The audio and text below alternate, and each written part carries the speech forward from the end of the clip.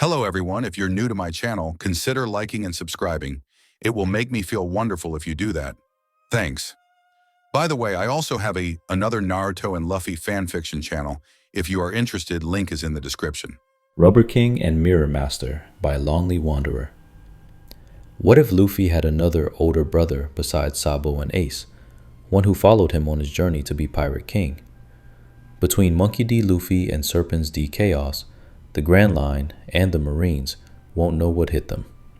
Adios. Rubber King and Mirror Master, a panda and a party, talk about whiplash.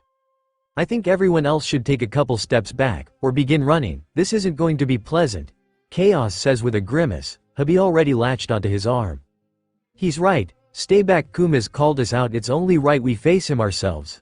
Zoro agrees, getting into position. You know, your crew has become quite popular, amongst us, that is, Kuma says flatly.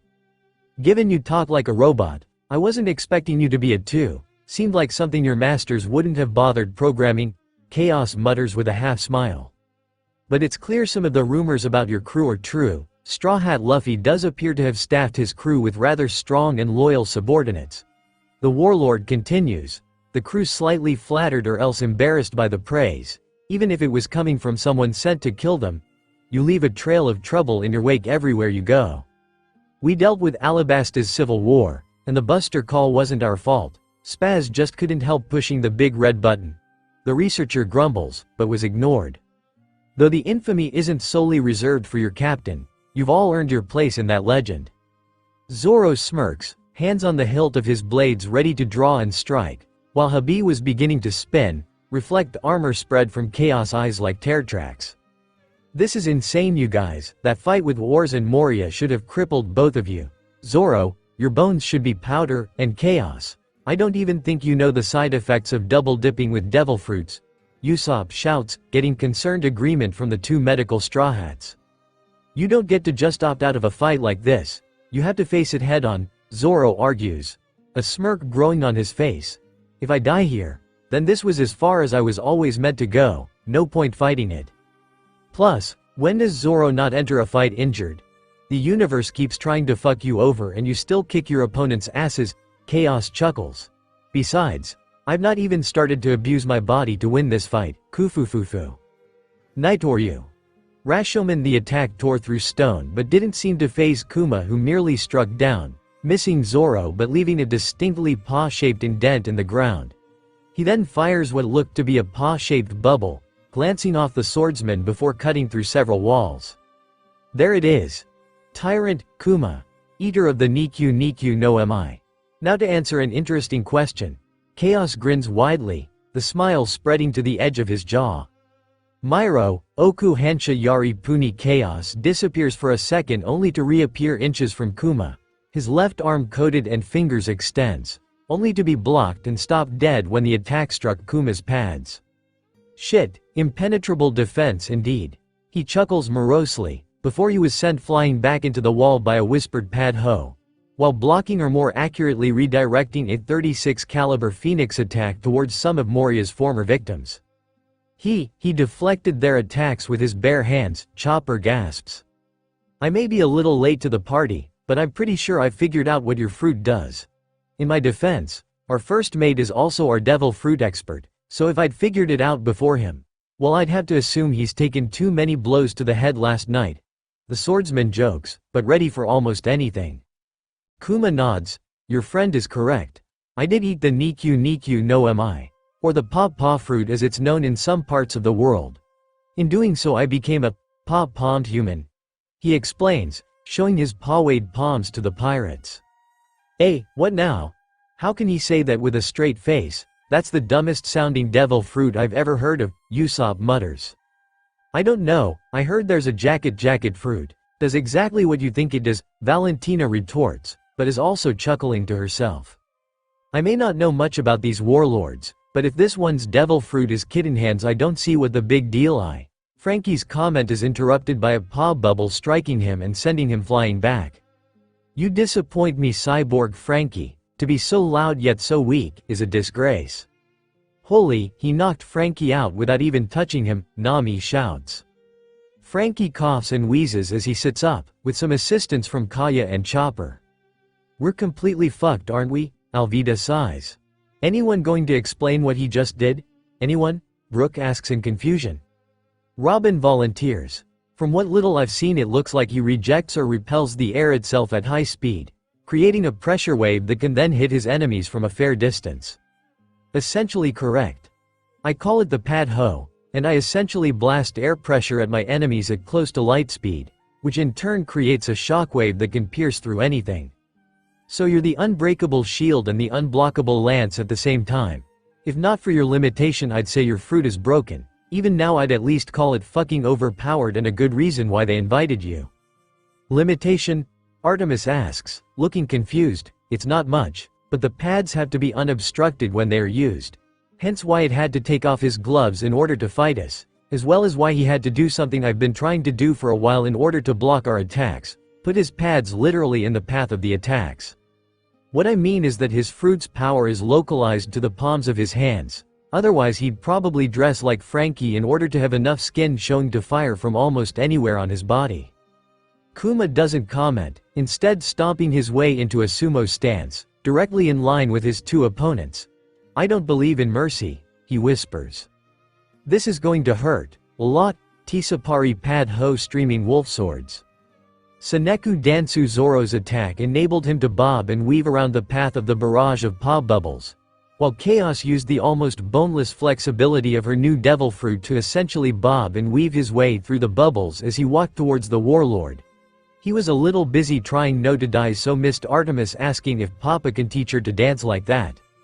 Things went downhill though when Zoro went to actually land his attack, Kuma blocking them with his pads, the blades not even managing to nick them before being shot back. Chaos did slightly better as he slashed at Kuma's side before being pretty much bitch-slapped back to where the others were standing. He can block blades too, his pads deflect everything, of course they do. Blades too. Chopper. This guy's attacks hit like a sea train, Zoro grimaces, spitting a little blood. And his defense probably matches. I barely cut the Tin Man. Aw shit, Chaos groans as Kuma pops over to them, his immense size leaving him no choice but to peer down, towering over them both. Don't even think about it, Sanji shouts, leaping into the air and kicking Kuma in the face before he could blast the other two into the dirt, and most likely into little bits. An action he immediately regrets given he was moments later on the ground in pain clutching his leg. Black leg Sanji, I presume, Kuma notes, seemingly uninterested by the fact he had literally just been kicked in the face, though it was clear Sanji took more damage from the attack than he did. I expected more from you. He didn't even flinch, Vivi whispers. Sanji was one of their strongest fighters. Nobody could just shrug off an attack from him. From what she'd heard, even Bluno had winced under his Tekai from a full-strength kick from the blonde chef. Just what kind of monster is this man? Damn it, what's his face made of? Steel? That kick should have busted his skull or at the very least broken his jaw, Sanji grouses, shocking the crowd. Firebird Star. Sogeking, King of Snipers, a title you clearly gave yourself, Kuma notes as he deflects the attack back at Usopp, slightly amusing that the bird is literally turned around by his fruit's redirection ability. He's not even fazed by our attacks, never mind harmed by them, Valentina grinned frustration. I knew from the start that killing a crew of injured weaklings would bring me no joy, Kuma states clinically, and given the beating they took taking out Oars and Moria, none of the Straw Hats could find the energy to be offended by the comment. Besides, it's not even a fair fight. But orders are orders, even if I don't fully agree with them. So this is what a government dog looks like. No wonder Master gets so angry whenever someone implies he is one, Greed muses to himself. Also explains why Shimura is so determined to make one. A loud siren-like noise soon filled the air as a massive paw bubble formed between Kuma's spread arms, which with each ripple and hum got a little smaller. Everyone who could see it unsure what was going on, but could clearly see that was not a good sign. It looked like a finishing move, that much was certain. Wait a minute, I know what he's doing, Nami shouts. He's using his power to deflect a massive air mass, but also compress it into what will soon be a tiny ball. She theorizes, just as the bubble was around the size of Kuma's torso. If you're right, as I believe you are, the real attack will be when he releases all that stored pressure. Given the size of the initial bubble, it will be like a bomb went off, leveling a large portion of the island. Did you say bomb? He's going to blow us all up? Hey Vic, what are the chances you can more or less tank this attack? The bomb man scowls. Unlikely, it's not an actual explosion, Robin's just using it for comparison. It's a pressure wave, which by the look of things will be just as bad if not worse than if he had just pulled a massive bomb out of his jacket and flipped us off as he pulled the trigger. He says, just as the bubble was compressed small enough to fit in Kuma's still rather large hands. This is going to suck, so much worse than the sunburn 10 minutes ago.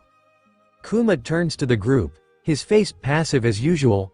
I've thought it over and made a decision. I shall spare your lives, he says, raising the mood, for a moment. But on one condition. In exchange for this act of magnanimity, you give me the head of Straw Hat Luffy. If I return with him, that should be enough to satisfy the world government, and all your meaningless lives will be allowed to continue unimpeded. Go. Fuck. Yourself. Chaos wheezes as he stands, Zoro following with a slight bit of help from the researcher. Kuma ignores the researcher. After all, one beaten and broken pirate doesn't speak for the group. Give him to me now, before I change my mind. Never, everyone basically telling him, no. Now piss off. On the other hand, he does have to accept his consensus. Remember, this was your decision, Kuma says, before releasing the bubble. The nearly blinding bright paw bubble floated a fair distance from Kuma before it began to once more emit the loud siren. Suffer, the Ursus shock. The explosion's range engulfed the entire island, ship, destroying every building, crumbling the ruins, breaking the sails, and even uprooting a good portion of the forest, not to mention easily taking out everyone still on Thriller Bark at the moment of detonation. By the end, only Kuma remained standing, revealing himself to be basically a one-man Buster Call, with an attack like that. With not even a glance at the destruction he caused, Kuma thumps along, wading through the scarms of people he's knocked the fuck out with his attack until he was standing before Straw Hat, the only one who looked to be at peace, merely sleeping rather than passed out via paw-induced shockwaves. Using his fruit to remove a piece of rubble holding the boy down, he reaches to grab his target. Lion Song's Thousand Mirror Shadow. The beast of a man stops as a mix of Zoro's slash and a small cloud of mirror shards strike him, cutting across his chest in an X formation. Well shit, Chaos wheezes, blood leaking from the armor crack that was serving as a mouth right now.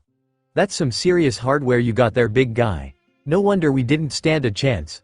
His body shakes as he coughs, some of the cloud returning to help with fixing the multitude of cracks up and down his body. So, he's a cyborg like Frankie, or I guess a better one given the damage he can do, Zoro surmises, Kuma not responding verbally, instead proving the swordsman correct by charging a laser beam from his mouth. Yata no Kagami. The beam was deflected skyward, though the shards fell apart a little more than a second later, showing just how strong the warlord's beam attack was. You didn't need to do that, Zoro pants as he moves closer to the brothers. I'd have been able to dodge it. Didn't see the point in risking it, plus I wanted to know if I actually could stop a laser with my fruit, just in case we managed to survive this. Chaos doesn't shrug, but it was implied. In fact, right now he wasn't moving anything that was necessary, due to a mix of pain and fatigue. A cyborg, I suppose that is an accurate description, Kuma says, feeling chatty after nearly blowing them up again. But the metal parts are the only similarity I share with your friend Frankie. I am a creation, known as a pacifista, an in-development human weapons project of the world government. I was created by the government's most renowned scientists, Dr. Vegapunk, one of the greatest geniuses this world has or will ever know. To put it into perspective, his theories and discoveries are so mind-blowing it's believed it would take the rest of the world at least 500 years to catch up. He's monologuing and spilling government secrets. We must really be fucked. Technology that advanced, and a bullshit-level devil fruit. I'm starting to think even 2-on-1. This isn't a fair fight. Zoro chuckles weakly, though pants heavily between laughs. I feel it, my body shutting down. It's not responding to me anymore, and I doubt your much better eyes shimmer. There was a slight shake of the head. Didn't think so. He tilts his head to look up at Kuma. You said, if we give you Luffy's head, you'll leave the rest of us alive? That is the only compromise I'll allow, Kuma responds. If you want a head so badly you can have one, but I can't let you have my captain's, take mine instead. It's the only counter-offer I'm going to give you, Zoro shouts, kneeling before the towering cyborg, somehow surprising him. I know my bounty isn't as large as Luffy's, but I'm destined to become the world's greatest swordsman. Surely that has to count for something. Zoro, don't be a fool. You're not supposed to be the one who lays down his life for the captain. Chaos coughs as he limps over to the teen.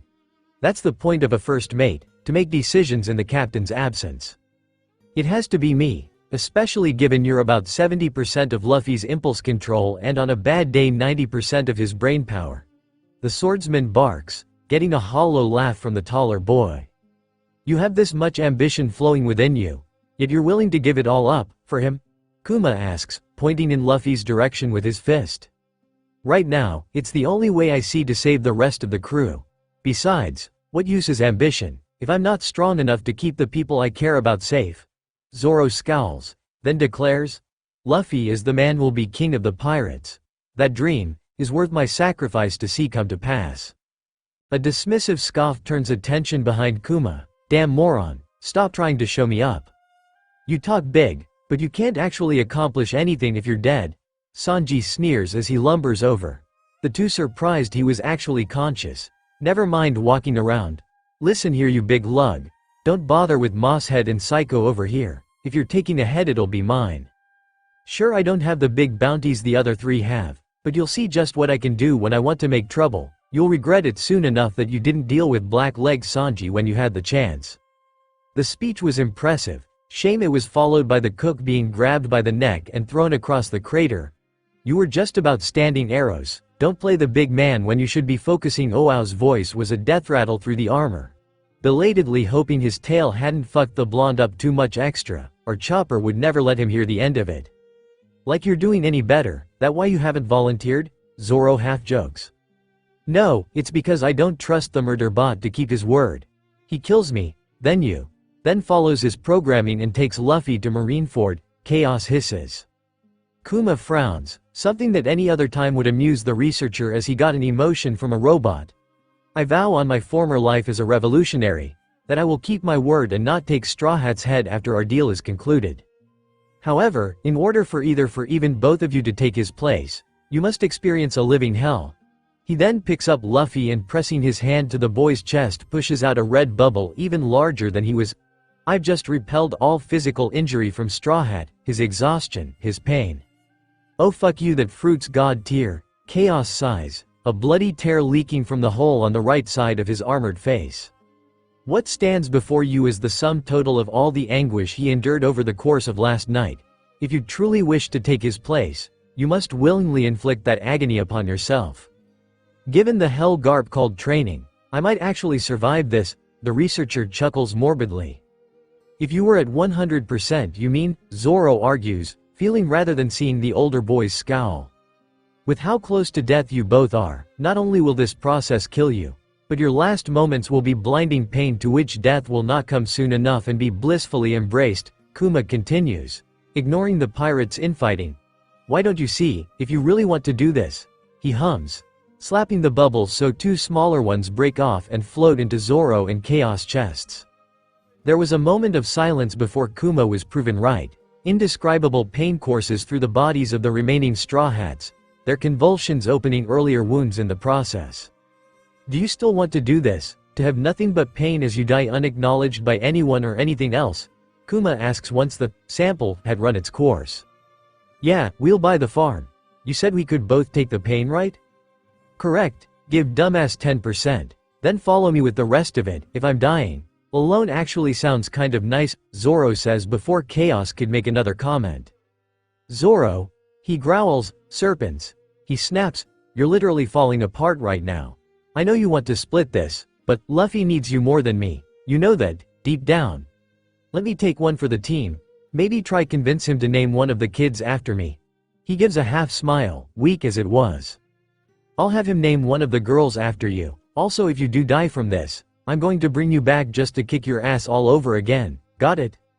Yeah, big talk from a porcelain doll. Zoro scoffs, waiting until Kuma had removed a reasonable portion of the bubble, and Chaos was shrieking and spasming on the ground before walking off, the warlord following him with the rest of the bubble. Here we go, Zoro thinks, staring at the physical manifestation of everything Luffy went through since they arrived on Thriller Bark. Time to see whose will is stronger. He grits his teeth and shoves his hands into the bubble. His jaw locks as he tries force down the screens. To inspire such loyalty, he couldn't be anyone's son but yours. Dragon, Kuma muses as he stands on the edge of Thriller Bark, preparing to depart as promised. As for the other, did you really need to have a child with such a stubborn pirate, Medusa? Later, yeah, Luffy's stamina is insane. That really should have killed the rubber-brained moron. Chaos mutters to himself as with a pained grunt of effort he pulls his lanky frame to his feet. Wiping the dried blood from the sides of his lips and neck. Now, where did you run off to, Zoro? You better not have died on me, he hisses, his steps, more like rocking his body from side to side as he lurches forward, taking him out of the more or less crater and closer to the forest. Though privately was amused to hear Kuma was correct. Removing all that pain and damage meant Luffy was now loudly proclaiming how awesome he was feeling, while bouncing around like an idiot. Hey psycho, he stops, tilting his head when he sees Sanji was conscious once more. What happened after you knocked me out? There's no way that guy just let us go without some kind of price, answer me. Nothing happened. The voice was quiet, weak, but Chaos still nearly snapped his own neck, and later wondered if that was even still physically possible at this point, as he turned to check out its source.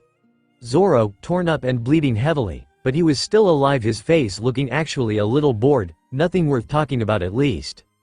Yeah, that's bull, but more importantly, you really shouldn't be walking around, Chaos hisses, leaning down so he could take some of the swordsman's weight.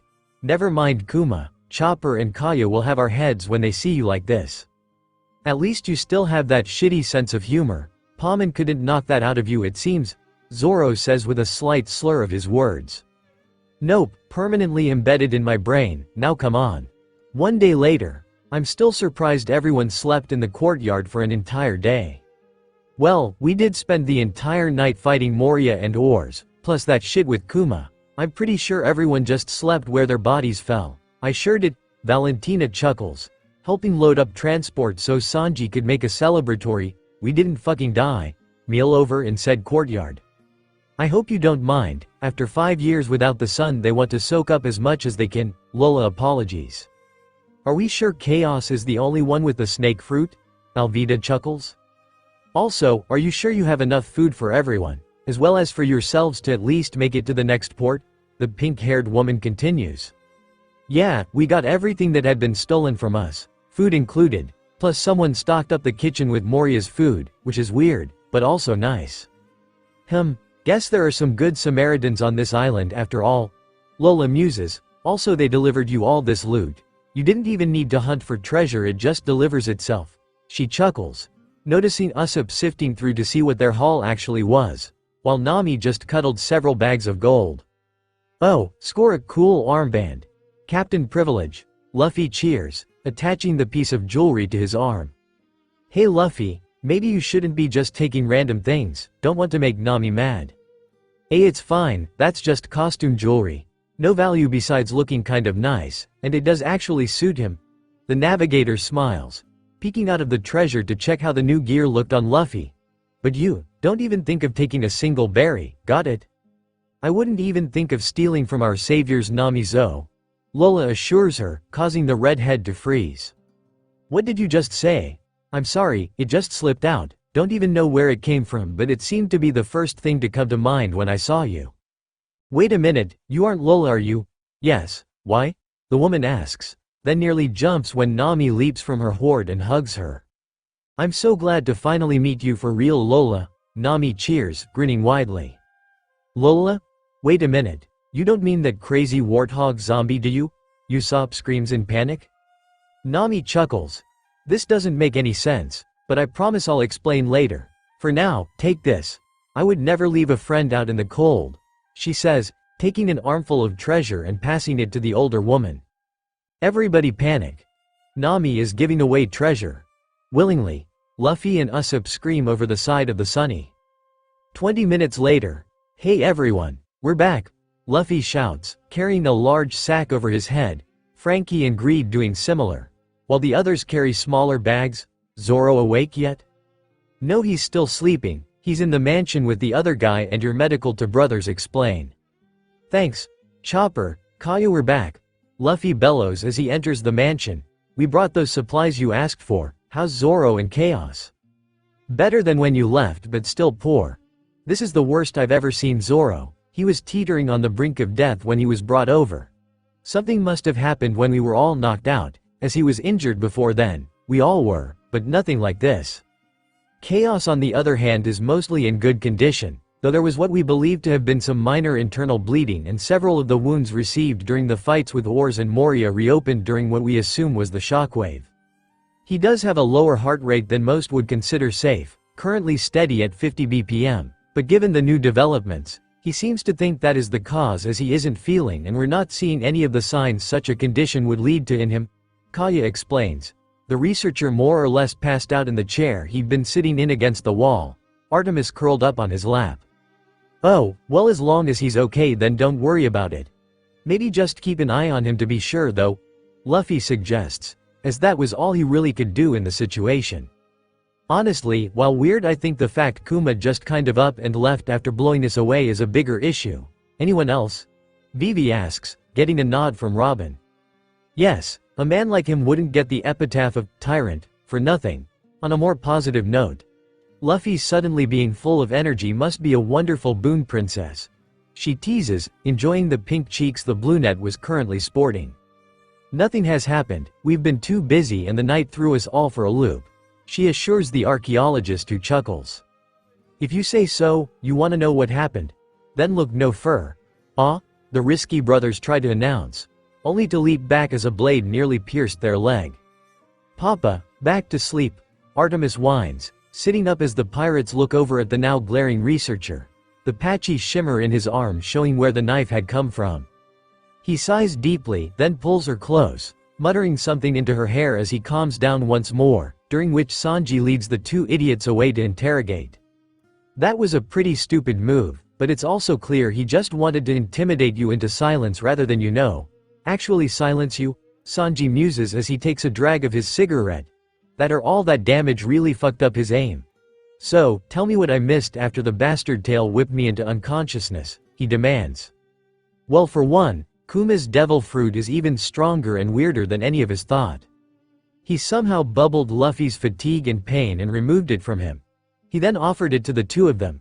Though Zoro demanded Chaos only get 10% so he'd have a better chance of surviving what Kuma called an agonizing death. Given the first drop, so to speak, had them both screaming bloody murder. I believe him that it should have killed both of them several times over.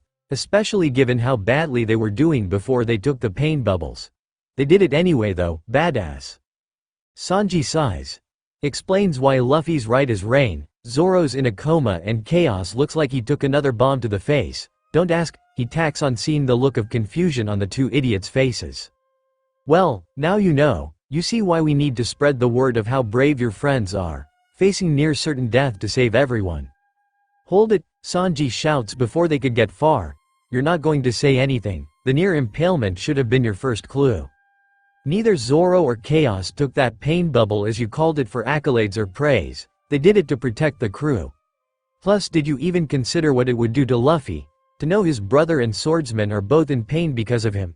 The brothers still look conflicted. You try squeal, I'll kill you both myself. Probably be a mercy given how pissed off Psycho looked when you tried spill the beans, he says gruffly. Fine, we'll keep quiet, please don't kill us, good, now let's go eat, Sanji says, turning on his heels and heading back into the mansion ruins. Wow, these Straw Hat guys just keep getting cooler and cooler.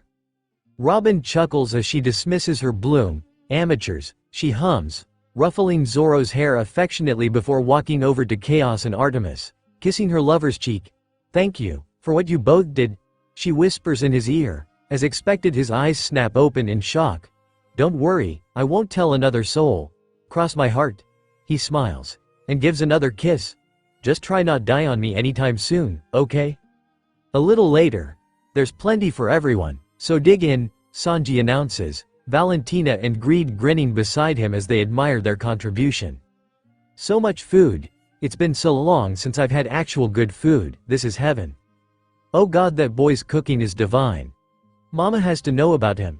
Oh, he'd make one of my sisters so happy, Lola thinks as she stuffs more food into her face, nearly proposing to him again after the first bite. Yo ho ho ho, this feast is so good, my taste buds are leaping, dancing for joy, if I still had any. Skull joke, Brooke cackles as he enjoys another Straw Hat meal.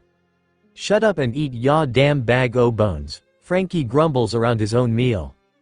He's so weird, a skeleton who can talk, and how can he move without any muscles? Who cares, he's a nice and funny dude, plus he's with those Straw Hats so he must be okay. It's this bad while everyone's sober, are we sure we should even bring out the alcohol? Chopper wonders aloud, taking some fruit from his plate as he sits with the still unconscious Zoro. It's as loud as a battlefield and he's just sleeping right through it. Nami chuckles.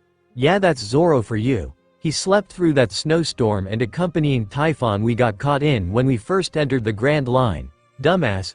She sighs, rolling her eyes at the swordsman. Special delivery, Zoro's portion of the booze for tonight. Luffy cheers, bouncing over with a barrel, fully intending to force it down Zoro's throat if he has to. Idiot, he's in no condition to be drinking, Nami shouts, punching him in the head. Nami's right, Zoro needs rest and medicine, not booze, Kaya says, hoping to placate both of them. What about meat? That's like medicine. Not really, I'm sorry Luffy, but your concern is all you can give him. Leave the rest to me and Kaya, okay? Chopper asks, then stops when he hears music. He says, son, can you play me a memory? I'm not really sure how it goes.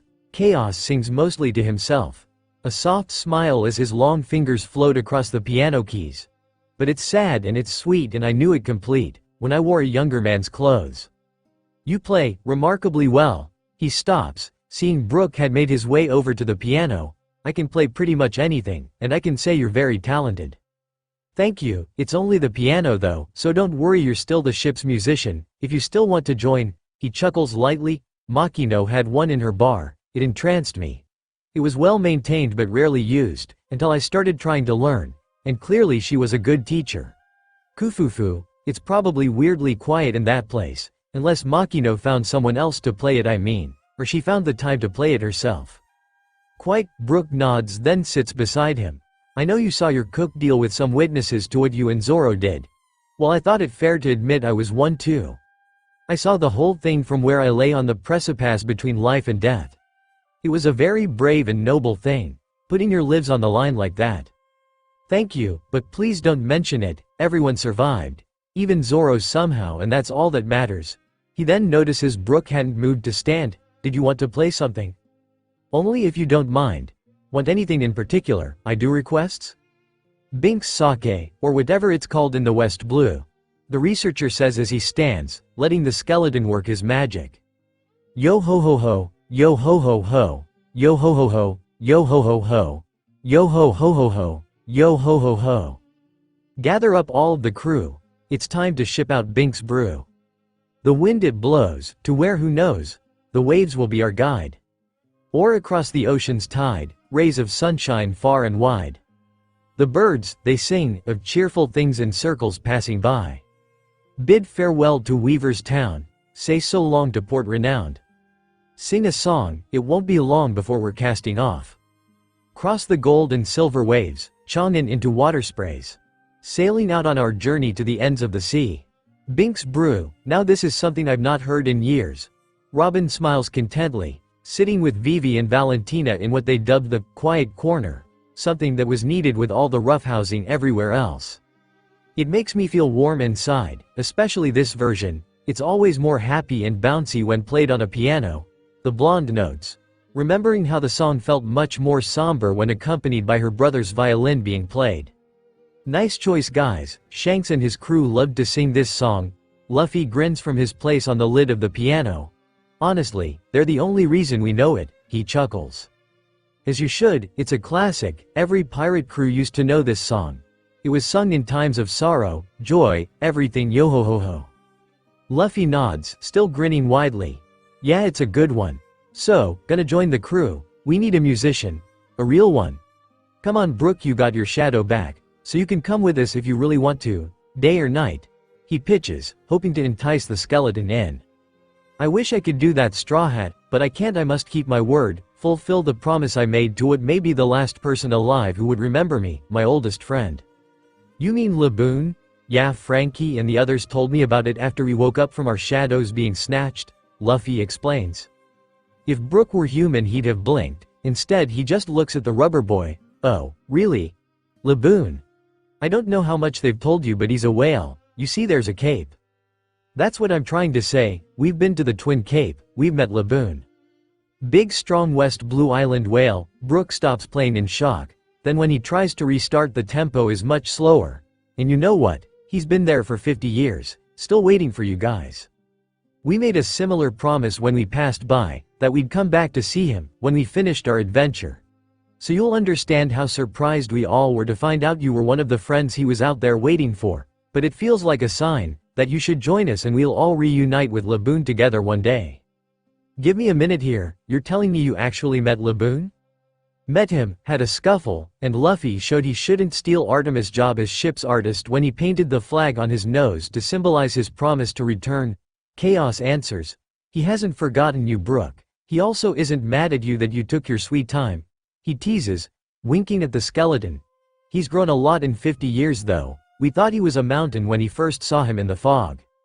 Really, when we left him he was the size of a small boat, and very cute for a whale. Probably how he managed to get us to allow him to follow us that far in the first place. Brook chuckles and sniffles.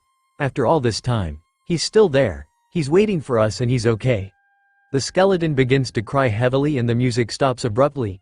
You have no idea how happy this news is to me. Thank you, so much, he whimpers as he balls Rubber King and Mirror Master. Finally free, the sun on my skin. After calming himself, Brook went back to playing the piano again. A light bouncy tune which had more than a few of the assembled pirates dancing around it, until he stopped. Hey, why'd you stop that super tune? Frankie complains. Yeah, keep going. Chopper agrees. Brook chuckles. Of course, just a moment please, he says, opening up his skull, shocking almost everyone who saw as they didn't know he could do that. And setting a seashell down on the piano in front of him. This is a tone dial. I purchased it from a merchant many years ago. Back when I still had skin, yo-ho-ho-ho. I hear there are many different kinds of dials out there, but this one can record and play back any sound played near it, the skeleton explains. Yeah, we saw a whole load of them when we went to Skypia a couple months back, Luffy says with a grin. Usopp has quite a few of them in his tool belt if you wanted to see what other dials can do, Chaos adds, getting a nod from the sniper. So you know how it works, excellent, Brook smiles, more or less. You see, when I reunite with Laboon, this is something I want to play for him, so I always keep it close to my heart, though given the circumstances you'd say it's more in my head, he chuckles. So what's on it that's so special? Usopp asks curiously. The last song performed by my former crew, the Rumbar Pirates. We wanted to send a message to Laboon to let him know that we were merry right until the end. May I play it? Luffy grins, of course, if you guys made it for Laboon it must be good. Brook clicks the dial and soft piano tunes started to play, catching the attention of several of the group. If that's the song you guys played we could all sing along, if you let us. By all means, the more the merrier, Brook chuckles, happy to hear pirates singing again. Yo ho ho ho, yo ho ho ho, yo ho ho ho, yo ho ho ho, yo ho ho ho, yo ho ho ho, yo ho ho ho, yo ho ho ho. Gather up all of the crew, it's time to ship out Bink's brew. Sea wind blows, to where? Who knows? The waves will be our guide. Or across the ocean's tide. Rays of sunshine far and wide. Birds they sing, of cheerful things, in circles passing by. Bid farewell to Weaver's town, say so long to port renowned. Sing a song, it won't be long, before we're casting off. Cross the gold and silver seas, a salty spray puts us at ease.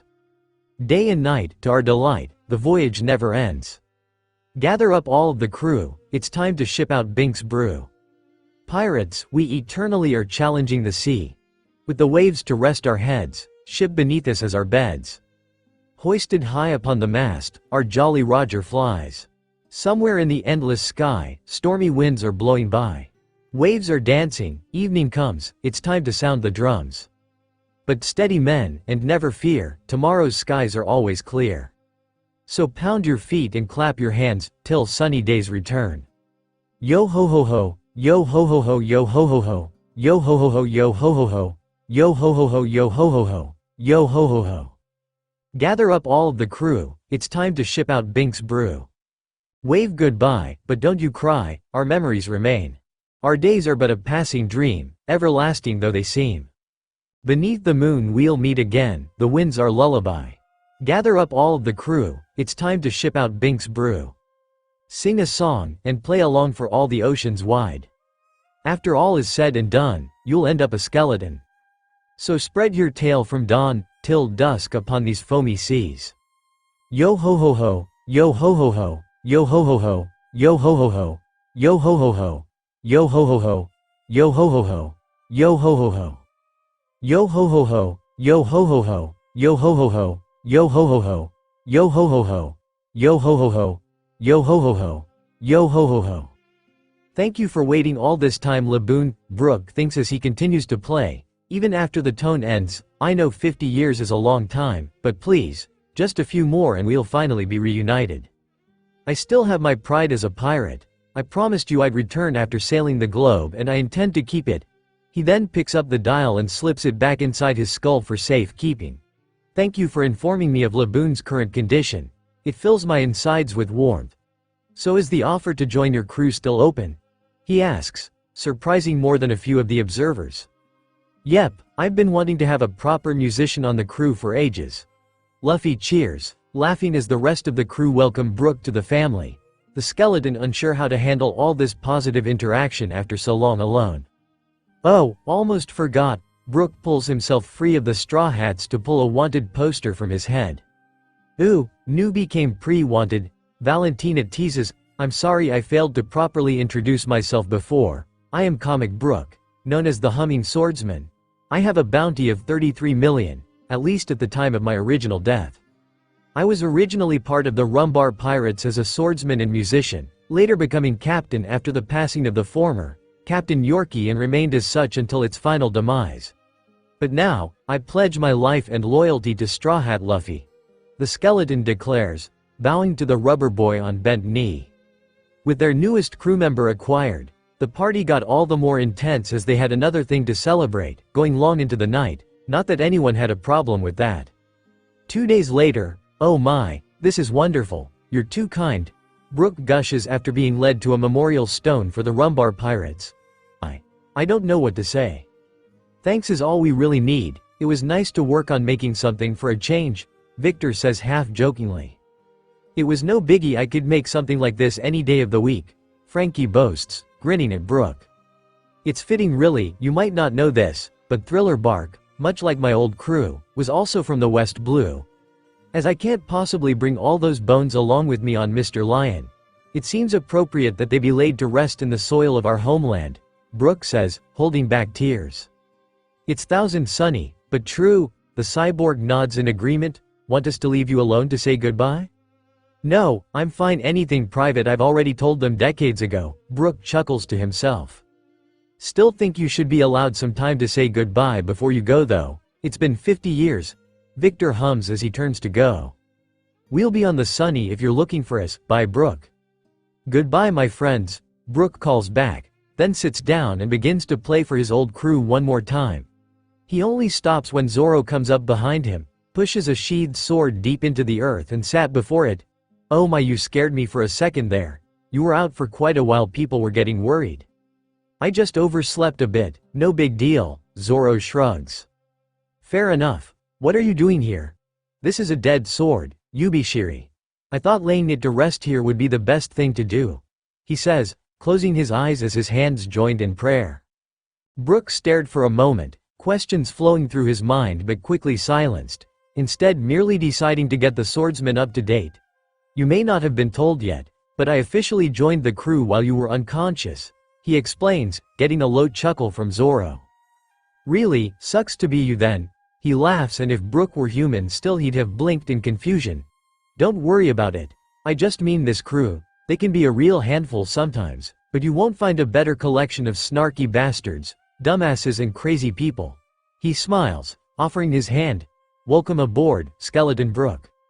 Close enough, Brook shrugs, shaking the man's hand. A little later, Zoro's awake, it's time to get moving, everyone, It's time to hoist the anchor and set sail. Luffy shouts, jumping for joy as everyone is once more set up on the Sunny. Hey Lola, whenever you guys are ready to go, I patched up Brook's ship so you can just take it given he's coming with us, Frankie explains, waving his arm in the direction of the much larger ship. An angry Chopper running under him as he chases Zoro trying to rebandage the swordsman. Thanks for all you've done. If it takes me the rest of fighting I can to pay you back. In order words, marry me, Lola purrs. Frankie chuckles. Sorry, you're sweet and all but this cyborg's too super to settle down just yet. Fishman Island, gonna see some fish dudes. Maybe start a fight, Luffy hums to himself, grinning like a loon. Screw the guys, I wanna see all the mermaids. I'm gonna flirt with all of them, Sanji swoons, heart eye visible for all to see. Brook stands on deck contemplating deeply. I wonder if any of those mermaids would be willing to show me their panties? He thinks aloud, only to get head slapped by one of Lola's crew. You idiot, that's the dumbest thing I've ever heard. Everyone knows mermaids don't wear panties. He sighs, blood spurting out Sanji and Brook's noses. Makes sense, given the whole tail with no legs thing. Chaos hums as he adjusts the sails, also arrows. Kokura. He smirks as Sanji goes from love-struck to nauseous in about 3 seconds, Sasei. I'm not sure why there's so much appeal. Mermaids are fish from the waist down. Robin sighs. At least the Empress has toned legs and a fine ass to go with those huge tits. She adds, overhearing one of Lola's crew mention how some mermaids rival Boa Hancock in terms of beauty. Hey, how do you guys know so much about Fishman Island? Nami asks curiously. Oh, a few years back, before we got trapped here we took a trip through. You guys are going to love it there. Really, I didn't know you all made it to the New World already. Were you heading home when you got caught here? Vivi asks. Oh you silly girl, we didn't go there. We came from there. You were born in paradise, right? Vivi nods. Well, I was born in the New World. My mom's a pirate just like you and I. She's a pretty big deal over there. Oh, speaking of, Lola pulls out what looked to be a piece of paper and rips it in half, passing it to Nami, who passes it to Vivi when they're told what it was. Here, it's my mom's Vivre card. What's a Vivre card? Alvida asks, the name sounding familiar. Lola blinks. You don't know? Cut them a little slack, Captain. They only make Vivre cards in the New World after all, and most of the crew are from the East Blue. Never mind the Grand Line. Lola blushes in embarrassment. Right, sorry everyone. Anyway, this is no ordinary paper. You can wet it, or even burn it and it won't be damaged. If you take some fingernail clippings to the shop that makes these, they'll make personal pages for you exactly like this one. Because of their uses, they're also referred to as life paper in certain circles. She explains, the idea behind it is to tear off a piece and give it to your friends or family when you go off on a journey. The page want to return to its linked owner, so if left alone it will try move in the direction of that person. In this case my Moma. Lola continues, setting down her piece, and the Straw Hats watch it essentially begin to crawl across the ground. Wow, so it's like a tracker? Nami gasps. Exactly, it won't give accurate directions, but it will tell you the correct direction to go that leads straight to them. Wow, so cool. I bet the New World is full of weird and wacky things like that. Chopper gushes, finally finished rebandaging Zoro. I'll sign it with Mama's name, and if you ever need help she should be able to give it. If you ever do run into her, tell her I'm fine, okay?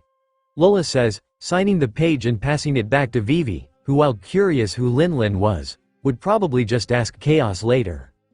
Hey, don't I already have one of those? Luffy asks, rubbing his chin. Nami blinks. Oh yeah, didn't Ace give you one when we met him in Alabasta? Luffy clicks his tongue and removes his hat. Yep. Keep it safe in my ha. Hey, I thought you said these things don't burn. The captain shouts. Lola pales as he hands it to her to examine. Yes, this is definitely a Vivre card, but I hadn't gotten to a rather important quality of them. The life force of the person it's linked to is reflected on the paper. It's why they're called life paper as well as Vivre cards. Does this belong to someone important to you? She asks. Ace, our big brother, Chaos answers, frowning at the slowly crumbling scrap of paper. I'm sorry to say this, but based on this card, your brother's life is in terrible danger right now, she informs them. Fuck. Later on that day, with a little work from Moria's former victims, the mouth of Thriller Bark was opened. allowing the Straw Hats to finally leave this hellhole and head for Fishman Island. And while they were sad to leave their new friends, their desire to continue their adventure was stronger, so they just waved as the island ship faded into the distance. Well, guess it's time to get going proper. Hey Val, how come your zombie friend isn't here with us? Did he die when Moria stole all the shadows? Luffy asks, noting the lack of chaos grinning claw men following his current helmsman around. Not exactly, I just didn't think it fair to keep the original owner tethered like that for longer than they needed. The sacrifice, it's technically still there, rooted to this plane as long as the Edo is active. So greed was put back to sleep once we were done. In fact, while everyone was partying I said my goodbyes, she explains. Flashback, so, you'll give the report to my brother, as well as my love? The blonde asks, moving to a quieter part of the island for this. Of course, Master will most likely be curious as to my disappearance, as well as wanting to perform more modifications. Greed chuckles, giving her a wide grin. Goodbye mistress, don't forget your roots, he hums. I won't, it'll just take time to retrain myself to use it correctly, she sighs. Nei, Ushi, Saru, Tora, Tatsu, Ikai. Goodbye, Genin. Kufufufu. Greed laughs as it crumbles to black ash. Valentina pants heavily, back bent and hands supported on her bent knees, her iris gold and pupils contracted to slits. End flashback. Aw man. But having a skeleton and a zombie would have been so cool, Luffy whines. But you're the expert, so whatever. Hey Luffy, he turns to Nami, are you sure about Ace? You mean his paper? Yeah, he'll be fine. Besides it's not like the thing can give us directions. What should I say? Nami, go that way until we hit land or the red line. Don't be silly, he chuckles. Why not, that's how the log pose work too. Keep going till we hit land. Valentina shrugs. Luffy, Vivi sighs, sitting beside him. We can take a detour if this really means as much to you as I think it does. She's right, I'm sure in no rush to go anywhere, and technically I'm the only one on this ship with a solid destination, Brook chuckles. Luffy laughs but shakes his head. It's fine. Besides, even if Ace was in danger, the last thing he'd want is either of his little brothers showing to save his ass. Because he knows we'd never let him forget it. Chaos smirks, sitting at the outside table filling more pages of his journal. There's also the fact Ace has been at this for a few years now, and the Vivre card is proof he's been to the new world and faced threats we can't even hope to comprehend as we are now. We'd just be in the way, or make him take dumb risks as his older Borther instincts kick in and he tries to save us, despite us only going there to save him. Yeah, Ace is funny like that. He's also got enough pride he'd be mad if we even showed up to check he was okay. Acting like he needs to be able to do it alone, which is kind of dumb but not the point. Besides, we're technically rivals, or me and his boss are. Besides our little reunion in Alabasta, his adventures and mine are separate and our own business no matter the outcome. You know what I'm saying? Well, keep an eye on the card, Cap'n. Lola and her buddies said the card doesn't just shrink when they're in danger but repairs itself and grows back if things improve, Sanji points out, having popped out mid-conversation with drinks for everyone. Yeah, maybe I'll try look for him when it's fully restored, but until then it's nothing to worry about. Oh, Luffy turns and lightly kicks Zoro's shoulder. You were asleep when we made the announcement, but nobody said. Raise you mugs in celebration of our newest crewmate, the musician Brook. Oh, you're all much too kind, Brook gushes. He'd be blushing if he were still human. Okay, now let's get out of here. Frankie, fire up the company to burst. Coup de burst, Rubber King and Mirror Master. The midpoint of the world, the series, not so much. I'm starting to think that you don't actually know how to fish, Brook hums, watching alongside Chopper as Luffy and Usopp sit on the side of the Sunny. Lines as empty now as the morning when they started this exercise. This is weird and annoying, Usopp sighs. Where are the fish? It's not like we're near an island or something, there should be loads of fish out here in open ocean. He complains, Luffy just growling in the direction of the ocean. Seems everyone's in a bit of a mood right now. Alvida chuckles, kicking Chaos's knee lightly. Even you, given I can read your writing for once. The researcher blinks and looks down, seeing that yes, he had been writing the frustrations of his recent failure in English. It has been a long day, hasn't it? He groans, sipping the tea Sanji had left out for most of them. Arg. Screw this, I don't want to catch food, I want to eat it. Sanji, make food. Luffy orders. Hold on a second there, we might just have found the motherlode, Usopp calls, using his goggles to spot a shoal just ahead of them and in the Sunny's current path. There was a click as Luffy bounces back into position, sandals clapping together in anticipation. We better get our nets ready, Brook, Chopper says with a grin. How many fish do you think they'll catch? The answer was none, the school swimming past without even a single fish noticing the lures, to the four pirates' annoyance. Well, that was pointless, Nami sighs, then stops as she looks up into the clouds. You're kidding me? She gasps, alerting the other bad things were about to happen. Panic stations, Kaya asks, just as everything goes horribly wrong meteorologically, black storm clouds, several whirlpools. It was like the world went from easy mode to insanity in 5 seconds. It's a sea snake current, okay that's bad, but what does that mean? Victor asks, getting instead of an answer just the order to brace yourselves, from Nami, followed by a forest of sea twisters. I thought we left the knockback stream back in Jaya. Zoro grunts as the ocean writhes like the sea snakes it was named for. Val, get us out of here, Nami shouts, I got this. I don't got this. The current's too strong, I can't move the wheel, Valentina swears as the ship wheel locks.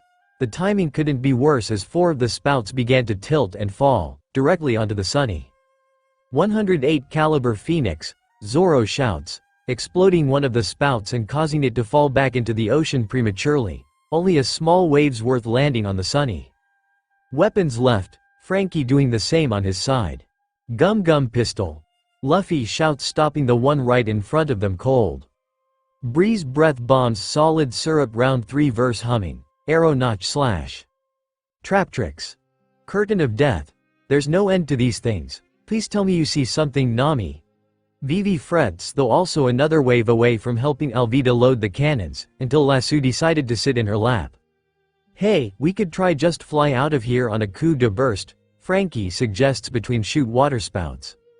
Oh yeah, I'll go start the power-up, where it's safe, Usopp shouts, only to stop when he sees Nami's expression. That won't work, I can't see the end of this current. Meaning whether on the sea or in the sky, there's no way out for us. So, we're fucked. You could have just said that, Valentina complains, still trying to force the wheel in, well any direction at this point. Shall I play as something? Brook offers, until the ship begins to lurch and rise? Oh please tell me we didn't get picked up by one of those sea spouts. Yep. Artemis chirps, looking over the edge, before the spout writhes and flings them forwards. The Sunny's falling. Chopper screams. Given this is about the height we've gotten from Frankie's booster, the ship should be fine. Chaos attempts to keep things calm, helped by the Sunny skipping like a stone for a few feet but otherwise being fine when she landed. Chopper nearly flying off in the process, only to be quickly caught by Kaya's syrup tendrils, one already wrapped protectively around Usopp. I really hate the Grand Line's weather, Victor grouses. And this is paradise. What the fuck is the new world's weather and ocean like, kya ha ha? Valentina laughs nervously, hands practically fused to the steering wheel. Don't worry, I see it an end to this current, Nami announces, smiling as she puts down her binoculars. Not exactly, but I'm pretty sure the red line means we're nearly there, right? Chaos asks. Yep, we've sailed halfway around the world, Luffy grins. Also explains the weather, remember when we entered the Grand Line, how bad things got just before and at the base of Reverse Mountain? Sanji asks, getting nods from all the Og crew, East Blue natives. Hello Red Line, I'm sorry I'm a little late, though I guess 50 years isn't as long for something like you as it is for a human like myself, Brook hums. We're almost there, Luffy cheers, just as another spout forms directly in front of them. Here we go again, I don't suppose we could paddle the rest of the way, could we? Frankie asks, getting an eye roll from Robin. You may be a machine on the inside, but even you're not that super with these currents, she scoffs, Frankie's sitting in the corner sadly. Relax, just ride the wave and we'll be fine, Nami shouts, surprising everyone. What? It's just like when we went to Skypia. Fighting did nothing, we had to just let the current get us there. Oh yeah, that was fun. Alvida laughs, getting a nod from Luffy and a tired sigh from Vivi. No it wasn't, we nearly died, Chopper screams, but we didn't and that was a lot worse, Usopp rationalizes. Plus at that point the Mary was barely holding herself together. Sunny's brand new and made of sterner stuff. Chaos adds, dragging Frankie out of his funk. You're right, Sunny's too super to fall to dumb waves like these, yeah. He cheers just as the Sunny is thrown up onto the rolling water. Now we've got a clear shot. A coup de burst should get us there in a flash. You heard the man, roll up the sails and start the mechanism. Ready? Coup de burst. Like a cannon shot the Sunny flies through the air, leaving the stormy black clouds for clear blue sky in no time at all, before more or less gently landing in calmer waters, or as gently as a ship moving at that speed could. We made it, we're alive. Chopper cheers. We're here, we made it to the end of paradise. Back to the red line, between us and the new world, Luffy shouts. Is it weird I'm feeling nostalgic for a big red wall of rock? Because it's making me choke up a little, Nami mutters to herself. Don't worry, you're not the only one. While not exactly, this is technically where I first met you all, and joined the ship even if only as a passenger, Vivi hums, hugging her partners and kissing their cheeks. It hasn't even really been all that long since we saw it, crossing Reverse Mountain, but we've sure crammed a lot of adventure between visits, haven't we? Zoro smirks.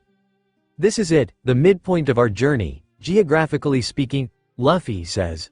The red line forms a solid ring around the world, meaning the piece in front of us, and where we met Laboon at the Cape is all the same thing.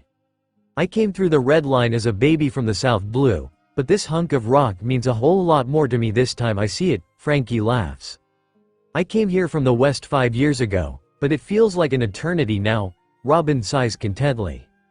Victor chuckles to himself, it doesn't feel like it, but it's been nearly 8 years since I came here from the South. Only 4 since I left the West. What a dumb punk I was back then, Valentina chuckles. We keep this up, we'll see it again once more, and by then, I'll have become king of the pirates, Luffy declares.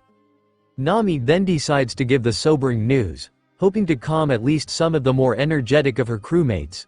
We need to be careful though, we're practically right below the holy city of Marie Joy's, as well as the home of Navy Headquarterment's true seat of power, she informs them.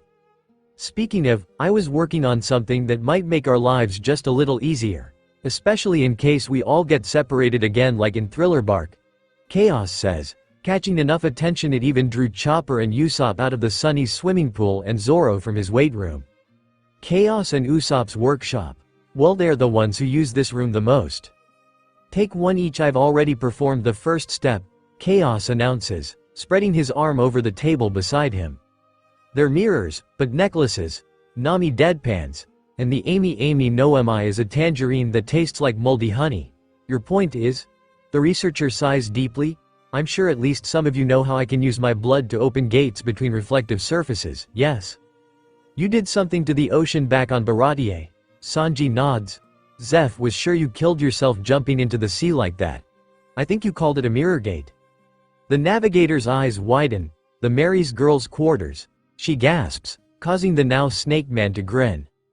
Correct, but I done that to every mirror on the Mary, so don't get too upset, Nami. One bloody handprint and some focus and it's primed but inert, he explains. Okay, what does that have to do with this? Alvida asks, yelping when a knife is thrown and buried an inch into the table in front of her. I've been tinkering with my technique and took some inspiration from the Den Den Mushi system. If you would kindly donate a little of your own blood and smear it on the mirror of your choice, it'll lock to you, as well as help me to identify who's who, so to speak. Unless your full snake form is a lot smaller than your original form, you're not going to fit through any of these, Zoro scoffs, but picks one up anyway. They're about the size of a hand mirror. That's because I scavenged some of them from Thriller Bark. That one actually was a hand mirror, Zoro. And for the record, that's because it's not meant to be a door, but a window. Robin's eyes widen, then she grins. You said you were studying the Den Den Mushi. You made personalized communication mirrors? Awesome. Luffy cheers. How do they work? Well, they need 2 that are actually active, so, before he could finish, Luffy pricks his thumb and smears it on his choice of mirror. Chaos grins and with his reflect armor active, presses his fingertips to the mirror. The entire thing undulates and writhes like waves, gaining a slight red tinge before returning to reflective silver. Very good, Captain. Had a feeling you'd be the first to try. And now for mine. He picks up one of the blanks, And they see this one as well as the straw hat Roger that was on the back of all of them. A dark purple Ouroboros was looped around the design.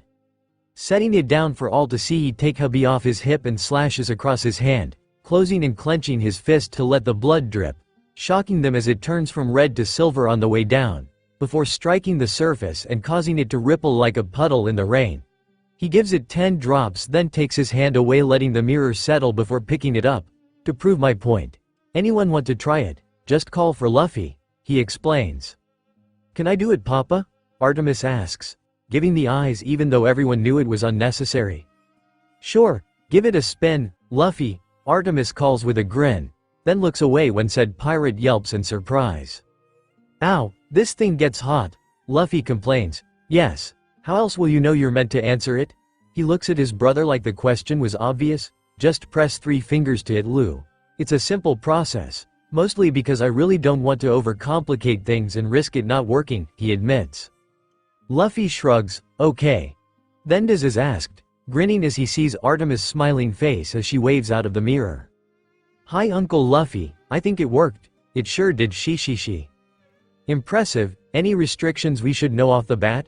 Robin asks. It's a 1-to-1 connection. In this case, trying to connect to Luffy would be like trying to connect to an in-use snail. Nothing happens. Chaos explains. It's also sensitive to touch, so wrapping your fingers against the surface severs the connection. He adds, tapping his fingers on Luffy's, causing it to once more reflect himself like a normal mirror. Besides that, they're basically two-way visual dendens, but personally linked to you. Not exactly, you just showed anyone can use these things, Sanji points out. True, but if you keep your one on you, then the whole point of them, to get in touch with specific straw hats, still works. Yes, you can call from anyone's mirror, but you can only call a specific person's mirror. Yes, anyone can use my mirror or anyone else's mirror to, in this case, call Luffy. But that's the point, call Luffy. Chaos sighs, not understanding what was so complicated. Important question, I can't give blood, I'm a skeleton, as you may already know. What do I do? Brook asks. Chaos shrugs. I'm thinking a strand of hair, though whether burnt or intact would work better I'm not sure. Honestly, the blood wasn't the important part. Having something uniquely yours to function as an identifier was. Oh, okay, Brook nods, picking up a mirror and pluck a hair from his afro, before passing them over to Chaos. Here you go, my good man. With 3 set up and functional in front of them, the rest were much more willing to follow suit. And while most of them didn't wear them as necklaces, Chopper and Artemis put them in their hats and Brook put his in his skull alongside the tone dial. He hadn't expected them to. It was just a helpful suggestion after all. Regardless, the straw hats were now essentially linked up, so hopefully they won't have any repeats of Thriller Bark, and technically Skypia, anytime soon. 20 minutes later. I have a question. Why did you stuff 3 devil fruit users into the submarine? You know, the thing surrounded by water? Chaos groans, really wishing he'd not gone for a pee break from babysitting when Frankie proposed this idea. He'd have at least demanded the cyborg, or the currently screaming Nami, went down instead of either Luffy or Robin. Like Brook said, he was already dead, he'll be fine. Because the shark sub is perfectly safe. It can handle up to 5,000 meters downward pressure, Frankie assures the researcher. Relax, you buzzkill, this is fun, Luffy grins, deciding to use the sub to test the mirror's range while exploring, while also using the den inside in case anything went wrong. Wait, I'm not sure the sub is supposed to be making that odd creaking noise, Brook hums. That's because we already passed 5,000 meters a while ago, Robin states flatly. Oh, Luffy and Brook nod, then their brains kick in, fuck. What? Hey look, it's that monster from earlier, I think he likes us, Luffy cheers, distracted by the seeking. My, what big teeth he has, Robin coos, seeing as the seeking closely resembled a rabbit. We're all gonna die, it's trying to eat us, rude but also kind of cool. Is Ma going to be okay? Artemis asks, frowning at the den. The mirror shut off when it bounced during the sub's evasion of the seeking. Probably, after all she's the one driving. I'd already be mourning her if Luffy were in charge. Chaos admits, so, we're still fucked, aren't we? He asks, turning to Nami, who nods, looking at the log pose which was currently stuck pointing straight down. It's like Skypia all over again, even if we know where we're going we don't know how to get there, she groans. Even a new dish by Sanji only helped raise her spirits a little. Boop! We're back! Luffy announces as sharks submerge 3 surfaces. My, what an incredible adventure! The trip of a lifetime, Brook hums as he jumps back onto the ship. Robin sitting on the roof of the sub with Luffy for the moment. Nice to see you're all back in one piece, Vivi smiles. For all the good it did us, we couldn't see a damn thing down there. Hey Nami, you sure this is where Fishman Island is? Luffy asks, whines. Nami sighs, just as frustrated by the pose as the others. Yes Luffy, that's where we're being directed. Damn it, we show this works, she had to do it herself all those years ago anyway, she groans. This day couldn't get any worse. The monster, it followed us, we stand corrected, as a vaguely rabbit-like Seeking rises out of the water and looks ready to attack the Sunny. You can't beat me out of the water. You big brute. Luffy taunts, leaping onto the Sunny's head. Gum rifle, huh, that was easy, Alvida chuckles. Well, we did just beat Oars. Everything we face for the next while should feel like a cakewalk, Chopper states with a grin, then notices something shoot out of the beast's mouth as it was thrown back. What's that? Is that a fish? Is that a girl? You don't think? Brook hums. Probably, Robin shrugs. Come to me my low. Sanji begins to swoon, until he's knocked on his back by a head-on collision, with a mermaid. Also some starfish guy drops from the sky as well. Thanks for saving us, that was a lot of fun. The mermaid says with a grin, annoying her pet, travel companion. Oh yeah, that was so much fun I might just jump in its mouth all over again. Nobody's stopping you, and another thing. Why didn't you run away when you saw that thing? It's not like it was huge or anything. The starfish continues to complain. I kind of didn't, she admits, of course you didn't. He sighs, a tone familiar to anyone who watches Nami interact with Luffy. Hey, you kind of have a little something under your tail there. The mermaid blinks, then looks down. Oh no, I crushed a human? She screams, then starts shaking him. Are you okay? He died the way he would have wanted. Chaos chuckles, skull crushed by a mermaid's tits, Sesezi. I'm fine, never better. How you doing? Sanji asks with a slight slur in his voice, which should probably worry them, but didn't. That's a tail, Nami notes, with fins, Usopp adds.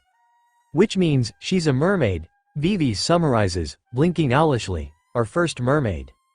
Second, but who wants to remember Kokura? Valentina jokes, having come over to check out what all the commission was, during which point the mermaid turns and starts screaming again. Ah, there's a bunch of humans. Yeah, it's kind of our ship, Chaos deadpans, pinching the bridge of his nose. Everyone stop screaming, this is getting us nowhere, Chopper says, attempting to calm everyone down. Right, sorry, I was just surprised to see so many humans in one place. Thanks for rescuing me. By the way, I seem to keep getting eaten by Seekings. This will be the 20th one by my count, the mermaid chirps. Nope, Vivi turns on her heels and moves to leave, not in the mood for this shit today. Only for Alvida to stop her, partly because she was the only diplomat on the crew. I must find a way to repay you. How about octopus fritters? She offers. Luffy instantly starts drooling. Sounds great, you have some on you? He asks. Yep, 500 bears each. How many can I put you down for? The mermaid grins. Moron appears to be trying to charge us for receiving our gift for rescuing her, Victor scoffs. Yeah, doesn't understand the concept of repay, does she? Nami sighs. This girl might somehow be dumber than Luffy. Slap, you're not selling them. The starfish screams, causing Kami to also yell. I finally met a real mermaid and she's as lovely as the legends say she is. You said your name was Kami. What a beautiful name for a beautiful girl, Sanji swoons. Second mermaid, you might be trying to repress it, but Kokura is still an icefish mermaid. Chaos clicks his tongue, trying to remember what the crazy drunk was, while Sanji has a crisis. Luffy tilts his head in confusion. What do you mean Granny Kokura was a mermaid, she could walk and stuff? He asks the rest of the crew. Oh yeah, you missed that during your fight with the cat guy. She saved everyone from the tunnels and leapt onto the ship. Frankie explains. I think she said when they get to like 30 or something the tail splits and can be used as legs. The cyborg scratches his chin, deep in thought. I'll take your word for it, but imagining Granny as a mermaid is weird. Luffy groans, getting head slapped by Nami in the old drunk's defense. Can you guys not be perverts for like 5 minutes geez? The redhead scolds. But she is kinda cute. Shame the lights are on but nobody's home, Robin chuckles. This is my first encounter with a mermaid as well. If you'd be so kind, could you lend me some money? Brooke asks. Surprising everyone enough, Sanji was the first to react, kicking him across the deck. Ah, a skeleton. See, you're scaring her? I can open my head too, isn't that cool? Brooke asks, not really listening to the chef. Yeah, that is cool, Kami claps, giggling cutely. She's fine, flip side to being that stupid I guess, Usopp mutters, getting a chuckle from Kaya who came to see what all the screaming was about. Hey Kami, how do you poop? Luffy asks, setting Sanji's anger onto him now instead of Brooke. Poop huh, oh that's easy, she doesn't poop, Sanji screams, attacking Luffy who bounces away. Oh Kami, didn't you forget someone in your story, a special friend, the most important person in your life? The starfish moans, pumps himself up, until he opens his eyes and sees Artemis giving him a dead-eyed stare. Uncle Pervert, are starfish edible? She shouts over. Technically yes, they just don't taste all the good, the blonde replies, stopping his attempted pummeling to consider the option. Please don't eat my pet Papagoo. Partly because he's also my teacher, Kami explains, begs. Teacher? I demand a refund at this point, Valentina laughs. Grand line bullshit strikes again, Chaos chuckles, overhearing Nami ask if starfish are supposed to talk, the crew ignoring him jump up and start singing, mostly because he wasn't very good. My shirt is made by Criminal, they're a really big deal down in Fishman Island, and Papagoo's their lead designer, Kami explains. I want to be a designer too, so that's why he's my teacher. Fishman Island, so you know how to? Nami begins to ask only to get interrupted by Luffy. Octopus fritters first, directions after, he huffs. Kami blinks, oh yeah, I did promise, and I'll remember not to charge you this time. Just let me call Hatchin. She then roots around in the bag until she pulls out a den. Who's Hatchin? Kaya asks Pura, click. Hey Hatchin, it's me Kami. Sorry I got kind of lost. So where are you now? Kami asks, worried for a moment when there's silence, before remembering someone had to have answered the call in order for it to connect. Then the voice came. Oh, so it's Kami is it? Hee, the snail laughs. Hatchin, you don't even know who you're talking to do you? This ain't your buddy Hatchin. What? Nope, this is Macro, of the big dumb Macro gang. Wait, I shouldn't have said that myself. Great, more dumbasses, Nami groans, sitting down with her head in her hands. What are you doing with Hatchin's den? Kami asks, demands. We beat the shit out of him and stole it. How else would we have it? The snail asks. I don't believe you, dummies like you couldn't beat Hatchin, Kami scoffs. Ordinarily you'd be right, but today we teamed up with the Flying Fish Riders, and he didn't stand a chance, Macro laughs. The Flying Fish Riders, oh this is bad. Papagoo shudders. Kami, you're all right, an annoyingly familiar voice escapes the snail. Hatchin, so are you? Kami smiles sweetly, then frowns, please tell me they didn't actually beat you. Sorry Kami, I let my guard down, and they trounced me. The snail frowns, anyway, no matter what they tell you, don't come and save me, I'd hate to see you get hurt because of me, Hatchin says, trying to be brave. I'll bust out of here somehow and meet up with you later, okay? Not likely, you know Kami, we're planning on selling the big lug soon enough. After all octopus fishmen fetch a high price for the right buyer. Better get here quickly girl ha. Macro laughs. Oh, and before I go, we're at the Sabaody archipelago, 5 kilometers south of Grove 44 inches he informs them, then signs off. Well, that's both a trap and an invitation for AR I heard them. Chaos chuckles, getting nods from Robin and Frankie. That voice, and he's an octopus, it must be my imagination, Nami mutters then shrugs. So, no fritters, sigh. Guess we'll have to have them after we go save this Hatchin guy from the frying fish sticks, Luffy decides, announces. That's not even close, Usopp sighs, used to Luffy's seeming inability to retain names of things at this point. Wait, you'll actually help me? Kami asks in shock. Yes, provided you show us how to get to Fishman Island afterwards, as payment, seems fair right? Vivi asks, hoping the girl will agree. Sure, Kami chirps, then pulls out a map. Here's where we're going, she says, pointing out Sabodi on a map. Grove 44 is a tiny island on the eastern side of the archipelago, 5 kilometers east of that would be about here. Meanwhile we're more or less here, so if we go due west towards Sabodi we should hit it on the way there, Papagu explains. Makes sense, except how do we know what west is? The Grand Line fucks with all compasses and our log pose is pointing straight down, Victor asks. We'll ask some fish for directions. The starfish answers, which makes as much sense as anything else that's happened today. Right, let's get to it, Kami says, packing up her map and bouncing over to the side of the deck. Hey, we need directions from you, she shrieks, the sound somehow attracting fish from a fair distance away. I don't speak fish, are they able to help us? Alvida asks. Yep, they're afraid of the flying fish riders, so they won't get too close, but they're happy to direct us to where they're hiding, Kami explains with a wide grin. Wow, I didn't know mermaids could talk to regular fish. Guess you guys are more magical than I thought. Nami muses, only problem, how exactly are we going to follow fish? That's easy. Look, Kami points down to where the fish had made an arrow with their bubbles and splashing. Huh, that was easy. Let's move it then, Valentina cheers, hoping into position and turning the ship so they could start this rescue mission. A little later Zoro notices the Sunny was moving again and leapt down from his training room in the crow's nest to see what he'd missed. So, did we find a way to Fishman Island yet? He asks. Not yet, but look, we found a mermaid, Luffy grins, pointing to the girl beside him. Her name's Kami and she's really sweet.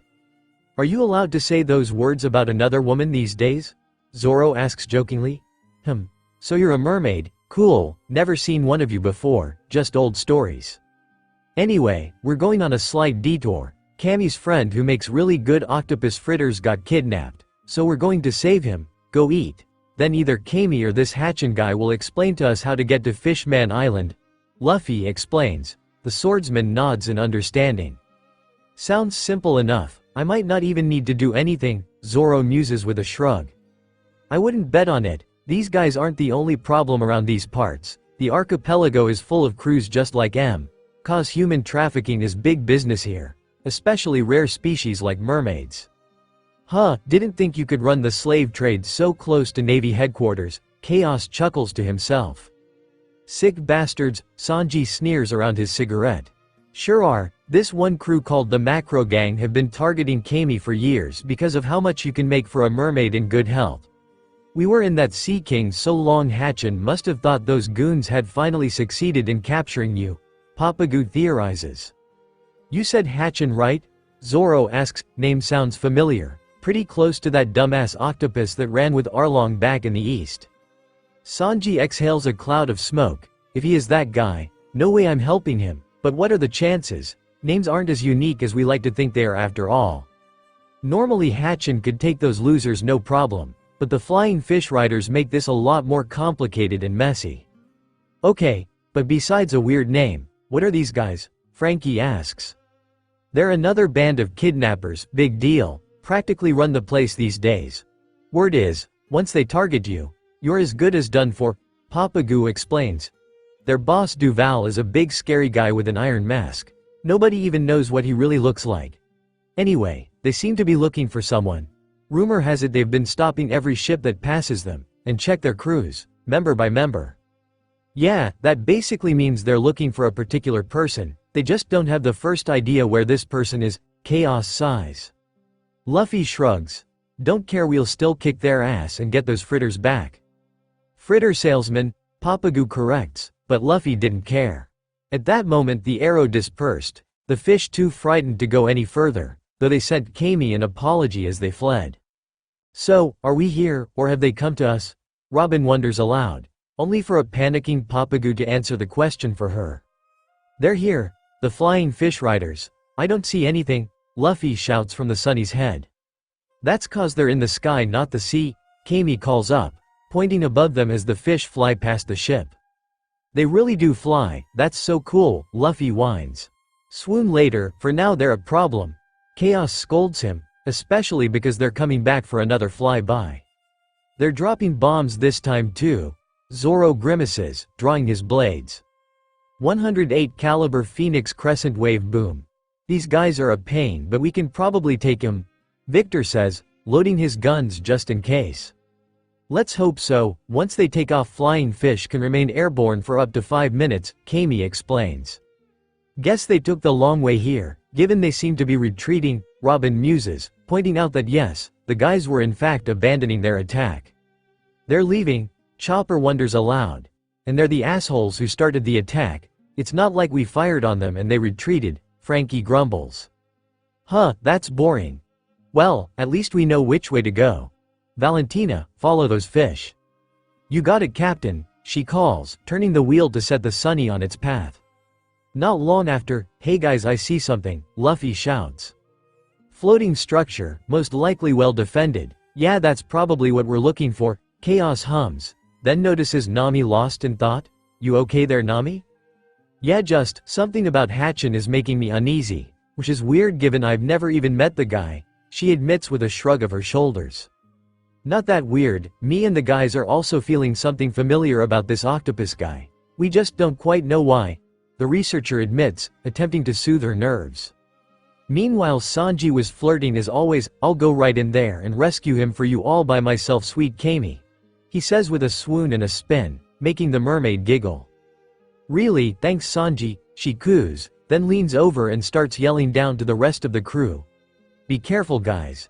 The Macro gang are big trouble, they've managed to capture me over 30 times. Usopp, chain Makuba to the deck so nobody can kidnap her, then we can go kick these fishmen's asses, Chaos orders, mostly in agreement to the sniper's statement that Kami gets captured way too often to be normal. Hey guys, is an enemy base supposed to be this quiet? Chopper asks as the Sunny metaphorically strolls in the Flying Fish Rider's front door.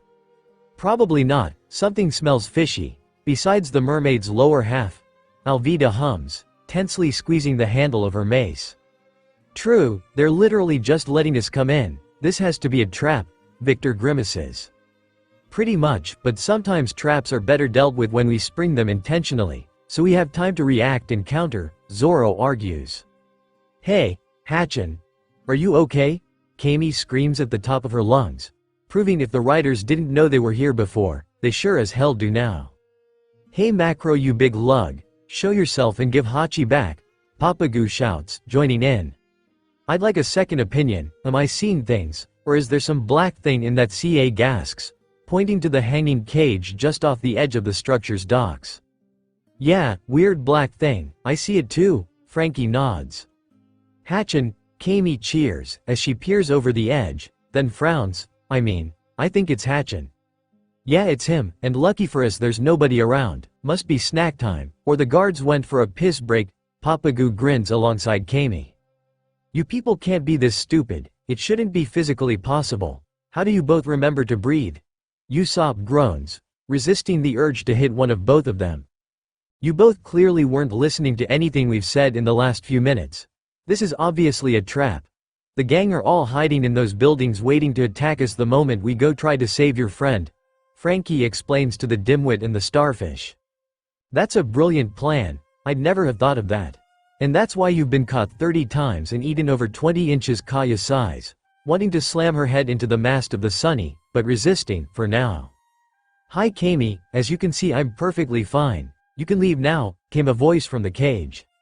Mr. Popo, Hatchin, Kami cheers, then screams, "Ah, you're all black?" Yeah, that wasn't these guys, that was my own fault. Not important, I'll tell you later. What is important is that this is a trap. You need to get out of here fast, Hatchin orders. I'll be fine. Worry about yourself for once and get going. So, who else sees through that paper-thin disguise? Chaos asks, getting raised hands from Zoro, Nami, Usopp and Kaya. Luffy looks at him confused while Sanji would rather just ask him and get this over with. Hey you, how's Arlong doing? Sanji yells, not good actually, on account of being dead and all. Chu, Karubi and the rest of the crew all got caught by the Marines a few months back. I was the only one who escaped. Now I've given up my life of crime to become a simple octopus fritter salesman, Hatchin answers with little prodding. Why is it always the dumbest person in the room who survives? Chaos groans, pinching the bridge of his nose. Wouldn't that technically be cannibalism? What with him being an octopus himself? Usopp wonders aloud. I suppose he's an octopus fish man, so things aren't exactly the same, but still. Arlong. Meanwhile, most of the crew looked on in confusion while the gears turned in Luffy's head, until finally. It's you, that dumb squid with the swords, he shouts angrily. Oh no. They tricked me, Hatchin moans. This is bad. Admit it. You were the octopus that worked for Arlong, aren't you? And now you're the octopus fritter guy. What kind of a joke is this? Arlong, Robin asks, everyone who joined in or after Logia Town looking confused and curious. Nami's home village, and a load of other islands were all under the control of a nasty group of fishmen, the Arlong pirates. Kaya begins to explains. Nami had it even worse than just living under their rule. She had to work with those bastards. Even though Arlong killed her mother right in front of her as a child, Usopp continues, having been told Nami's whole story by Nejico, and by the look of things, this Hacktan, he was one of Arlong's top henchmen. I kicked his ass when we went to go free Nami from Needlenose's chains. Zoro adds his part to the conversation. So this Hatchin guy is an old enemy, Victor summarizes, getting a nod from Usopp. After Luffy beat up and Chaos ended up killing Arlong, I was sure they'd all get taken away by the Marines, but it seems one escaped. Usopp sighs deeply.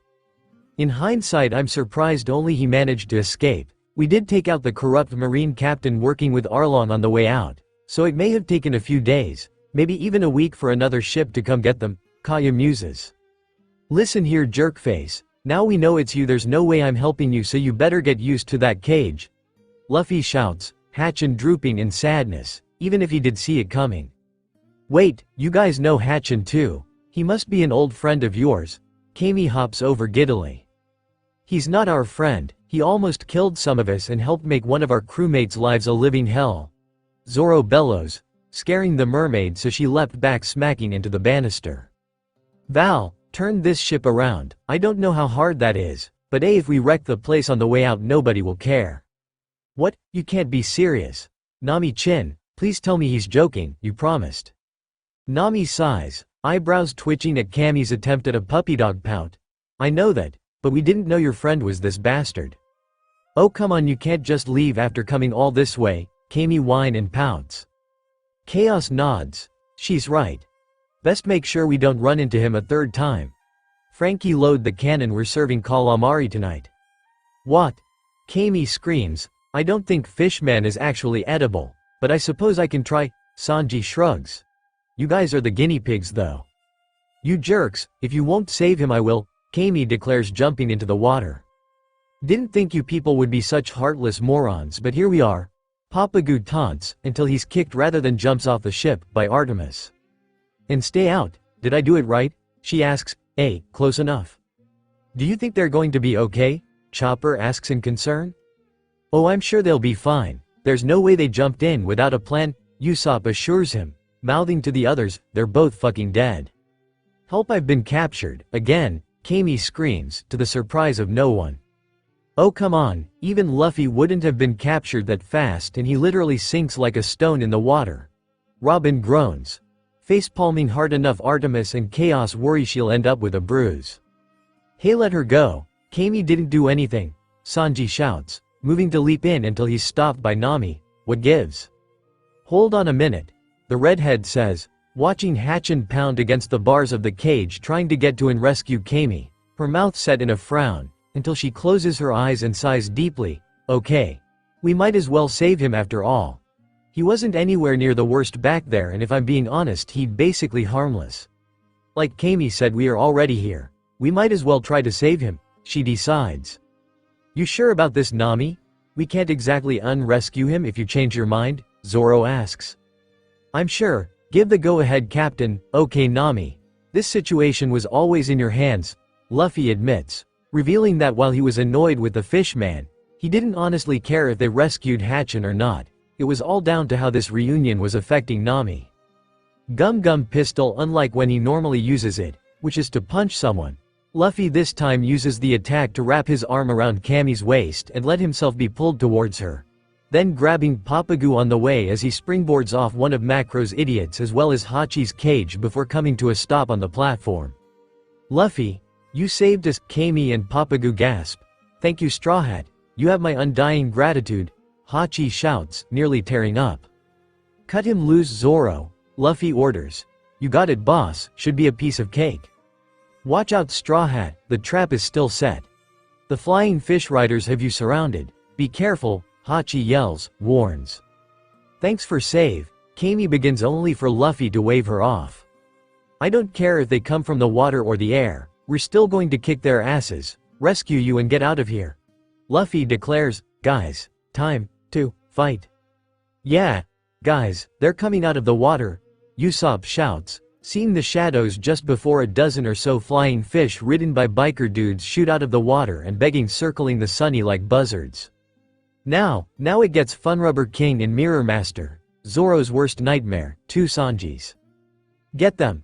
One of the riders bellow, the flying fish diving towards the Straw Hats, not that their captain cared. Fish delivery. Now, which one to pick, Luffy thinks, scanning the group before swinging his arms back, then shooting them forward to latch onto one of the fish riders. Gum Gum Rocket. My turn, Luffy cheers, shoving the man off his seat and taking control of the fish, flying around causing chaos and actually doing a better job than expected. Huh, I was sure he'd have crashed by now, Valentina chuckles. Oh no, what if he falls in the water, Chopper panics.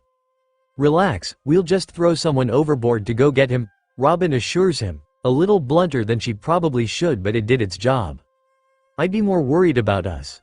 Those guys are dropping bombs on our heads, they're trying to sink the ship. Usopp screams as the bombs start falling from the sky, only for Sanji to leap into the air and kick them away before they could explode, the few that missed him taken out with Valentina's wind gloves. Yeah, these goons need to get dealt with soon, Nami grimaces.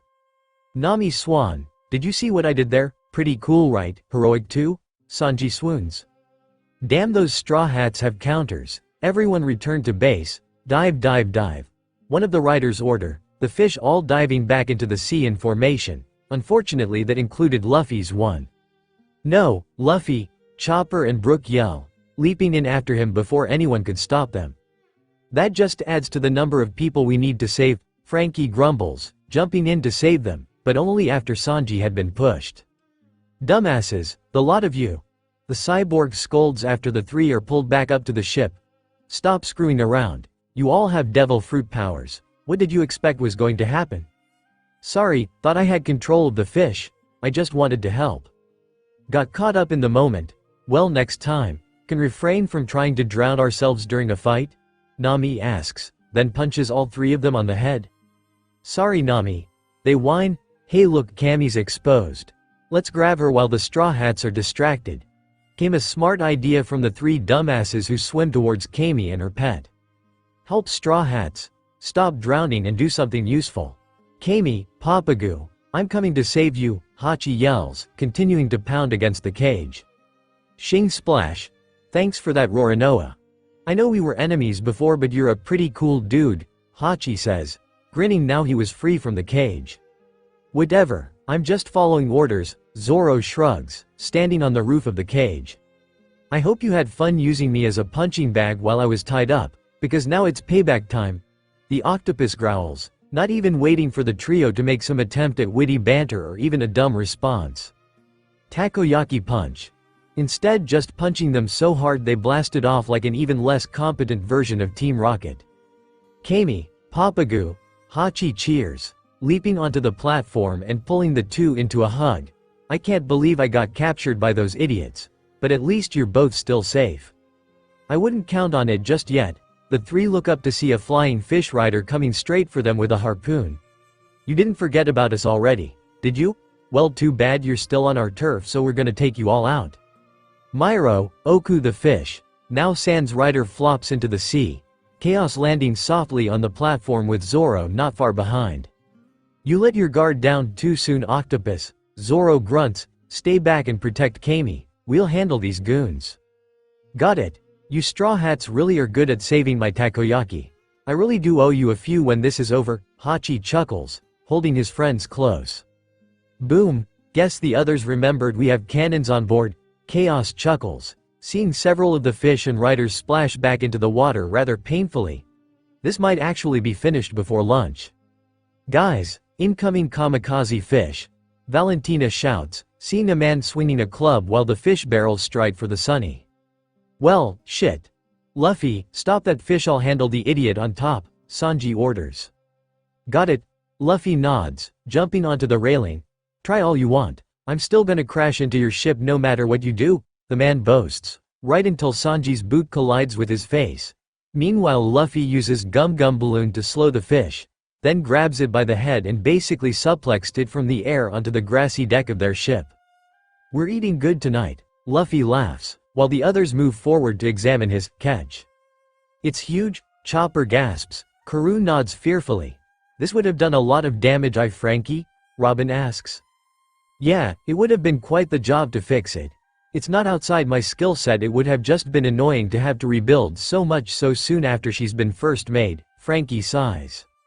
This is unacceptable. The Straw Hats turn to a kneeling Brook. My first outing as a Straw Hat, and all I've done is drown. I can't call myself a pirate or a man, until I right this wrong. Time to see just how many I can cut down, he declares, leaping up the mast and then towards the flying fish, his cane sword resting against the strings of his violin. What's with the skeleton mask? Don't know, but I'm gonna skewer him anyway. Lullaby to the surprise of everyone. Brook managed to put the nearest riders and their fish to sleep, causing them to dive and hit the water with a heavy splash. Brook himself following them, but due to his lightweight was able to still run across the water. Anyone know what just happened?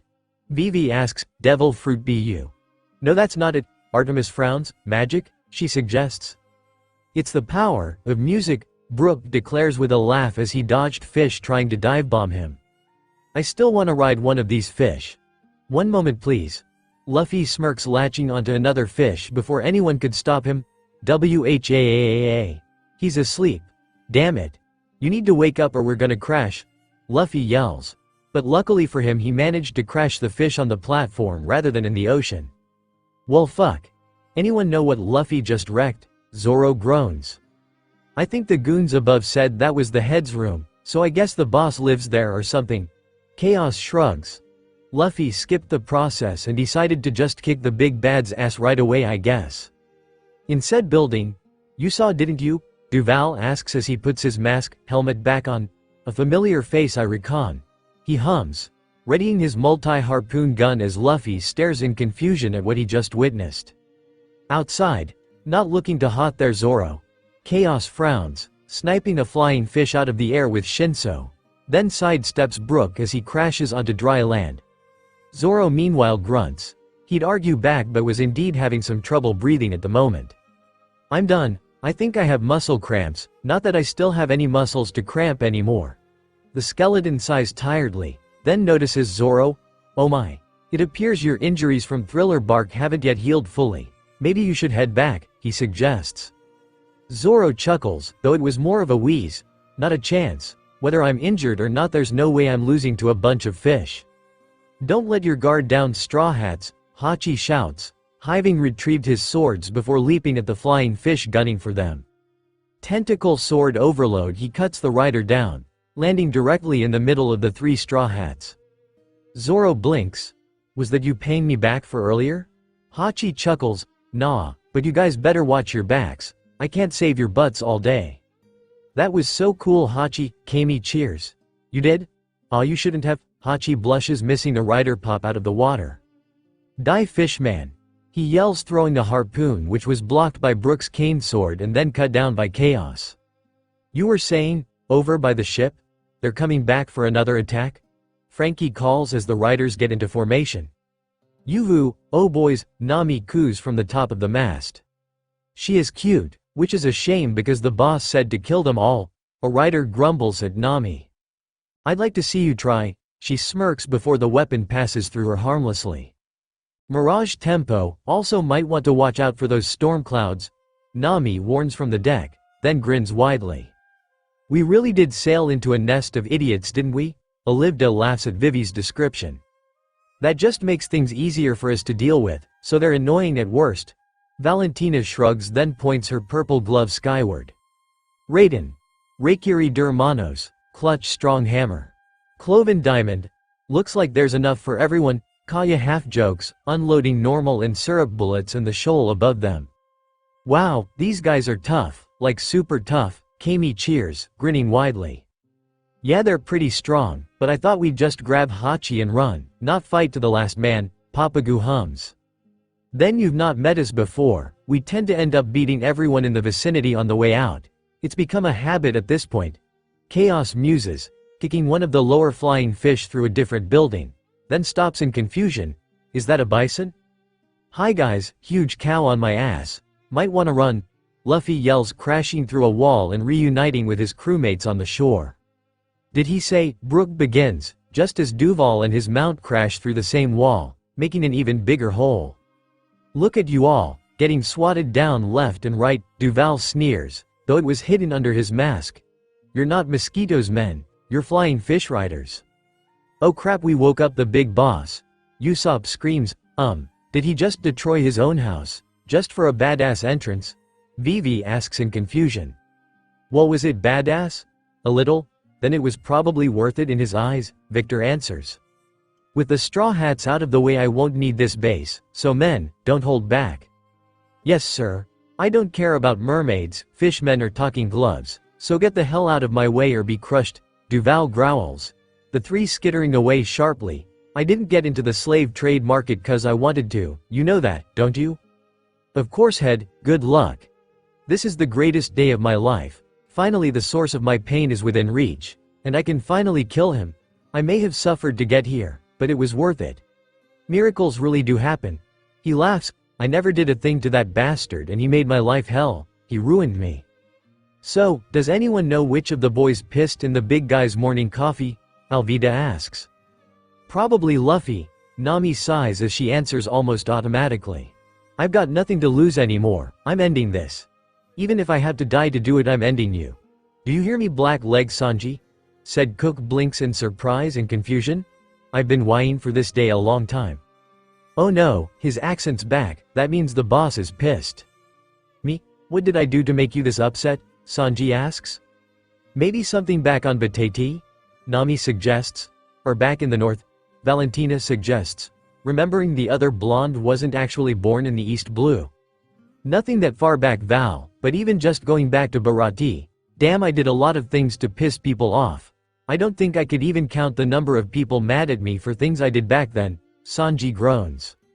Welp, guess you're about to die, Robin shrugs. Not the most helpful she's been, but she didn't see anything else she could have said. Don't mess with me, Black Leg, it wasn't that long ago, Duval shouts irately, swinging his harpoon gun around, then firing on the straw hats still aboard the Sunny. Everybody down, Victor shouts, just before the harpoons land, barely missing some of them. If it was recent, I'm even more confused, Sanji sighs deeply.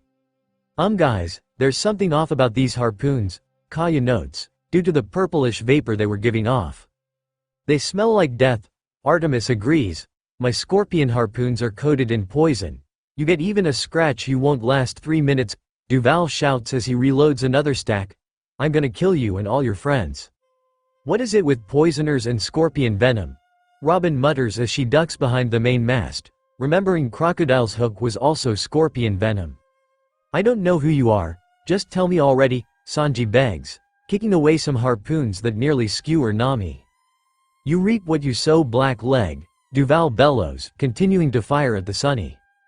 Hey guys, I saw what was under that mask, Luffy whispers. Oh, does that help us figure out what's wrong? Chaos asks curiously. Yeah, and it's not what you think, Luffy replies. Though you've already seen his face, he calls back as he runs straight for the distracted Duval. We have, Brook and Zoro think aloud, just as Luffy leaps and kicks the helmet off Duval's head. Well, he's gone and done it now. That punk. The riders shout, he knocked off Master Duval's mask. Go on, look upon this cursed face of mine, Duval says flatly, no longer hiding himself. Holy shit.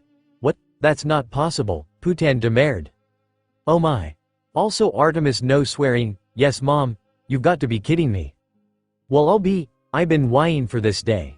I knew I couldn't let you live, so I set out to see to put an end to this. He holds up a wanted poster. Sanji's wanted poster, but I knew I had my work cut out for me. 'Cause your poster looked nothing like yo. Even if the Navy or some bounty hunters saw you, they wouldn't know it was you. But they found someone else, who they hounded day in and day out, and when they found him you know what they'd say. You can't hide from us, Black Leg Sanji, and do you know what I told them? I never even met the guy, and not only that, I ain't even a pirate. Duval cries. The Straw Hats struck dumb by how much he resembled Sanji's shitty wanted poster image. Well, until Sanji explodes in rage. You. Shut your damn mouth. Wow, I thought Sanji's wanted poster was just a poor artist's interpretation, but someone actually has to live with that. That's rough, Chopper thinks. Black Leg Sanji, you ruined me. This is all your fault, Duval shouts, tears streaming down his face, at which point said cook jumps off the Sunny and starts to swim over, to the confusion of everyone still on board. Can you imagine how scared I was? Being hunted like an animal? Navy headquarters hounding me at every turn. Famous bounty hunters knocking at my door. I never wanted to hurt nobody, I just wanted a life of peace and quiet. And you destroyed it. He finishes just as the blonde reached the platform. You got a reason to rush over like that? Luffy asks, Sanji silently walking towards Duval. Just 'cause you became a pirate and got that bounty poster that doesn't even look like you. I have to go into hiding, wear disguises so nobody takes at my head and hands it over to the government. What did I ever do to you? Give me back my life. Black Leg Sanji. Duval bellows, as Sanji moves from a slow walk to a dead sprint, before finally. Who cares? Sanji screams as he kicks Duval square in the face. Mom, when did Sanji get a twin? Artemis asks, trying to look as innocent as possible, and not even Funkfried was convinced. The day he was born, that's how twins work, silly, Valentina laughs, enjoying the joke at their cook's expense, while he was out of earshot. Oh yeah, good point. You know, at this point I'm not sure who hates that poster more, Sanji or Duval. Chopper wonders as the fight had devolved to the two yelling about how bad the poster was and how much of a victim they were for its existence. Personally, I feel worse for Duval. Sounds like he was just an ordinary dude before all this mess. Victor sighs, getting a nod of agreement from Vivi and Nami. Whether a miracle or a tragedy, it's certainly filling my entertainment quota for the week, Robin chuckles, the archaeologist noting Zoro and Chaos both being similarly amused by their cook's embarrassment and suffering. They really do look the same, don't they? Hachi wonders aloud, clearly having sight as good as ours to notice that. Two peas in a pod. Zoro nods. Only difference is Duval's a much bigger guy, though that might be the hog underneath him helping THDDS with a wide grin. Brook wasn't helping with the conversation, mostly because he was on his hands and knees in a fit of laughter. Good luck there, Sanji, we'll just sit this one out, Luffy says, somehow managing to hold in his own grin. Don't act like this is my fault, Sanji shouts, then continues to shout as he turns to Duval. If you didn't want to look like the damn wanted poster, then cut your hair or grow a beard. You don't need to kill me. Duval stares at Sanji for a few minutes, making noises like he was stuck on the toilet, then, oh yeah, I didn't think of that. If you're that stupid, you've only yourself to blame. Shut up and listen to me, Duval shouts, Sanji deciding to do so, for the moment. You know, Black Leg, me and the boys, we just wanted the simple life. Nothing fancy, like, we weren't so bad. We were just running a humble little criminal enterprise, just to make ends meet and keep the bills paid. We didn't do anything wrong per se, we just extorted some money from some people. It was a simple but a happy life. But one day it all came crashing down, my innocent little dream turned into a nightmare. I didn't think much of it at first, assuming the villagers had finally realized it was pointless to resist me on account of how tough I was, but that was just wishful thinking on my part. Understand, Black Leg, it's not my fault, I never meant to cause any trouble, and then I'm suddenly a 77 million berry criminal because you don't know how to behave, nor stand still long enough to get your picture taken. A small town guy like me can't stand up to all those Marines. They hunted me down, and now I have to hide under that iron mask so nobody can see my face, Duval explains, not seeing Sanji twitch at Iron Mask. But someone else did. My whole life was ruined because you decided to become a damn pirate. I'll chase you to the end of hell if that's what it takes, and if you've got a problem with that, then get over her and kill me already. Sanji blitz forward, knocking Duval back and pinning him by the throat. You mean to tell me, you put Nami, Kaya, Alvida, Vivi, Valentina, Robin and Artemis' lives in danger, just because someone's crappy picture of me looks like you? He asks with a low growl. They're part of your crew, if I'm having my revenge I might as well take them all out while I'm at it, Duval wheezes, pushing himself back into a seated position. None of you are making it out alive. He shouts, pulling another harpoon machine gun out from behind his back. Sanji leaping backwards to avoid the spray. Convert to trap mode. He orders, several flying fish pop out and lunge at Sanji. The boss says you die then that's what hap. His taunt was interrupted by Sanji kicking him in the face, knocking him off his fish. Just couldn't resist could you? Duval chuckles as two more appear while he was in the air, catching him in a metallic net. They're going to drown him. Usopp shouts in panic, you gotta escape Sanji. It's no use, this thing's made of iron it's not gonna budge, Sanji says through gritted teeth. Time for your watery grace black leg, Duval taunts as the fish and Sanji hit the water. Zoro, we need your special skills, of not instantly becoming dead weight in the water to go save Sanji, Chaos orders, holding Luffy like a child to stop him rushing in to try rescue Sanji himself. You humans are too slow underwater, I'll save him, Hachi volunteers running towards the water's edge. You may be right there, but even you know flying fish are the fastest things under the water. Plus my men have oxygen tanks, meaning they can take their sweet time making sure your friend never breathes again. Duval laughs, see, I've thought of everything.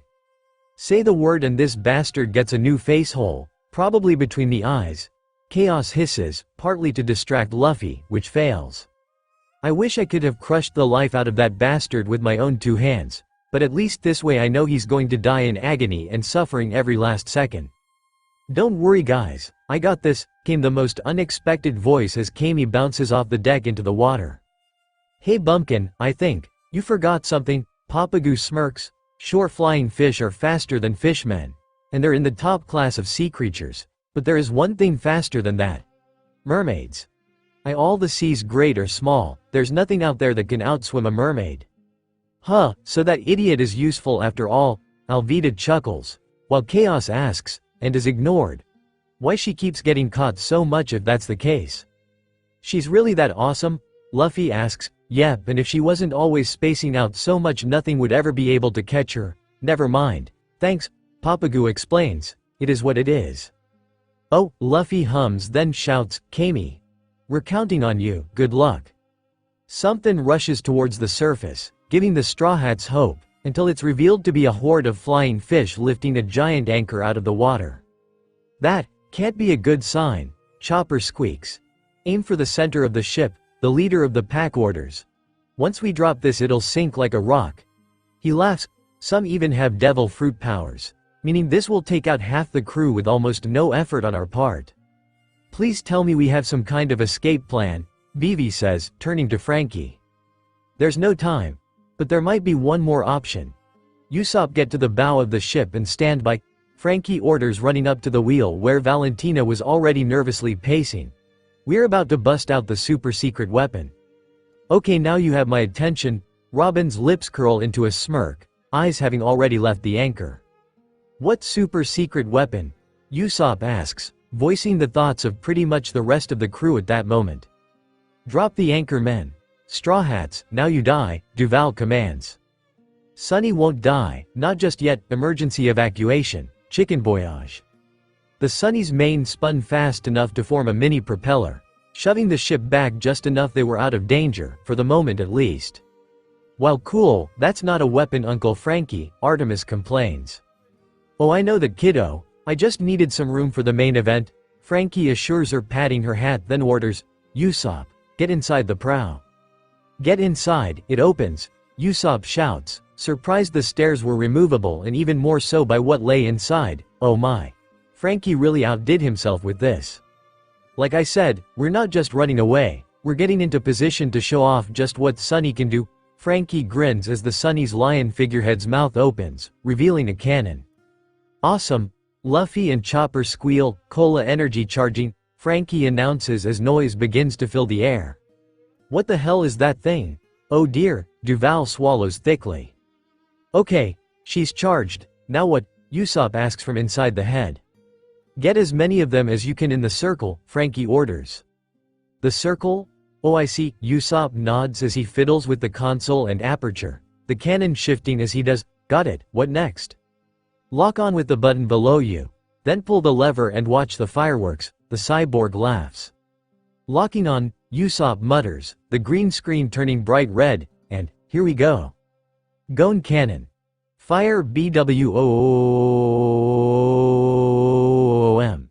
The beam knocks every flying fish out of the sky and basically levels the rider's base. When it finally ended, those still conscious were dumbstruck, except Frankie, who was grinning smugly as he admired his handiwork.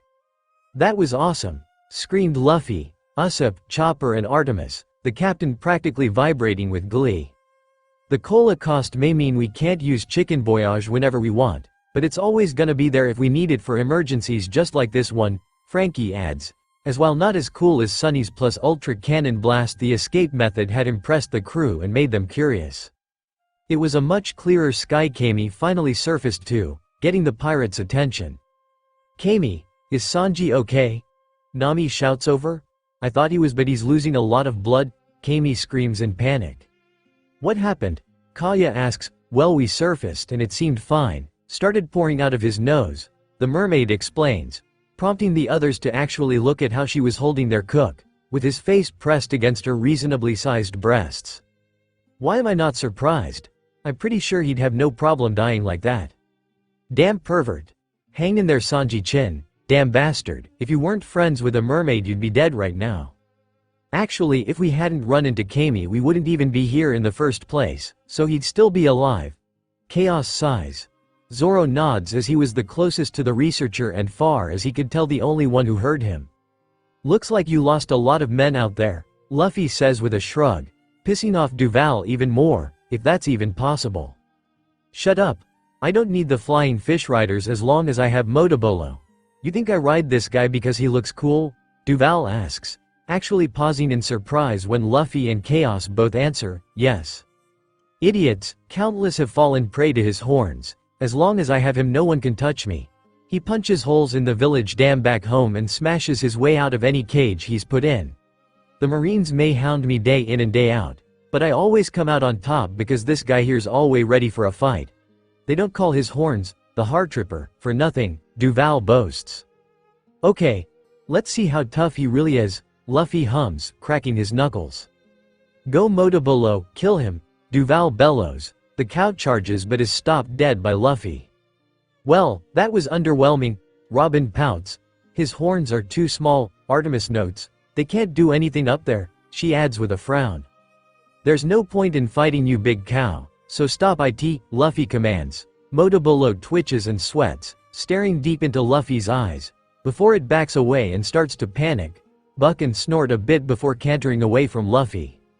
Motobolo, what are you doing? Duval asks in worry. Cow's acting weird all of a sudden, Zoro wonders.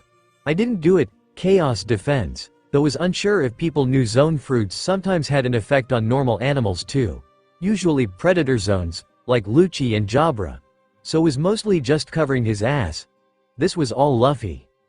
Could it be the same? Vivi wonders, eyes flicking between Luffy and Artemis. She wasn't anywhere near close enough to be sure, to feel the crushing pressure again. But even from here she could tell there was a weight to that look, something more than simply intimidating the animal, like he bent it to his will. Especially when it seemed to randomly pass out a moment later. Okay, now I understand why Nissan is so impressed and fascinated by these kinds of people. Fuck, I had to pick a captain who's a conqueror, didn't I? Valentina pinches the bridge of her nose, feeling a headache already forming. What the hell did you morons do over there? Nami shrieks. I didn't do anything, Luffy shouts back, though it was more of a whine than anything else.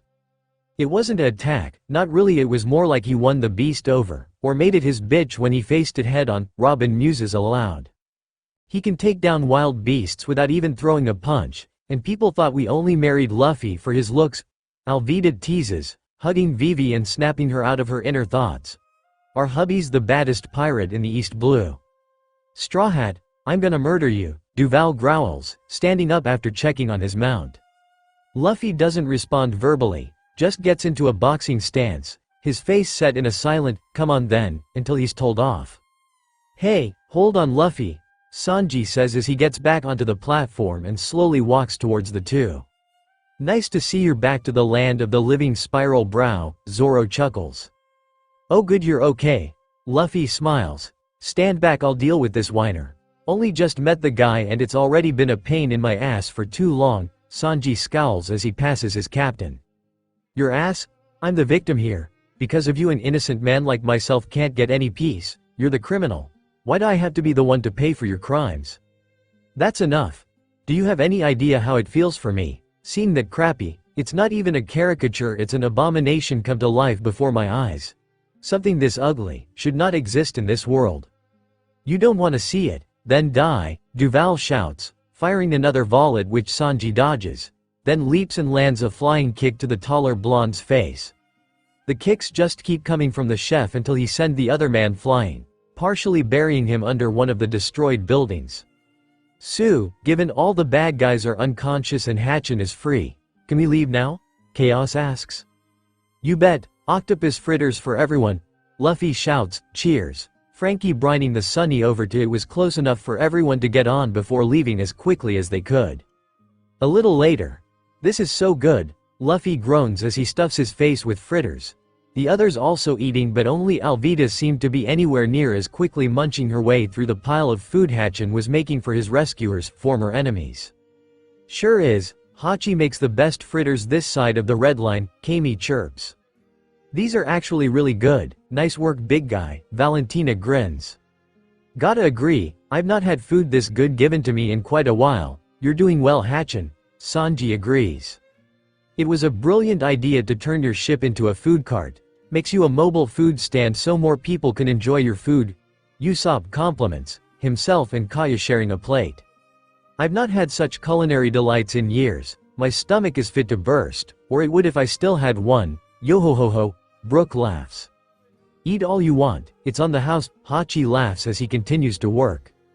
You sure, filling up those two will be a chore and a half, Chaos teases, Vivi nodding and gives Hachi what the fishman guesses to be a look of sympathy. Don't worry about it, feeding you is the least I can do for saving me and my friends. He then goes quiet for a moment, looking across the boat, hey Nami. What do you think, are they any good? He asks nervously and everything grinds to a halt. Most notably from the East Blue crewmates, who as subtly as possible turn their attention to their silent navigator. Just so you know, something silly like this isn't going to make me forgive you, she states, sending Hatchin into a flailing panic. What? That's not what I meant at all. I just wanted to know if you were enjoying the food, honest. I wasn't trying to bribe you or get you to forgive me. I know I don't deserve it. The octopus slumps. On saying that, Nami continues, acting like he hadn't said anything after eating another fritter. They are really nice, you make a good cook Hatchin. Maybe stick to that in the future, she says almost jokingly. You like it, you really like it. Oh that's wonderful news, and don't worry Nami I found my calling and I don't plan on going back to being a pirate anytime in the future. With the tension broken the Straw Hats were able to enjoy their little ocean view picnic or whatever this would be called, right until they had another interruption. Hey, you guys, hold on a minute. Just what we need, more weirdos. Artemis hums sitting between Chaos and Robin with a tray of her own. I thought we'd reached our quota for the day, Robin sighs. Guess not, please don't go, at least not without letting me thank you, the man bellows as he gets closer. Who the hell's this clown I have important eating to do, Luffy growls, cheeks still stuffed like a squirrel's. Handsome? Well obviously, it's me Duval, the man winks and, yeah none of the people nearby could argue the man was rather good looking now. What did you do? Kaya asks, knowing something like this shouldn't be possible. I rearranged his bone structure. No the bastard has nothing to bitch and moan about, Sanji explains, causing the two medics of the crew to faint. Master Blackleg, thank you for the stunning work you've done. Sure at the time I was angry you were kicking me in the face so much, but after seeing the results, a little pain was worth the godly visage, the lolling all over me. Now all I want is to return home to the countryside, but I couldn't do so without at least thanking you. As I die inside with guilt at the very idea, Duval monologues. It's your first time in this part of the sea, so if you need help with anything do not hesitate to call us for help K. He says, giving them his den number. Call anytime you need, ta-ta for now. He says, twisting his face almost painfully as he tries to wink before leaving as swiftly as he arrived. Yeah, he probably shouldn't do that until his face settles, or any other odd expressions. Sanji sighs, noticing Chopper and Kaya had regained consciousness. Once everyone was satisfied, Sanji invited the 3 semi-aquatic visitors onto the ship for tea and explanations, mostly on how to get to Fishman Island. You're on the right track, the Sabaody archipelago is just over there, Kami point on the map and out to sea. I understand, but why do we need to go there in the first place? Usopp asks. You see, getting from the surface to Fishman Island is easy for merfolk and fishmen like Kami and myself. But for you humans, the pressure at those depths would crush you like an egg. Yeah, we saw that with the shark sub, it wasn't going to get deep enough to reach our destination. So how the hell do we get down there? Frankie asks curiously. Papgu starts talking, but nobody cares, so we'll ignore him. This ship should be fine, and even if it wasn't, you'd still need to worry about the rough terrain and sea kings that might eat your vessel as you take the seafloor route to Fishman Island, Kami explains. The ships get eaten? Nami squeaks. Nah, you're talking crazy. This ship isn't equipped for underwater travel. And I already told you the sub can't go deep enough, nor hold all of us, the cyborg argues. It isn't, but it will be, when you get to Sabaody, Kami chuckles. You see, the red line may be the biggest wall in the whole world, but it's not completely solid. Near the bottom there's a little hole. Well, little in the grand scheme of things, but really big in real life, and through that hole is Fishman Island, and after passing through there, the new world. She's right, the hole is, ironically, more or less directly beneath Mariajoy. You just have to dive about 10,000 meters and the hole is right there, Hatchin confirms. Seriously? Nami groans. Well, I guess we did send Mary 30,000 feet into the sky. This shouldn't be as hard? Yeah, only problem is, I don't know how to augment the Sunny so it can actually pull this one off, Frankie hums, scratching his chin. Oh, we're going to get the ship coated when we reach the islands, Kami explains, by not explaining. Coated? Victor asks. The mermaid giggles. I don't want to spoil the surprise. Should have seen that coming. Later on, we have arrived. Papagu announces to Shock and smiles of the Straw Hats. So cool, it's definitely been a while, lovely as ever. Pretty, it's like something out of a dream, bubbles, bubbles everywhere. Correct. Welcome to the Sabaody archipelago. Hey Kami, where are all these bubbles coming from? It's like an endless stream of them? Usopp asks. Yeah, and who's blowing them? Luffy adds, nobody, the island makes them. The mermaid asks, further confusing matters. You might need to talk more after a statement like that. Well, you see, 1 second please, sorry to interrupt, but where does the log point to at this moment? Robin asks. Still Fishman Island, just as long as this place doesn't rewrite the log on us, Nami answers. Chaos confirming with one of the spares. Don't worry about it, this island cluster is just a bunch of trees. No magnetic resonance to speak of, Hachi assures them. You guys familiar with mangrove trees? The ones that usually grow in tidal regions. Their roots showing or being hidden like normal trees depending on the tide? Chaos asks. Yep, except the tide never rises or falls here, so the mangroves are like this all the time. You're looking at the largest mangrove trees in the world, and they're hustle-bustle mangroves. Hachi continues. There's a total of 79 trees here, all of which are basically their own little island with a town and facilities built upon them. The mangrove cluster is known colloquially as the Sabaody archipelago. They're all numbered, Chopper notes, seeing the massive marks on each of the tree trunks. Yep, it's for identification and navigation. We need to go a little deeper to get anything done though, Hachi adds. Delightful. Hey, is that a man-made bridge?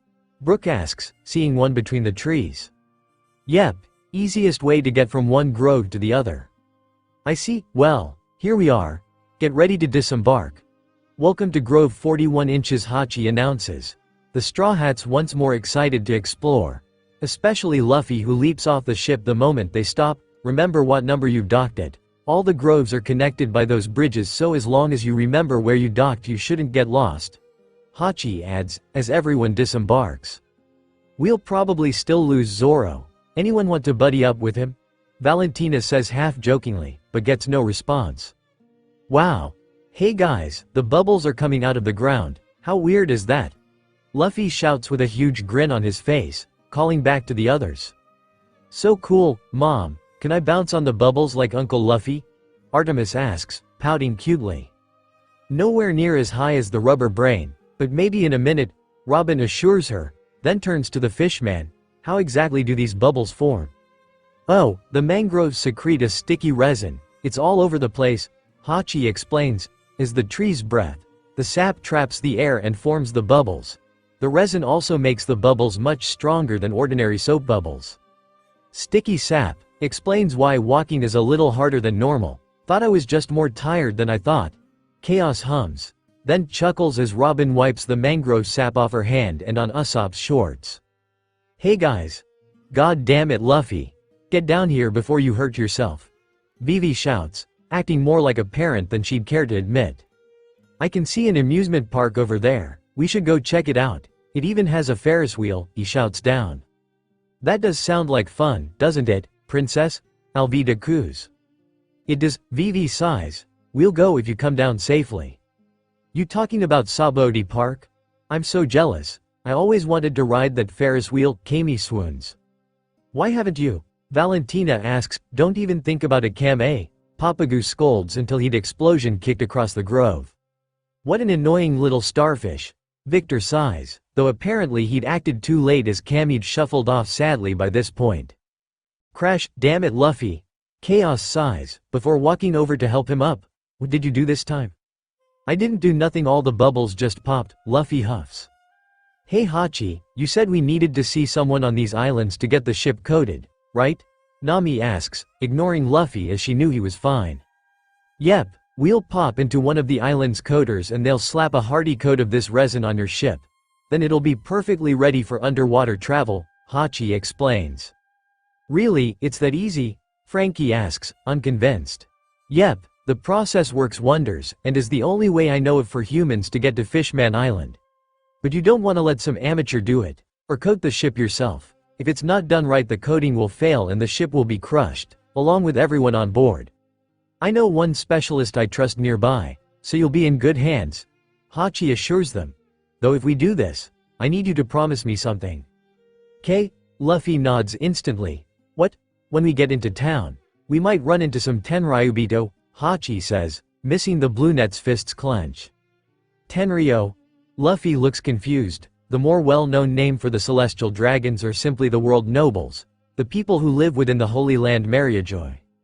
Most of them do, only 2 families have ever left that place, a branch family of the Don Quixotes and the Nefertari clan in its entirety. Vivi corrects me, then shrugs, cool, so what's the big deal? Hachi swallows thickly, well, you see, they're a bunch of stuck-up assholes. Vivi interrupts. The swearing at this point a clear indicator of her annoyance. Even as a child I knew that. They acted younger than I was even when they're older than Frankie. Running to a marine when they don't get their way. It's sickening, it's wobble times 1000. The only consolation is they're also dumb as fuck because of all the inbreeding, 20. Well actually 19 families don't exactly hold enough diversity for 1000 years, do they? She sighs. A sort of maybe I'm sorry ma'am, Hachi stutters and fidgets, clearly nervous about who he just realized he was speaking to. And that little revelation might make this even harder for me to ask you. But, no matter what happens, don't do anything to defy the world nobles. What? No matter what happens? Just ignore it? Yep, even if they kill someone in front of you. Just walk away and pretend you didn't see anything, Hachi continues. I repeat, no matter what happens, you didn't see anything, got it? I give us 3 hours Rubber King and Mirror Master, Supernovas. I repeat, no matter what happens, you didn't see anything, got it? I give us 3 hours a little later. Those nobles I mentioned earlier, they're so above it all they wear masks so they don't even have to breathe the same air as us common folk. Hachi explains, now wearing a jacket that hide his more fishman features, mostly the extra arms. Now remember your promise. No matter what they do, just keep walking and stay out of their way. Understood? He asks, Luffy casually waving him off. Anyone know where we can get these bubble masks? Chaos muses to himself, an idea forming but mostly nothing. And another thing, this is the last port of call before the New World, so like yourself there are a lot of big-name pirates milling around these islands, and because of that a heavy presence of marines and bounty hunters. Also, the law won't protect a pirate from being bought or sold as a slave, so keep your eyes out for kidnappers as they frequent this area. Hachi continues to explain the wonders of Sabodi. So lay low and don't draw attention to yourself. If anyone realizes how valuable you are, we'll have the entire island chain on our asses and we'll never get the sunny coated. Plus the Marines here are no pushovers. We're within spitting distance of Navy headquarters, so you never know what kind of powerhouse is nearby. And the bounty hunters are a lot tougher here than anyone you've met in Paradise or the East Blue, that's for sure. And one more thing, while we're here, I'm not a fish man and Cammy's not a mermaid, got it? But why? Luffy asks, clearly not seeing the point of all these rules and bullshit. Luffy, sometimes tact is required. As well as respecting local customs, Robin suggests. Like not punching God in the face? Luffy counters. The archaeologist unable to respond to that as he kind of had a point. I think that was medical advice, not a cultural practice. Chaos argues. Don't punch God in the face. It tends to kill people. That sort of thing. Vivi sighs. Either way, probably best to try and follow Hachi's advice, for as long as we can, okay?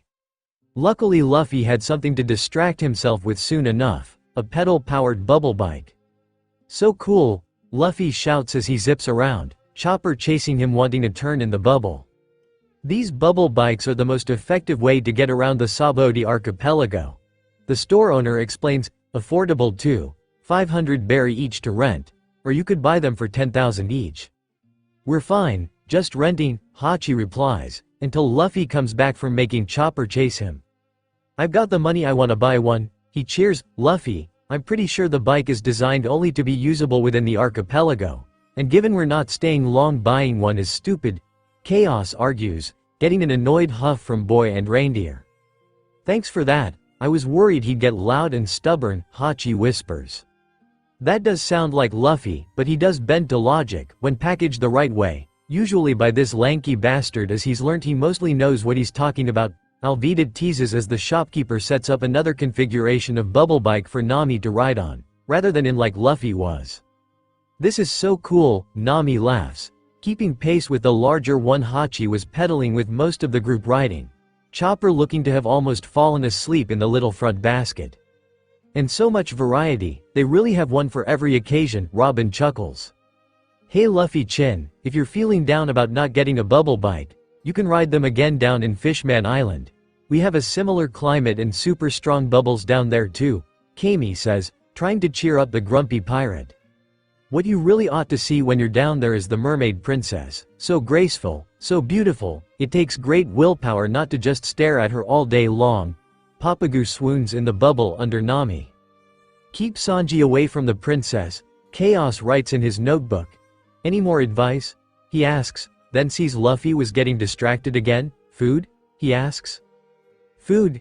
Vivi nods, seeing Luffy, Alvida, Chopper and Brook eating all the free samples from the steamed bun salesman. Grove 35 sure has a lot of hotels built on it. Must have been a chore to set up, Valentina muses. Not really, these hotels, as well as all the round buildings on the archipelago, are made by coating large bubbles in a metal alloy to serve as foundation, Papagu explains. Saves on construction, especially because round things are a pain in the ass to get right.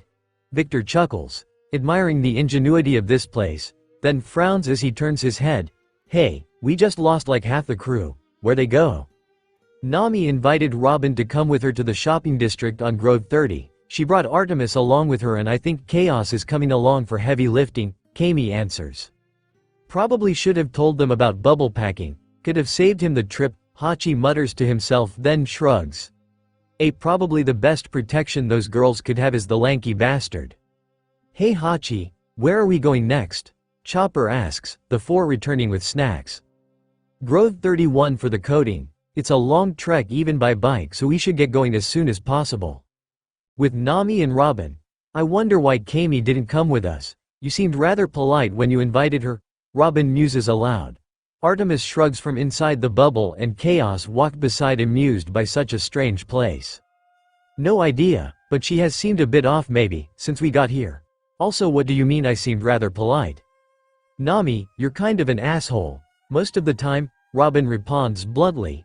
We're used to it, as you are to our quirks, but it doesn't make it any less true, The redhead grits her teeth, then sighs.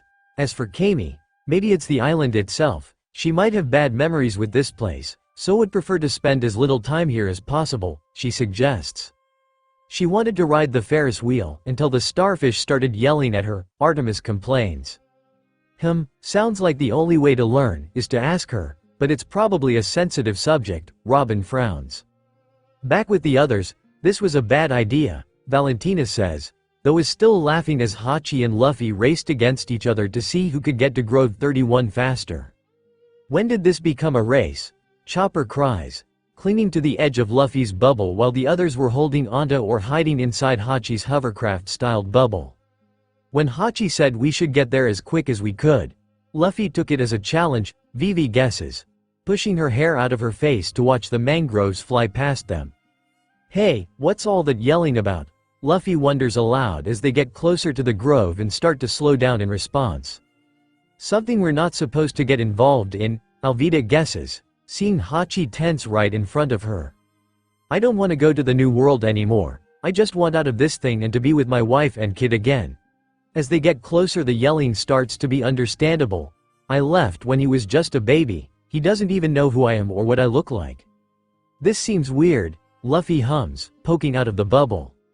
Please, I don't care about anything else, I just want to get out of here. Let's stay out of this, Hachi reminds them.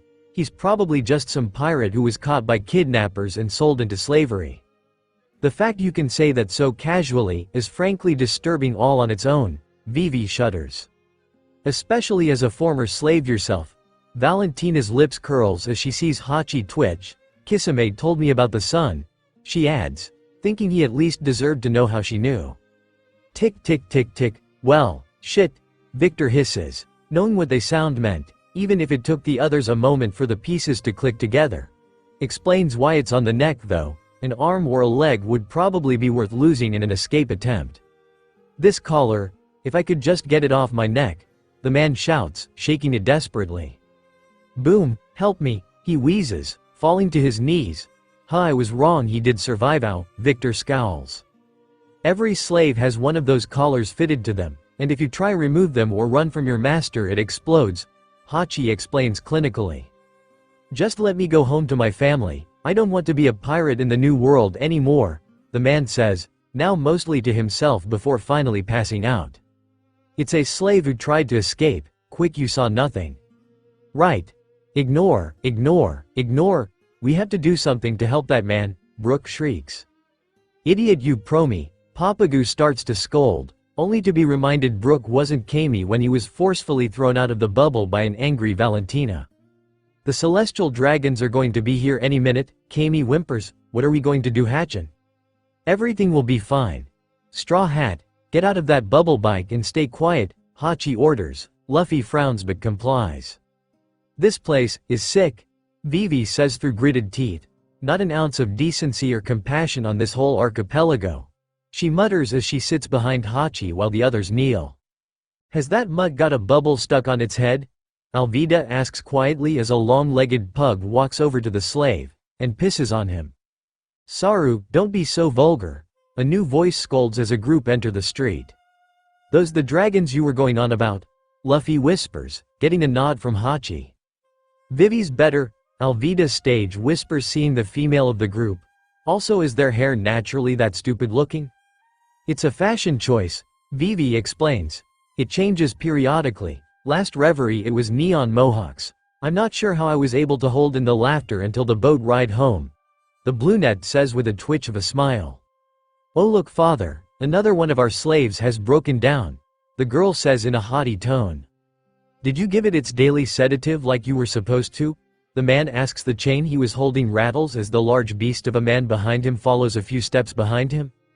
Of course I did, but it seems to have had no effect on the poor fool, the girl says, most likely lying, but at least the reason for the bows in the man's hair was understood. He'd been her pet, I don't even want him anymore, can you buy me a new one? She asked. Honestly I don't know why I do. You're terrible at taking care of them. The man sighs deeply. You're desolating my precious ship's captain collection one pirate at a time.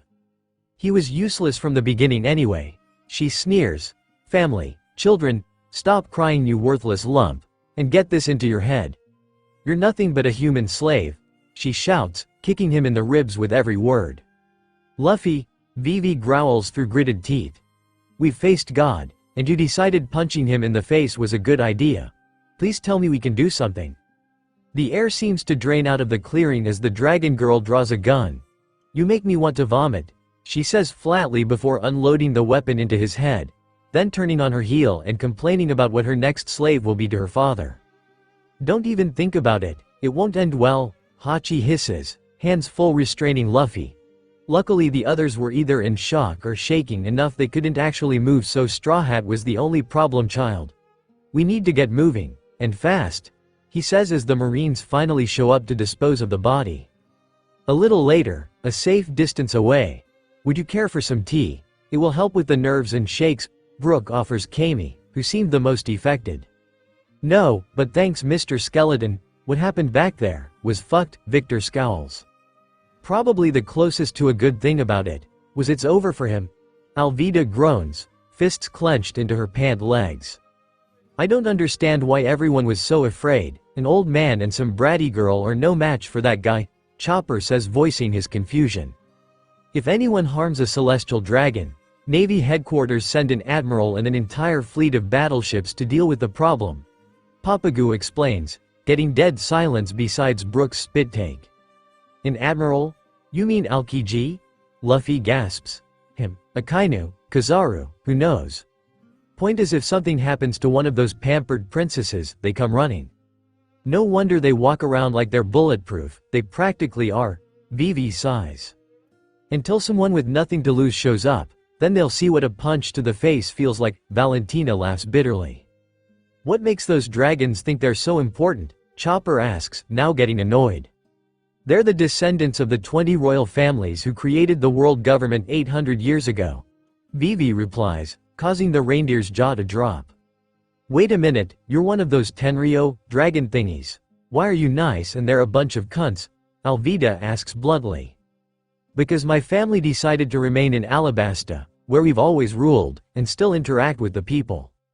The celestial dragons meanwhile stay sequestered in Mariajoy, and with all that unearned power, push further across the line of what's acceptable with each passing generation. They're literally all power, no responsibilities, you saw that with that girl earlier. Treating that man like he was that mutt or some kind of toy she was bored by. Then when she was done started whining for a new shiny. There's a scream of frustration, before the princess faceplants into her wife's cleavage. She sickens me, partly because she could have been me if my ancestor had been like the other families and moved to the holy city. She sighs, Alvida hugging her and running her fingers through her hair. Luffy's arms snaking around them both as Vivi's anger drains from her body. Elsewhere, so that's the local color, I think I can work with that, the researcher smirks widely, deciding to have a little fun while he's here. Papa, you look really dumb in that diving suit, Artemis hums with a frown. Are you going swimming? It seems kind of dangerous. Sesezi. No, but I do think I know how to keep at least a few of us safe until such time as Luffy doesn't do something dumb enough to affect the entire crew. Chaos says with grin. Then with a glance over his shades, decides to rope Robin into these shenanigans. Hey Robin, don't you think this looks, where'd she go? Nami asks, annoyed the others would just ditch her like that. Incredible, but also impossible. How did you even come up with the idea of a combat scarf? The navigator turns towards the source of the gasp, seeing Robin's butt just slip out of view past a stall, which Nami runs over to. You do know hubby talks to me, right? This is one of hers so to speak and quite useful if I do say so myself, Chaos asks, dressed in the weirdest thing Nami had ever seen. A bleached white spacesuit, with a bubble or bowl on his head, hair long and matted covering one eye, or given his shades the left lens. And just as Robin stated what looked to be a metallic gray scarf wrapped around her waist. Following the device with her eyes, it appeared to wrap around the researcher's forearm several times, then slip under the suit, only to come out the other side and wrap loosely around Artemis' waist as well. She talks funny, lots of S sounds. Artemis giggles, nodding alongside Chaos. But do I also need to be wrapped, Papa? You haven't really explained the plan very much, she adds. And he says he's not related to Luffy. Only he'd have a scheme as dumb as whatever you're pulling, Nami mutters to herself. then reminds herself that Chaos isn't stupid, he's insane. Meaning whatever he was about to do had at least its own internal logic even if she couldn't make sense of it. Seeing as she had nothing else planned, the former thief decided to shadow the Mini family, her curiosity winning over her caution. Back with Luffy, Gum Gum Pistol Breeze Breath Bomb, Futon, Daito Raiden, Reikiri Frictionless Takedown, Gavotte Bond and Avant. Seems we didn't have to do anything to get the bounty hunters on our asses. Hachi, Victor says between reloading and firing his airgun. Just shut up and deal with these goons, Hachi groans, knocking aside another bounty hunter, then ducking as Luffy punches one clear of. Heard they were strong, but this brat and his crew are way out of my league. The apparent leader of this group mutters, I need a hostage. He thinks aloud, spying Kami and Papagu looking defenseless by the bubble bikes. Bingo. Hachi turns his head as he hears Kami scream, seeing one of the larger thugs corner her against a mangrove. Kami, Papagu, you're coming with them. The man screams like a speared boar as with a flick of something out the corner of his eye his left fingers are cleanly sliced off. What was that? You picked the wrong day to cross me. I've severely pissed off. Vivi growls, her wires practically floating in the air around her. So leave. In pieces, she snarls, swinging her arm and with a flash of the wires tears his sword arm to meaty chunks, leaving him wide open for Luffy to slam into a mangrove with a Gum Gum bazooka. That's the last of them. Everyone okay? He calls out. We're good, Luffy chin. Thanks, Miss Vivi. Kami smiles sweetly at the two as the others rejoin them at the bubbles. An hour later, that's the third group of bounty hunters we've faced since getting here. It feels like you're leading us to them. Doesn't help we're clearly passing through the bad part of town, Valentina comments, referring to how run down and poorly maintained their current surroundings were. Why would someone like your coder live all the way out here? Chopper wonders. You seem to forget just how large the archipelago is. The Marines can't be everywhere after all. Some places fall through the cracks, so to speak, Hachi explains, passing a map to Brook. Reality isn't as clear-cut as that map, but the clusters are mostly accurate. We docked your ship over there at Grove 40 in the region that caters to the tourism and visitors to the region. The 30s are referred to as the amusement district due to that being where Sabodi Park is. The Marine base is over here in the 60s. I take it to be official entrance to the area as well, Brook notes, seeing it basically on the other side of the region to them. Yeah, basically the front door, and the one place on the island we should avoid like Amber Lead, Hachi agrees. So, where are we now? Chopper asks. Grove 16, part of Cluster 20. 1 to 29 are basically seen as the lawless region of the archipelago. It's why the place is crawling with bounty hunters. And you forgot to tell us this because it wasn't that big a deal. You can all handle yourselves. Plus Grove 13 is our final destination, so we're almost there anyway. Hachi shrugs, not seeing the problem. A little longer, we have arrived. Well, I hope we have. It's been over a decade since I was last here, Hachi says. Another thing he forgot to tell them, it's just up there on that big route, onward. It's a bar. Are we sure we came to the right place? Or is shipcoding just a side business? Alvida asks. This place is called Shaki's Rip-Off Bar. Hachi, I get the distinct impression these people are going to rip us off, Papagu stage whispers. They're not going to beat us up and steal our money, are they? Chopper asks nervously. Nah, Frankie already did that 2 islands ago. The universe doesn't repeat itself that quickly, Victor jokes, hoping to relax the reindeer. Huh, they're still open. That's nice, Hachi laughs as he pushes open the door, to see the owner having just finished beating the shit out of one of her patrons. Hey, come on in. What can I get you? The woman greets casually. Then her eyes widen. Is that really you, Hatchin? Hachi chuckles, scratching the back of his head. Yeah, it's me, Shaki. Sorry it's been so long. 10 years by my count. And I see you brought friends too. Welcome to my bar. I'll serve you in a minute. I just need to collect some money. These boys don't owe me. Does that mean they owe someone else and she's the collector, or she's just stealing their money? Vivi asks nervously as the group finds a table and Shaki finishes beat the shit out the men in front of her. Then sits down with Hachi to see how he's been. So, finally quit the pirate life and gone straight, huh? Good job, Hatchin. I've never been happier since I left the Rocks crew.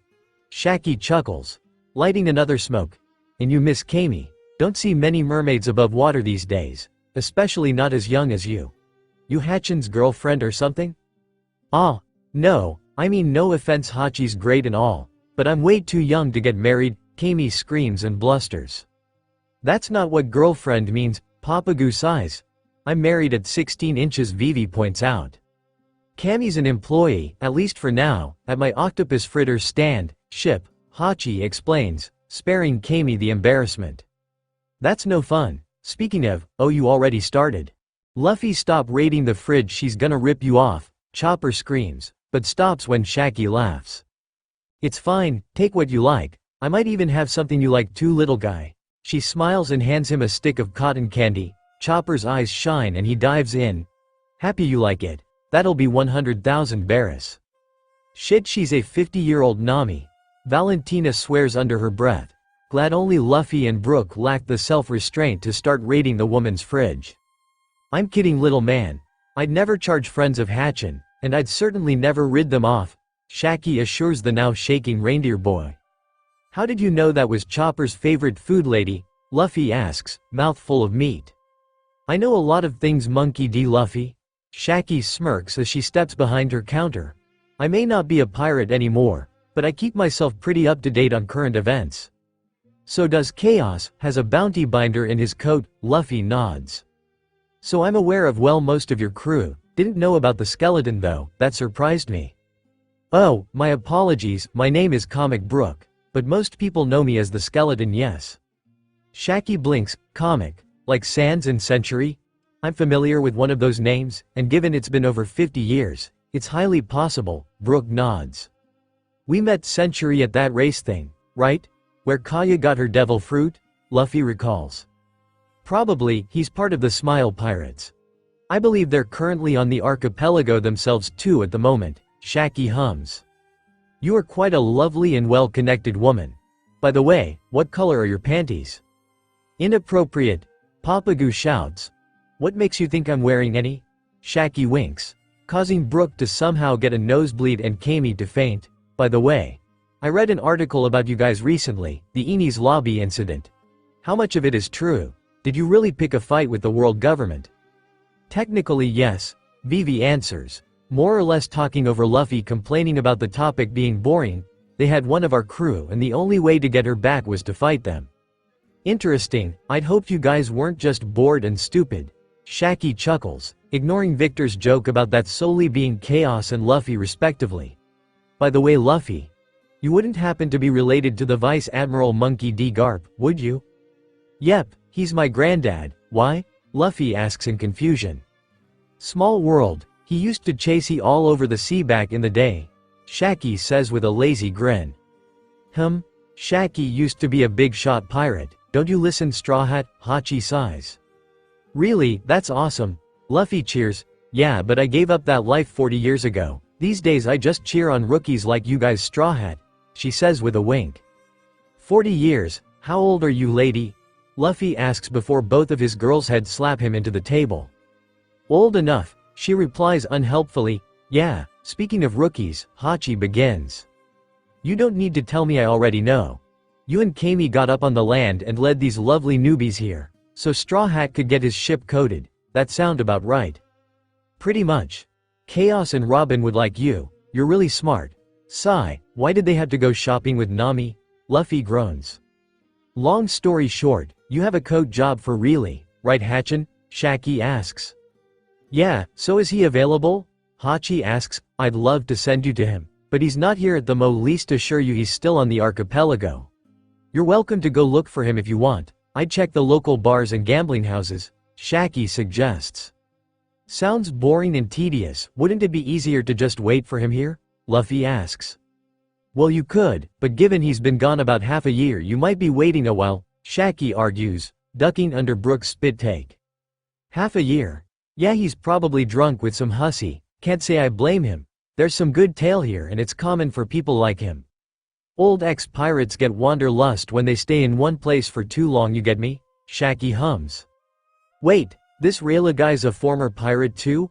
Luffy repeats.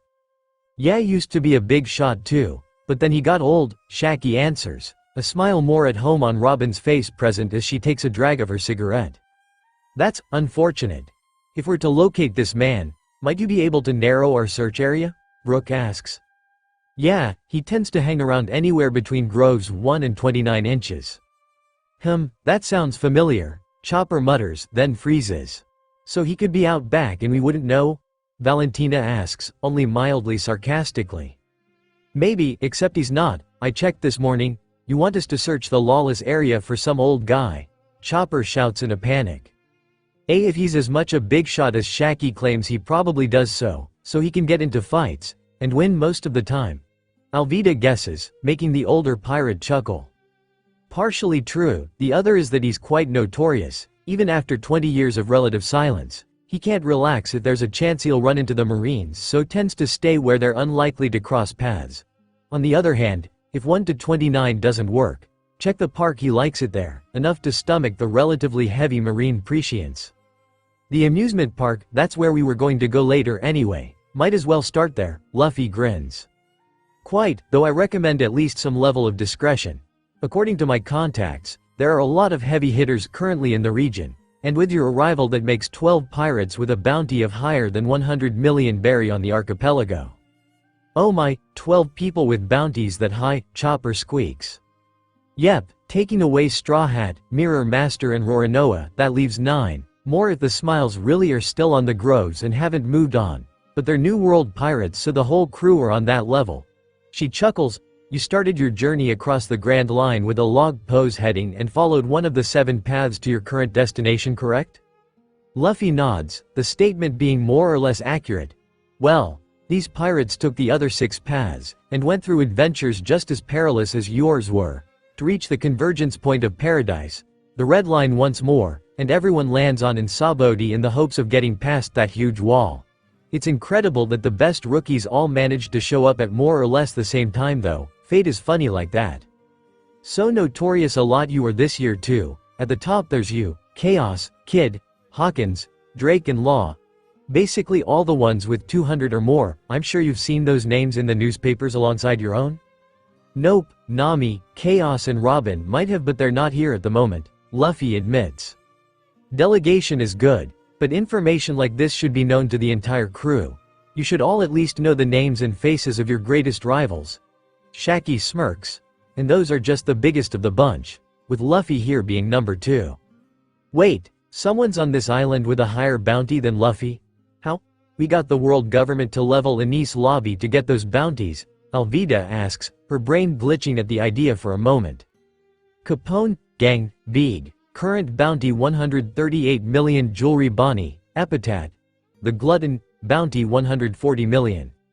Basil Hawkins, the Magician, bounty 249 million feet. The Sea Roar, Scratchman Apu, bounty 198 million. Eustace, Captain Kidd, bounty 345 million feet. Red Flag, X Drake, bounty 222 million. Mad Monk, Eurogue, bounty 180 million. The Massacre Soldier, Killer, Kid's second in command, bounty 162 million. Surgeon of Death, Trafalgar Law, bounty 200 million. Shaggy lists off, watching in amusement as the color drains from some of the Straw Hats' faces. As you know, countless pirate crews set off for and enter the Grand Line, but only a handful make it even this far. The Grand Line is a gauntlet tournament. You could even say just getting this far shows how skilled you and your crew really are. I'd even wager one of the rookies here today will be the face of the new generation. Either way, with so many strong rookies crossing through at the same time, things are going to get messy, if not here then certainly in the new world. Oh, and as your friend already asked, there's a reason Kid is higher than you, bounty-wise. It's because he has no qualms attacking innocent civilians, raising his danger level and threat in the eyes of the Navy. Not a charming fellow as you can tell. I much prefer you kids. You have my support from here on out. I'll be cheering for you all to succeed. Thanks Shaggy, but I'll be honest with you, I'm just trying to have fun, Luffy admits, flashing a grin which sends a shiver down her spine. But, you are making me worry about the old coding mechanic guy. This town sounds pretty rough, now so more than ever. Shaggy chuckles. Oh, I wouldn't worry about Raleigh. Believe me, he's 100 times stronger than you or any of those punks out there. Did she say 100 times stronger than Luffy? Chopper whimpers. A little later. Just a heads up, I'm pretty sure the Navy's figured out by now that all you heavy hitters have arrived in the archipelago, so keep an eye out for trouble, okay?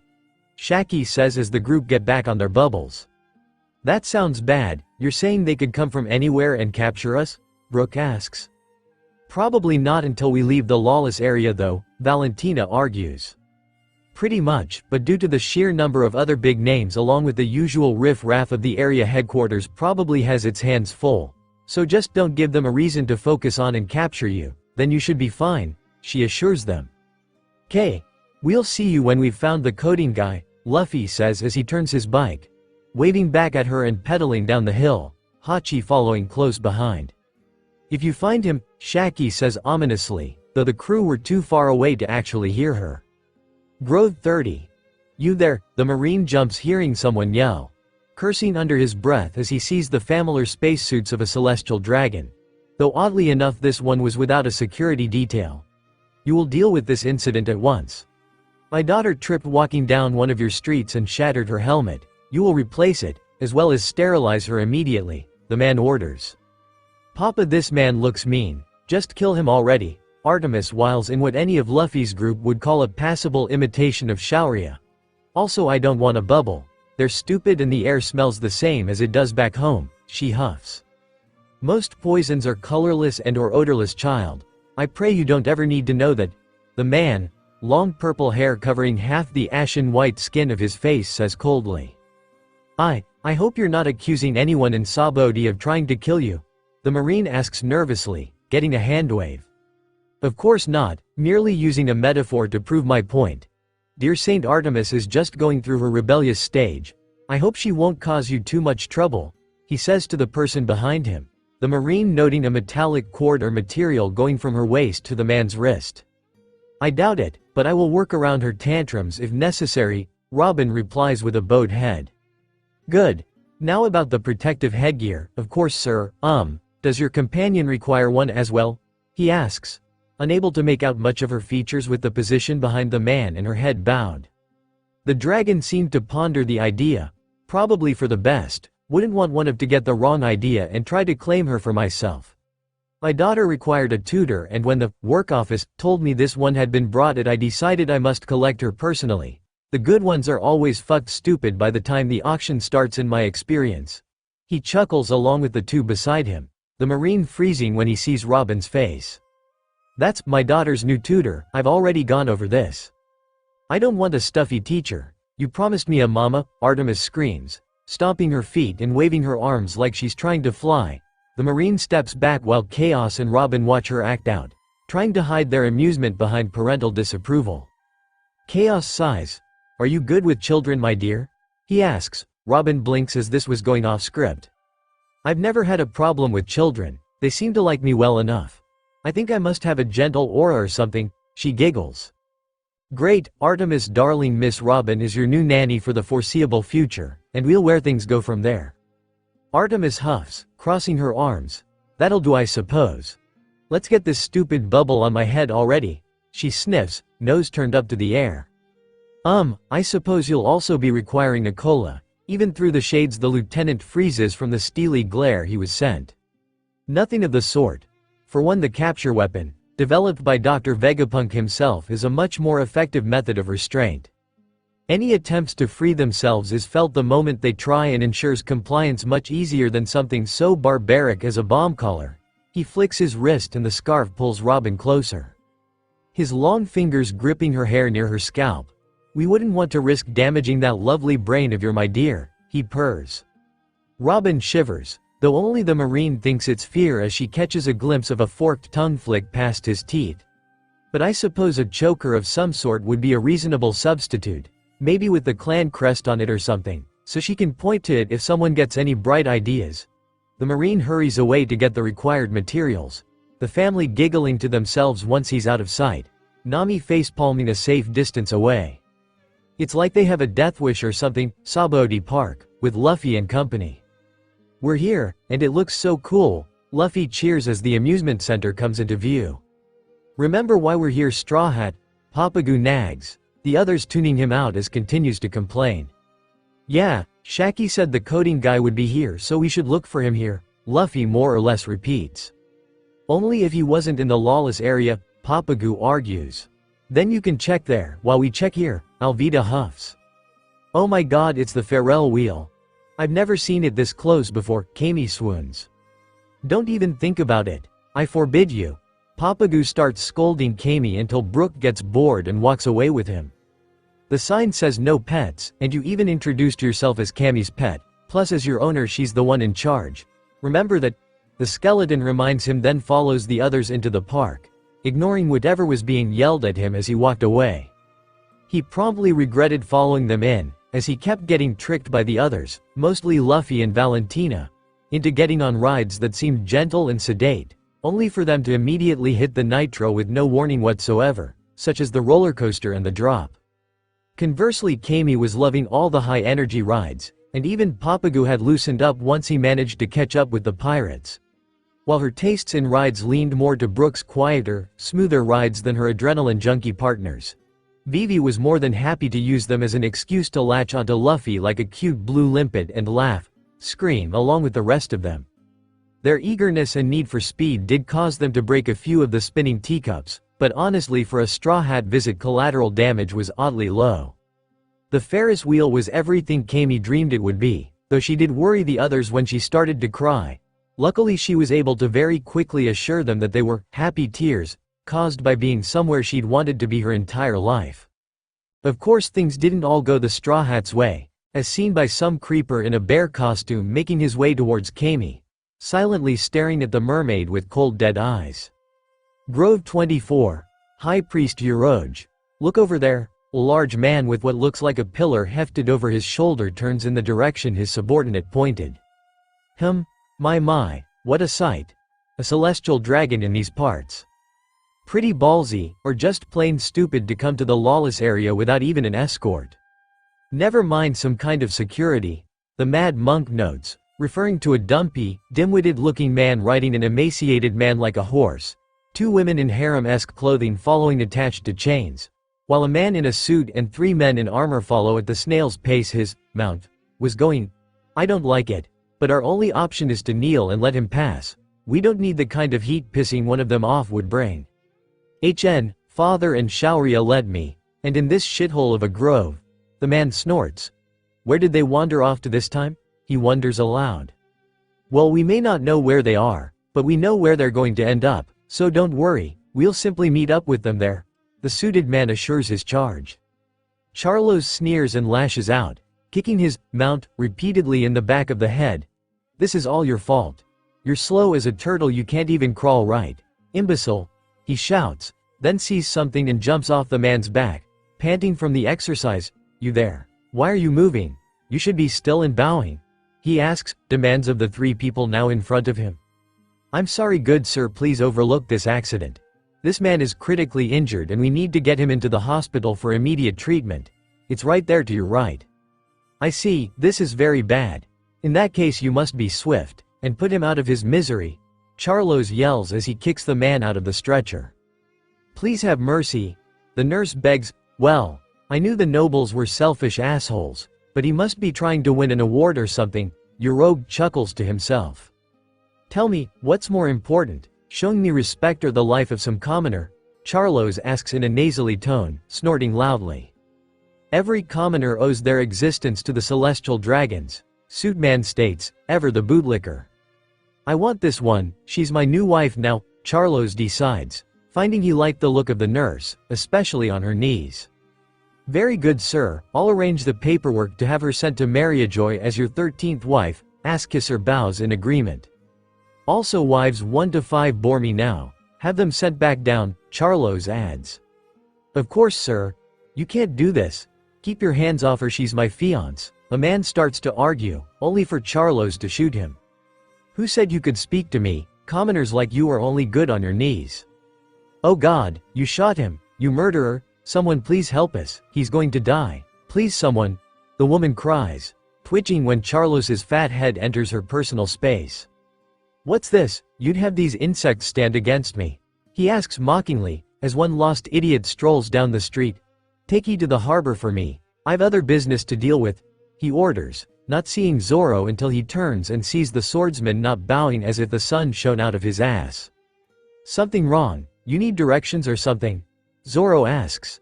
The irony lost on him, and nobody who knew him was around to hear the question.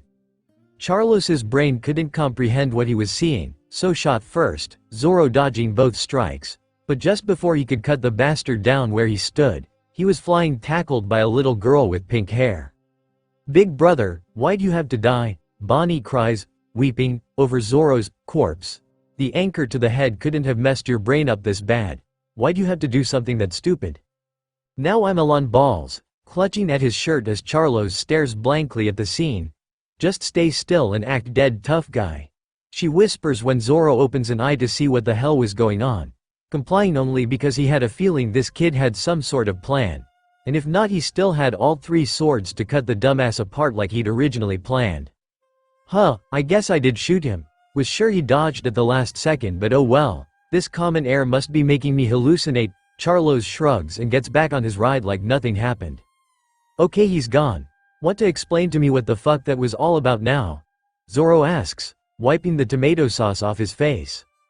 You idiot, I just saved your life, as well as the rest of ours.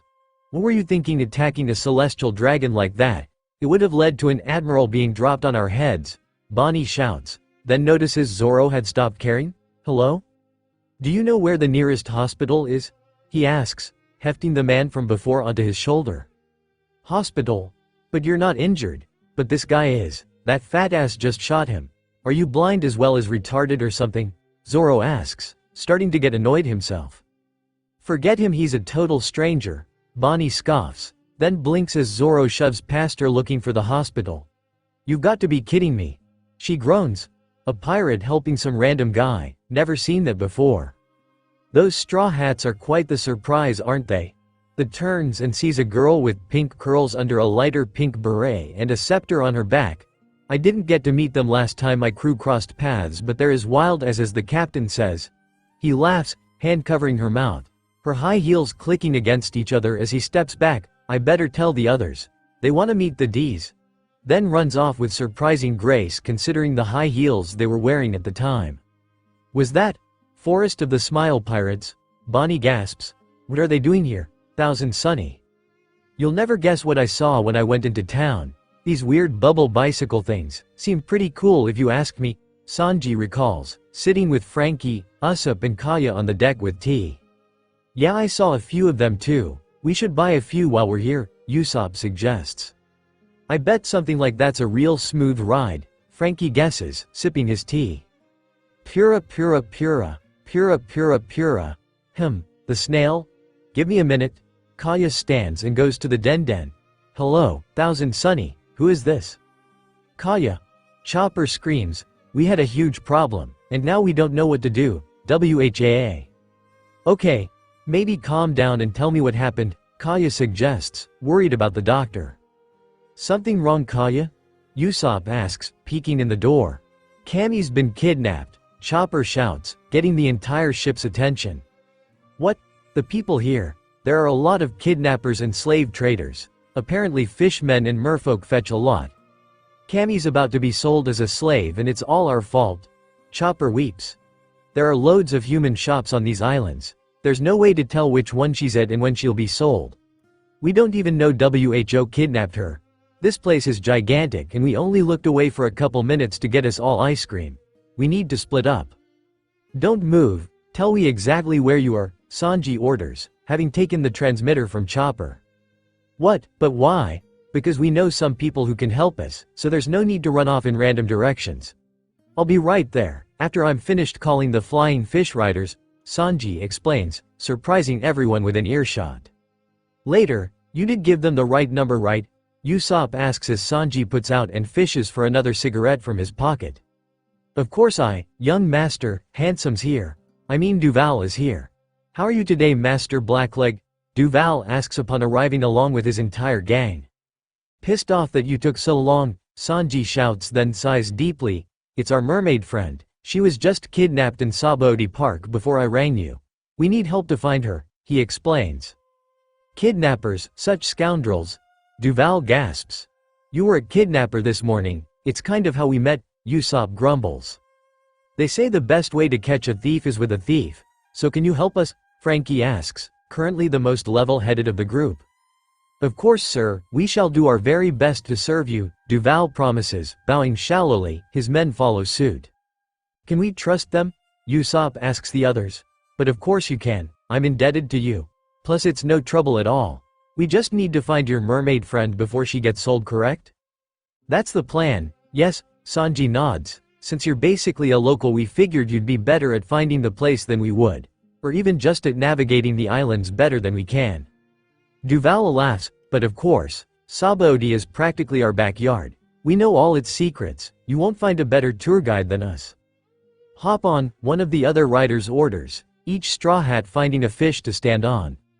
So, how do you plan to find her? Sanji asks, getting on the back of Duval's beast. Like your friend said, we've played the game before. I'm already running through my mental list of former associates for someone who'd deal with a high-end product like a mermaid. Duval explains, setting off through the water. First though, we'll pick up the rest of your crew along the way so everyone is available to help with the search. You said most of them were at Sabaody Park? Yeah, but apparently Nami, Chaos, Robin and Artemis are off somewhere else shopping or exploring, and who the hell ever knows where Zoro is? Frankie confirms, then sighs. Elsewhere, Peef. Oh god, that tastes horrible, Artemis grimaces.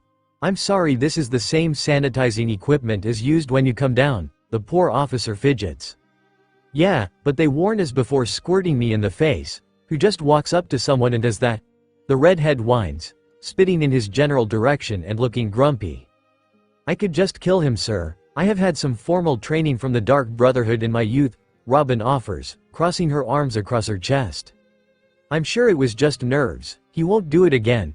Chaos assures her, threatens the man, who nods rapidly before continuing the process.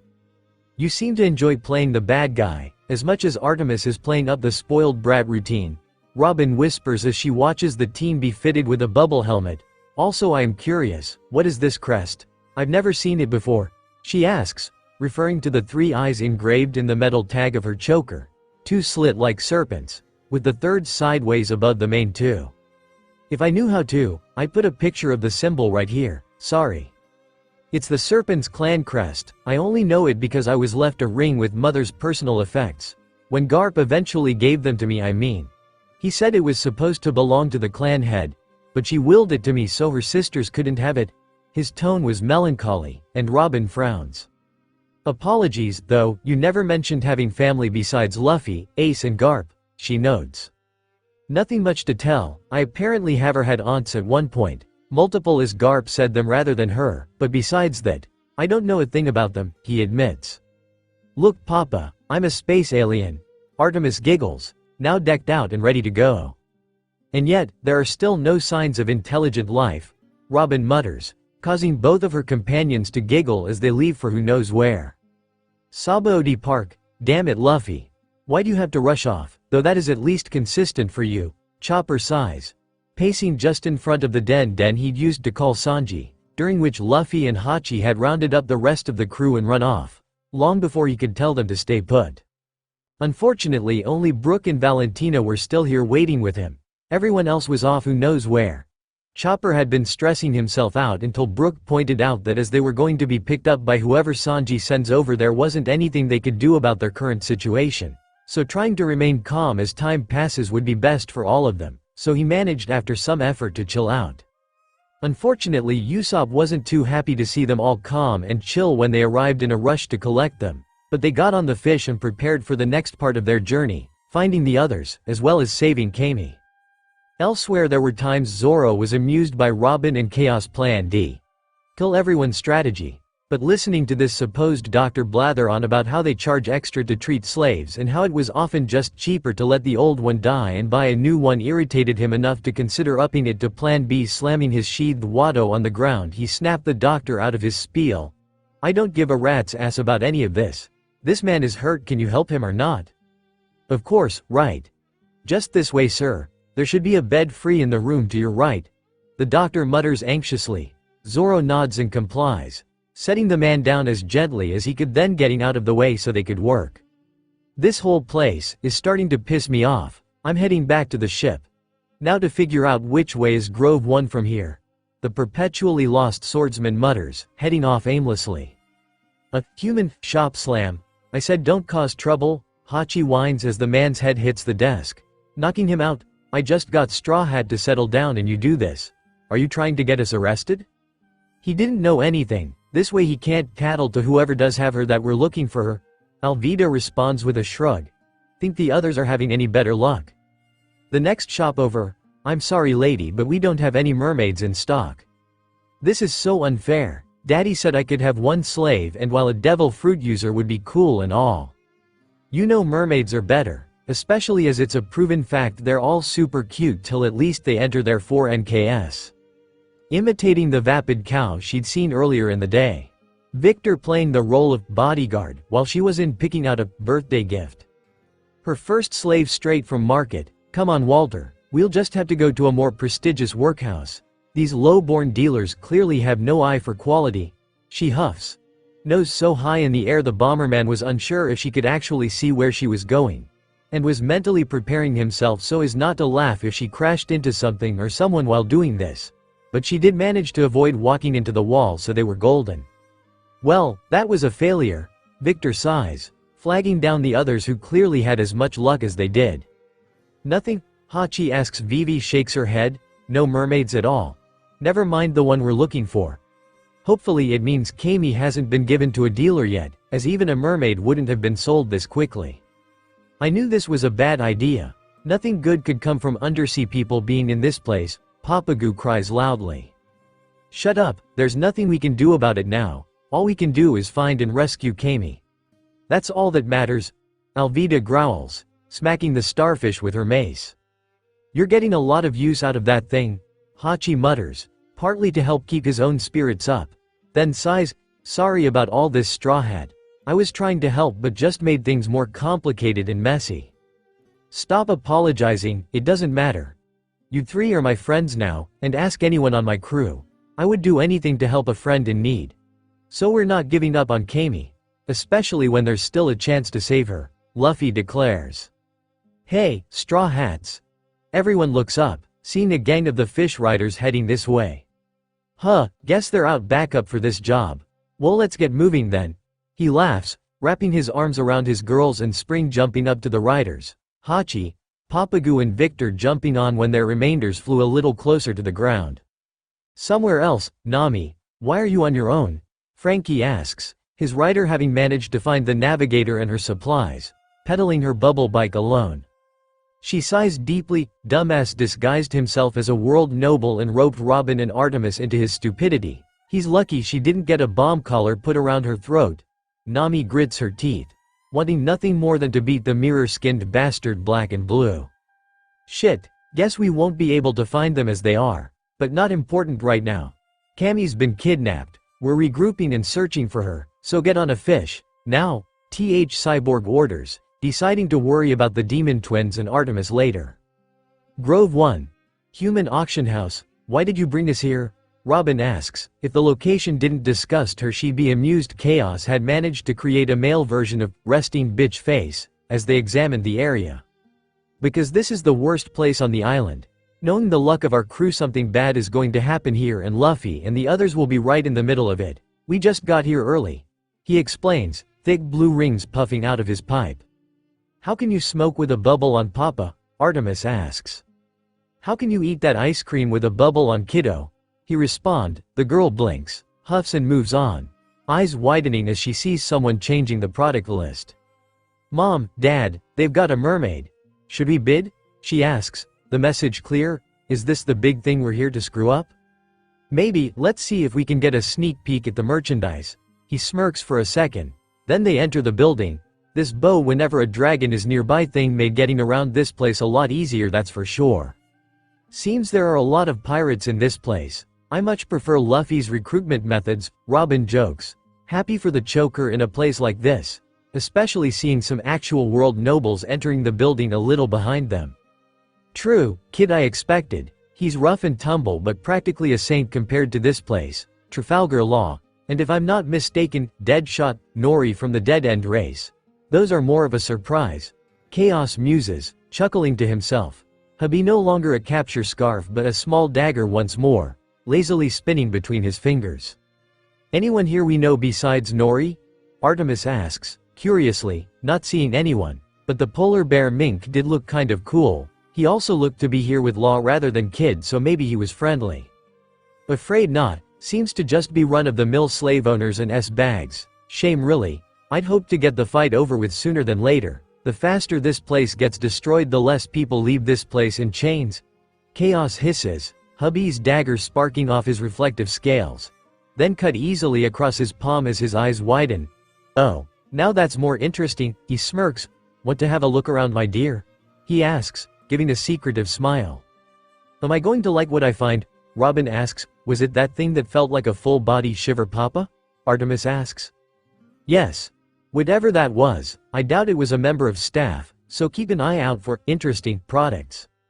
Robin chuckles. Okay. Now you've piqued my interest. Her arms cross and Chaos watches as small hands with eyes bloom in succession, each extending Robin's field of vision and range of her fruit's power by a reasonable amount, until he assumes one slips past a door. He was less amused and more worried when Robin gasps and her eyes snap open. Cammy's here. She was taken by slavers and about to be sold, she states, fists clenched in her lap. Well, we'll just have to keep our eyes peeled and either bullshit our way into buying her, or killing whoever does. Ladies and gentlemen, the moment you've been waiting for has finally arrived, a man proclaims from the stage. The monthly auction on Grove Number 1.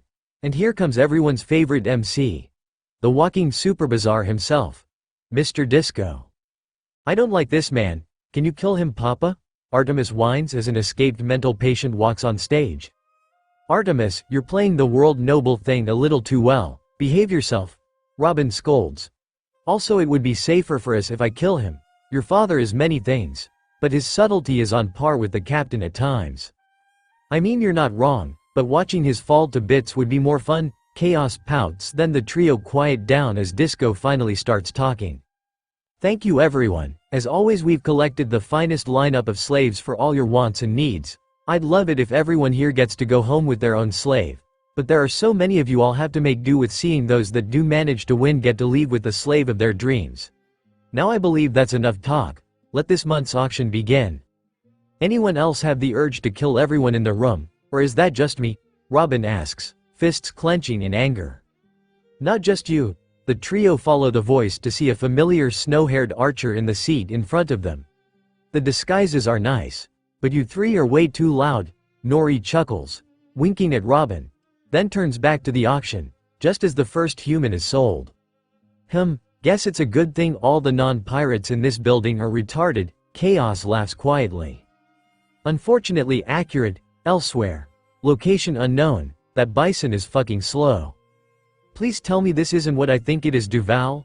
Sanji asks, stress smoking 3 cigarettes as he peruses what looks to be a price list. It is. That's the basic bidding prices for most species throughout the world. Of course prices do fluctuate. A strong human would start higher and a sickly or frail giant less, but those are the averages. Humans start at 500,000, male giants start at 50 million, holy crap, female mermaids low ball at 75 million, fuck. You can see why those idiots from before were so intent on stealing Kami then. Duval shouts back, she'd fetch a pretty penny, for whatever slaver sold her and 3 fishmen at auction that day. Once they're bought they tend to lose all freedom, moping around a cramped fish tank for however long they live.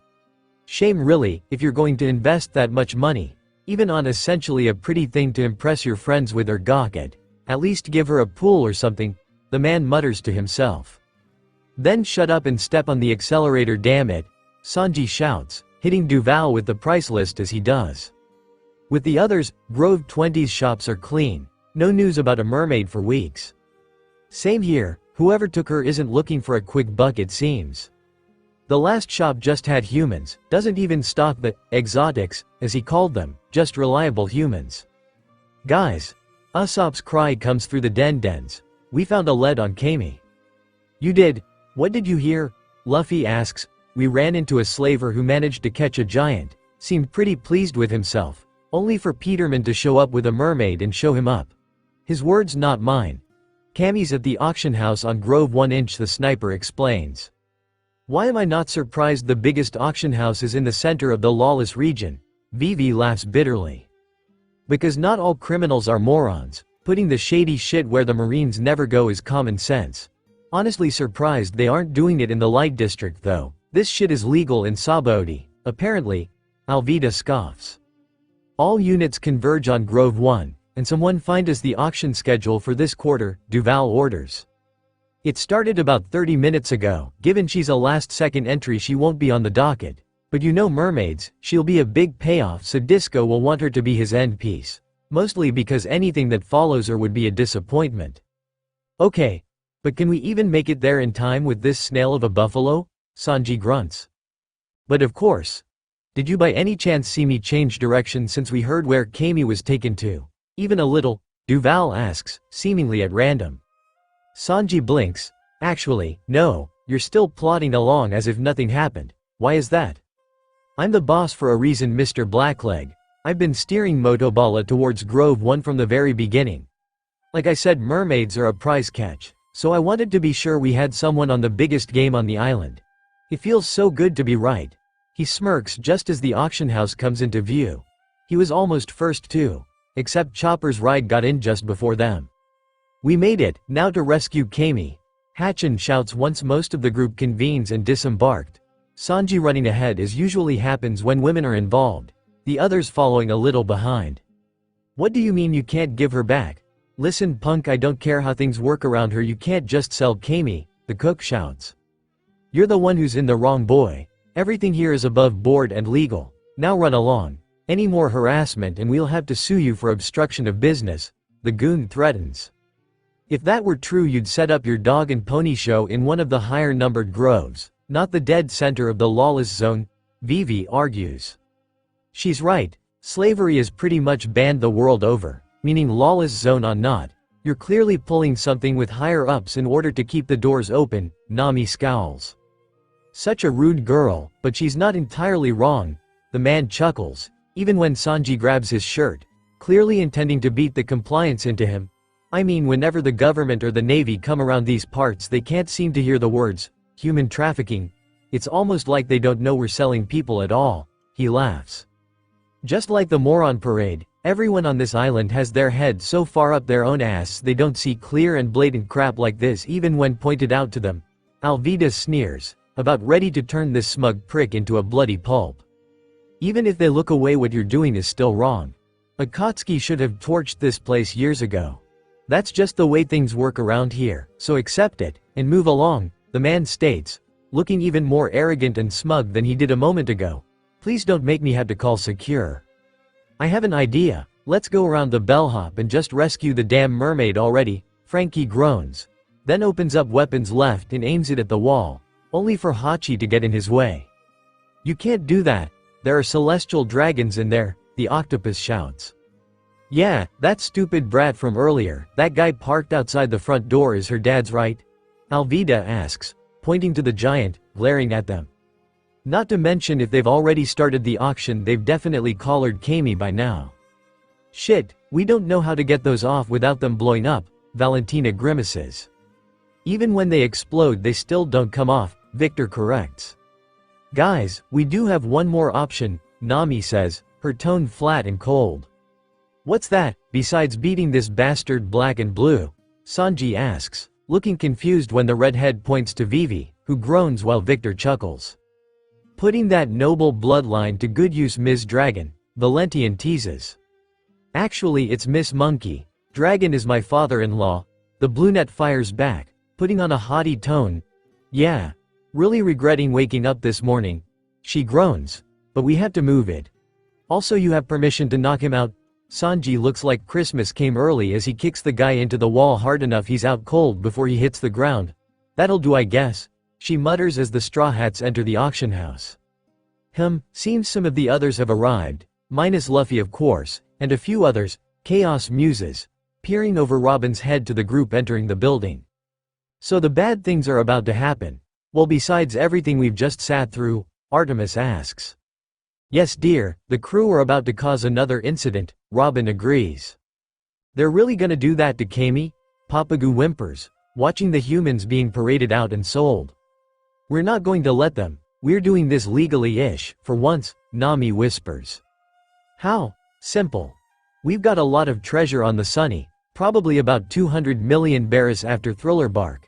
Think that could buy us a mermaid? It's enough to at least start the bid, who knows if it'll be enough to actually buy her, Sanji grumbles, having been the only one of their group to see the price list. Yeah, but there's no way I can pay you back for all this, Hachi retorts in a panic. Why would you? Are you Kami's legal guardian or something? Hachi shakes his head, then don't worry about it. Kami's our friend, and Vivi here is our ticket to getting this to look as above board as possible. Though now we're in here I can see I didn't actually have to plan for that. There are actually several pirates here out in the open, Nami adds, rubbing the back of her head. A noble buying a mermaid still looks less suspicious than pirates. Vivi shrugs. Plus, Kami's a cutie. I'd at least want a kiss for freeing her if I wasn't already taken. I'm sure she'd go all the way if you dropped 200 mil just for her, Alvida purrs in her ear, laughing as the princess shivers, then giggles, and the corruption from princess to pirate is complete. The mood drops once more as another celestial dragon enters the building, just as rude and aggressive as the others they'd seen today. Must be our luck. So many world nobles all in one place, Nami mutters. At least we know we're probably in the right place.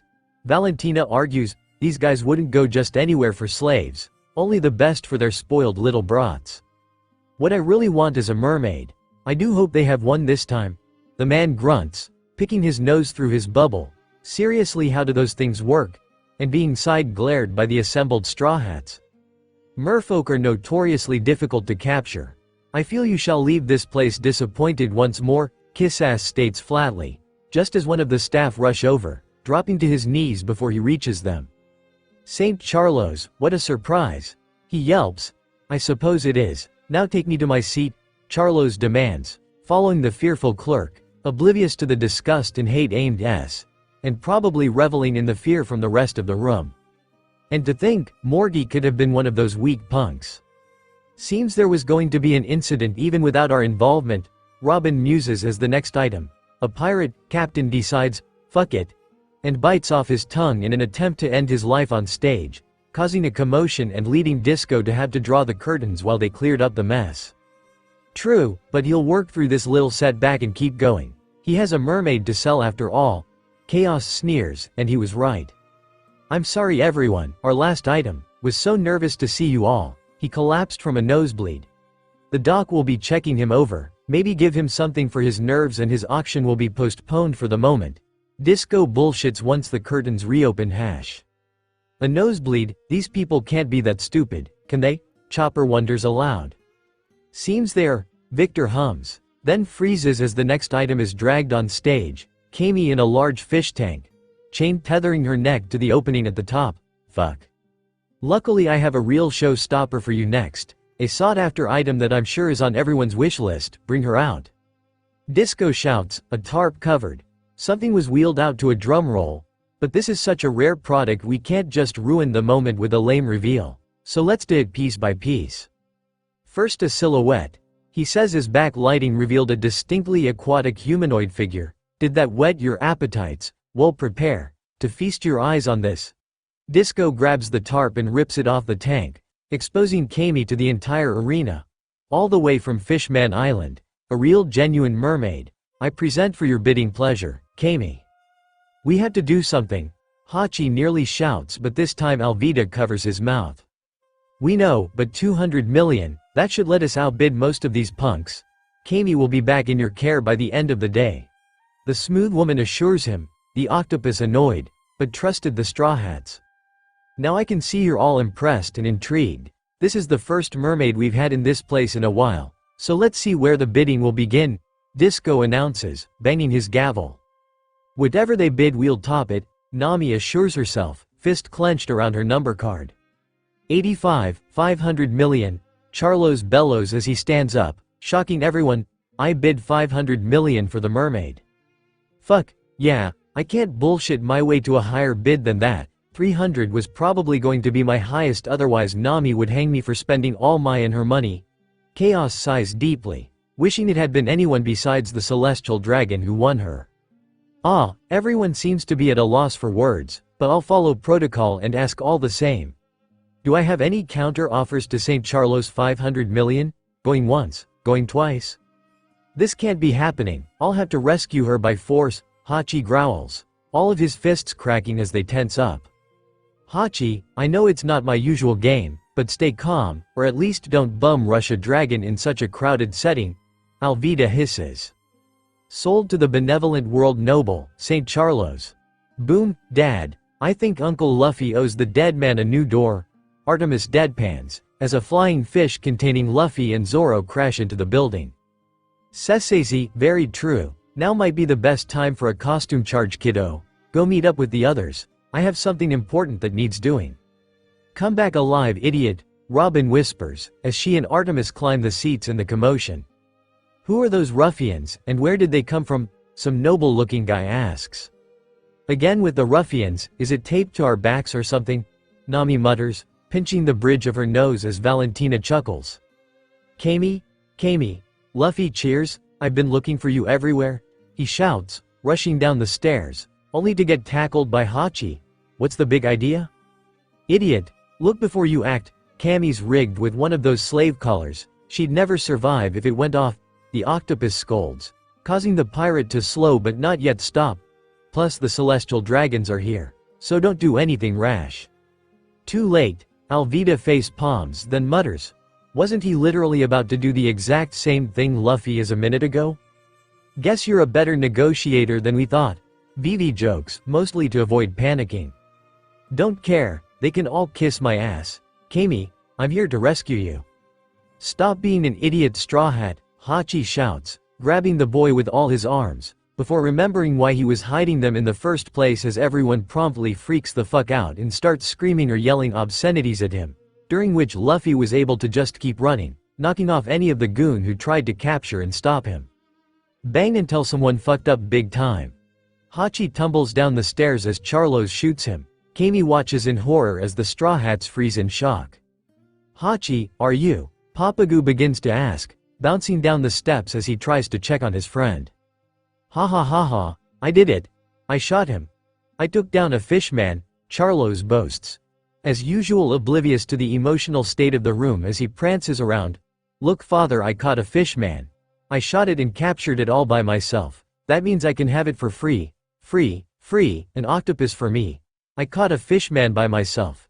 He sings badly, unaware of pain in his immediate future as Luffy turns and begins to slowly walk up the stairs.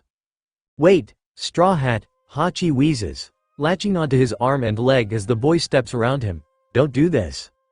It's my fault, I'm the one who screwed up here. Remember your promise to me, you can't defy a celestial dragon even if they kill someone. His breath was heavy and clearly pained. Once, I was a pirate, a criminal who ruined so many people's lives, even your friend Nami's life. This is my penance, just let it be. He coughs a little blood, which only adds to the amount dripping from his shirt. I'm sorry about all this, I just wanted to do what I could to make amends with Nami. And even if it wasn't much, to be helpful to you and your crew, but I screwed that up too, I guess. His grip loosens and Luffy turns so he could lay Hachi's hands on his chest. I'm so sorry about all this. I just wanted Nami to see how sorry I am, and that I've tried my best to change, to be better. Oh Hachi, Nami thinks, tears already running down her cheeks. All I've ever done is cause trouble. I'm sorry, forgive me, Hachi cries. That's enough. Stop this annoying babbling fish, or I'll shut you up for good, Charlos demands, aiming his gun at Hachi only for Luffy to move to block him. How dare you, don't look at me like that. I am your better. Straw Hat, don't, Papagu shouts as Luffy begins to walk up the steps with the speed and determination of a slasher movie monster. Eyes locked onto the bastard who shot Hachi. You're gonna get in big trouble if you do this. Fuck the promise, I don't care what people say about or do to me. But nobody gets away with hurting my friends, Luffy says, not caring whether or not the statement was heard, it was still the truth in his eyes. What's the man doing, is he insane? So that's Straw Hat, Luffy, Law muses. Auntie was right, these are interesting, Nori grins widely, revealing crosshair-shaped marks in her eyes. Nothing to lose, turns out you were right, hubby Nin, Chaos smirks, dealing with the auction staff while all the attention was on Luffy. Now you're annoying me too, And Daddy says anything I don't like, I can destroy, Charlos states, shooting at Luffy, though whether Luffy dodged or the man simply was a lousy shot, I really can't tell. All that matters is he missed twice, giving Luffy the chance to get within 2 steps of him and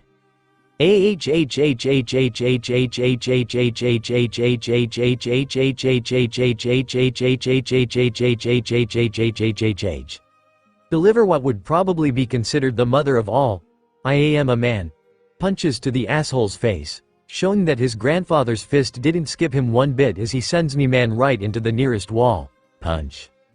Crash, that pirate, he punched St. Charlos. One of the guards gasps, everyone else struck dumb. Luffy cracks his knuckles then sets his hat back on his head. Sorry about that everyone. Now I hit that Lardarce, a Navy admiral, will be on his way, he says with a tired shrug. You beat me to it, Captain. I'd have cut him down already but some pink-haired brat stopped me, Zoro grumbles, sheathing Watto. Hachi, stay with me, we're gonna get you to safety, Nami whispers, taking one of his hands in hers. Do you have any idea how much trouble you're in? Hachi wheezes, asks. Yeah, and we don't care, Alvida huffs. You mess with our friends you gotta take your lumps. Well, guess we've no other option than fighting, Frankie hums. While we're at it, we need to get that slave collar off Kami so we can leave, otherwise it could go off at any minute, Vivi adds, fingers twitching with nerves. I'll treat Hachi, you guys help Kami, Chopper orders. US, how dare you lay a hand on my son, St. Roseward bellows, unloading his rifle in Luffy's direction.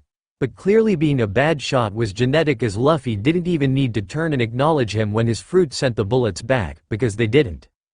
They've angered the dragons, one noble screams, causing a mass exodus from the auction house. Our bloodline is descended from the very creators of this world, you will suffer for your blasphemy. Oh, shut up already, Vivi screams, her wires slicing through the barrel of Roseward's cane gun before Sanji kicked the remains away and then proceeds to kick the man in the chest for good measure. All I hear is, my family hasn't done anything noteworthy in nearly 1,000 years, it's pathetic. At least if I boasted like that I could claim I come from a long line of noble kings who have always done what was right for their people. All the way to my father Cobra. She sneers, the celestial dragons pissing her off something fierce. Complain about spoiled children later, fight now, Valentina whines, seeing the auction staff and security charging for the Straw Hats, doing everything they can to keep them from Kami. Gum Gum Whip Tatsu Maki weapons left futon, Daitopa. Thunderbolt Tempo frictionless takedown clutch color trap, freezing fuchsia. Of course they were dealing with the Straw Hats, so it's not like they were going to be much more than a mild inconvenience, good attempt though.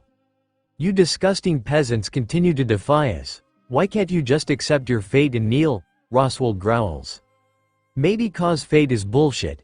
Chaos answers the rhetorical question, the body of the guard he just dealt with, landing dangerously close to the two nobles, almost getting blood on their spacesuits. Or maybe because none of us give a fuck what you inbred assholes think or want.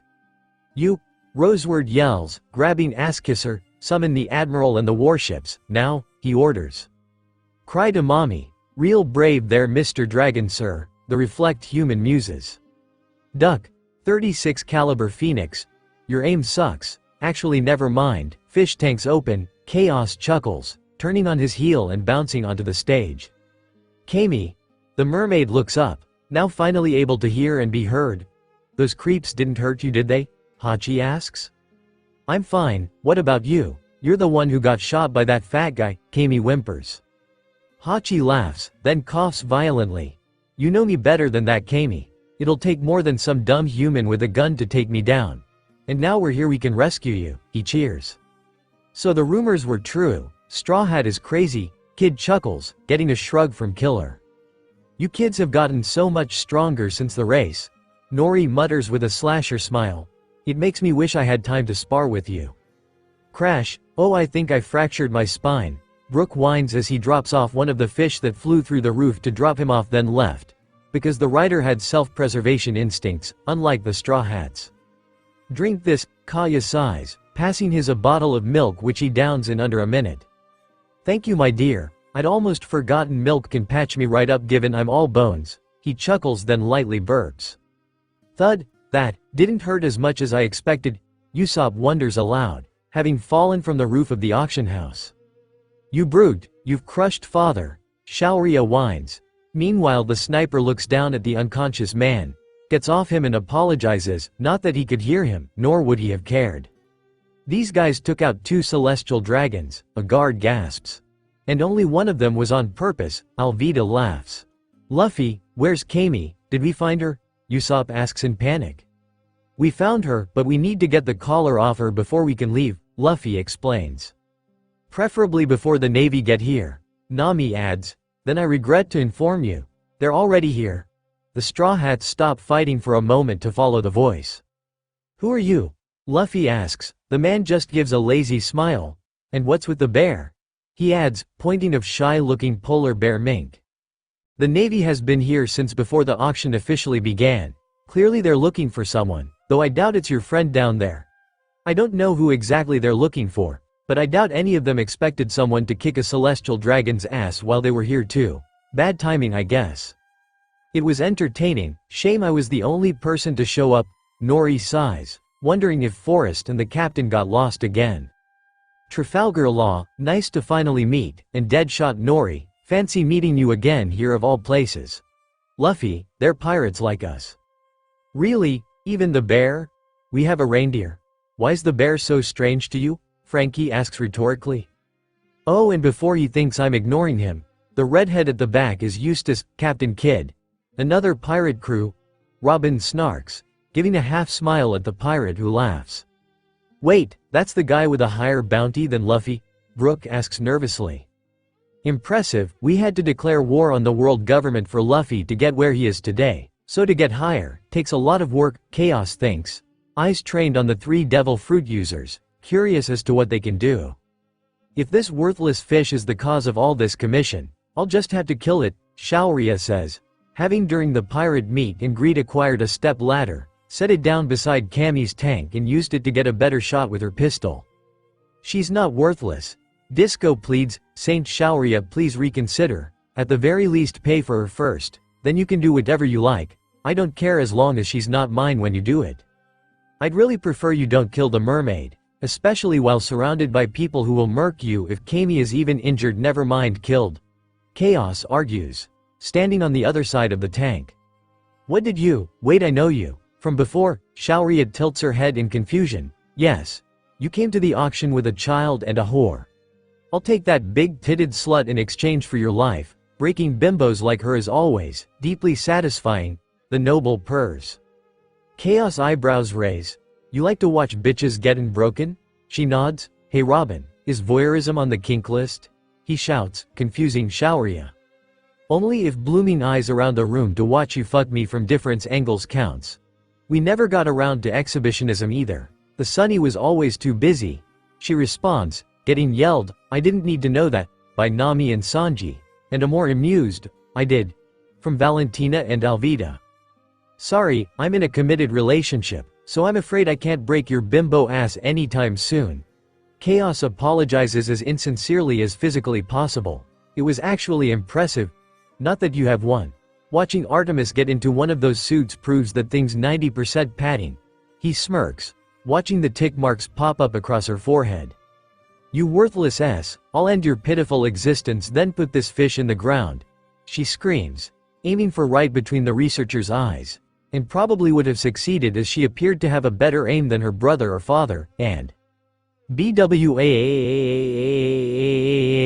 when something pulsed through the auction house, knocking Shaoria out cold before she could pull the trigger, instead causing her to fall backwards off the step ladder onto the stage. The stage's back wall was torn open by the giant, and an old man with an impressive-looking beard stepped forward. What did I tell you? I know a ruckus when I hear one, he says, sounding amused by the situation. Looks like the auction's over. I got the money I came for, now I might as well stroll back to the gambling house and piss it away once again. There's something not right in your head, old man. You got locked up, in here, just to steal some money? The giant asks. Pretty much, if the plan had actually worked I'd have robbed whatever dumbass decided to buy me too. Shame? The man shrugs, going to his hip flask, only to remember it was empty. More booze, gotta remember that too. In hindsight, that plan was really stupid. How retarded would someone have to be to buy an old fart like me as a slave? Ahahaha. He laughs, grinning like a madman. Then stops when he sees who is left. Oh my, I didn't realize I had a captive audience. Might have gone with better material if I'd been warned. Where did the old man and the giant come from? One of the guards asks. They were supposed to be slaves for today's auction, but that means they should be still locked up. How did they? Wait a minute. How did they get their collars off? The auction staff member shouts, drawing everyone's attention to the giant and old man's bare necks. Hachi blinks. Wait, really? He mutters aloud, Chopper and Papagu hearing him. Wait, really? That's the guy we're looking for? Chopper asks. But which one? Hachi, is that you? It is. Damn, it's been years. Really grins. Then it drops into a frown. Did someone hurt you? Hachi tries to move, or maybe hide his gunshots, but Rayleigh waves him off. Don't speak. Save your strength, he orders. Then notices Kami staring at him out the corner of his eye, as well as the destruction the Straw Hats had caused. Stroking his beard as the gears clicked in his head. I see now, plain as day. You were doing what you believed was right, Hachi, and you people were the good folks who stood by him. All right. As he finishes the world, a pulse of something rushes from him and through the entire auction house, knocking the remaining staff and guards out cold, but leaving the pirates unaffected. Papa, that old man's the one with the mystery power from before. Artemis cheers, happy to have at least part of the mystery solved. Nor's grin nearly splits her face. Another conqueror. And it's Silver's fucking Rayleigh. This is the best day ever. She croons, her own hockey bubbling just under her skin. That straw hat suits a fearless man like yourself. Rayleigh states causally, I've wanted to meet you for a long time, Monkey D. Luffy. Marie joys, Straw Hat, that whole damn family's insane. I can't believe I'm wishing Garp's stupid plan had worked and he'd convinced that boy, Medusa's kid and Portas to become Marines.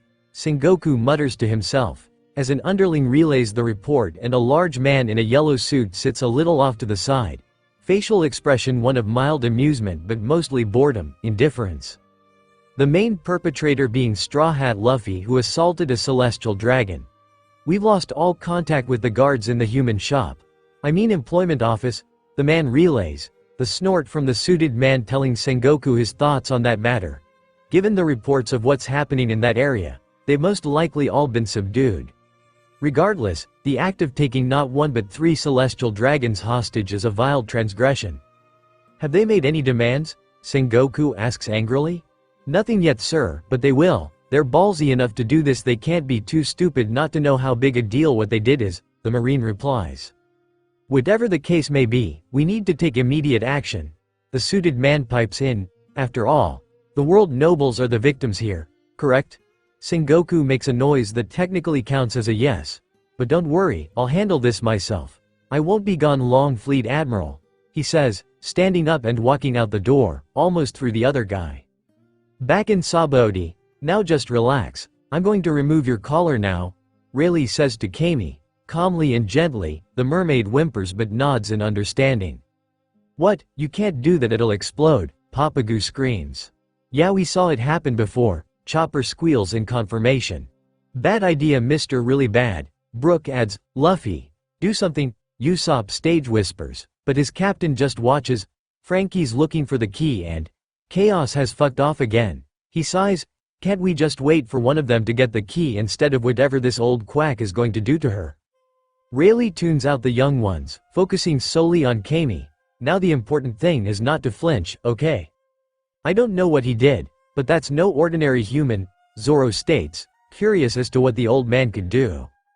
Yep, he's got the mystery power, Artemis grins, and that's worth him risking Kami's life. No way, Sanji shouts, where's Frankie with the key? Just wait, don't do anything rash, Papagu pleads. Tick tick tick tick. He set it off. Elsewhere. Worry not everyone, Frankie is on the way.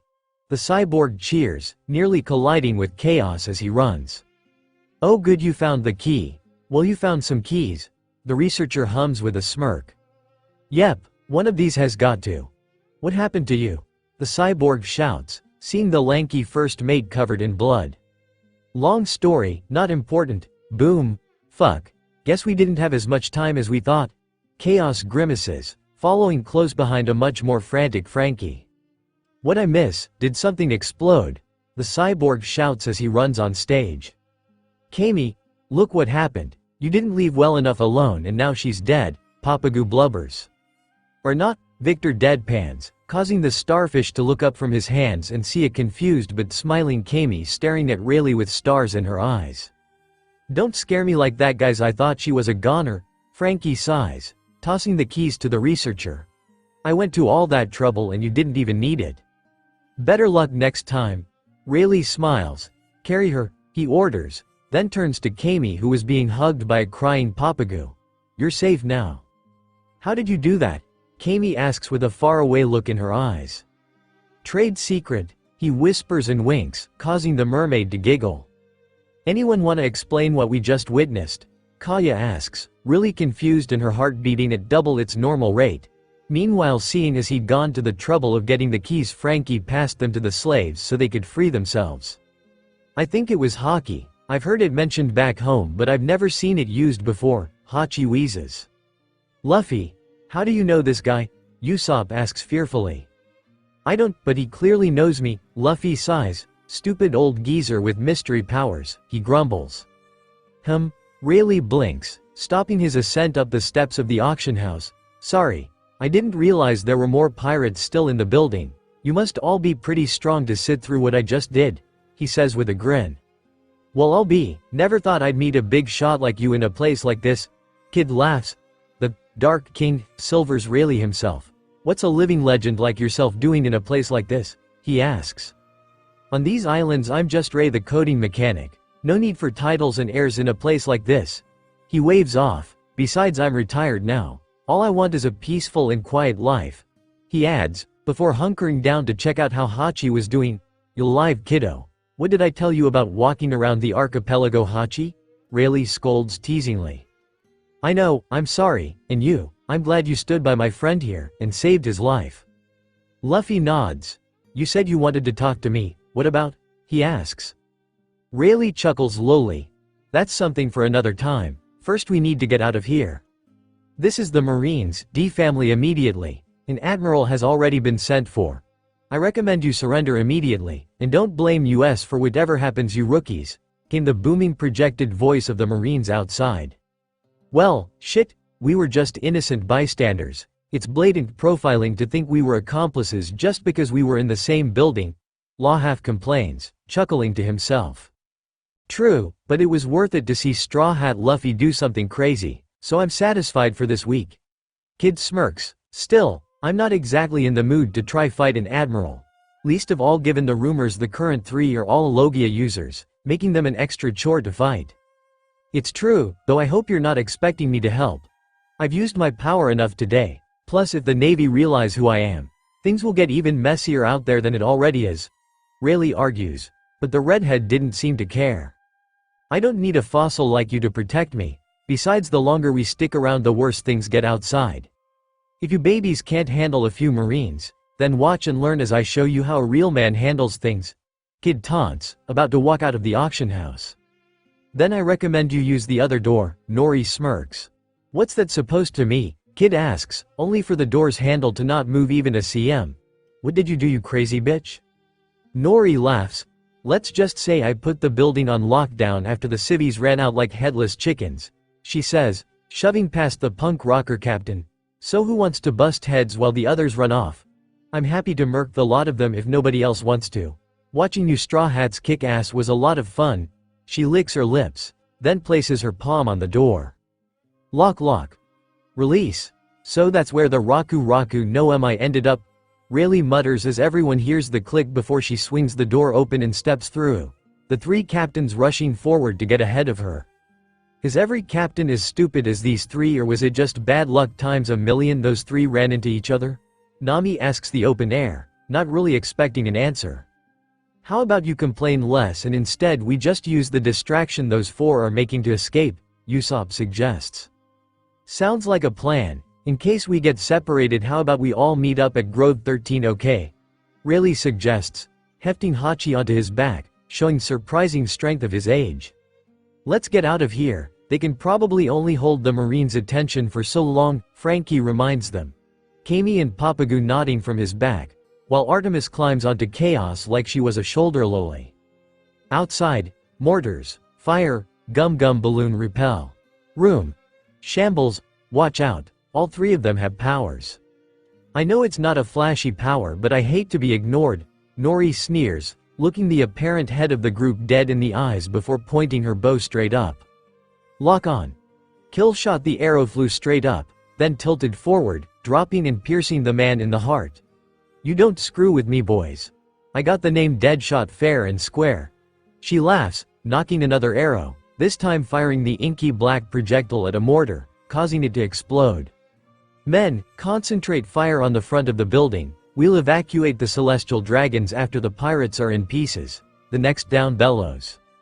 Now it gets fun, Nori grins, only for Kid to block their path by throw his arms out wide. Nobody move, you'll just get in my way. Don't put your hand in my face again, Law threatens. Compensating for something, kiddo? Nori teases, flashing a slasher smile. Meanwhile, Luffy didn't care enough to talk, instead walking around Kid and then running straight for the Marines. Fire. Gum finger net. So that's what he can do. Straw Hat can stretch. The archer laughs as Luffy catches all the mortar shells in his extended fingers and starts spinning around to stop them going off, only one managing to slip the net, causing the three pirates to dodge. Top priority is Straw Hat. Take that rubber bastard down immediately. Charge. The Marine orders, which a laughing Luffy responds by releasing the shells, raining explosive death down on the Marines. This is getting ridiculous, Kid sighs, activating his devil fruit and drawing all the guns and swords he could see towards him, then shooting them back with a simple repel. I thought Marines just outside Navy headquarters would actually know how to put up a fight. You guys have really weird powers, Luffy muses, having bounced back to the other three. Seriously, that rubber crap you do is much weirder than mine, Kid scoffs. Funny I say the same to Chaos with less swearing whenever he called my fruit weird, Straw Hat says with a chuckle. This is the rescue contingent. We've circled round and are about to enter the building through the back entrance. A Marine relays through a den. Good. The current head nods. Once the hostages have been retrieved, we'll bury these criminals. If you're not going to strike first, mind if we do? Nori asks as she pulls another arrow from her coat. There are ways to make this at least entertaining, Law smirks, tossing the head he'd collected through shambles at his fellow Marines, watching them panic and toss him around to the man's annoyance and worsening health. Stop throwing me, the head shouts. How are you even talking? The last one to catch him asks. No idea, but you need to stay away from that guy. He makes these weird bubble-looking things. That's what did this to me. Room, like this one? The man asks as a large blue hemisphere forms around them. Yes. Fuck, don't worry, this won't hurt a bit, Law says as he unsheaths his blade for a moment. Shambles, see, now it's a party, he grins, manipulating the parts in the air with his hands. Hey, don't forget about me. Luffy shouts gear third. Bone balloon, brazo izquierda de gigante? You better run, this is the arm of a giant, Luffy declares, hefting his expanded left arm and getting ready to punch through whatever comes his way. Don't even think about running, men, just shoot him, the captain orders. We can't, sir, our weapons, they're flying away, one Marine shouts, as indeed every gun, sword and even the mortars on their side rose into the air and flew towards the pirates, specifically Kid. And it wasn't just outside, but every weapon inside the auction house was also being pulled out the front door. Zoro just about keeping his swords on hand, and Chaos shoved hubby into the mirrored insides of his coat where Kid's powers were unable to affect it.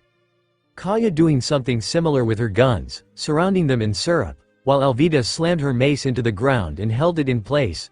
The metal collected and attached to or around Kid's right arm, then built outwards until there was a massive metal arm and hand. How did he do that? One Marine shouts. Now isn't the time for questions, Law states abruptly, standing in the middle of a storm of body parts, before putting them back together in chaotic and random ways, mostly for his own amusement.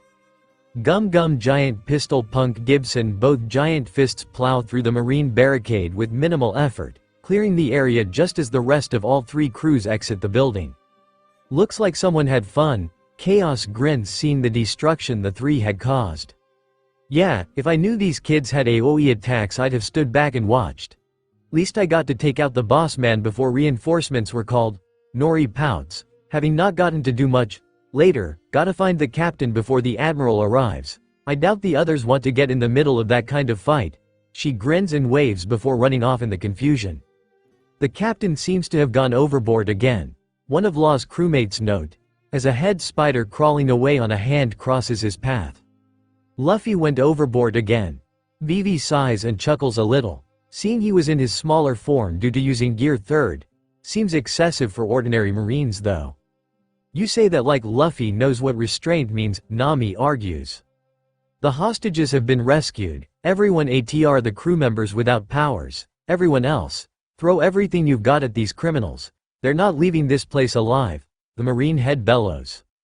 Not even a whiff of tactical know-how, Kid huffs. Bored already, they're just charging at us like wild animals. He then sees Luffy had grown back to his normal size. Hey Straw Hat, I'm glad I got the chance to meet you, but don't expect out next one to be quite so amicable. Luffy hums, fair enough, but I'm still gonna be the one to find the One Piece. He grins, ignoring how his fellow captains twitch as he says that so casually. It actually froze them long enough Killer had to step in and cut down a marine before B could get close enough to attack Kid. What's got into you boss? The helmeted man asks. Kid grins and laughs, Killer. You know what? On the journey to get here, we've been laughed at and ridiculed every time we even mention the One Piece. Told we were on a fool's errand searching for it. And remember what happens right after. We slaughtered them all, everyone who even sniggered. What lies ahead is a sea of death for anyone who thinks the One Piece is something to laugh at. He turns his head to Luffy, his grin reaching his eyes. Let's meet again Straw Hat, in the new world. Luffy gives a slight nod, which was good enough for him. Move out men. Yes sir. The kid pirates shout, before decimating anyone who stands between them and freedom. Trafalgar Law, the man's eyes rise to the marine who just leapt at him. You'll pay for treating us like toys. Beppo, Law says casually, the polar bear mink leaping into action and kicking the offending marine into a tree. Well, that's enough for today I guess. Let's get out of here everybody. Luffy shouts, the enthusiasm high as ever in his voice. Yuvu, young master. The pirates' heads turn to the yelling and see Duval calling out to them. We're here to help in whatever way we can. Was hoping not to see those guys again, but what can you do? Help is help I guess, Sanji sighs, before following his hyperactive captain towards the fish riders. Lullaby Perry. Let's get a move on, who know how long we have until the admiral shows up, Brook calls, sending marines to sleep as he plays, as well as Luffy for a moment before he gets knocked awake. Multi-shot. Flame Star Hornpoint frictionless takedown. Frankie, old guy, hurry up these goons are everywhere.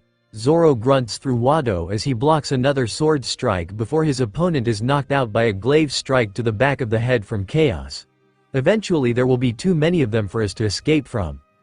Don't worry Uncle Zoro. Artemis pipes up from behind the first mate. We'll get out of this no trouble. Color Trap, Bullfight Red. That won't hold them for long, just until they've dug a pit where the glyph is. Valentina hums, blasting people back with the flame and lightning gloves. Take down the Straw Hats, they're the real perpetrators of this incident, one marine yells, then stops when it gets dark all of a sudden. What the clouds?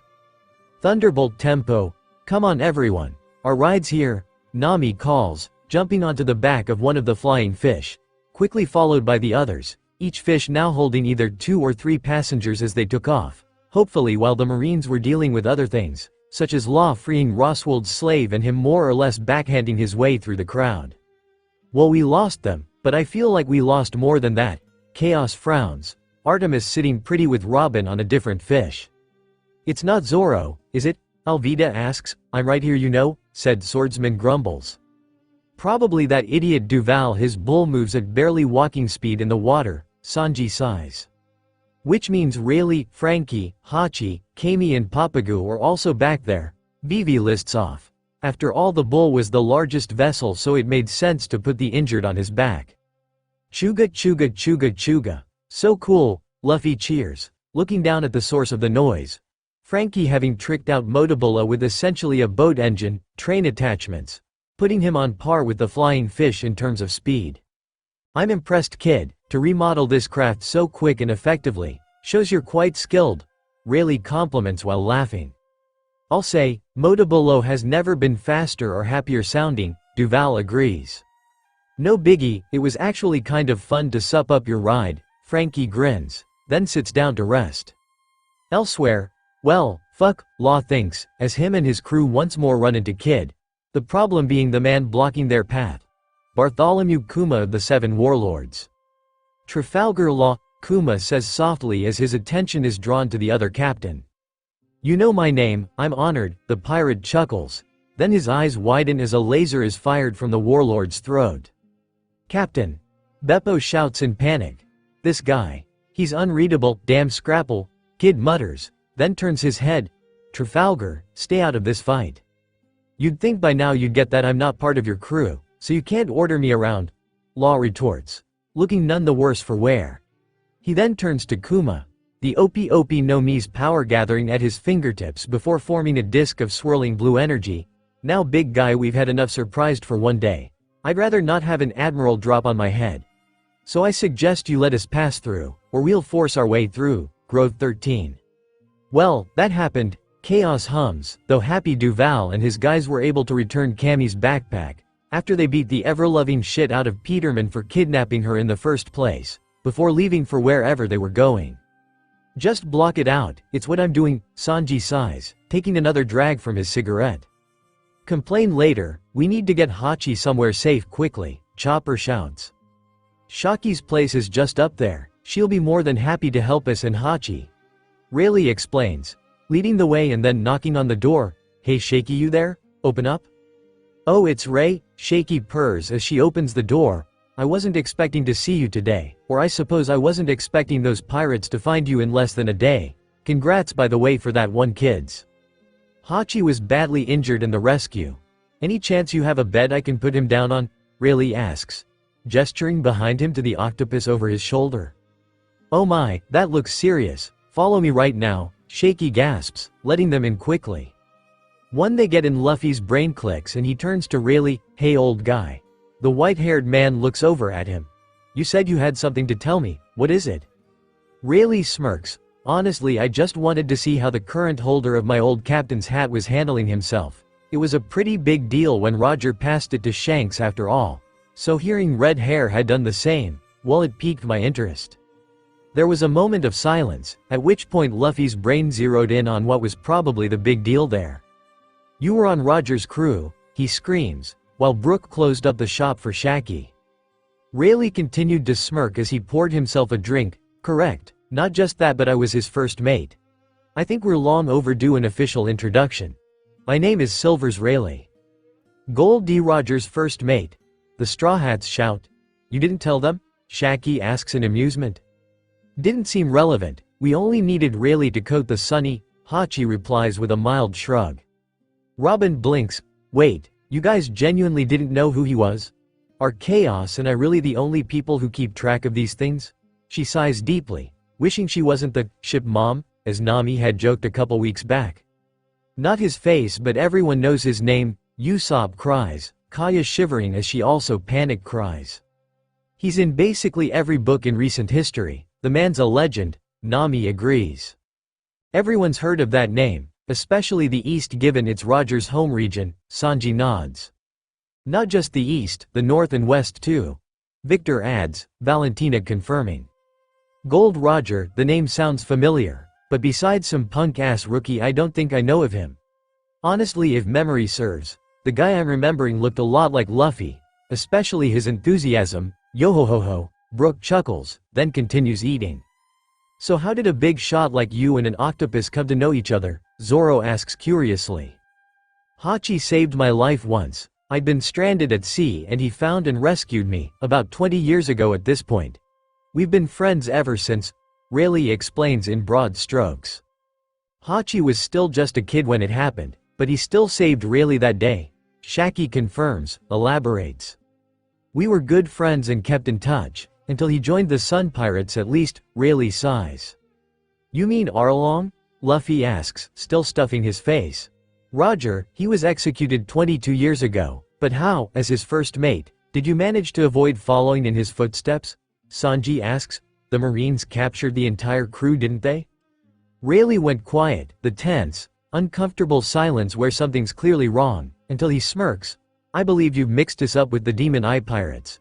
'Cause the Marines didn't catch Roger. You see, the captain turned himself in. What? The government made it sound like they managed to overpower and defeat the pirate king himself, which does sound better than an already dead man showing up on their doorstep. I'll at least give them that. Rayleigh hums, draining his glass. Why would the pirate king just turn himself in? What did you mean, dead man walking? Shaki refills Rayleigh's glass.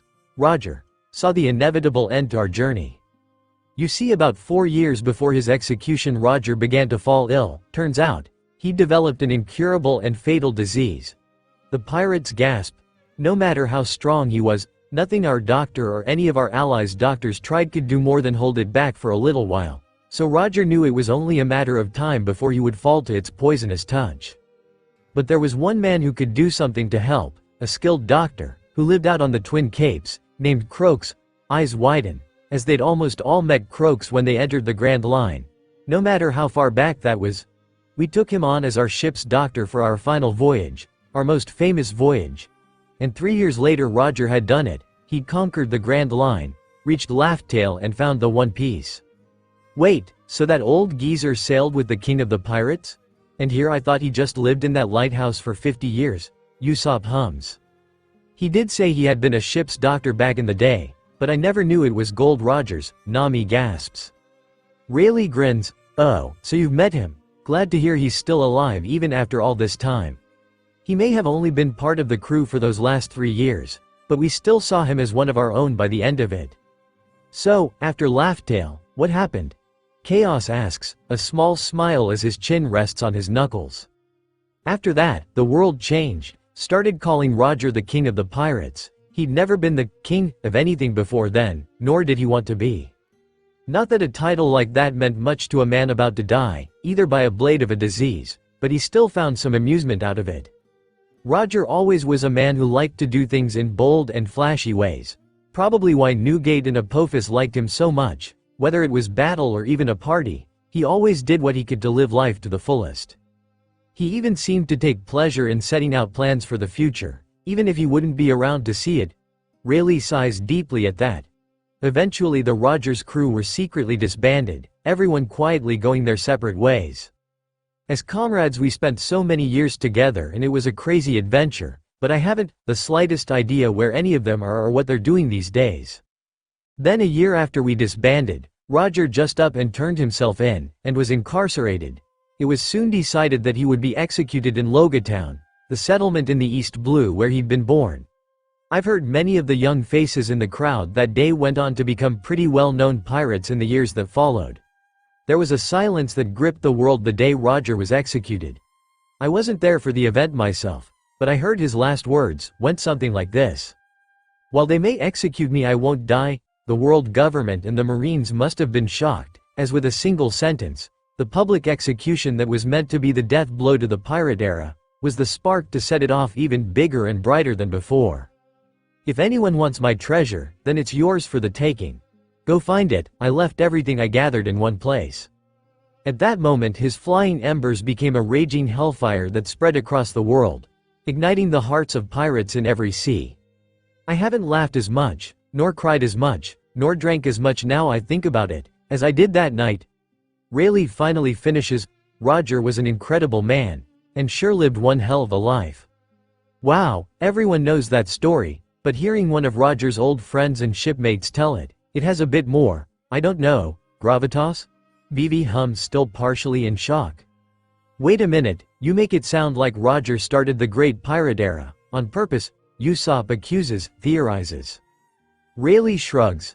That I can't tell you, though I admit it does sound like something Roger would have done for if he could. Though if he had, he'd probably have wanted to be alive long enough to see the fireworks, so to speak. He chuckles. He's long gone. Only those still alive can truly shape the way this world will run, and I'm sure there were at least a few touched by Roger's spirit of adventure and freedom, still out there in the world. Your old pal Shanks is probably one of them. You know Shanks? Luffy gasps, then nearly chokes on the chipmunk load of food in his face. You really only hear half of what everyone is saying, don't you, Luffy? Chaos sighs. He said he knew Shanks when he was talking about the hat passing from Roger to Shanks and then you. Seems someone here is keeping the boy's head on his shoulders. I remember having to do that a good few times for Roger. Really smirks. But yeah, Shanks, and another East Blue pirate I'm sure at least the natives have heard of, Buggy. Several of the East Blue native Straw Hats twitch violently. We're both apprentice pirates on Roger's ship. Wow, Shanks was an apprentice for the Pirate King, Luffy gushes. Indeed. We met up again by chance 10 years ago on this very archipelago, at which point I noticed he was missing his signature straw hat, and his left arm. Luffy's head drops in shame. Chaos expression equally mournful. When I asked him what happened, he about you Luffy, with a smile. It was incredible really, in the East Blue. There's a kid who said exactly the same thing that Captain Roger did. I think Roger's spirit lives on in Luffy, that anchor's gonna make it big one day. And ever since, I've always wanted to meet you Luffy and see this spirited boy for myself. Happy to say, you make quite the impression and didn't disappoint an old pirate like myself one bit. Luffy grins, blushing slightly. Ah Shanks. He chuckles, happy to hear the man seemed to have so much faith in him. I bet he's eagerly awaiting you in the new world. But enough sitting here reminiscing, I still have work to do. You guys wanted your ship coated, right? Really asks, standing up. Then I better get back to my actual work now, shouldn't I? Oh yeah, I forgot to ask, but how much is the coating gonna cost? Hachi asks, feeling bad for not even checking something like that before bringing the Straw Hats to Rayleigh, but the former pirate waves him off. Don't worry about it, I couldn't possibly charge friends of yours, or Shanks. Oh wow, thanks Rayleigh. Hachi grins happy he hadn't potentially bankrupted his friends after finally getting the Straw Hats to stop hating him. Don't know why but he's doing it for free, my favorite price. Nami swoons, her eyes turning into berry symbols. But someone wasn't as the others, though it didn't have anything to do with the coating price. Really? Robin calls out as she stands, what is the will of D? She asks, the question had been burning in her mind since the destruction of Ohara. But given her daughter and lover were also members of the D clan, she needed to know all the more. On Sky Island, there's a poneglyph, but written in the exact same style of script was a message from Roger himself. How did he know it? How could he use that language? I made it here, and I shall guide this passage to the ends of the earth. Chaos mutters, quoting the message word for word. Please tell me, did you uncover the truth? What happened in the Void Century 900 years ago? Robin demands, pleads. Yes, we know, Rayleigh says casually, like he didn't just drop a bomb at Robin's feet. We learned all of it. The entirety of the missing history, he continues, ignoring her heavy breathing and twitching fingers. Chaos and Artemis on the other hand didn't and exchanged worried looks. But miss, you Mustang be so hasty. Just keep moving forward and everything will be uncovered at its own pace, right before your eyes. He scolds her, almost like a child. This is your journey now, my crew and Ohara. We might have hurried things along too quickly and were burnt from it. Unfortunately, while metaphorically for me it was much more literal for your homeland. I'm sure it's not what you wanted to hear, and I'm sorry, he says, and while her face was set in a frown, Robin at least could tell he was being sincere. Even if I told you everything you wanted to know about that history, here and now, you couldn't do anything about it. Once you've had the time to really see the world, it might change your outlook, and even bring you to a different answer than what we arrived to. But, if you insist on hearing it anyway, I can tell you, if you want me to. Rayleigh offers, a glint in his eye. Robin looks almost pained, her body tense as a spring before she relaxes. No, I'm fine. I think I'll just keep on the path I'm walking, with my family, she decides, then gets tackled back into the sofa by Artemis, wanting to make sure her mom was actually as okay as she was claiming to be. Rayleigh smiles softly as the two cuddle. I'm sure you'll understand one day, and for the record, I'm very sorry about what happened to Ohara. Nobody deserves that, not even if they had been doing as vile acts as the world government had claimed. But that doesn't change the fact that Roger didn't decipher that writing. He's right. Kazuki Oden did instead. We were all pirates, remember, not geniuses or scholars. No match for Clover or any of the other great minds of Ohara. You see Roger, he just heard the voice of the universe, and that's all that happened. You may be willing to waste an opportunity like this, but I'm sure not, Usopp declares before leaping up. Hey old guy. Roger's treasure, the legendary One Piece. Tell me, is it? That's enough. Traptrix. Devil snare. Luffy slams his foot onto the bar as Chaos stabs Traptrix into the ground. Barbed wires shooting out and ensuring nobody moved from their positions. Well, except Rayleigh and Shaki, who both basically sidestepped the curtain of death that headed their way. I don't want to know where the One Piece is hidden. I don't even want to know if it exists. Everyone here set out to sea without knowing anything. I'd rather give up being a pirate right here and now than know. I refuse to go on a boring adventure. Understand? Luffy shouts, rare, true anger on his face. We need to sail out there and find out, for ourselves. If you really want to know that badly, Usopp, you, me and Rayleigh can walk out that door. He can whisper it in your ear and you can die knowing the truth. Chaos offers. With a sickly sweet smile. The sniper idly noticing the barbed wires were wrapped around his own arm and much as it was encircling all of them. There's no need to go to that extreme, it was a mistake, it just slipped out. I just remembered I'll die if I ever learn anything about the One Piece disease. Don't you dare tell me anything, old guy, or I'll die before Chaos can even shank me with his crazy stick. Usopp shrieks. Then yelps in pain as the retreating wires cut across his back. Apparently hubby didn't like being called a crazy stick. Rayleigh chuckles, enjoying the insanity that was this crew. Speaking of, do you really think you can do it, kid? The new world. It surpasses anything your mind can imagine or even comprehend. Your foe's immensely powerful. Knowing that, do you really think you can rule these mighty seas? Luffy looks not quite but almost confused. What are you talking about? I don't want to rule anything. Being king of the pirates means being the most free in the whole world. He declares with a full D grin. As Rayleigh sees a flash of his captain in the young lad. Monkey D. Luffy, I like your style. Here's hoping you actually manage to succeed in such lofty goals. Shaki coos. I better get to work. Your ship is in Grove 1, right? Rayleigh says, walking to the door. One more thing.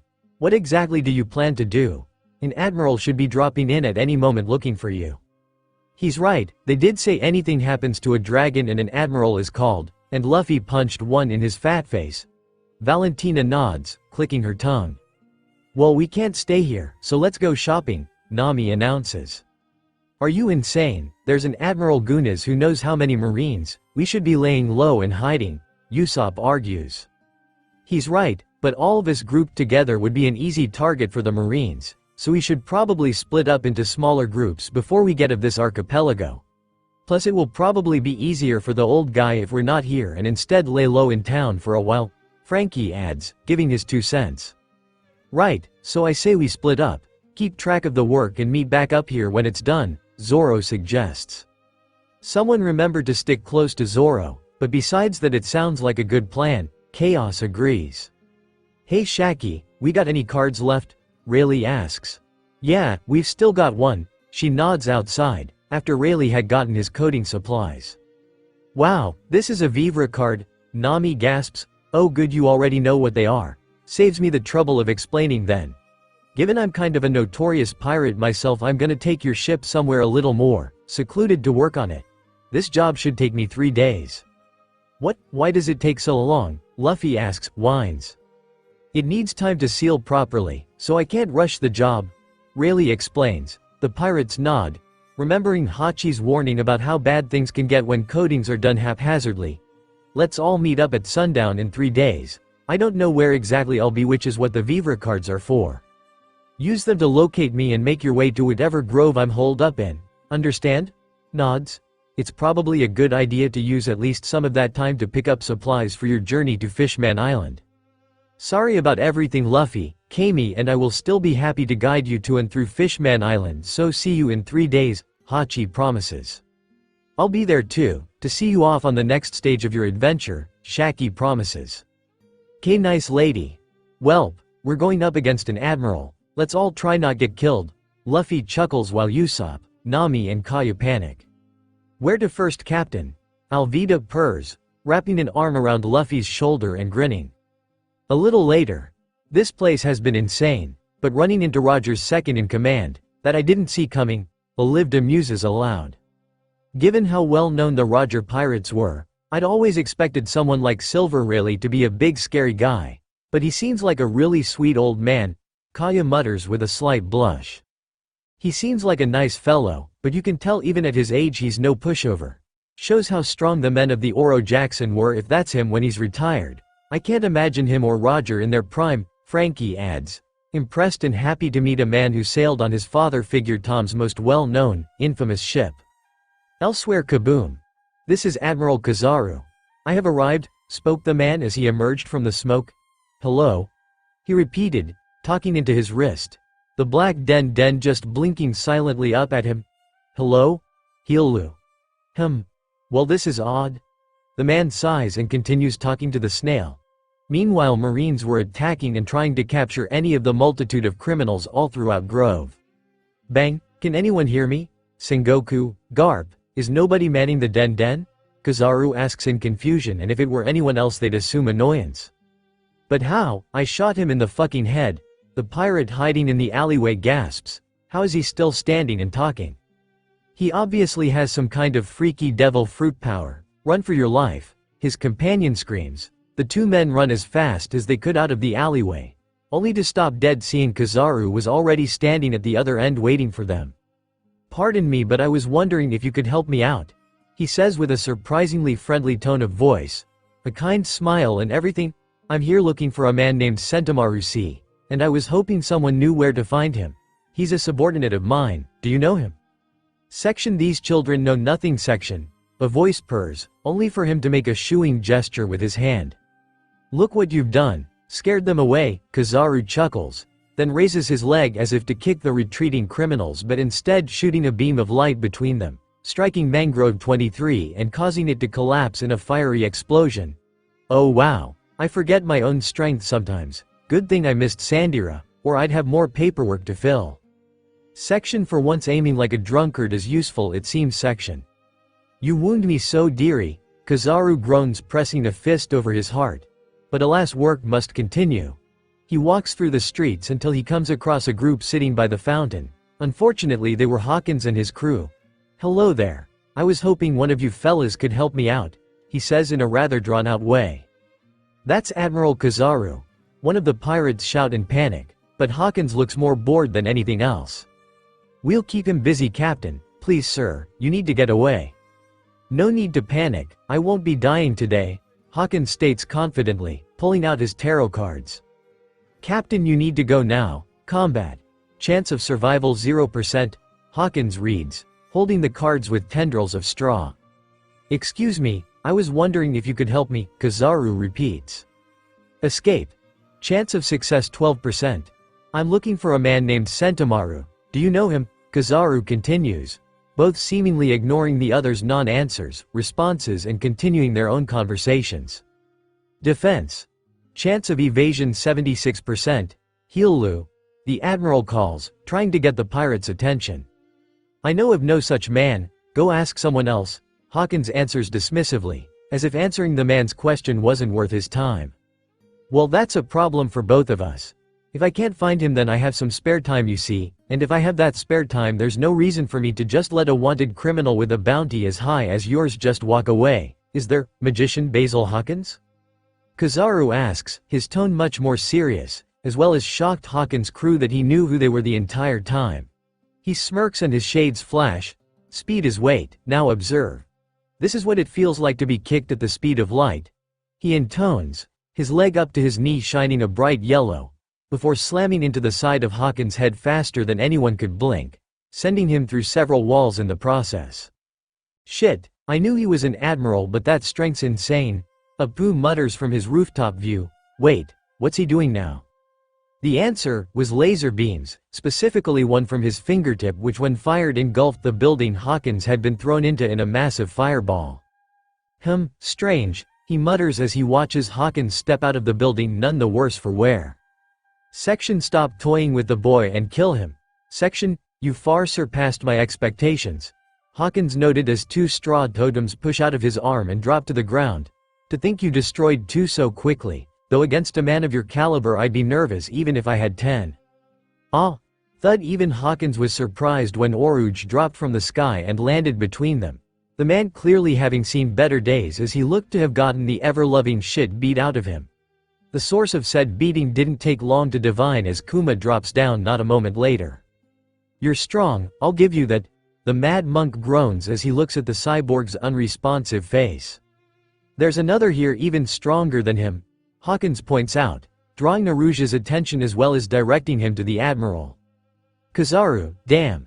This really isn't my day, to have an admiral in front and a warlord behind. I'm done for. Not necessarily, I don't see the shadow of death upon you, Hawkins states flatly. Aruj laughs, really? Thanks for the heads up, Hawkins of the North Blue. Enemies we may be.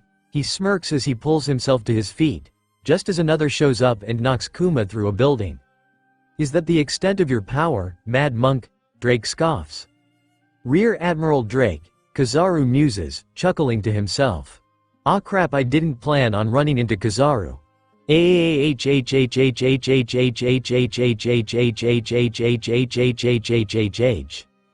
Oh, this looks exciting, the Light Admiral grins. Something not quite. He watches the Brecken practically double in size in a surge of energy, his muscles swelling to incredible levels.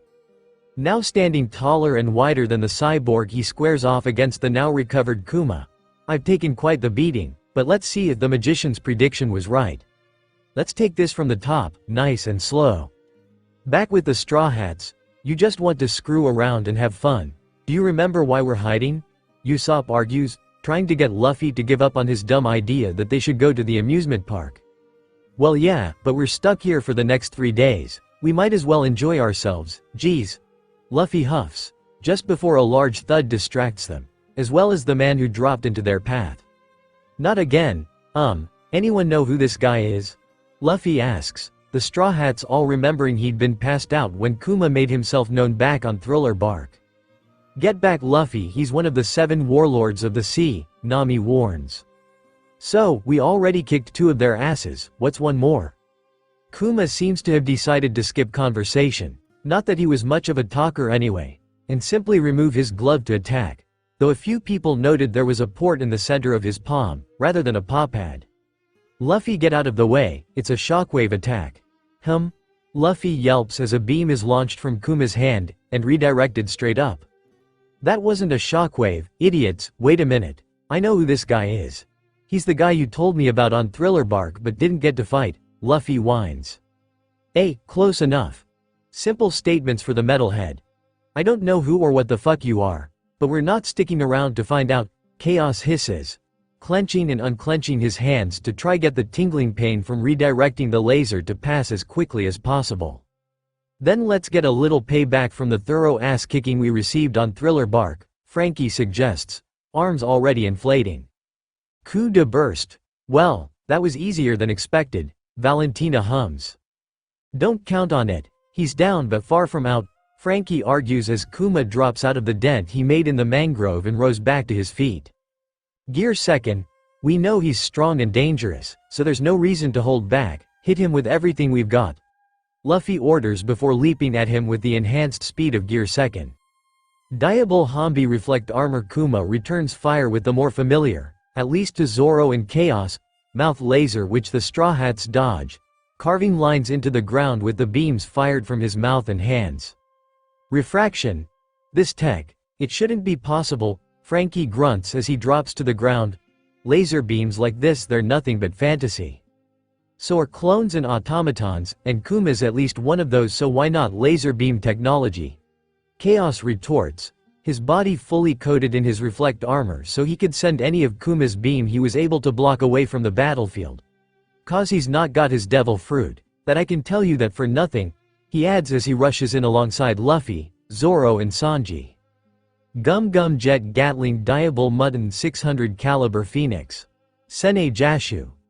Doku even going all out. Kuma was able to tank their combined attack, right until the last second, which was when he was finally sent flying, destroying a nearby building. They beat him, Nami gasps, grinning. Vivi grimaces. Unfortunately I doubt that, especially given how easily he took us down without even flinching back in Thriller Bark. This isn't more than a mild inconvenience for him. Accurate, Robin nods sadly, and the boys know it too, given how tense they still are. What were you saying about his devil fruit? Luffy pants slowly, while they wait for Kuma to get back up. That he doesn't have one, not one I don't recognize but none whatsoever, which is a problem given I know he has one and what it feels like. If that were Kuma, I'd feel the Niku no Mi's power in his chest. Instead I get nothing, Chaos explains, curious as to whether or not Venom would even work on what the being pretending to be Kuma was. Maybe he's a twin or something, Luffy suggests. I don't want to consider that option, as that means there are 2 or possibly even more ultra-strong panda men working for the world government, Sanji scowls. Without that devil fruit he has to fight differently. He can't teleport or use those shockwaves, but it seems whoever gave him the lasers put them in his hands as well as the one in Kuma's mouth to compensate, Zoro analyzes. Plus if he's not Kuma, we don't know where the real one is, or whether or not he's also after us. Elsewhere, you may have given me quite the beating earlier, but I'm not just bigger, I'm stronger in this form. Your rogue boasts before proving it by landing blows that would have done nothing in his previous brawl with Kuma, until the warlord is sent through a wall. Retribution. It looked as if the tides had turned, until a narrow beam lanced through the monk's shoulder, the burning pain as well as the force of the impact knocking him to the ground. That was Kizaru's laser. Drake's eyes bulge as Kuma steps out of the smoke, the ports on his hands visible given he's just used his laser attack, so he was able to replicate Kizaru's laser attack, and implant it into a body based on Bartholomew Kuma. Damn that Vegapunk, I didn't think the pacifistas were already this advanced. You are Rear. Sorry, former Rear Admiral Drake, yes? Not here for your old job back, are you? Kizaru asks, a hint of disappointment in his voice, or perhaps you'd like to test out the pacifistas' capabilities. I'm afraid though, that your inside knowledge will only make the despair all the greater. His lips twitch into a smirk for a second, but it was enough for Hawkins to catch. Also, I advise you little chickies exercise a level of caution. After all, it's not like I'm out of this fight, I've just not done anything yet. His shoulders shake in a silent chuckle, the magician almost catching something in the shine of his shades. Attempting to end the twin attack quickly so they could focus on the real threat, namely the Admiral, Drake transformed using his ancient zone and tried to rip Kuma's head off, getting lasered for his troubles and forced back into his human form, as whatever he was made of, even a dinosaur had trouble crunching his way through. He was able to injure it though. Imagine that, even for all your modifications, you bleed red just like the red of us. The Allosaur man chuckles, blood leaking down Kuma's expressionless face. A truly rare sight, stupendous, Arouge says in awe, surprised to see an ancient zone in paradise. As I was saying, Kizaru interrupts. You still have to contend with me, he says, before slamming a light speed kick to Arouge's side, sending him through several buildings. Then as he turns to Hawkins, you supernovas sure are a strange bunch. All you guys seem to turn into scary monsters. He notes, referring to the fact Hawkins currently looked like a giant scarecrow-looking motherfucker. Demon face, wait. Where'd he go? Hawkins asks aloud as once he swiped at Kizaru he vanished, only to appear right in front of him with his fingers pointed at his eyes before they lit up like strobe lights. Ah, my eyes. The scarecrow screams before grunting in pain as Kizaru repeatedly fires his finger laser into his torso. I don't have a clue what your power is, but I do know you have a physical body in there somewhere, Kizaru explains as he continues to blast him. This doesn't look or feel like a logia type, that's for sure, he says as several straw dolls drop out of the man's arms and legs, all with holes burned into them. Captain Hawkins, he better retreat. He doesn't have any more voodoo dolls to protect himself, one of his crewmates says with a grimace. Looks like you're the first to go, Kizaru smiles as he raises a glowing leg. You made it this far, and for that you have my compliments. Just before landing a light speed kick to the chest, he's distracted by the one-man band, soundboard that is Scratchman Apu, who'd been standing on a nearby roof. Just what? Well, I awfully don't know what the fuck's going on, he hums, setting his foot down as the glow fades. Yo, yeah, is this music reaching you? If you hear me then stay tuned, Navy Admiral Kizaru. Section I have a bad feeling about this partner section, so, this is the sea roar, Drake muses, himself and a normal-looking Hawkins stepping back hopefully out of his blast radius. Yeah, yo, alright, here's the dealio, fighting music kicking it live, come on, scratch. Kizaru's eyebrows rise as his right arm is removed just shy of the elbow. What is this all about? The man wonders, unconcerned about his damaged body. Here we go, Apu shouts, beating his chest like a drum and causing an explosion that rips the yellow-suited man in half. Though his face still looked bored and a little confused. Bomb, check it out. He grins, shooting the finger guns at the guys down below. Gotcha. Though no, you Navy admirals, you'll be fine in a second. He sighs and was proven right in about 5. Well, I had my fun. Guess I'd better scram. Peace out, bitches. He shouts down before leaping from rooftop to rooftop, most likely in the direction of his ship. Being on ground level and in the same area, Hawkins and Drake were able to witness what happened next. Oh my, how terrible, Kizaru says in a tone that has to be sarcastic, especially as his lower half just casually gets up unassisted. Then his upper body, including his severed hand, dissipate into light particles and shoot over to his torso, where he reforms in a matter of moments. Kind of like watching something get made with a 3D printer, only it's a person. Well, that was quite the shock, he hums, seeing Apu running across roofs hollering like an idiot. I'll use the Yata mirror. He thinks aloud, cupping his hands as a ball of light forms between them, then shoots out, bouncing off a few buildings before stopping right above a momentarily blinded Apu. Not that it mattered, as less than a second later her took a downward kick to the head at near light speed, sending him through the building he'd been standing on and leveling it. He then zips down at equal speed back to where he'd been prior to kick Drake square in the jaw, sending him flying also, before finally shooting a light arrow at Hawkins, piercing the man through the gut and brining him to his knees. Just before he could execute the magician. Pura pura pura, he stops, confused as he checks his wrist. Hello? He calls, but sees the black snail still asleep and the sound was still coming from somewhere. He then began to check his pockets, chuckling to himself as he pulls a second den from his jacket. Hello, this is Borsellino, he greets casually. What the fuck, you do have a baby den? The voice on the other side yells, why didn't you contact me? Is that you, Centimero? Don't give me that bullshit, uncle. Where the hell are you? What have you been doing? Centimero growls into his den. I did try to contact you earlier, Kizaru hums. Tried to. Please tell me you didn't try talking into the black den. Maybe, Sentimaru sighs. I told you this before. The black one on your wrist is for eavesdropping and wiretapping. Oh yeah, that's right, Kizaru says with an unseen shrug. Forget about it. It's time to get to work anyway. Seems the suspects have all split up. Straw Hat Luffy, Captain Eustace Kid and Trafalgar Law. Who should we target first? Kizaru hums, split up then we'll just have to. Back with the Straw Hat's 108 caliber Phoenix. You're at least screwing with his aim. Not sure if our hits are actually hurting him or just stalling. Chaos hums, teeth bared in anger. Anard Nathair. Anaconda. Tackling the dam, this isn't exactly going to do much better, Shimmer. Sanji retorts as the snake man springs at and bounces off Kuma's barrel-like chest. Or at least not without aiming first. He adds before landing a kick to the back of Kuma's knee, unbalancing him and leaving him wide open. Well, if not for a mix of borderline PTSD and the fact Kuma still had a mouth laser. Myro, Oku, you really shouldn't be fighting this guy, Zoro. Chaos half scolds. You're still shaking from what the real one did to you. Shut up, I can still fight shiny scales, Zoro scoffs, then wheezes painfully. If he wasn't about to kill us, I'd argue with you, but we really can't afford to just have you sit this one out, can we? Chaos smirks as the swordsman at least tries to return it.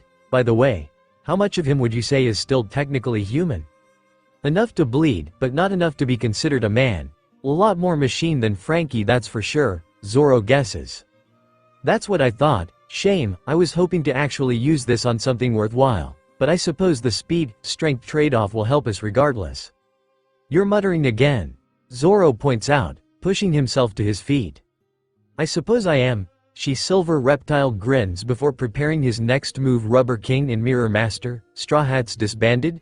Kuma's terrifying power. You spending too much time with Chopper. These sure don't look like zone transformations. Zoro jokes, giving a slightly wheezy laugh. It's the principle of the thing. Chaos smirks, clenching his fist, which the swordsman notes had rather unsettling black veins running from his pointed tips across his hands and up to the muscles of his forearms. Similar black coloring across his thin lips and the inside of his mouth, though that was something only noticed later on in the fight. His body did look more slim or maybe just compact than it had in his Anaconda form, which Zoro guessed was what the speed strength comment was referring to, making this the gear second of his transformations. This bastard just won't go down, even with everything we throw at him. We're barely making a dent. All we know is he's unfortunately not Bartholomew Kuma, but he is a cyborg of some sort similar to the Paw Man himself. Sanji summarizes, before the battle continues once more, starting with Chopper jumping in arm point. Cloven Rosary landing several point-blank hits to the robot's chest, but the pacifista just grabs him out of the air and starts charging his laser, which is knocked of course by Frankie punching his arm. Strong right, I suppose I should be glad we have other ways to avoid the lasers than me doing everything, Chaos hums. Frankie boxing aura. Yeah, I kept it, because it's fun, though given his voice actor maybe I should have swapped it out with Muda.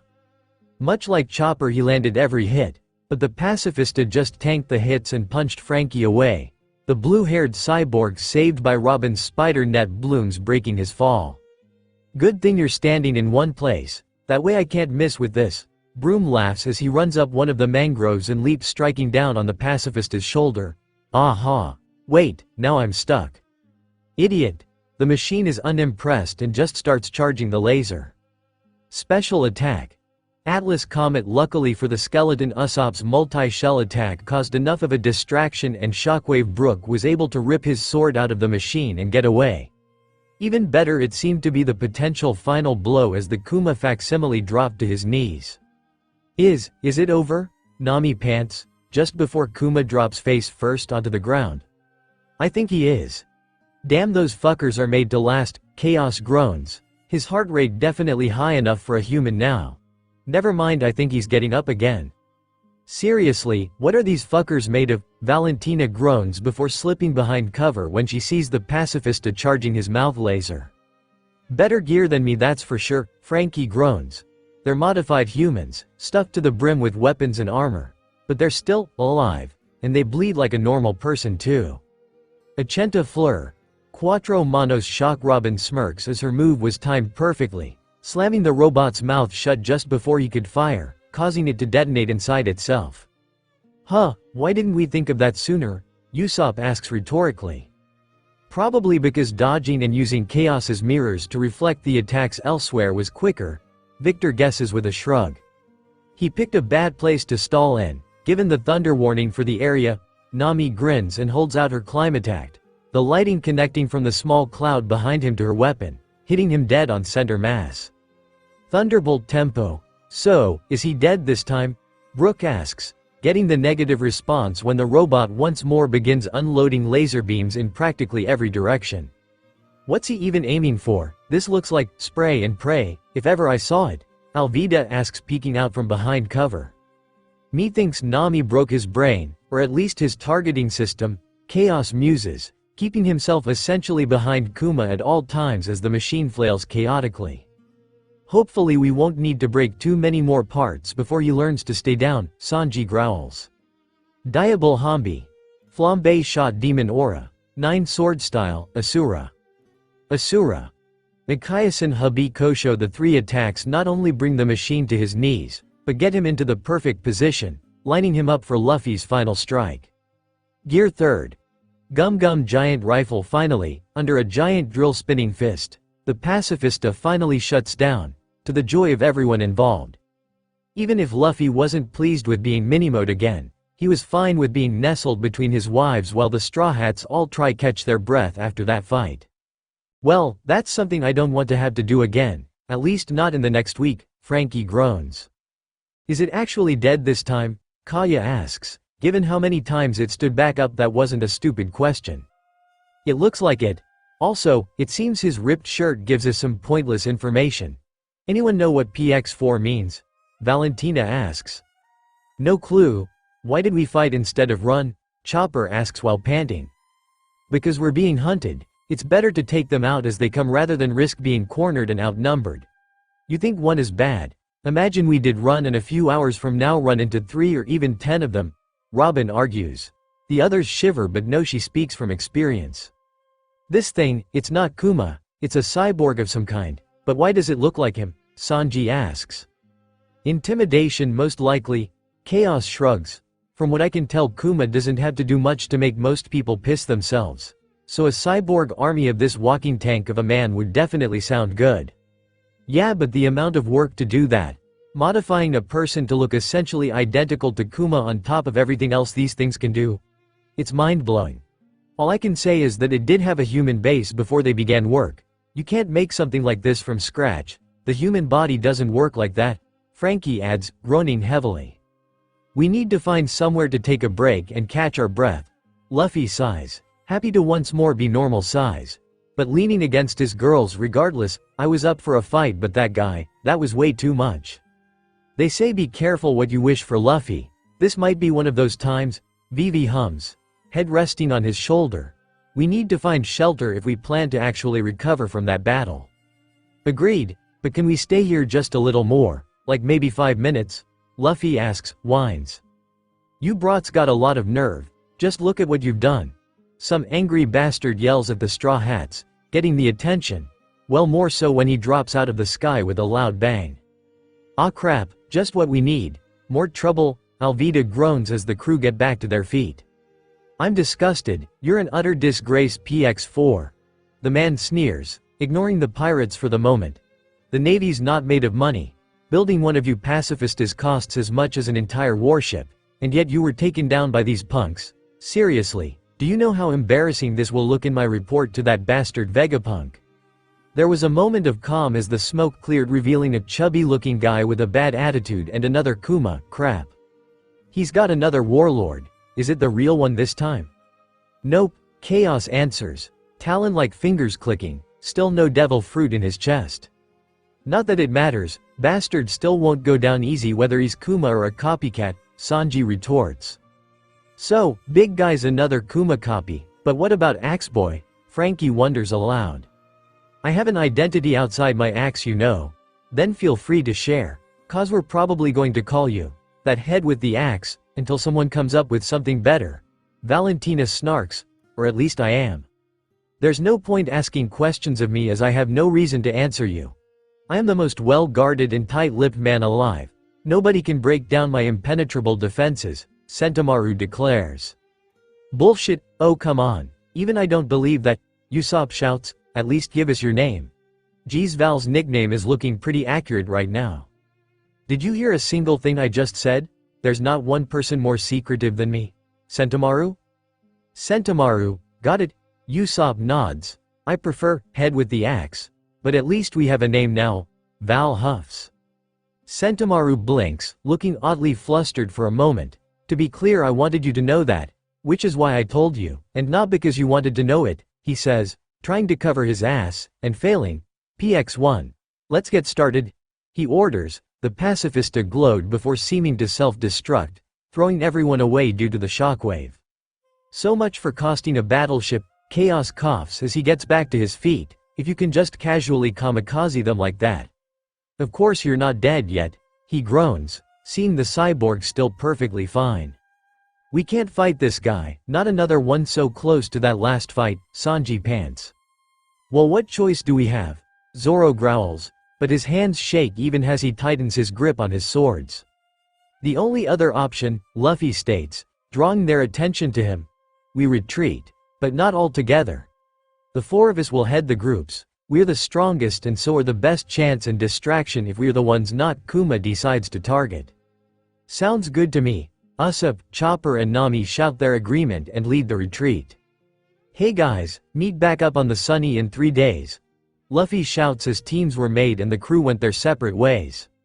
Luffy, Vivi, Alvida, Valentina, Zoro, Usopp, Kaya, Brook, Sanji, Nami, Frankie, Victor, Chaos, Robin, Artemis, Chopper. They're splitting up, after them PX1, Sentomaru orders, not quite understanding the concept of splitting up, as in a single target can't go after everyone, make sure they don't leave Grove 12, we don't need that headache. Special attack. Super Smoke Star. The massive smokescreen Usopp let off as the groups retreated did its job. Well, for a moment, PX1 dropping in on Sanji's group, while Sentomaru first blocked Luffy's escape with his axe, then dropping in front of him like a sumo wrestler, knocking him aside like he's nothing. I think he brought too few people, Alvida hums, shame we're in the group he was able to hold off. Is that really the best you can do, Straw Hat? Then again, what could someone like you do against my impenetrable defense? And I don't even have devil fruit powers. Yak kind of already knew that. Luffy groans as he sits up, otherwise Chaos would have corrected Val's head with an axe, nicknamed to head with the insert fruit's name here, kind of like how Kuma's that weirdo with the paw fruit. Unlike the fake Kumas, he argues.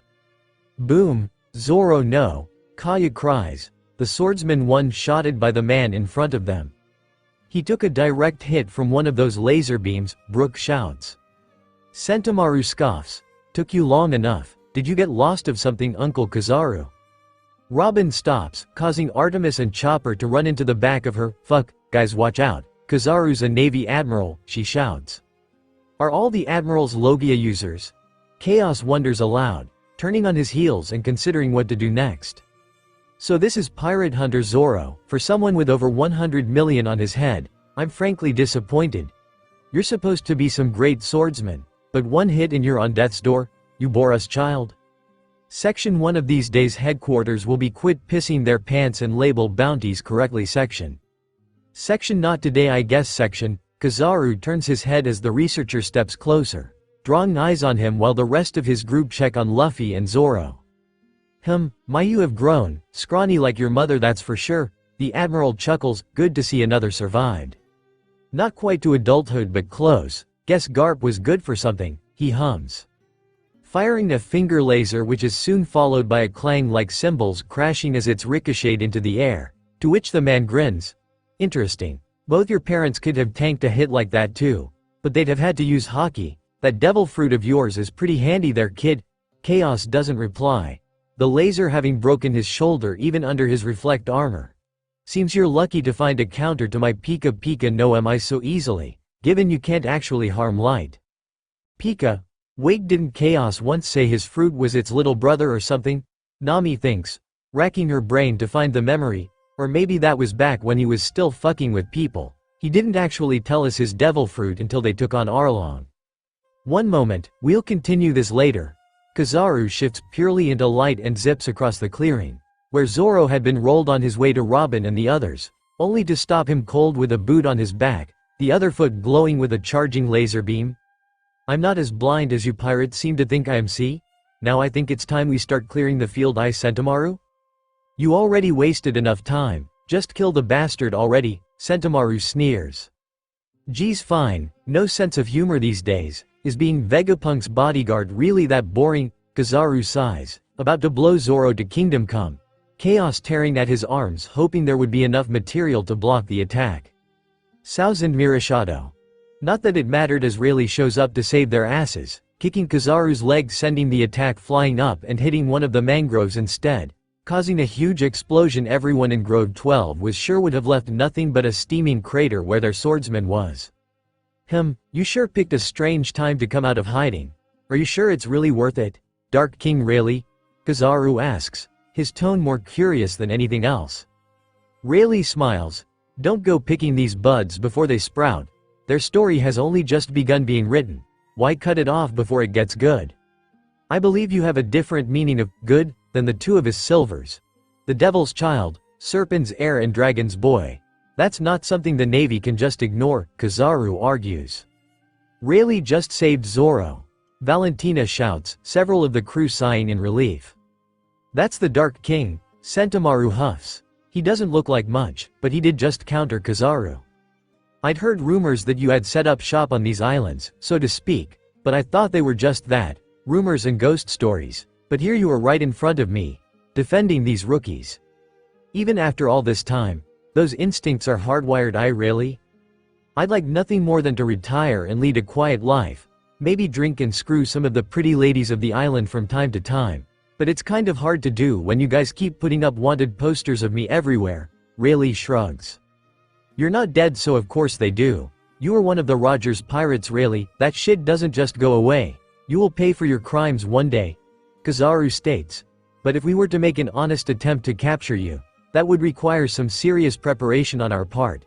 You're not going to just walk into our arms like Roger and Apophis. Come on Borsellino, why don't you just look the other way and let these kids run along, what's the harm? Kizaru gives a cough that was clearly a poorly disguised laugh. Really? What reality are you living in? Clearly one where you're sober. You know there's no way I can just let the Straw Hat Pirates of all people off the hook. Least of all when we have to answer to the Celestial Dragons. Navy HQ has to keep those fat fucks happy, and letting their abusers run along with a slapped wrist won't cut it. I greatly appreciate if you don't interfere. Usopp, Kaya, Brook. Luffy shouts, grab Zoro and run. He orders, the crew surprising Kizaru enough he didn't even react as they literally yanked Zoro out from under him and ran like their asses were on fire. Everyone, run for your lives. Every man for himself. We're too weak to fight these guys, we need to run now. Kid knows when he's beat, that's irritating, Kizaru sighs. Also shows he was pretty sure he'd win all those other times he's gone up against people who should have easily beaten him. Rayleigh chuckles, getting a reluctant nod of agreement from the Admiral. One more thing to do before I go, Frankie says as Nami, Victor and Sanji try get him to run. Koda bomb the air cannon strike hit PX-1 right in the gut, pinballing him away to another section of the grove. Take that you metal asshat. Okay now I'm ready to run, Frankie shouts, then follows the others.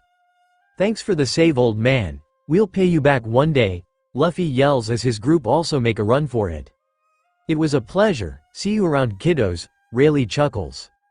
This isn't over, Kizaru states, his voice lifeless as he cups his hands to his chest. Yada Miro, before he could ride the beam to cut off any of the retreating Straw Hats, Rayleigh slashed across the beam, returning Kizaru to his original form and position. You're staying right here with me. Feels good to be wielding a sword again after all this time, Rayleigh chuckles. Ama no Murakumo Kizaru forms a light blade from his palms then strikes down on Rayleigh, but the old pirate blocks it with minimal effort. In fact his grin might actually be wider now. Well, this is disappointing. I was looking forward to a laid-back, hassle-free island excursion, and instead, I'm fighting the Dark King because he won't let me arrest or kill some rookie brats. Well you know what they say Kizaru. Life's just a series of surprises, Rayleigh says with a smirk before the two begin to properly clash and swordfight. Seems he is the Dark King after all, Sentomaru admits, nobody else could make Uncle work for a win. Which is a pain as we almost closed the book on Roronoa before he showed up. PX-1, kill the Straw Hats, starting Roronoa Zoro. He's almost there himself already. He commands, the pacifista standing up then running after Zoro the moment his sensors manage to locate him. Sanji curses as he sees where the cyborg was heading, Victor, Frankie, keep Nami safe I'll catch up to you. He calls, then runs towards the enemy. Don't get killed out there arrows, Victor shouts back. What are you doing dumbass? I've got to go help Usopp and Zoro, he answers as he rushes off. Is it bad to say I'm happy he's going to defend someone besides a woman for a change? Frankie asks, getting a shrug from his traveling companions. Zoro struggles to move as he's held in place by Kaya's syrup. Let me go. Just drop me here and save yourselves, he orders. Are you crazy? You're currently more useless than I am with those injuries. Plus Luffy said to get everyone out and not die so we're sticking to it, the sniper argues. Plus as the crew's medic I can't in good conscience leave a friend to die like that, Kaya adds, getting a nod from Brook. Cheer up my good man, a little rest away from the danger and you'll be right as rain, the skeleton assures him. The screams as he looks back, step on it guys, that robot is right behind us. Said robot knocked Brook away with a laser beam, but before he could blow any of the others up Sanji had caught up with him. Get away from my friends you tin can, he shouts, Diable Hambi lighting up his leg before kicking the pacifista in the back of the head causing it to fall, but also causing the cook to drop to one knee. Fuck that hurt. Forgot those guys were solid steel for a second there, the blonde curses. Sanji watch out, he's about to fire his laser, Usopp screams. Idiot, he can fire more than one, Sanji retorts before the four of them get blasted. The explosions catching the eye of practically everyone in the grove. See Rayleigh, even if you hold me off, Sentomaru and the pacifista are more than enough to deal with these rookies. Shame it won't be nearly as quick and painless as if it were me though. Kizaru hums, which just gets an annoyed grunt from Rayleigh. Shit, Kaya. Usopp screams as syrup covers the immediate area. Zoro a few feet in front of him and Sanji trying to slow the pacifista down as much as he could given his own injuries. Shit, They're in big trouble. Luffy curses as he runs, eyes flicking over to the battle every few steps. They're not the only one, Sentomaru sneers, nipping at Luffy's heels. But I'll be nice and not use my battle axe on you this time. You didn't the first time either, Luffy shouts, before getting a palm strike to the back of the head and sent forward like being shot out of a cannon. Ashigara Dakoi, how can he even do that when Luffy's made of rubber? Chopper asks as they run. He isn't even touching the guy. Even Chaos needs to hit him for the reflection thing to take effect, the reindeer mutters. No idea, and I really don't want my insides rearranged by whatever's strong enough to hurt Luffy, so please keep running, Chopper, Robin lightly orders, cupping her stomach, then curses under her breath when she sees he's stopped dead. Sanji. Both turn when they hear Usopp scream, just in time to see the blonde get laser blasted. Then the cyborg unloads similar blasts to Zoro and Usopp. Kaya clearly not reformed enough to even be an option to it. This is going downhill way too fast, Chaos scowls, Artemis frowning deeply from his shoulder. We need to Lee. He stops, his face falls seeing how badly beaten Luffy was by Sentomaru's repeated strikes. That fat bastard's gonna die. Get away from my friends, you bastard, Chopper bellows as he charges at Sentomaru before anyone could stop him, quickly shoving 3 rumble balls into his mouth and crunching them. Well fuck, that's Chopper's final attack, Nami squeaks. I prefer little Chopper to that, Frankie says, now having another reason to run, putting distance between himself and Monster Point. What am I even looking at? Sentomaru asks aloud, dodging the massive hand that tried to crush him. It's even worse than what the others told me, poor Chopper, Robin says, biting her lip. Damn, the doc got an upgrade while I wasn't looking, Chaos coos, impressed by how powerful the little reindeer could be when he lets loose, then takes off in Luffy's direction hoping to grab him while Chopper was distracting Sentomaru. That's an interesting trick, shame you won't live long enough to learn to use and control it properly, Sentomaru sneers as the beast roars and smashes all around him. Oh Chopper, I wish it hadn't come to this, Kaya gurgles as she reforms beside Usopp, who just pulling himself up to a seated position. That thing, it seems confused, though I would be too if that randomly showed up out of nowhere. Still, we should try to escape while it's distracted, the sniper plans aloud, moving to shake Sanji awake while Kaya does the same for Brook. Unfortunately, the damage was too great for the two to be moving anywhere fast in the near future, meaning PX-1 had rebooted enough to ignore Chopper and focus on the pirates, charging a hand laser and preparing to send Usopp to Kingdom Come. Thump, stand down PX-1, came a familiar flat calm voice, the pacifista complies, laser dying as it relaxes.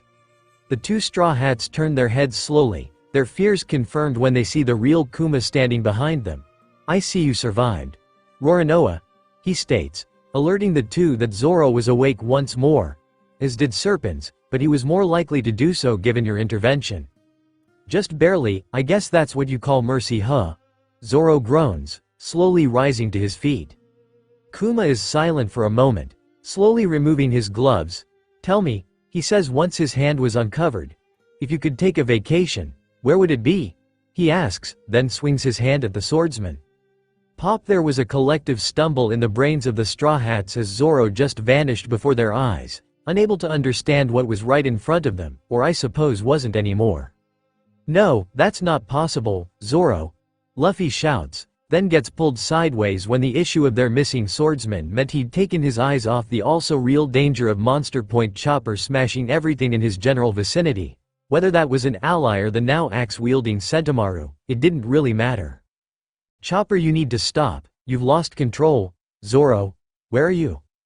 That beast's gone fully feral, but that's a minor concern, Sentomaru thinks as Chopper flails randomly, not even in his direction anymore. What RWHAT he's doing here?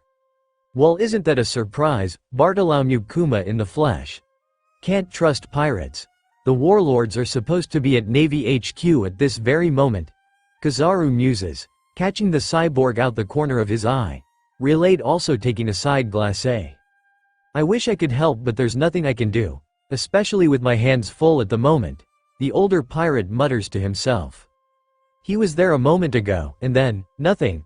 I'm guessing this is the real Kuma this time, Frankie thinks aloud. Yes. What he just did to Zoro, I've seen it before. He made that ghost girl on Thriller Bark vanish just the same, Nami answers, her voice tinged with panic. We have to hope Zoro's still alive. Wherever he is. Victor tries to reassure her, it's part of his devil fruit. Probably the same ability that lets him practically teleport, just used on another person. Yeah, but given how fast they vanish, how do we know they aren't still going that fast when they stop? Nami asks, shutting the Bomberman up. What the hell did that guy do to Zoro? Answer me, where is he? Luffy bellows, shouting at Sentomaru seeing as he was no longer fighting Chopper. Sentomaru scoffs. You think I'm going to tell you, didn't you listen before? I'm the most guarded man in the world.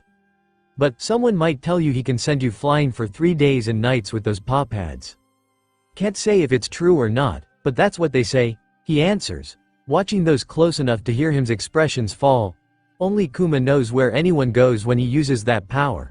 But there's no chance you'll find your friend on these islands or anywhere else for that matter. He'll probably land on the other side of the world, at least if the 3 days part is true. Sentomaru makes a noise that sounds like an attempt at a chuckle. What, you metalhead bastard, tell us where you sent Zoro? Usopp demands, anger overriding fear at the moment. So, this one is the real one. Finally? Sanji pants as he pulls himself to his feet. The first 3 weren't bad enough. We got the genuine article to deal with, he scowls. It's been a never-ending stream of bad things since we got here. Figures it would end with a whimper, Kaya mutters, having reformed enough to draw her guns from her syrup. What kind of power is that? Brook asks aloud, literally shaking his bones in fear. Kuma starts to thump his way closer to the group.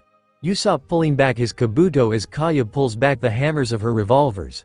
The threat was ineffective against Kuma. Not that it would have mattered anyway as he flickered around them, drawing their attention to a more immediate problem. The pacifista he'd told to stand down, midway through charging its mouth laser. Do not interfere, Kuma says, as close to a growl as the man's monotonous voice could produce. Pop, and that now he's gone too. He erased the PX-1 just like Zoro. But why? Sanji wonders aloud. What's your malfunction, dumbass? He was your ally, Sentomaru shouts from across the field. Everybody run. Luffy screams. We can figure out a plan when we're safe. For now just save yourselves and run. You heard the boss, we deal with this when we're not all about to die. Move it, Victor says, giving Nami the shove she needed to get her self-preservation instincts to reboot. They could figure out how to find Zoro later, that's right, but it won't matter if they're dead. Come on Sanji, we gotta move it. I'm in Logia. His beam didn't actually hurt me so I'll help you walk, Kaya offers, slipping Sanji's left arm over her shoulder, while Usopp has his right. Meanwhile Kuma begins to advance on them once more. Get moving you 3, I'll hold him off, Brook declares, putting himself between Kuma and the group. Are you crazy? Usopp screams. Probably, but that's something to worry about when we're safe. Now go, Brook shoos them away. I'll defend my friends, even if it kills me. Though technically I'm Aurea. Pop, Brook, no. That bastard did it again. Sentomaru sneers, he's not capturing those pirates, he's shooting them to who knows where, god damn it.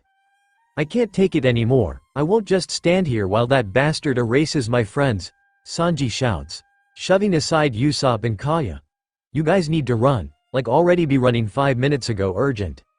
Sanji, now you're the one being an idiot, Sanji just run. That was the captain's order. Kaya tries to reason with him, but the cook still charges at Kuma, the man blocking with his paw pad which sends the teen flying, but only a few feet. With the cook out of the way it was child's play for the cyborg to get close enough to reach Usopp. Pop and vanish him too? Usopp, no, you bastard, this ends now. You don't get to hurt anyone I care about anymore, Kaya screams, unloading her guns as her body partially transforms, creating hardened syrup tendrils to try to pierce Kuma's armor. It failed. Pop, Kaya. Sanji shouts as the syrup girl vanishes without a trace. Damn it. We're dropping like flies, and I can't even slow him down, he thinks before bullrishing the warlord. Did that last hit give you brain damage? You can't fight him, Eros. Chaos shouts, knowing exactly how this was going to end. Pop Kuma barely gave him a sideways glance before sending the blonde away, vanishing him mid-kick. He got Sanji. What do we do now? Luffy mutters brokenly. We run, that's what you told us to do. We run, Alvida hisses, trying to pull her captain to his feet. We need to get away, Artemis, Robin screams, eyes scanning the area for the child. She's safe, Chaos assures her. Since Kuma's shooting us all over the place, I thought it best we didn't get separated, so I'll keep a hold of her for the moment. Robin nods. Probably for the best. You bastard, Luffy shouts, charging towards Kuma, who is now standing between Rayleigh and Kizaru, interrupting their fight amongst other things. Welp, Luffy's gone off half-cocked again. Understandable, but still not the best plan. Gear second, shit. You girls run, I'll give him backup, Valentina shouts as she runs after their now super-speeding captain. Not that Kuma even acknowledged the attacks, zipping over to the retreating Frankie, Nami and Victor and dropping himself directly into their path. Get out of our way, Frankie shouts before firing his fist at the other cyborg's head. It was a direct hit to the man's face, and he didn't even flinch. Gum Gum Jet Pistol. Kuma redirects the attack, then blocks Luffy's following punch, each with his paw pads. The second block sending the rubber boy flying backways, much like it had Sanji earlier in the battle. Luffy, pop pop, Frankie, Nami. That's enough, Valentina screams as she drops in front of the cyborg. Mi, Hitsuji, Saru, Uma, Tora Kaden, Gokaku pop. The fire didn't bother the cyborg, slapping the blonde away before she'd even finished spitting flames. Val, damn it. Why won't you shut off, you mechanical bastard? Breeze breath bomb boom fist full body detonation. Are you quite done? Kuma asks flatly, slapping away the bomberman as he pants after the repeated explosions. Poppy then flickers away, avoiding a punch from Luffy, who just ends up flopping to the ground, appearing in front of Monster Point Chopper just as he noticed there were still things to fight nearby, namely the girls and Chaos. Of course, dropping himself right in front of the beast drew its attention and it prepared to smash Kuma into the ground. The open palm strike almost mirroring the Panda Man's own style, not that it did him any good. Chopper no! Vivi screams just before its massive hand could reach Kuma. Pop, the largest threat gone. Kuma stomps towards Vivi and Alvida, being his now closest targets. Vivi, run, I'll keep him busy. You're talking nonsense, Alvida. You saw what he did to everyone else. Vivi hisses, her hands clenched hard enough her own wires were digging into her hands, causing them to bleed. Fucker can try, he can't boop what he can't hit. She grins cockily and runs forward, already swinging her mace as she does. Frictionless takedown. The attack should have at least connected, but Kuma mace crossed his path. A cold chill runs down her spine as she hears Vivi scream. I apologize for this, your highness. Things are not how they should be, Kuma intones before striking. Pop, Luffy and Alvida stop dead, watching their wife and what the rest of the crew jokingly called the brains of their troople vanish before their eyes. The shock knocked them off their game enough. Alvida didn't notice Kuma has moved once again, until his pad was almost touching her face. Pop, and then there were three, Robin, Chaos and Luffy, all reeling from the loss of everyone they held dear, with more damage to be done. Kuma turns to the Devil's Child, knowing it would be better to deal with her now, as while he had no chance of success, Serpent's heir would be irritating to fight and he could lose her in the scuffle. Unfortunately, it seemed the researcher had similar thoughts. Gokey, Robin, Chaos, keep her safe, don't die. The rain of mirror shards didn't even slow Kuma down, using his Nikyu to simply flicker past them, and putting himself into Robin's personal space, but more importantly for him, melee range. Myro, Oku Pop. If he were any other villain in this series, Kuma would have laughed at the sight before him. Chaos now standing several feet to his right, staring down at his empty hands, tears dripping down his face and blood weeping from the self-inflicted wounds carved into his arms. But he wasn't, he just saw he had two more targets to remove from this place. They're gone, all of them, Luffy thinks, staring blankly at the space Alvida has been a moment ago, tears running down his cheeks. I failed as a captain, I wasn't strong enough to protect them, I couldn't save a single one of them. They're gone and it's all my fault. Zoro, Usopp, Kaya, Sanji, Nami, Alvida, Vivi, Victor, Valentina, Chopper, Robin, Frankie, Brooke. My friends, my family, everyone I loved, is gone forever. So, you're just gonna send those two blasting off as well? Kizaru asks, because what you just did here, there's gonna need to be a very good reason for your actions. You and I will never meet again.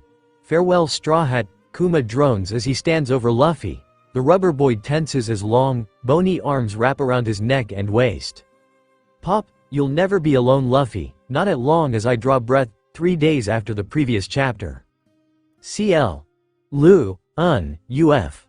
Luffy twitches, the last thing he remembered, oh yeah Kuma got him too, after blasting everyone else to nothing. Is this the afterlife?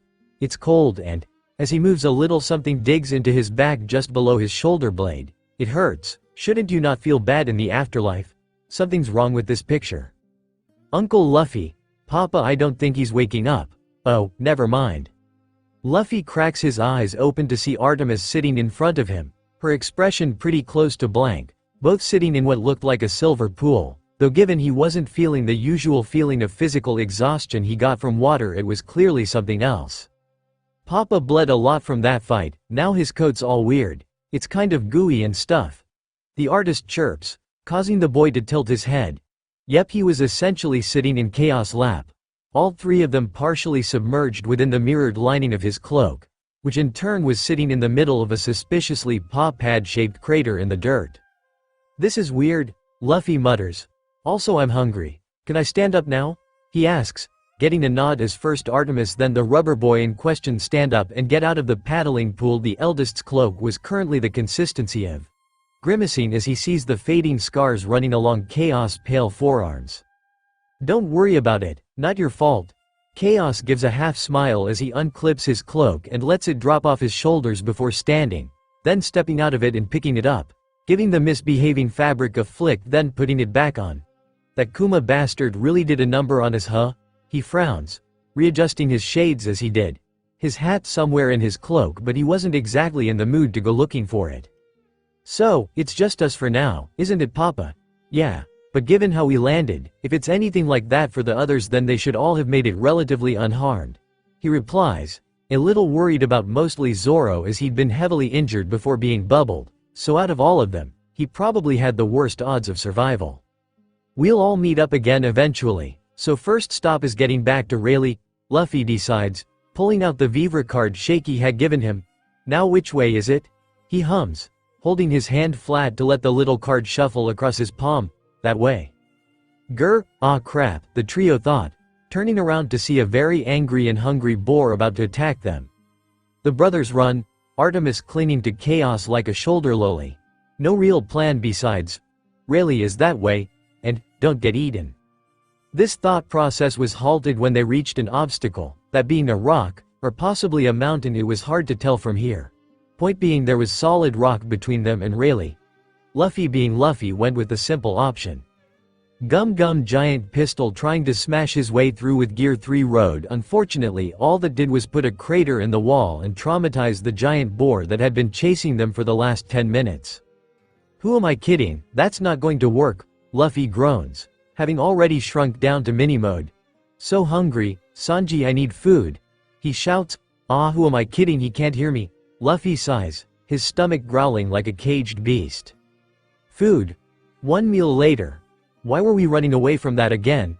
Chaos asks with a sigh, chin on his fist as Luffy finishes the last of the boar they just killed and eaten. Especially given that was almost pitifully easy. For you maybe, Artemis huffs, Papa and Uncle Luffy is stupid strong, but that boar was scary. Don't worry about it kiddo, your dad and me are just used to it. Grandpa Garp used to throw us into the forest to fend for ourselves all the time. Sometimes for weeks on end. Luffy explains with a chuckle. Licking his fingers, wait a minute, our childhoods sucked. He groans. Oh well. No point worrying about it now, besides, Gramps being it isn't exactly news is it? He asks rhetorically as he stands up again. Is it just me or is it awfully quiet for a jungle? It's just you Lou. The forest back home was just as quiet whenever you decided to shut up for 5 minutes. Chaos assures him, it's just given how loud the ship usually is. Even a little quiet is strange. He admits, sighing deeply as he worries what new stupid is about to happen. Chaos, I found laughing mushrooms, Luffy announces, already having one in his mouth as he brings 2 over for his remaining companions. The researcher looks at him for a moment before facepalming. Luffy. Laughing mushrooms are green and yellow. He says, pointing to the clearly black and red mushroom the boy had just bitten into. Oh, fuck, Luffy groans before collapsing. Mushrooms already starting to pop up all over his body. Papa, what do we do? Artemis cries, honestly, no clue. Want to try pulling them off and hoping for the best? That sounds dangerous. The artist deadpans, then both freeze as they hear rustling in the undergrowth and two snakes peek over the grass. Section boss, I found someone, a few someone section, the snake hisses. Marguerite, Ruby found someone, a gruff voice calls. On my way Sweet Pea, another shouts, based on location connected to the green snake as the red one had called the now named, Sweet Pea, boss. Section this should be fun section, Chaos sighs, then turns when he hears Artemis giggle. Your accent is funny. She grins just as the strangers make themselves known, two women in tribal-style clothing, one a rather stocky brunette with her hair in pigtails and the other a leaner blonde. Both who were holding the snakes from before like weapons. Not that Chaos was going to judge them. His weapon was technically also a snake. Hubby was as far as he could tell at least technically alive. Section oh my, what happened to the poor girl? Section, both pirates jump as another voice is heard behind them. Turning around they panic as they have no idea how such a large woman could sneak up on them like that. They don't look like they're from the village, the blonde muses. They dress funny too. No shame about your flatness, hun, but that doesn't mean you have to cover up your entire torso. The brunette teases, Chaos feeling his left eye twitch before sighing. Section my sibling is an idiot. They ate a mushroom thinking it was a laughing shroom, despite not even being close to the right color, and now, well this happened section. He explains to the giantess, not by One Piece standards, but normal people would probably call her one, mostly because she was the one who asked. The girl squealed and picked up the researcher in a hug. Section I don't care if you're a stranger, that's a Kuja tongue in your mouth sweetie section. She coos, mashing Chaos' now pink face against her relatively normal but practically massive breasts. She finally lets go and drops Chaos, who wheezes some air back into his lungs. And who are you, cutie? She asks, her voice much more childlike without the accent, or the hissing. Nico D. Artemis, the artist announces proudly.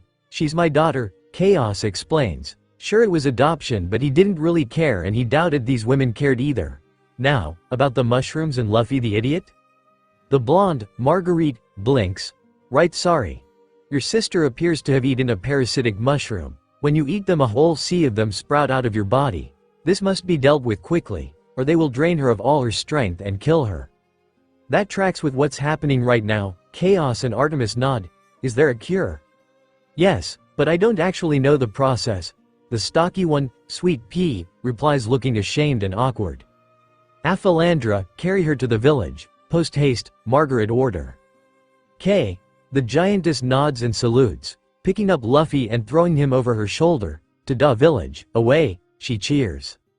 She's energetic, Chaos hums, Artemis nodding, a little intimidated, as well as scared for Luffy's sake. She's a kind and gentle girl, she's just enthusiastic. Marguerite tries to explain, come with us. Our healer should be able to deal with them in no time. She is sure worried about their sister and aunt. Papa, why are you letting them call you and Luffy girls? Artemis asks quietly, as she could see there was clearly a reason her pops didn't correct any of the women. Because I think I know where we are. The snakes speak an automatic assumption of any human's gender as female. Makes me think Kuma slingshot us to Amazon Lily. Chaos explains just as quietly, not wanting the locals to overhear them. It explains why they think you're a local though. Didn't Garp say Nana was a Kuja? Yep, hell it's why I can talk like that. Given from what I've heard you can't actually learn to speak parcel, you either can or can't. Chaos hums, using the East Blue term for snake speak, at least as far as he knew. Then why can I understand you? Artemis asks with a confused frown. Snake necks can also speak and understand parcel, given we don't know who they used as the other half of your creation. It's more likely they used snake neck than Kuja, but we really have no way of knowing. The purple shrugs.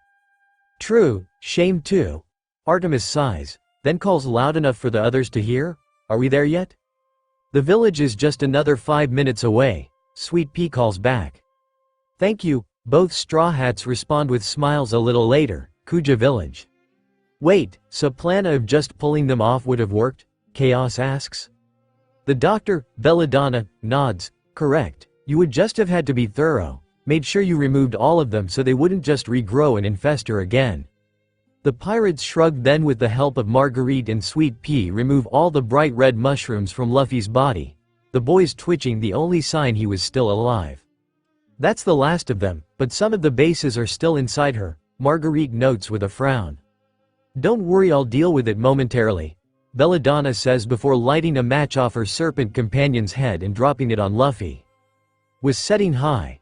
Her on fire really necessary? Artemis asks, mostly because Chaos had gone really quiet, most likely to stop himself punching the Kuja bitch through a wall. Yes, it's the only way to ensure they don't grow back. Fire is a natural deterrent for most forms of life. Especially plants and fungi, given they can't just move.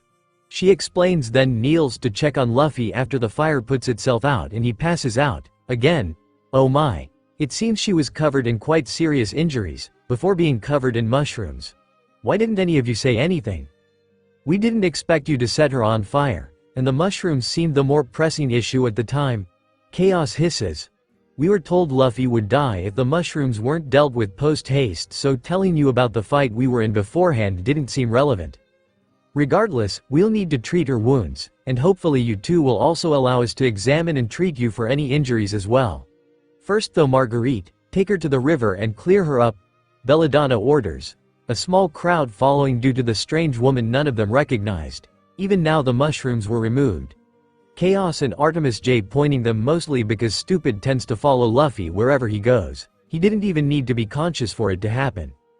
At the river, are they? Artemis begins to ask, only for Chaos to push her hat over her eyes and turn her around. Yep. Let's not tell Vivi and Alvida someone was playing with Luffy's junk when we all get back together. Agreed? Chaos states, a part of him wanting to laugh, but given Luffy's unconscious it wasn't even his fault. Sprung. Did his bits just twang like a rubber band? Artemis asks, sounding mildly traumatized. Yes. Either the tug or the spring back should really have hurt him, and would have if it had been anyone but Luffy. Probably best the water is keeping his body on low energy mode, Chaos hums. Oh my, what's all this commotion? Came the voice the old lady who shoves past Chaos. Oh, hey Granny Nyan, we found this mushroom between this girl's legs which won't come off. It stretches though, should we all pull on it, or just burn it off? Marguerite asks. The two pirates noticing even the Kuja who suggested burning its snake was also holding a lit match with its tongue. Goodness, but who is she? Granny Nyan asks, looking confused. We don't know, but her companions are over there if you want to speak to them, Sweet Pea adds while Nyan examines Luffy. The old lady then gasps and nearly falls backwards. Granny Nyan, are you okay? I'm fine, but that person is a man, she screams. Huh, took us long enough to find someone who knew what a man is, Chaos chuckles, drawing Nyan's eyes on him too. I'm not gonna wave my in your face too if that's what you're thinking. Your own fault for feeling up someone while they're unconscious. You're a man too, but your accent, you sound just like a born and raised Kuja, Aphalandra wails. Yeah, my mom was a Kuja, at least that's what I was told. She died when I was a kid. Don't know much else. He shrugs. Honestly, today was the first time I got to have a conversation with another human in that tongue.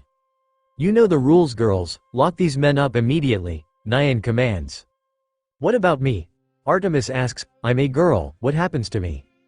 For now, you will be locked up with the manfolk, then it will be the will of the Empress as to what is done with you. A few hours later, yawn. I had the weirdest dream, Luffy grumbles as he sits up. Did it involve mushrooms or being jerked off by a cavewoman? Chaos hums, sitting cross-legged against the wall while Artemis continued to sleep in his lap. Oh, you saw Vivi's leopard print bikini then? Luffy chuckles, oblivious as usual. The man is awake. Hey Chaos, why are we in a cage surrounded by tough-looking women? Luffy asks, finally noticing the locals ogling them like animals at a zoo. Because we're on Amazon Lily, we're in here due to the crime of being born male, while Artemis is here on probation due to being the fruit of my non-existent womb.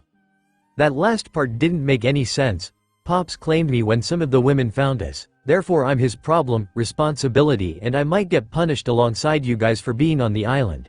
Unless they decide to adopt me for being able to speak the language. Artemis explains as she sits up and gets off Chaos. Also, the women stole your pants, not that they were all that salvageable after their quack of a doctor set you on fire. So I didn't imagine that really hurt, Luffy yells, jumping out of bed as he does. Then looks down and what Chaos said registers, causing him to wrap the blanket around his waist.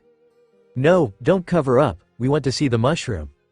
These women are weird, it's like they've never seen a guy before, Luffy mutters, ruffling his hair then panicking when he realizes he's missing his hat. There it is, he shouts, stretching his arm and snatching it right off Sweet Pea's head. Men can stretch their bodies fascinating, one Kuja notes down in a little pad.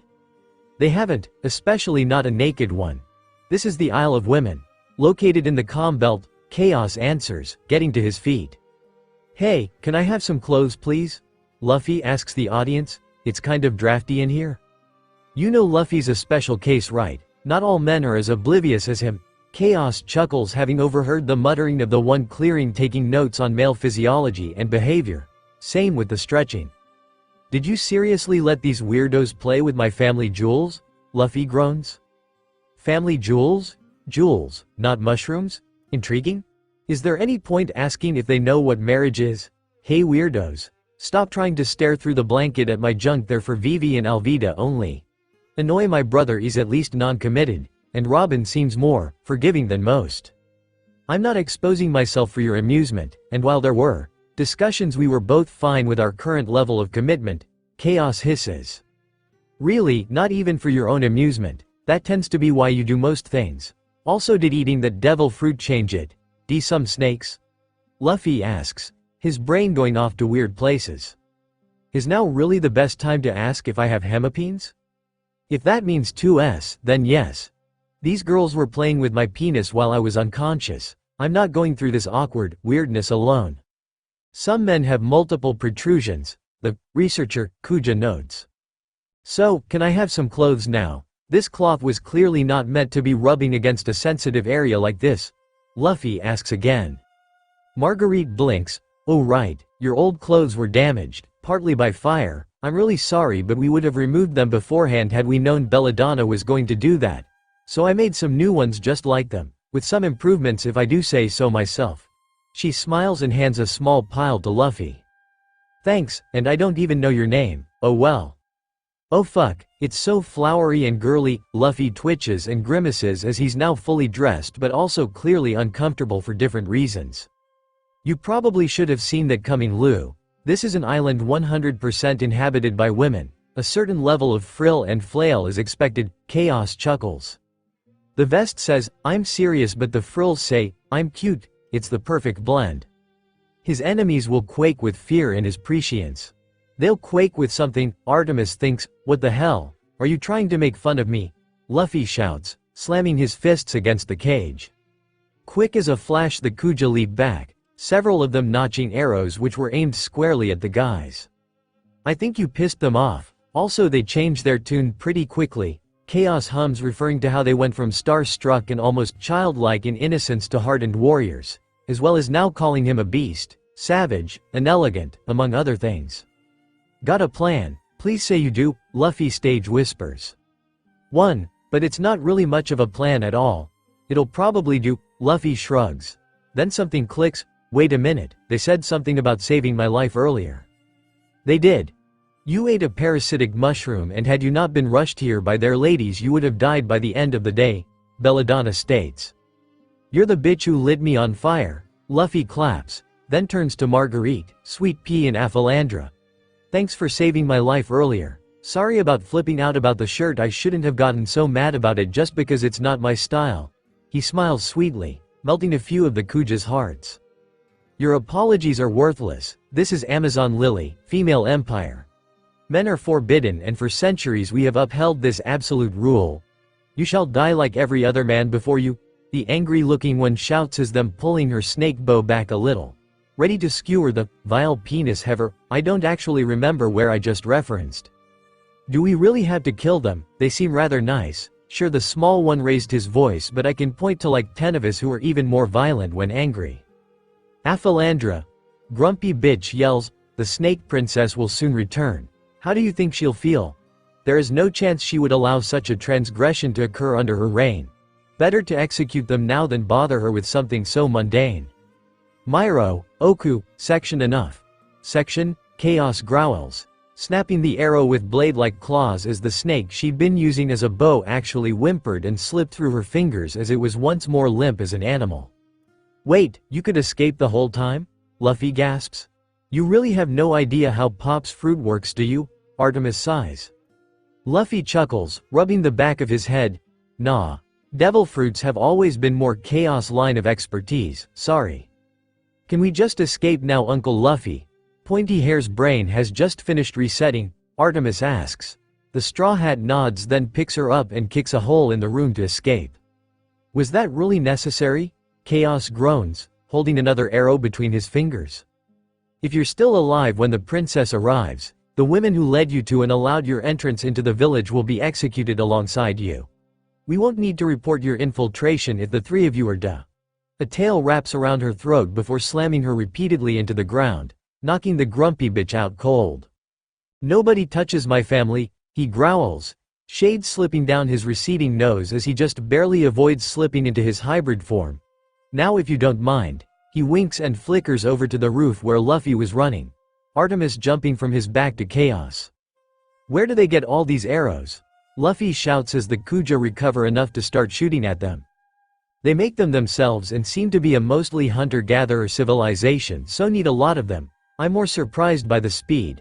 I've seen guns with slower reloads than these chicks," the researcher responds, moving to Luffy's right side to try avoid most of the projectiles. "Also, you might want to dodge." "What?" Luffy asks just before jumping of the roof, then bouncing right off Aphalandra's and turning into a living bouncy ball, somehow managing to avoid getting skewered without even trying. "Uncle Luffy's got the weirdest luck, Papa," Artemis chuckles. "Pretty much, now let's follow him," Chaos agrees, using Aphalandra's helmet so he could leap over the larger woman, then continue following his idiot from the rooftops. "Luffy, stop stealing everyone's food. It's like you're trying to give them a reason to kill you." He groans, smacking him upside the head as they final drop down beside their captain. "But I'm hungry, plus running around is tiring," Luffy whines. "Then run in the direction of the walls, so we can escape, rather than haphazardly around the village." "Oh yeah. This is why you're part of my crew. You're the smart one. Hey, do you know where Rayleigh's Vivre card is?" The purpled stops for a moment. "No, that was all you." "Oh, maybe the blonde one knows. She's the one who took all my clothes," Luffy muses. Guys," Artemis pipes in. "We're surrounded, congratulations Luffy. You pissed everyone off in less than an hour. A new record even for you." "That's accurate," Luffy sighs, then spots Merguerte. "Found her." He grins, shoot his hand out and wrapping it around the Kuja, reeling her in like a fish. "I need to ask you a question, but I can't do that in this crowd, so I'm gonna take us somewhere quieter," he explains, then starts bouncing up the wall of the village. "Took him long enough," Chaos face palms, then follows with sickled toe claws, Artemis held in his arms rather than on his back for her own safety. They reach the top just as Luffy leaps off the side and into the jungle. "Still a fucking idiot though," he sighs, then leaps after him. "Gum Gum Balloon, okay. Now we're safe, probably," Luffy smiles, then turns to Marguerite who'd been panicking the entire way down. "You okay now? We're on solid ground again?" The blonde grits her teeth and draws her knife. How did you get fat and how did it let us survive that fall? And you?" She gestures at Chaos, switching the target of her weapon between the brothers every few seconds. "What are you?" Her body fell apart, like to ash or something. Then you were in front of Kikyo, fully reformed. Plus there's your eyes, like a snake's, and don't bullshit me with the Kuja bloodline excuse. Everyone knows Kuja only make girls. What's the point in us answering? You're not going to believe us anyway. Chaos shrugs while Luffy just laughs. I've heard the menfolk have the Kuti virus, is that what gives you those strange abilities? Huh, usually it's boys who think girls have cooties, though in both cases it's kind of bull. As for the powers, it's complicated, like, Chaos is dedicating his life to understanding it, level complicated, Luffy answers. So, now I've answered your questions. There was something in the pocket of my pants when you took them. Do you still have it? Marguerite pauses, then reaches into her fur bikini and pulls out the folded Vivre card. Is this what you were talking about?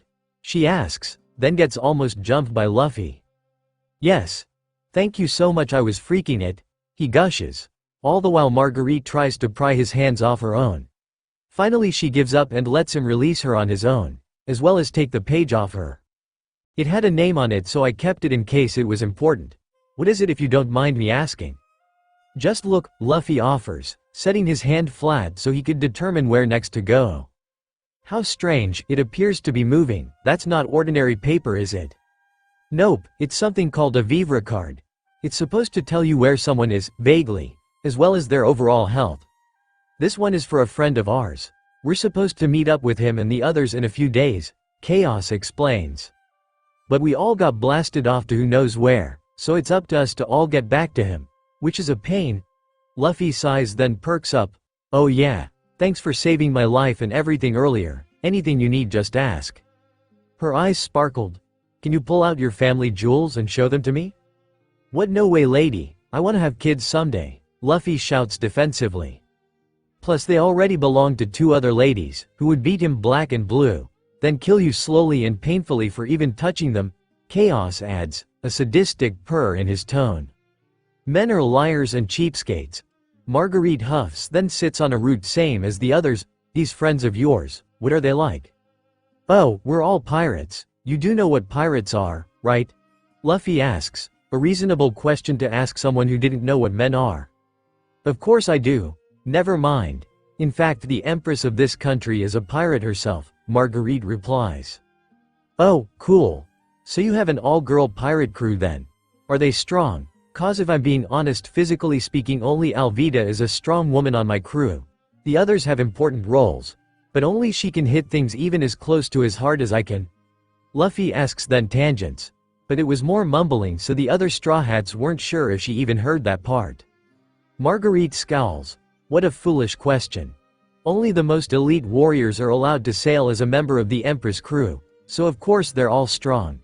In this proud nation, all the women of Amazon Lily look up to the Snake Princess. Her beauty is unparalleled, she's noble and strong. She is the Pirate Empress, Boa Hancock. Didn't Ace mention her when he was asking who Artemis' mom was? Luffy stage whispers, getting a nod from both of his crewmates.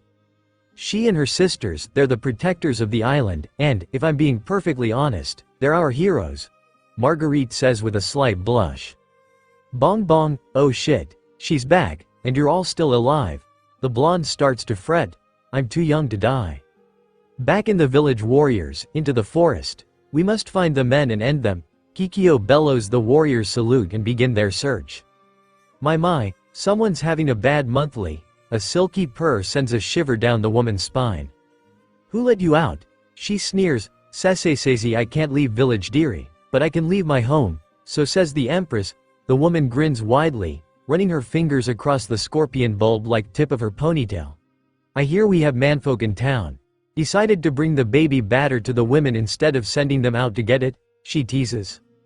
Serpents, Kikyo sneers, as the tail shoots forward, brushing against the younger warrior's neck. While nice to see you know who your betters are, my name is just that, not a curse or an insult. Now, one of these men, could he speak in our tongue? Yes, why does it matter? Because I've been waiting for that arrival. As strong as his mother, that boy, to give you all so much trouble, but he takes more after me, given he's a pirate. Shala coos. Her violet eyes widen and filled with amusement. Kikyo grits her teeth, so he wasn't lying, he is a male Kuja, but how? Shala laughs, that's not for me to answer, my dear, only to divine the Empress' future, and get the princess ready for the father. With that the woman turns to leave, the tail slipping back under her skirt. Back to the jungle. Miss, how exactly do we leave? Amazon Lily is in the East Blue Calm Belt? Artemis asks, catching Luffy's attention, as well as draining some of his enthusiasm. We're in a calm belt. Men really don't listen, Marguerite notes, getting a hissed chuckle from Chaos. Some of them do, but Luffy does have a habit of forgetting information that's not immediately useful to him. Now about the boat. Yeah, we don't have those here, the blonde answers flatly. What?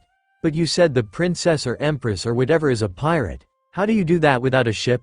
Luffy asks in confusion. The empress ship, the perfume Yuta, is pulled by two giant, venomous sea snakes, to keep the sea kings away as well as move the ship through the currentless water.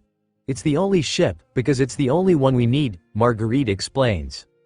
No ship, no wind. What are the chances a raft could be paddled from here to Sabaody? Luffy groans. Slim to none, Chaos answers. Honestly, our current best plan is steal the Yuta and have Shaggy bring it back when we're done. You can't be serious, Marguerite screams. Are all men this brain-dead and suicidal? You can't just steal the ship of the Kuja pirates. You wouldn't even get close enough to see the serpents pulling it. But if we did, Chaos could talk to them, convince them to help us. Actually, maybe we wouldn't need to involve Shaggy in our plans. You could just ask them to bring the ship back when we get off. Luffy grins. You people are idiots, she says through gritted teeth. Then notches an arrow. If I stick around any longer I'll grow attached to your stupidity, like boar piglets. So die, she fires, missing Luffy by an inch but putting a dent in the rock behind him. Geez, why do you people want to kill me so much? Also, Luffy yanks the arrow out of the rock. How can you do that? These arrows look perfectly normal yet they could. Well, do that. He points to the rock behind him. Marguerite rolls her eyes. Of course the arrows are strong enough to do that. They've been imbued with our haki. Wait a minute. You men are mocking me, aren't you? She fires again, this time aiming between Luffy's eyes. Motherfucker. Chaos curses as the arrow pierces his hand despite his devil fruit being active. Haki, it can ignore devil fruit powers? Luffy gulps. There she is, Marguerite. Are you safe? Sounds like the mob is back, Artemis sighs while the researcher pulls the arrow out of his hand.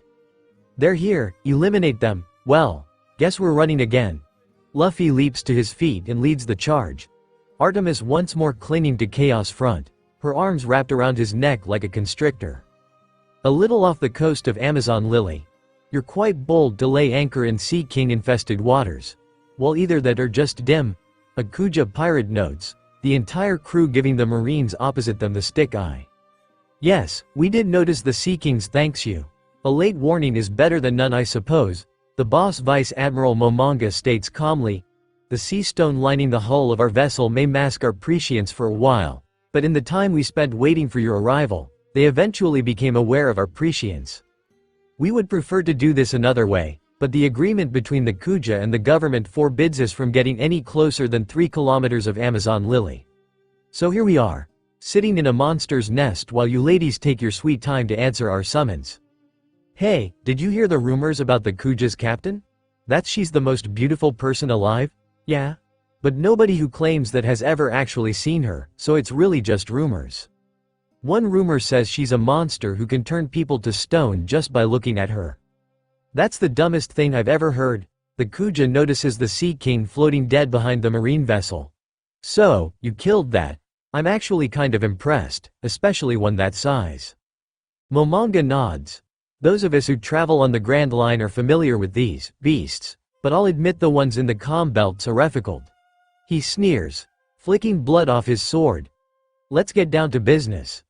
I am Vice Admiral Momonga of Naval Headquarters. Warlord of the Sea and Pirate Empress, Boa Hancock. I am here for you, reveal yourself. The Snake Princess won't come when you call like some pet. There's your answer, so take a hike.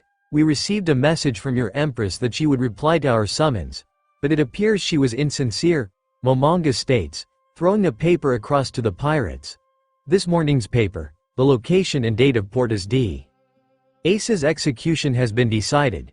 It's too late to turn back now. The world government has issued strict orders that the 7 warlords be present. Refuse and our agreement will be voided. Your Empress title is warlord revoked and you will be hunted down like every other pirate. Is that understood? He shouts. There was silence, then the clicking of heels on hardwood, before the doors to the main structure are pushed open, and she stepped into the light, then making her way to one of the snake's heads. At long last, Boa Hancock, section turn, and bend level with the deck. I might as well grace these fools with my beauty section. Section yes mistress section. Keep your guard up, men. Momonga orders as one of the Yutas dip and turn to them, the Empress standing on the crest of its skull. Who knows what kind of monster this Kuja Empress could be? I am here, Hancock states in a bored tone as the grinning serpent holds steady, putting her eye to eye with Momonga and his subordinates. Holy shit, she's hot. She really is the most beautiful woman in the world. The rumors were true. Back on the island, crap, the women on this island are scary, Luffy thinks as he continues to dodge arrow volleys. Halt, men. How about no?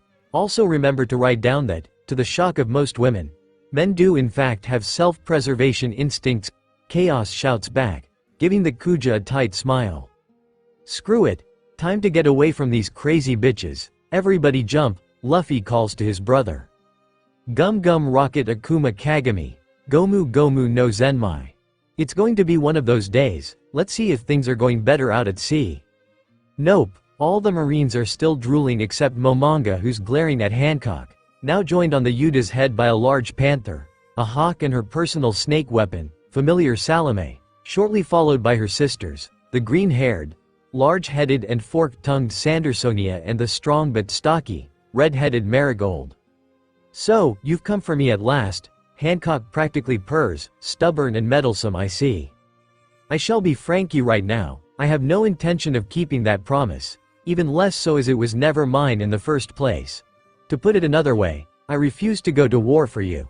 Still I've grown rather fond of my position as warlord, so I think I'll keep it, she says, her lips curl into a half-smile, setting hearts racing. Also, you shall be giving me all the cargo on your ship without complaint, she orders, as it seems someone remembers what pirates normally do, steal shit. That's enough, Momonga bellows, I won't stand here while you act like a spoiled child. Do you honestly think we'll accept such unreasonable demands? Yes, Hancock states bluntly, the snake's head rising so the Gorgon sisters were looking down on the Marines, which to her sister's amusement they were actually following her commands, until Momonga had to be a spoilsport and snap them out of the near hypnosis Hancock's beauty caused in them.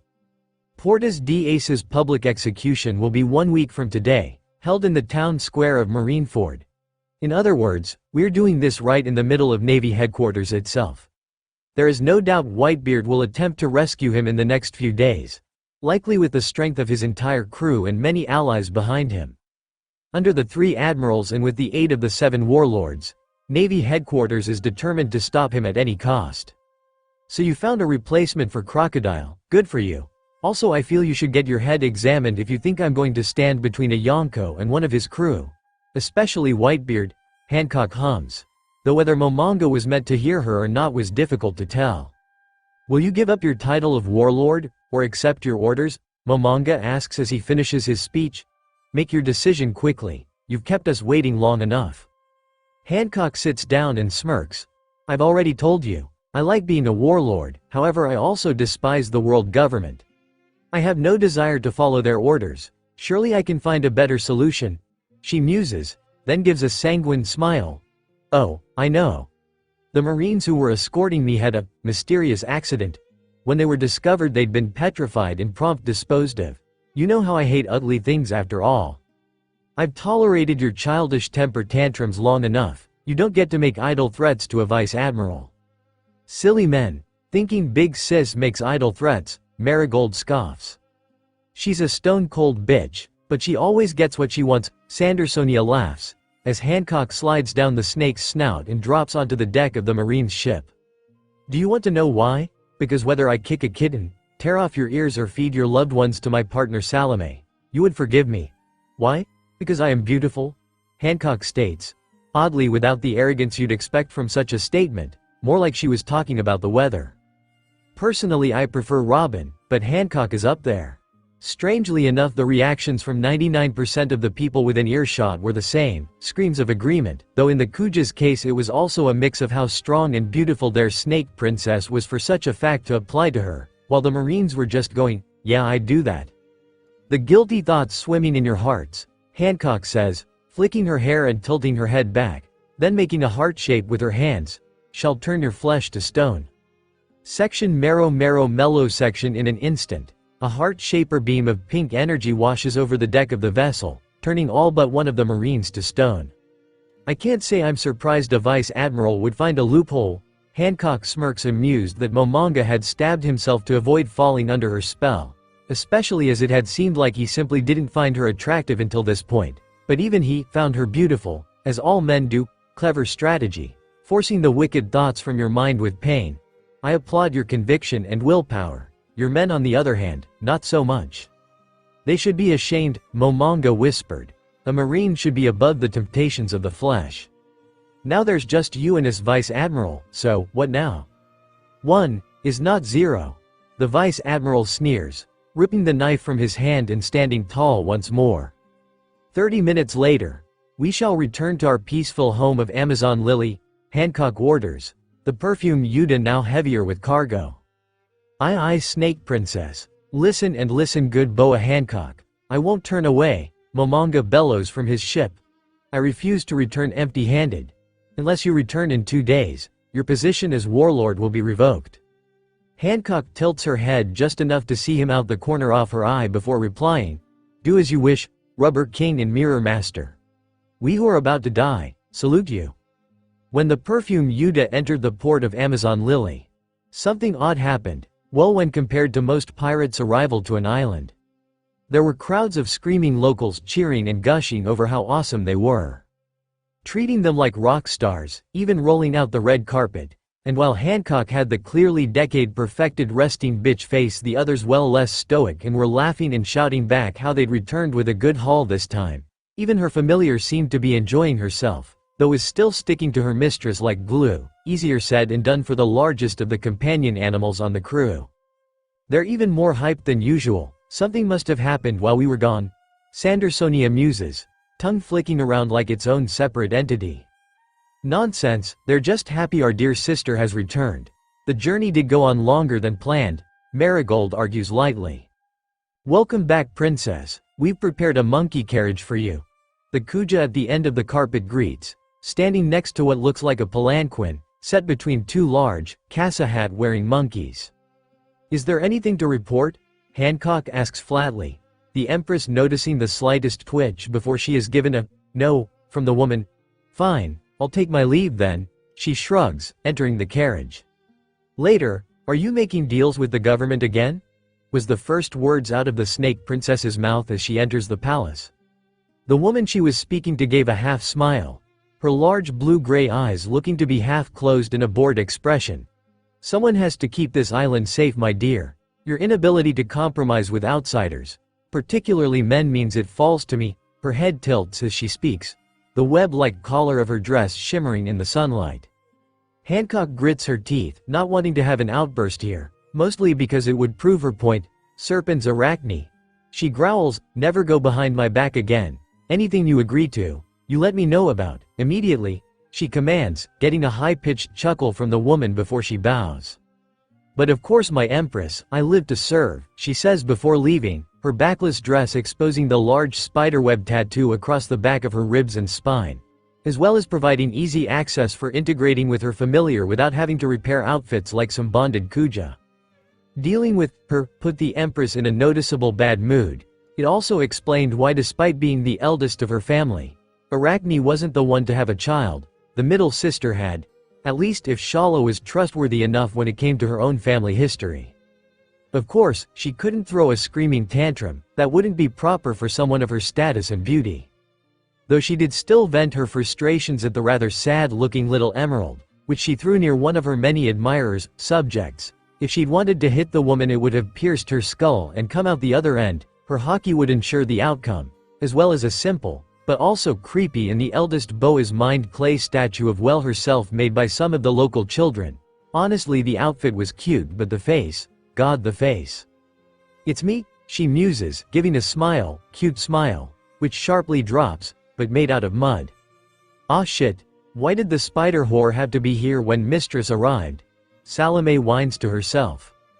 Crash! If the palm strike didn't already break it, the heavy impact with the floor ensured the statue was broken beyond repair. Don't bring filth like that into the palace again. It's unsightly and amateurish, she sneers, pausing to rub her fingers along Salome's skullcap as the snake butts her head against the woman's elbow, before continuing on, her attendant following at a brisk pace. Inishida, I couldn't help but notice the city defenders were absent during our arrival. Care to explain? The blonde Kuja freezes, then quickly catches up. You see, a large and violent monkey smashed through the village and ran off into the forest while you were away. Its power and ferocity was simply astonishing, so everyone left for the jungle to hunt it. Lest it threatens our people a second time. She explains, bullshits, praying the Empress never finds out the truth. Don't worry too much, Your Highness, it's nothing to concern yourself with. Plus I'm sure they're very sorry they were unable to deal with the beast before your arrival. She adds, as Hancock sighs lightly, then settles herself in Salome's coils, the large serpent a surprisingly functional chair for the Kuja queen. You're probably right, Hancock hums, white sake, leave the bottle, she orders, lightly but tense. Bring 2 cups dearie, Granny Nyan, just what I needed, another old crone interfering in my affairs. Hancock sneers, her fists clenched against Salome's coils. How did she get past us? Has she been here long? How did we miss her? Forget how, I'm here so just accept it, Nyan argues, hand waves. Get rid of her, immediately, Hancock orders, cold fury in her voice. Hold it just a minute, listen here Snake Princess. There was an awkward silence for a minute and a half before Hancock asks, do you have a point to make? Also, you forgot to say please? Nyan huffs. Please listen, Snake Princess. I've received word a vessel from Central is anchored just offshore. They come with the express purpose to summon you, have they not? Yes, because the other old hag can't mind her own business, Hancock mutters, but as expected Nyan wasn't listening. The world government has called you into active duty. Correct, they want me to go to war, with a Yonko, Hancock states, her facial expression blank. Why are you here? You must go. Nyan orders shrilly. You must uphold the agreement or they'll revoke your title.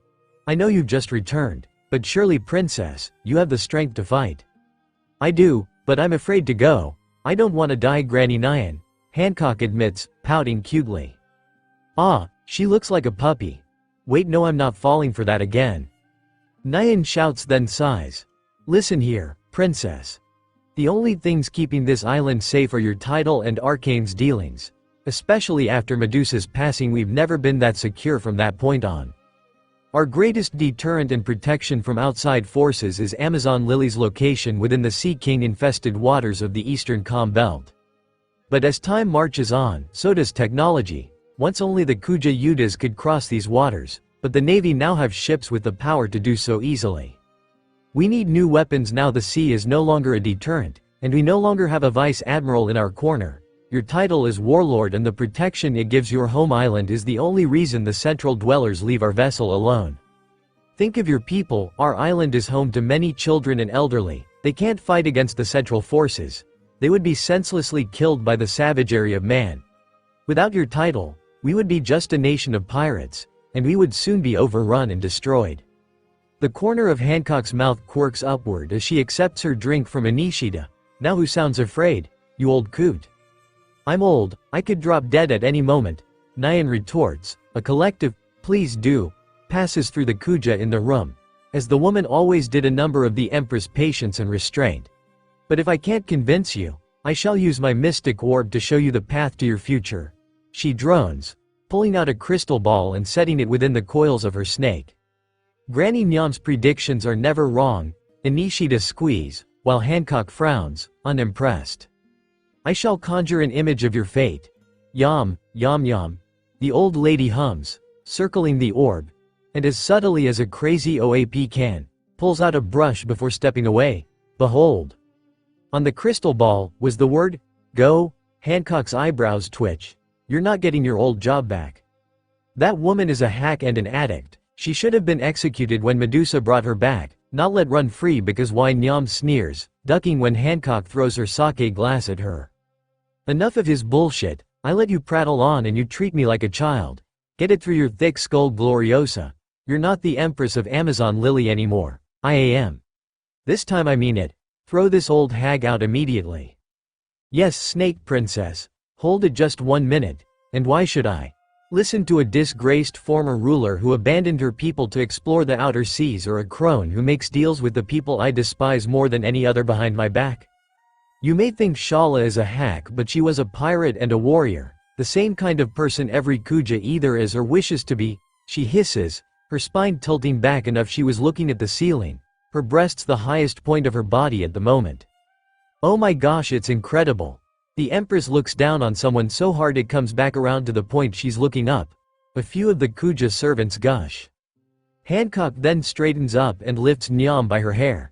Never presume your advice is needed or even desired. The world, and this island most of all, will be better off when you finally drop dead. She growls, now, get out of my sight. She yells, flinging the old bat out the nearest window. A curse on your snake, princess. Section Sessazy. I have not seen her this energetic since I was a girl. You really do have a talent for riling her up, princess. Section Serpent's Shala. How long have you been standing there? Since she started screaming, so not that long. Glad to see your excursion was fruitful. She says with a friendly smile. Do you require anything of me? Hancock sighs. No, though I feel unclean after touching that demented old hag. My bath had better be prepared. Yes, snake princess, and Shala. Any advice? She asks, the purple-eyed woman noting a hint of she was tempted to say, vulnerability, in her voice. Everything is proceeding as planned, just go about your day and all will be well. Hancock frowns, for once, your platitudes do nothing for my feelings, but I shall allow it today. Just, find him, she orders, then turns to leave. QQQ, she laughs, sounding like clicking pincers. Of course, my dear Empress, she nods. Following the procession of people leaving the palace so the Empress could bathe in peace. Only her sisters were allowed to remain behind. The woman watches the palace in anticipation, though amuses herself listening in on one of the warriors explaining how the Boa sisters killed a gorgon and were cursed with its demonic eyes upon their backs, turning all who saw them to stone. Her familiar asks wasn't it wrong to lie to children, and she chuckles, squeezing the bulb to add its venom to her tea. Section Attention everyone, the Empress shall commence bathing. For the next several hours, nobody is allowed to enter the palace under any circumstances. Section. You're in charge of keeping watch today, Hancock says as she enters the bathing chamber.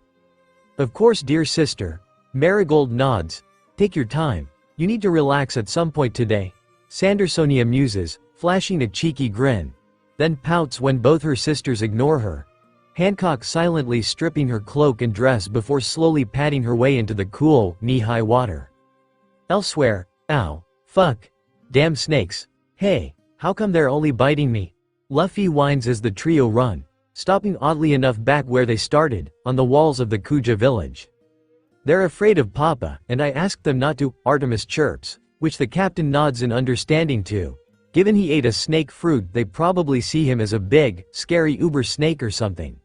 You don't screw around with one of those. Section leave section.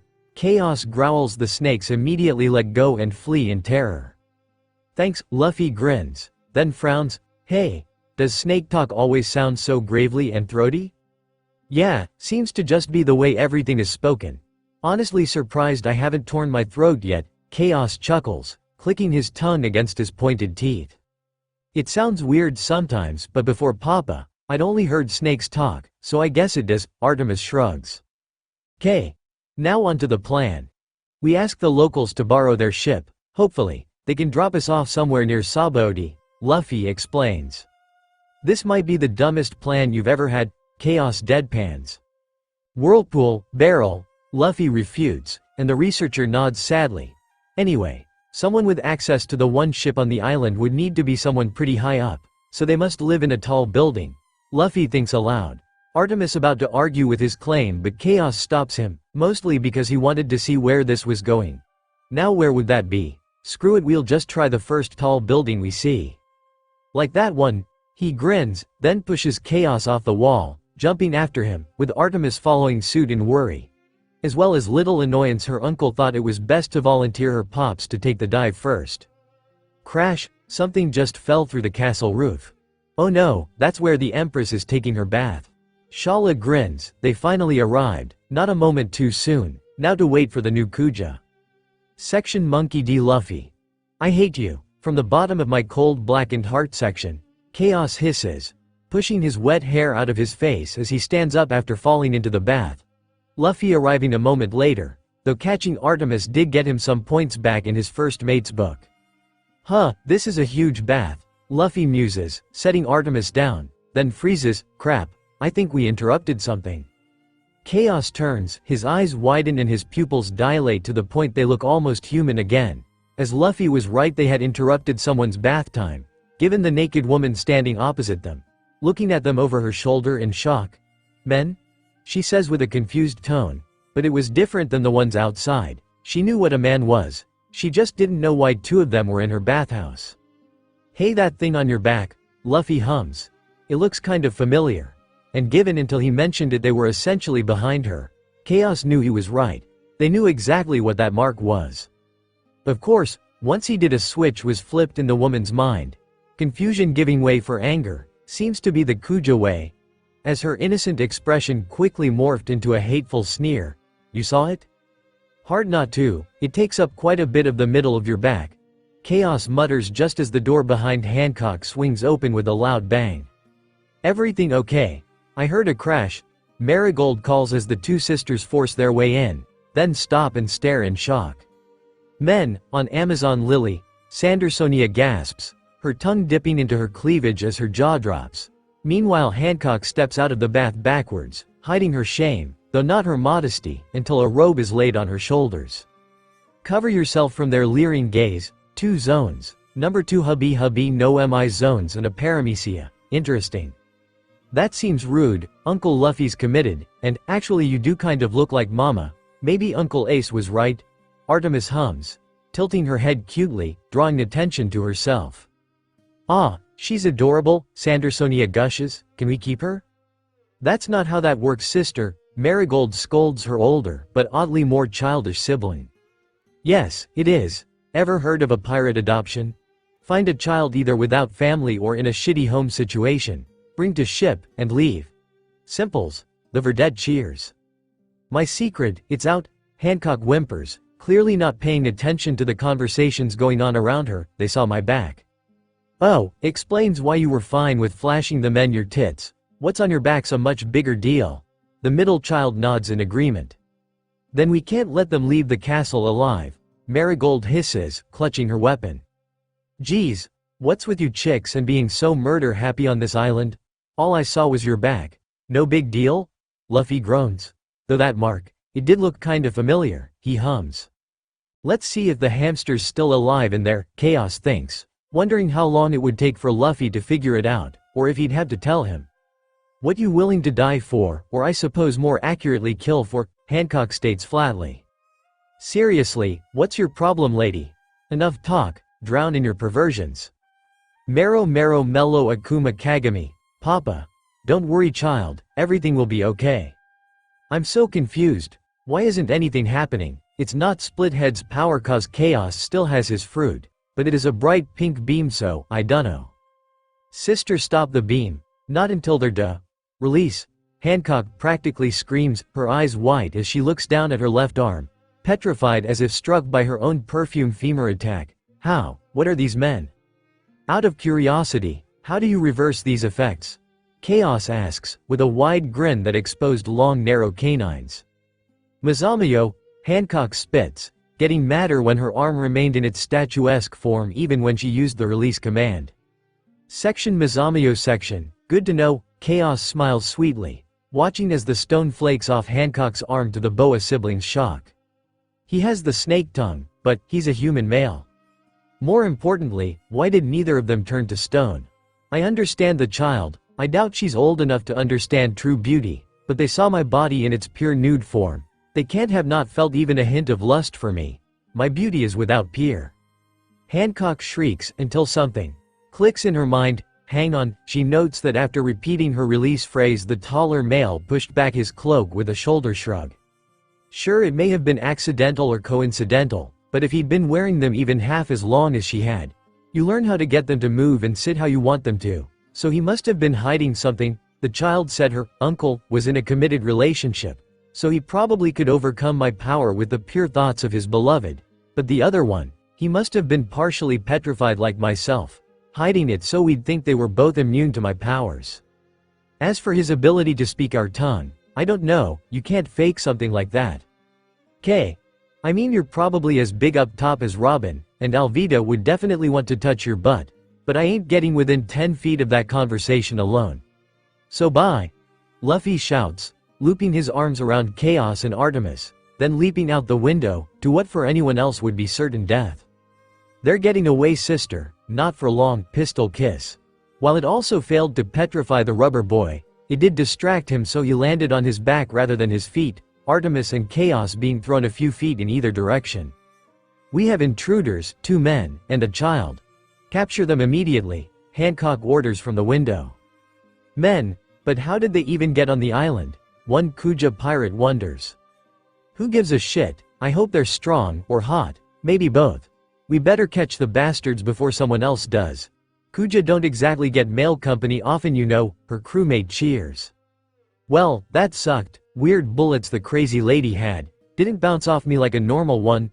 Luffy thinks aloud as he sits up, only to once more get an arrow pointed at his face. This is starting to become a habit, he deadpans. I'm starting to think your plan was destined to fail, Chaos sighs, a few Kuja also aiming their weapons at him. These are the all-women pirate crew we were told about earlier, right? Luffy asks. Most likely, Artemis nods, cool.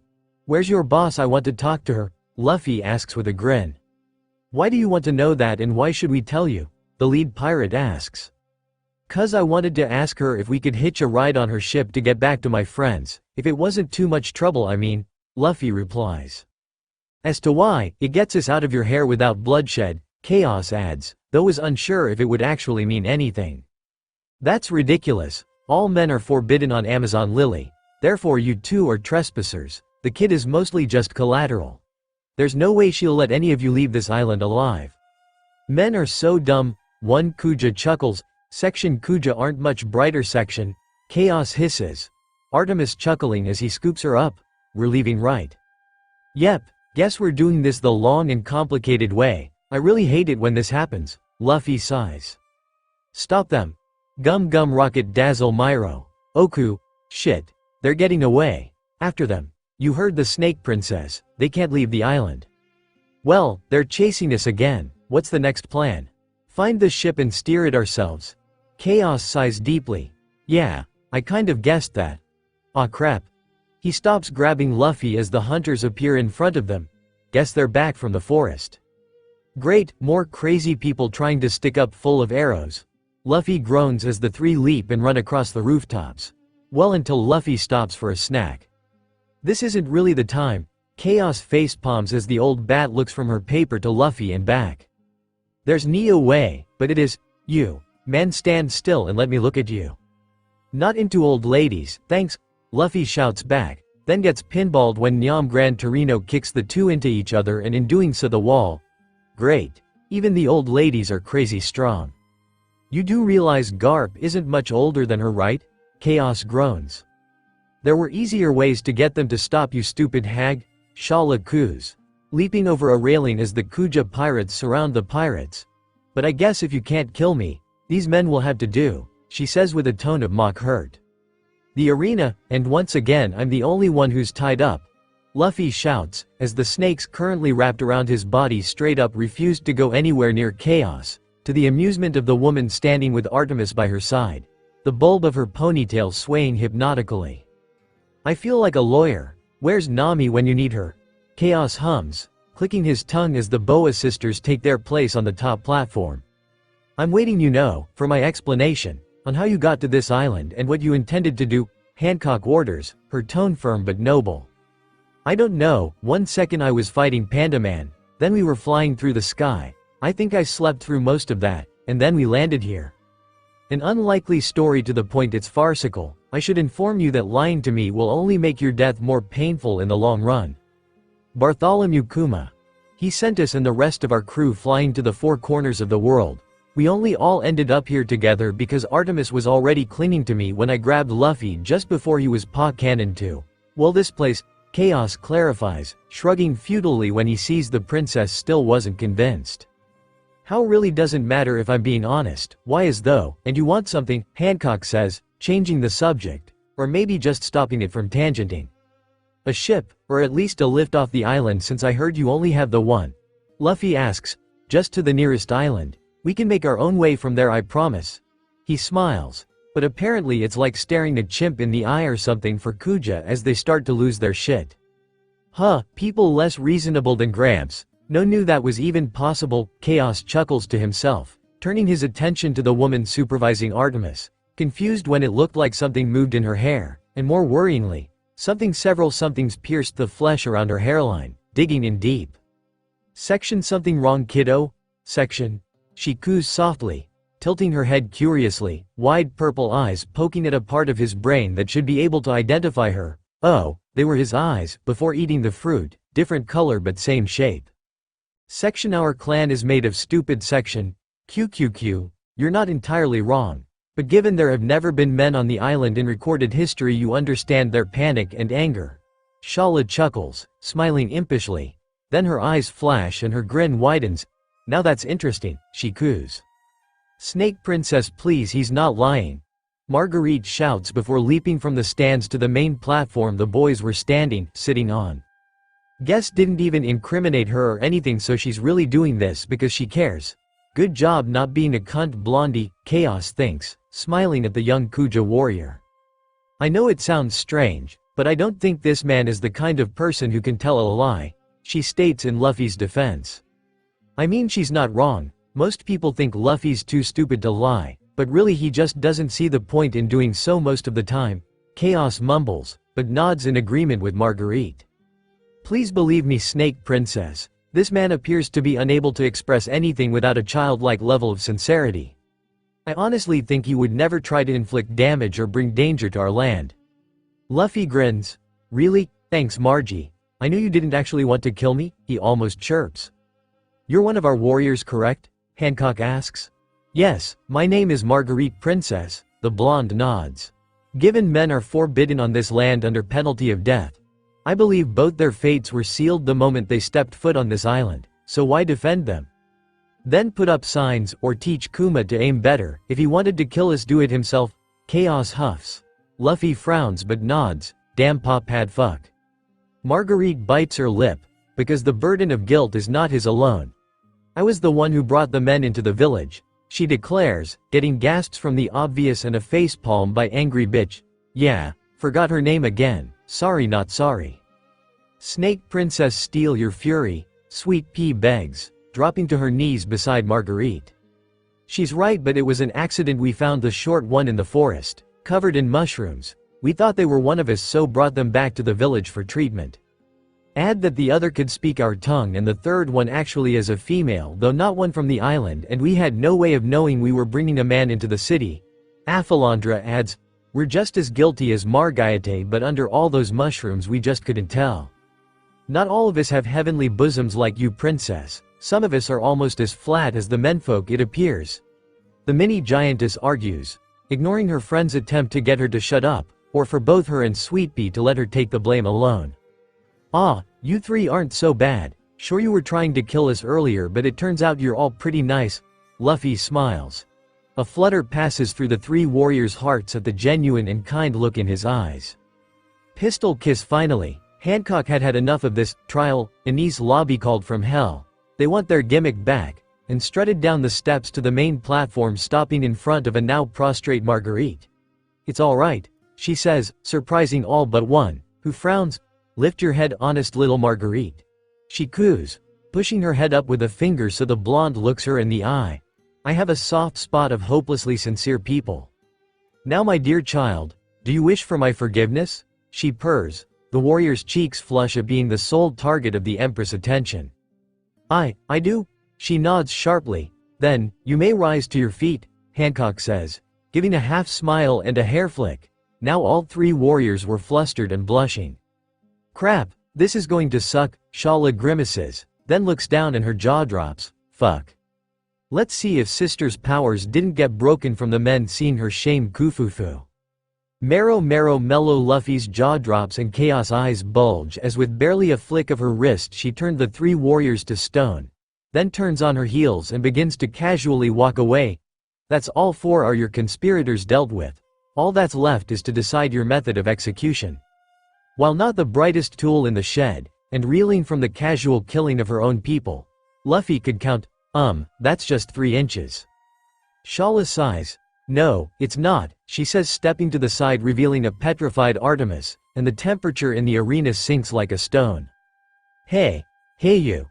Turn them back, section snake whore. Turn on that fat ass and look us in the eye when trying to kill us, or at least don't be a petty little bitch about it when someone tells you that you're wrong, section. Luffy had no way of knowing what his brother just said, but given his tone and the reaction from everyone else, well, he was suddenly glad he didn't understand.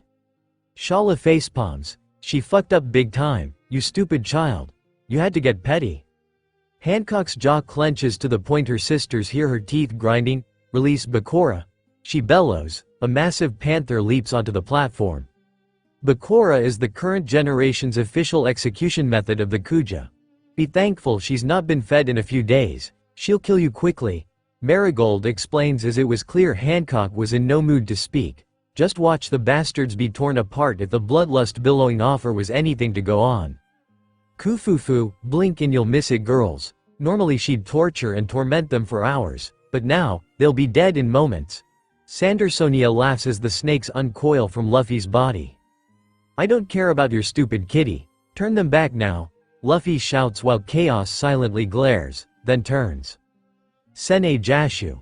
And kills the panther with a single strike, his fingers piercing its skull like a sword through a melon. You're right. That was over quick. Who wants to try next? His shades had already slipped from his face and the expression was bone-chilling. There are a lot of people between you and us, princess, but you have until we get to you to change them back. We're done playing around, Luffy says coldly, eyes covered by his hat. You're all cowards for letting that bitch turn your own people, comrades, to stone, and then just sit there and laugh. Sesezi, she is a queen though, but we've not had the best history with royals. We tend to break them. Chaos purrs, forked tongue slipping past a maniacal grin. Hancock grits her teeth and sighs deeply. What you men don't understand around here is that I will always be forgiven because I am beautiful, Hancock explains, causing an eruption of hard-eyed idiots not seen since they visited Logia Town. I'm sure even you savages can see that, she brags. Robin's better, Chaos and Luffy state a moment later, the captain just stating a fact. His archaeologist is basically a better, less cunty version of Boa Hancock. Hancock stares at them for a moment before falling back into Salome's coils as if she'd fainted. Be strong, sister. This can't be happening. There is no man alive who care resist my allure. They've even both seen me naked and it still wasn't enough. I mean, you're hot and all, but you have the personality of a sewer rat, Chaos shrugs. Oh, now he's done it. Let's kill them, or maybe just the small one, Sandersonia suggests. Though her confidence fails her as she stares into those slit eyes. Still, the two jump down to the platform ready for battle. Kififi. Shit. Shala hisses as heels click behind the men. You can have the child to toy with, Gorgon sisters. I'll deal with the bastard, Arachne purrs. Prepared to meet your end. A fate 18 years late, she declares, drawing a rapier while the sisters transform. Hubby no am I? Luffy asks offhand, getting a nod from his brother, normal or mythical? Normal. I'd ask if you want to swap, but swords were never your thing either. She got powers. She probably has that hockey bullshit, but no devil fruit, unlike her sister, or me. Luffy frowns at the tone, then grimaces. Family reunions always seem to suck for us. Goes without saying, I'm afraid. Good luck, Luke. Thanks, Chaos. We'll fix her, we'll fix all of them, he says with the confidence of a fact, but as casually as describing the weather. Also, could you give me a hand for a minute? After what just happened, I don't think these bitches would care if they broke the girls that got petrified. Just grab the tall one, I'll handle the other 2 inches, he asks, getting a nod as Chaos gives a sign for timeout and walks over, lifting a Folandra and moving her to the platform Shala and Artemis had been standing on, then jumping back. Luffy, on the other hand, just moved Sweet Pellower level of the arena, as he was pretty sure they would only be fighting in the main area, mostly because the Boa sisters' hybrid forms looked like they were too girthy for the narrow sections. That was a kind gesture, but you SSS should be more worried about your own live SSS than our former comrades, Sandersonia lisps. Not really, I'm still gonna kick your asses, I just didn't want anyone else to get hurt while I did it, Luffy shouts back. Honestly, surprised you let me do that, Chaos chuckles, then has to duck as a spear-like appendage shot at him. That's not right. He muses, given it looked like an insect leg, and she didn't have devil fruit powers. That's not hockey, is it? He asks. Kififi. Nope, it's the Kuja's greatest hidden technique. Familiar bonding. If my name didn't give it away. You kind of forgot to give it, Chaos argues, then groans as more legs come out of the woman's back. Serpent's arachne, and like the name implies my familiar is a spider, and thanks to a lifetime of training she and I can work as one flawlessly. You won't leave this arena in any way but pieces. Now die. She cries, aiming for his heart with her rapier only for hubby to block it with a greatsword form. Strong blade. Maybe I will need Haki to kill you after all. She muses, as the spider legs gain an oily sheen and her sword turned black as night. I'll give you this. You at least know a rapier, like a spear, is a thrusting weapon. Meant for stabbing things. Chaos smirks, then flickers out of the range of her attacks. At least the ones he expected her to know. Marigold chuckles. Cocky little shit, aren't you?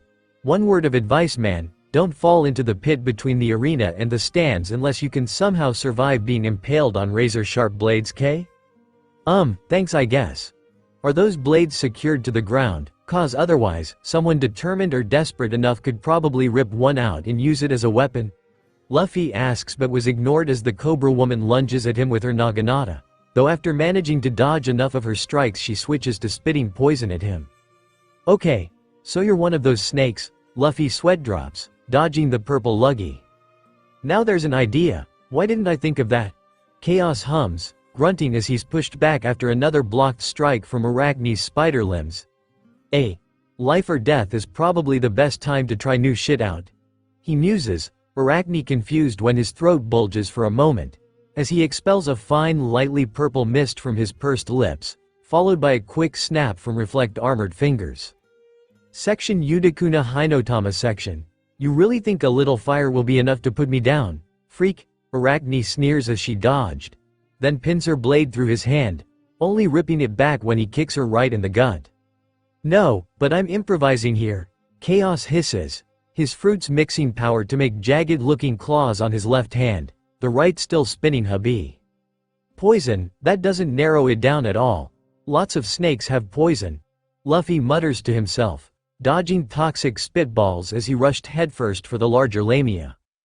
Gum stamp. The kick hits her hand but bounces right off, the moment of shock long enough for Marigold to jab him with the butt of her weapon, throwing him across the arena.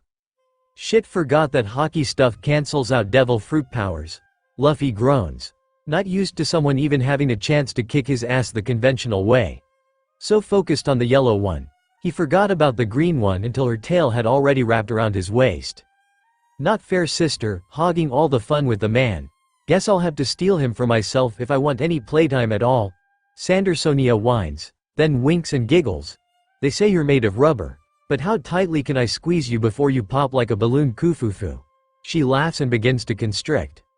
Yeah, Haki's a bitch. Luffy wheezes, his devil fruit completely ignored as she begins to squeeze, then brings him to her face, which was stretched into a smile.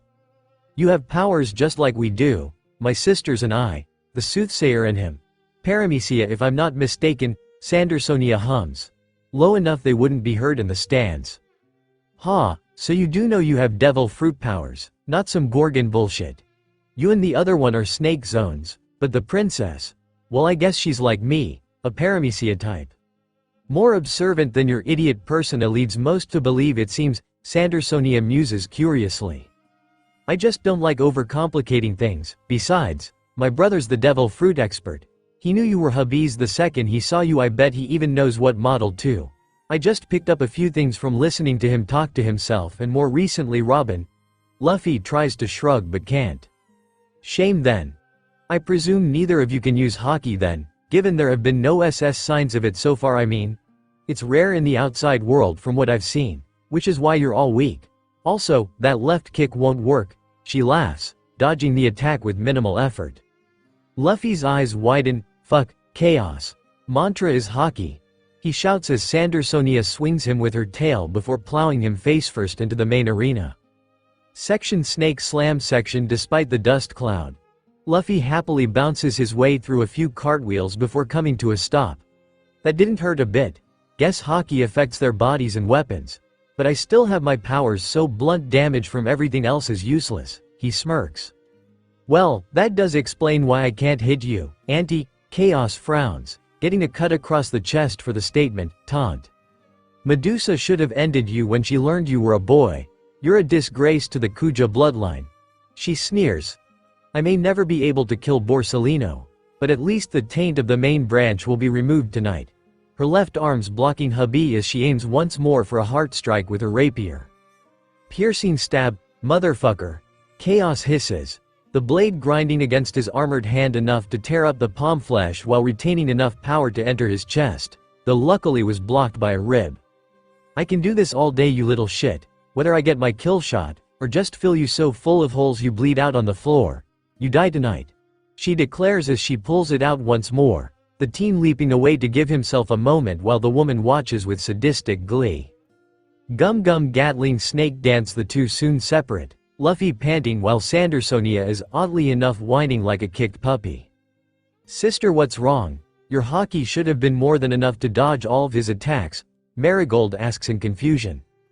If you think it's so easy then you can try. I on the other hand could feel his fists even through my scales. The little shit just used my tits as punching bags for the last 3 minutes. The elder Lamia shouts, wincing and massaging her scaly titties in pain. How? The other two sisters thought, he doesn't have hockey, that much is clear, but he was able to strike Sandersonia, the one with the highest observation of the three of us. Was I not supposed to be able to do that? Sorry, but my brother's kind of a speed type when it comes to attacks, so I needed to get faster so he could still fight. He says I'm stronger, but I think he's just humoring me as captain, he chuckles.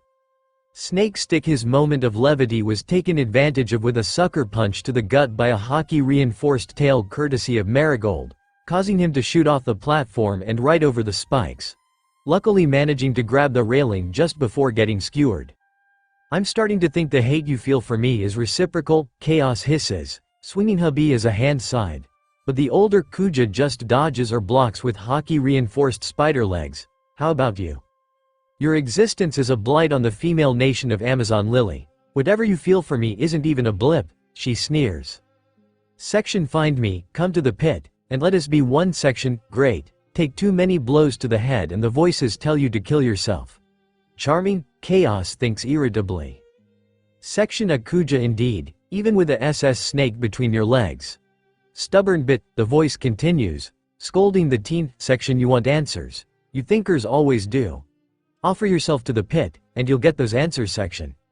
Chaos groans, then sighs, I've been listening to the voices in my head this long. Why not this new one? He considers, wondering when would be the best time to implement this stupid idea. Boing, huh, been a while since I did that. Luffy hums as he bounces back onto the main platform. Oi, damn it, I forgot the word. What did Dayton call women who dressed like her? Oh yeah. Oi slag. You suck. Luffy shouts up at the Kuja Queen to the shock of everyone. Hancock recoils in a faint. The torment never ends. Sisters, remove him from this word. I'll never know peace until he's been vanquished.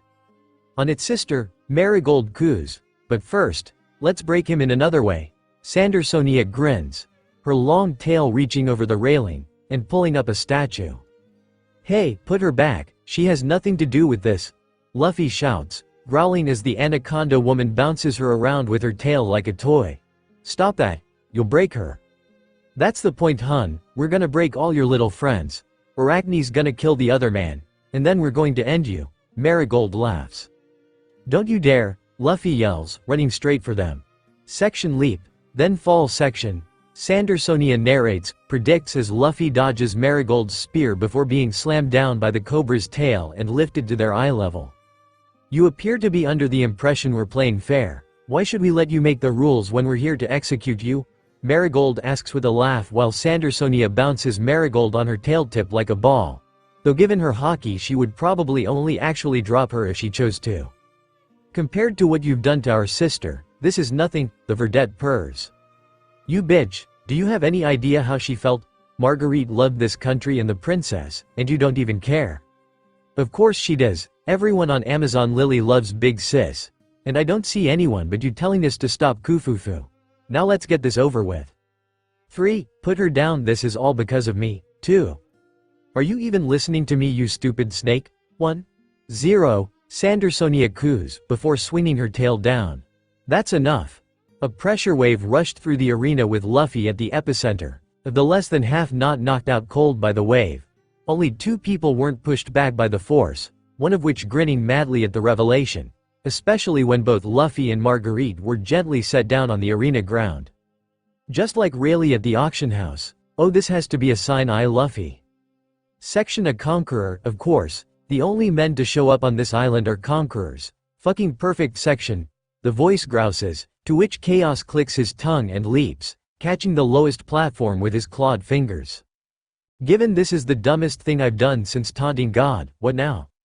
Section Jump you stupid male, section, was hissed just as blood-red eyes and ruby-red fangs flash in the corner of his eye, section Leap up or we both die section.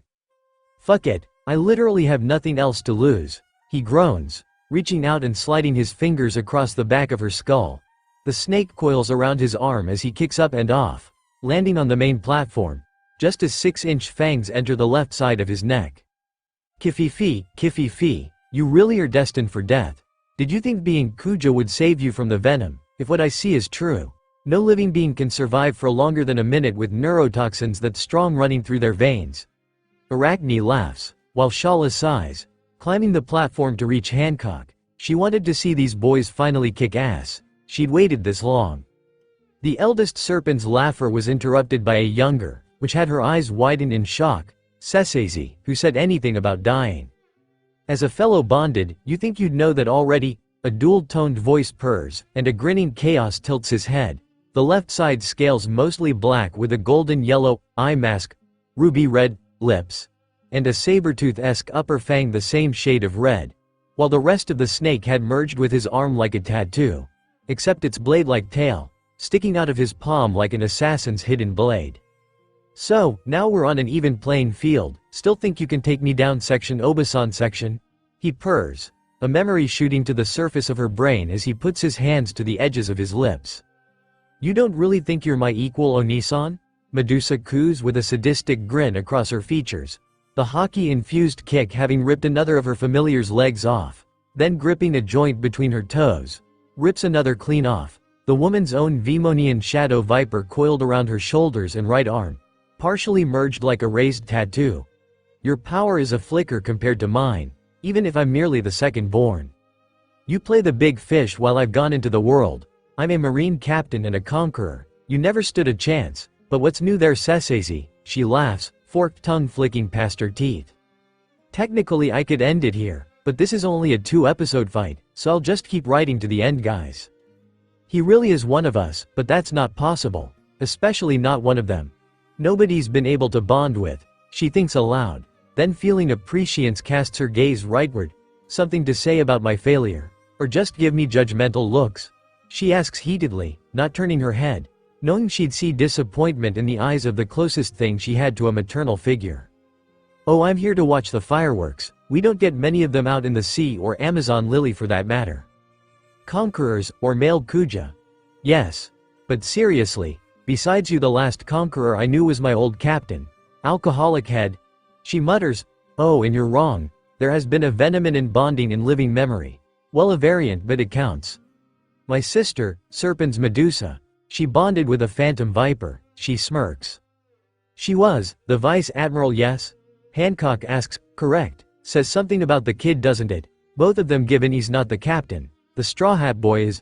Shala muses, then laughs as Luffy pulls out his special move. Can all men do that? Hancock gasps. I don't think all the previous holders of the Gomu Gomu no I could do that. This kid is good. She grins, which quickly turns to a grimace when she hears her sisters screaming, fuck my life. Okay, you're pretty strong. Should have known that given you're both zones and you have that hockey bullshit. Guess I should kick it up a gear then, Luffy says grinning widely, then pauses, damn it, 1 second, before either sister could argue he'd already bounced away and put Marguerite back, then bounced back more or less to where he'd been standing a moment ago. There we go, just the 3 of us. Time to go all out then. I like this one he has such confidence. Any idea where he stores it I want to rip it out with my own 2 hands. Sandersonia hisses, grinning maniacally. I don't think that's how that works sister, but I'll enjoy checking. Marigold agrees, spitting more poison at the boy. Your aim sucks just so you. Crap, it's making smoke too, Luffy wheezes. Correct, took you a minute, but men are slow-minded, so what else should I expect? My poison can take many forms, all of them deadly. Shouldn't that be a problem for your allies? Luffy asks between coughs. Big Sis and Arachne have resistances to poisons, Sandersonia due to being a snake, like myself, and Arachne being a spider. Only the men have anything to fear from my toxic mist, Marigold laughs.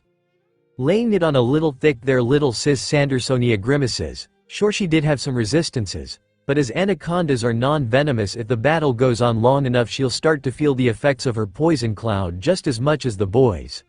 Seeing as she was now on the clock too, the vedette started hammering the rubber boy with her hockey-infused tail, hoping he dies or even just passes out quickly. You boys may have had speed on your side before, but my poison D eats away at your insides, cuckoo. Marigold laughs as she smacks Luffy around like a cat with a mouse. The pirate staying on his feet with swaying dangerously from side to side. Shit, this stuff is strong. I really wish I'd asked what the hell those girls were earlier. Time to pull out the big guns, Luffy thinks as he tries to find an opening to get into position. Not an easy task given he was fighting two large and angry opponents. Oddly enough, it took getting knocked off the platform and into the clear air of the pit for his brain to clear enough for him to come up with a simple plan. Blow the smog away. Swinging high into the air, Luffy swelled up with balloon, then released the entire load straight down, clearing the arena of poison. There we go. All the smoke was getting on my nerves.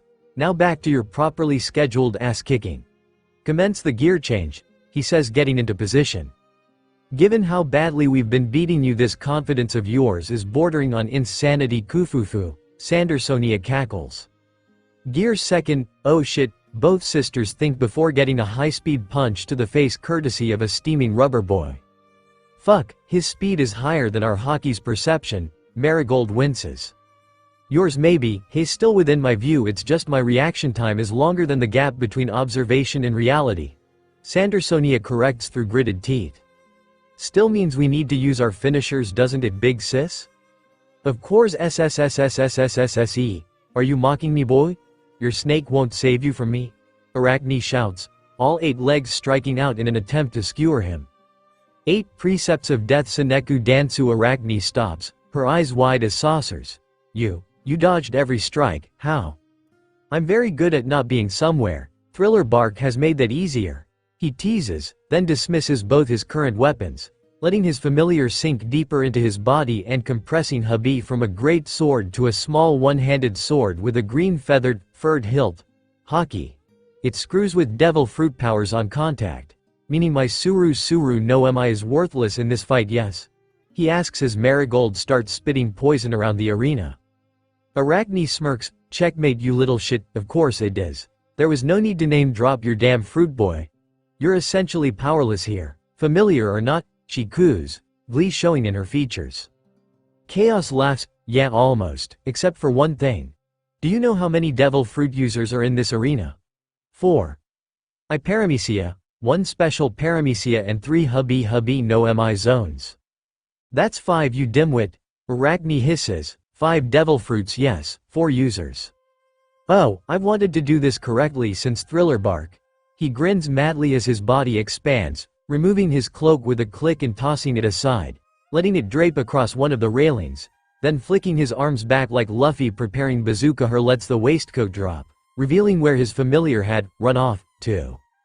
The Venominin had coiled herself into an Ouroboros, though with the way she gripped her tail the bladed tip tilted into the circle, forming a slitted pupil like some parody of the Gorgon's eye, which had Salome whimpering with how hard Hancock was digging her nails into her scales when she noticed, or as Shala noted, a demon eye, like some old allies to her former captain.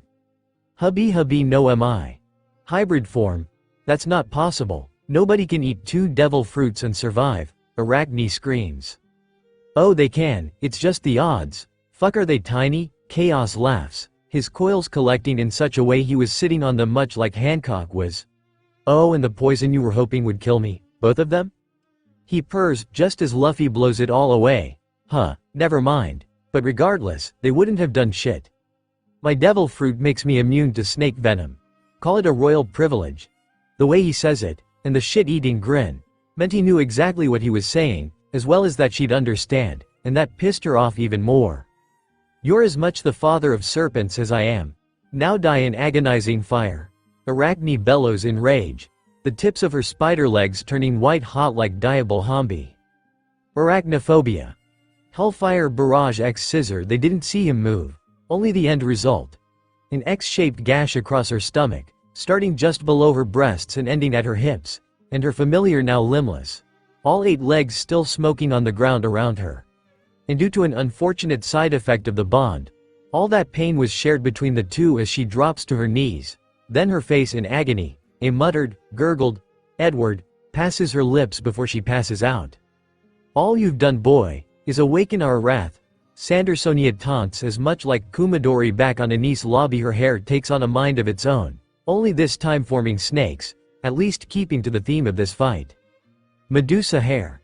Yamato no Orochi one-hair snake lunges for Luffy, missing the steaming rubber boy but chomping through the railing like it was made of paper.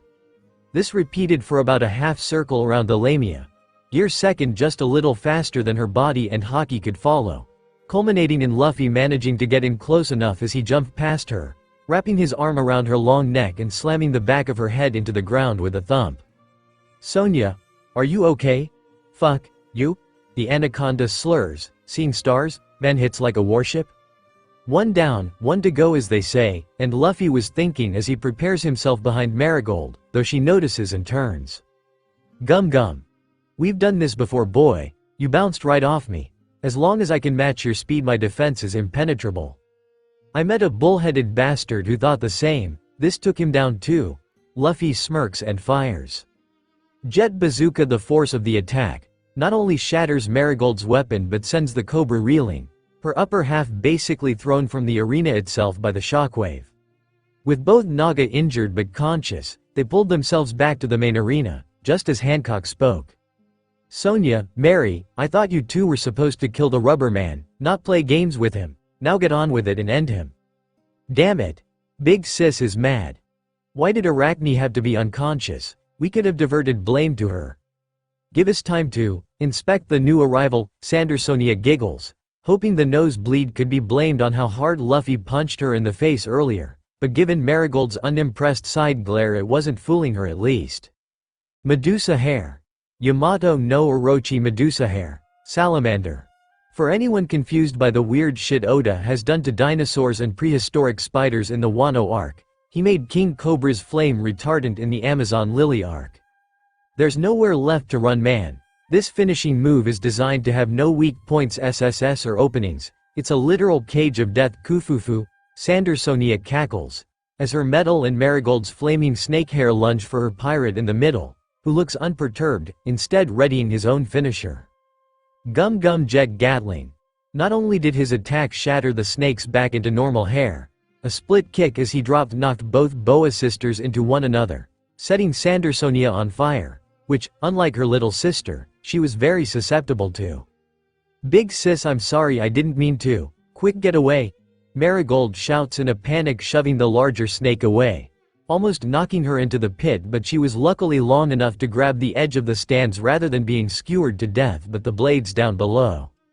Unfortunately for both of them, Sandersonia's clothes, aka bikini top, weren't as fireproof as Marigold's, a thought that came to the vedette as her bosom swayed freely over the pit and the flames started to run out of fuel. A cold shiver passes through Hancock's body, and she feels her own mark throb and burn. "Sonia, your back is exposed. The people, they can't see our marks," she thinks in panic, trying to come up with some way to save her sister and their secret. Luffy leaps for the lamia, just in time to wrap his arms and legs around her torso, pinning the heavy black cloak around the anaconda zone. "This, better than I planned, she. Luffy chuckles, both him and Sandersonia panting heavily after the fight they'd just been through. "Well, at least you're not both on fire, I guess," Chaos sighs, pinching the bridge of his nose. "Marigold, what are you standing around for?" Sandersonia screams. "The men, they're protecting you. Your clothes burned off from when we smacked into each other. If not for them, Marigold left if hanging." The Kuja vocalized the lie, that if they hadn't done something everyone in the arena would have turned to stone, while they knew the truth, that Sandersonia's mark, their family's shame, would have been bare for all the Kuja to see. You'd rather die than let people see this thing on your back, that's what you said before. Well, despite everything that's happened, we don't want to kill you. Well, Chaos wants to kick your ass for petrifying her daughter. But nothing lethal, Luffy half jokes. Chaos rolls his eyes but nods in agreement. Hancock sighs, this day just keeps getting messier, then raises her hand. This match is now over. Everyone leave the arena at once. Do not gaze upon the Gorgon's eye. She commands. The reminder of what Luffy was covering, getting them to leave at breakneck speed, which at any other time would amuse the guys, but they just weren't in the mood right now. Why are you protecting me? I was trying to kill the stretchy one a minute ago. Sandersonia asks, not understanding their angle. Because we can fight any time. This mark is another matter entirely. It has nothing to do with me or Chaos. Luffy replies. This is something you want hidden, and I don't have a problem letting it remain so. Normally we'd take the piss about a weakness this easily exploited, but that's amongst allies SSSS. Chaos muses, as Sanji did tend to get a lot of flack whenever he got his ass kicked by a woman due to his refusal to fight them. This is much too serious for that. The men saved your sister's secret, and yours in turn, Shala states with little emotion. The people will be fooled as long as you can keep up the facade, but you'll have to confront that secret one day, Hancock, you all will. Who are they? Hancock asks, eyes misty with tears. These men who would protect someone, even when they were still trying to kill them. QQQ, all I can give you are the facts, the rest is up to you. Down there are Straw Hat Captain Monkey D. Luffy, eater of the Gomu Gomu no Mi, and his first mate Serpens D. Chaos. She stops as she could practically hear the princess's neck crack, turning at the casual revelation. Eater of the mythical Zone Hubby no Mi model. Yeeg. Rubber King and Mirror Master. Farewell Amazon Lily, time to rescue Ace. A few minutes since the end of the last chapter. Please forgive us, big sis. Sansonia pleads, still wrapped in Chaos cloak due to the whole lack of a bra, shirt thing. We were defeated and had to be saved by the very enemy we were fighting, Marigold adds, both sisters once more in their human forms and bowing to the Empress. Meanwhile Luffy and Chaos were hefting the three frozen Kuja back onto the main platform. The researcher amused that by his shaking Luffy had loads of questions about his new devil fruit he hadn't gotten to talk about since Thriller Bark. So, Luffy hums, setting down Marguerite. Are we done or do I have to fight you too? Cause the incident with the bath showed that you can't use your devil fruit on us. But I guess hockey is still on the table, he shrugs. Hancock looks like she wants to smack Luffy upside the head, for all the good it would do, before taking a deep breath and sighing tiredly. We're done here. I'm not in the mood to fight. If the old crone were here she'd say that's what got you into this mess in the first place. Shala chuckles but was ignored. Okay, Luffy says in an unsure tone, so you're going to change them back now, right? He asks, surprising the Kuja sisters, not by the implied command, but because he wanted her to help someone other than himself. I mean, we know your devil fruit has a reverse switch. Otherwise you'd still have a marble arm and Chaos would be walking with a limp. So come on, they didn't actually do anything wrong besides telling the truth.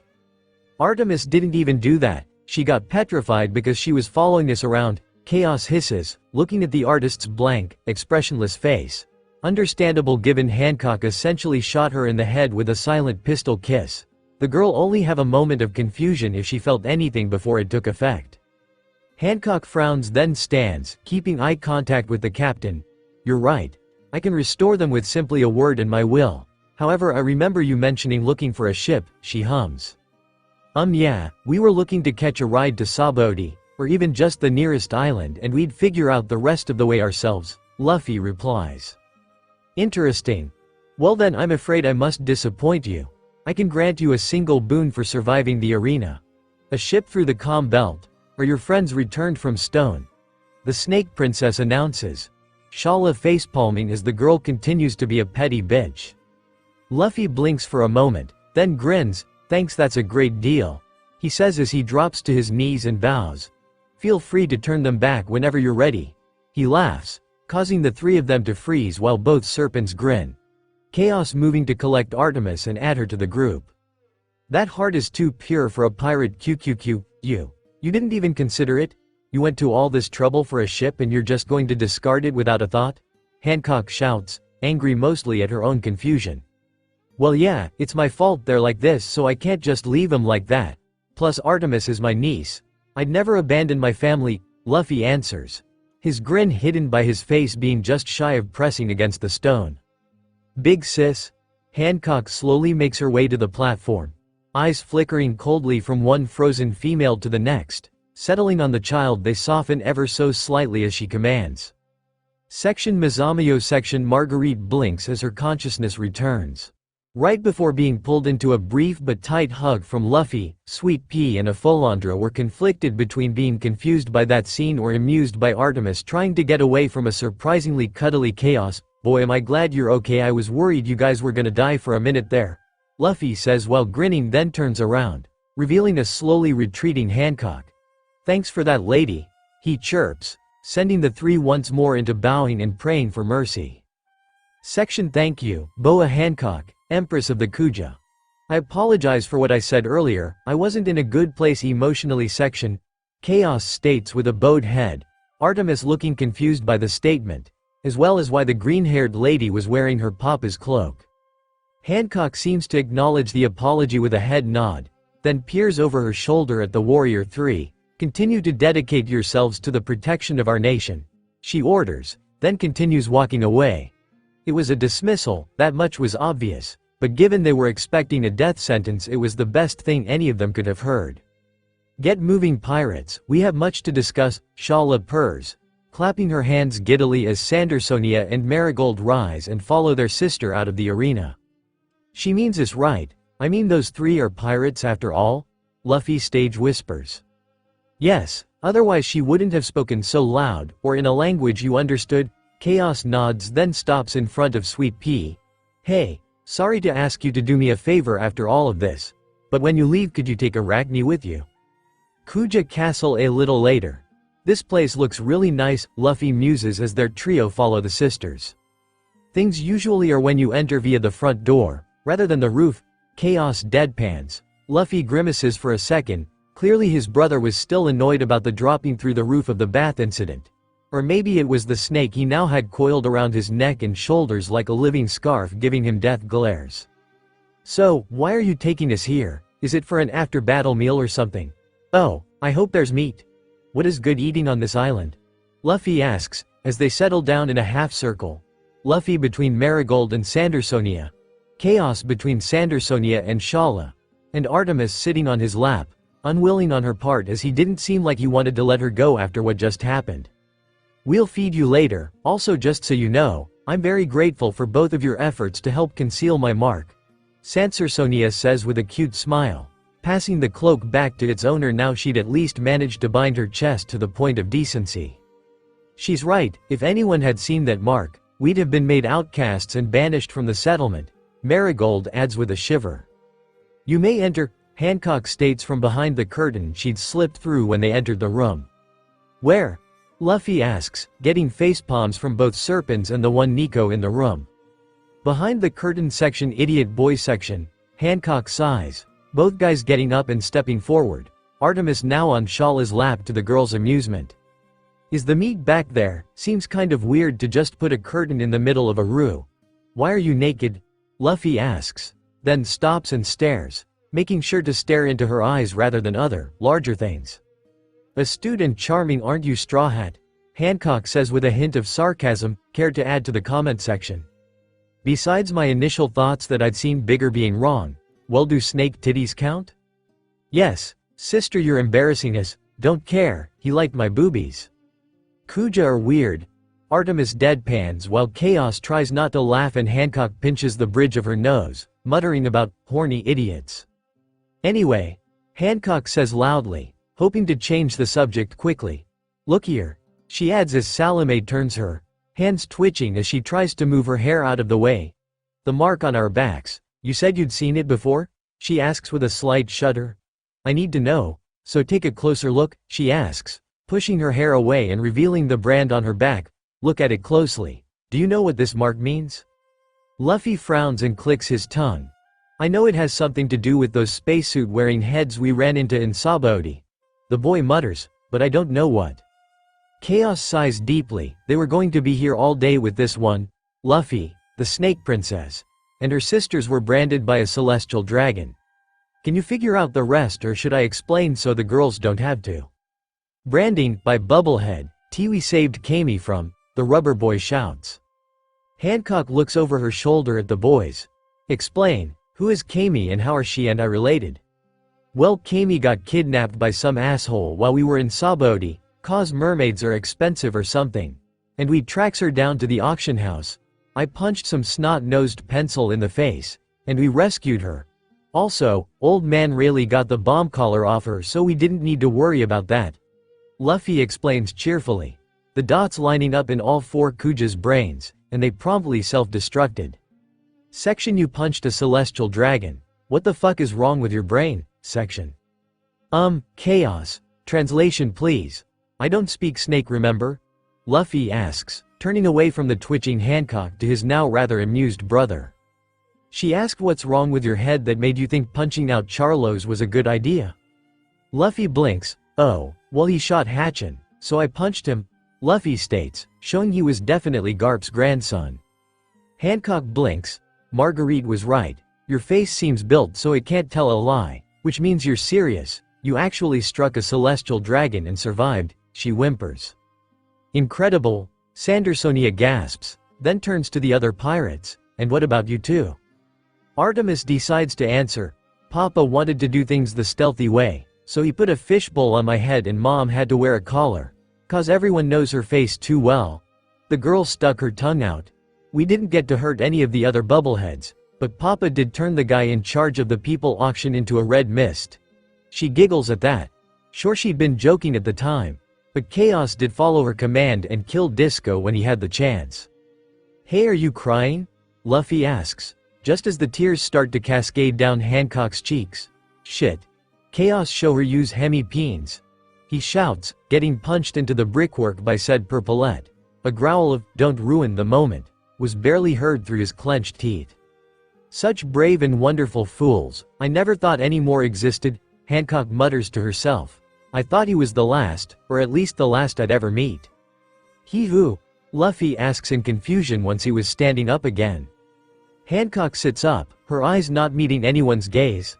I can tell you, the whole story, the mark, the man, and why your friend Hatchin had a son, somewhere on his body. On his forehead, Luffy clarifies, getting a half nod from the princess. Go right ahead, this seems rather important for you, so explain everything at your own pace. Chaos assures her with a soft smile.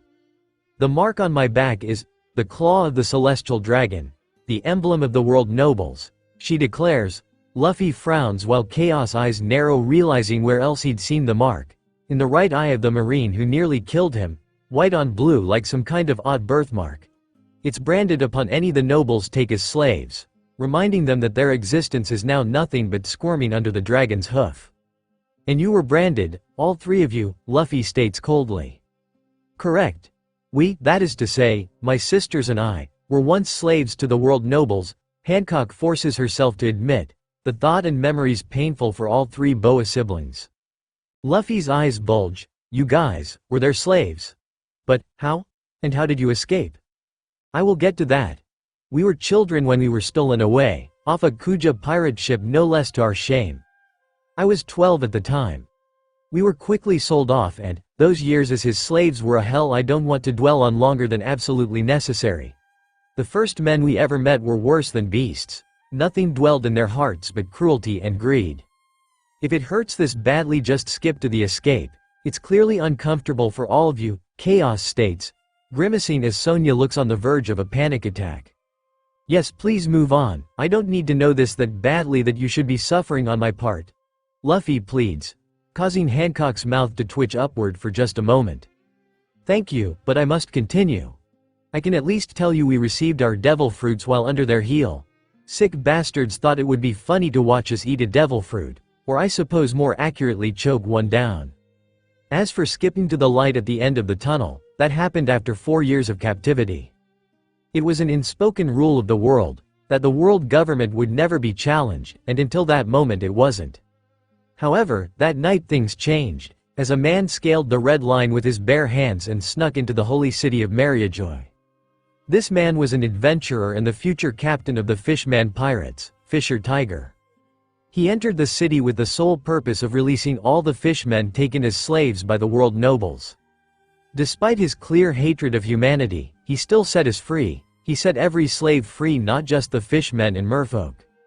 And so at that moment we fled, more than willing to risk death if it meant never having to see those bastards again. Hancock sighs, readjusting her seating as well as her coat as Salome had put it back on her shoulders. Tiger unleashed an army's worth of fishmen, though they like the rest of us were cursed to wear the noble's mark. For this act of defiance, he was hunted all throughout the seas, so he decided to bring the fugitives together and form the Pirates of the Sun, and to rid themselves of the brand, burned it out with the symbol of the sun. Luffy and Artemis gasp, realizing that meant Hachi had been one of those slaves.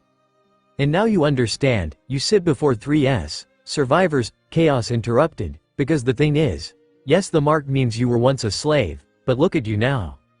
You managed to get home, then rise through the ranks to become their empress, all without letting anyone discover your secret.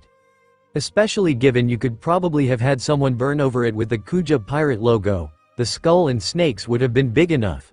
He lets the idle thought slip, having seen the pirate flag on the way through the palace. Luffy nods, he's right, you were taken as kids, and 4 years, that still makes you younger than I am when you escaped, and you still made your way from basically nothing to this. He waves his arms around the whole room. It will never be worth it, but you have to at least admit you have a good life now. He smiles, trying to avoid either being flippant about their past or pitying them as he'd seen how Hancock reacted to attacks on her pride. QQQ, the men are right, my dear, about the rebranding and your current status. Slave to Empress in what, 12, 13 years? That is a rise worth being proud of. Shala coos, her expression almost maternal. The sisters sniffle, trying to collect themselves. Thank you for trying, Straw Hat, and as for your comment on putting the Kuja brand on our backs, there was never a person we trusted enough with the skills to do so we never tried, she admits. Shame Val isn't here. She and Victor are basically the crew's blacksmiths, mostly for Vic's arrowheads and her kunai. Though maybe it's for the best, as even they admit to being a bit rusty after not doing it for a good few years. Luffy chuckles to himself. While I hate every moment of my time as a slave, the devil fruits they forced us to consume have been of benefit, even just to enable us to hide our past, and stop people from snooping. If you hadn't covered Sonia's back in the arena though, it would have all been for naught. But why? Artemis asks, confused. They would never listen to a slave. Hancock sneers. No one can ever know. We can't let anyone close enough to risk it, that someone would find out and use it against us. I won't let my sisters and I be controlled by anyone ever again. She screams, tears once more flow until small arms wrap around her stomach. Please don't cry, it's not your fault your people are assholes. Artemis states with a level of bluntness not usually seen outside the monkey family, but it got her to stop, because she laughed. Kufufufu, a young lady like yourself shouldn't speak like that, child. Hancock coos, wiping you for trying. Also release me, I don't do hugs, she shivers. So glad Granny never showed up, she'd love to poke the wound that is sister's heart right now, Marigold mutters. Probably cause I'm here, the old hag never did like me, probably because I went off on my own, but she liked Big Sis, so that's probably not the whole story. Shala sighs. Fuck if I know. Sigh, the beast pirates were so much simpler, no politics or other bullshit. Don't worry Mama Shaw, we think you're better company anyway, Sonia giggles. Hancock ignored her sisters, settling defensively into her familiar's coils. At least, now you know my past, you have a reason to find me so disgusting, she whimpers. Huh? What are you talking about? I didn't like you before because you were being a spiteful bitch. What does being a slave have to do with that? Luffy asks in confusion. Chaos chuckling because he was used to Luffy's bluntness, and because he agreed with the statement. Hancock was still beautiful, it was just that she was an ice queen and more importantly a stone-cold bitch that made him dislike her. Hancock stares at the boys for a moment, as if her brain was trying to make sense of them, and then she giggled, I've decided I like you men. You said you needed transport and food, correct? Luffy grins. Yep, to Sabodi if possible. I suppose the paradise side of the Grand Line is good enough for me. He responds. Also food sounds great right about now. Hancock smirks. Then, I propose a banquet, to send off our new friends with a bang. Then we shall leave for Sabodi on our ship in the morning. Gurgal, can we eat now too? Sorry, Luffy asks. Of course, a small lunch and we can have evening banquet. The occasion is better that way, Hancock decides. Plus it gives her staff time to cook said banquet. Marigold whispers, Sandersonia giggling behind them. I can hear both of you. You do know that, right? Hancock asks with a scowl. Sorry sister, good. Now have someone send us in food. Of course, 15 minutes later. With everything I'd heard, I expected him to eat a lot faster, Hancock muses.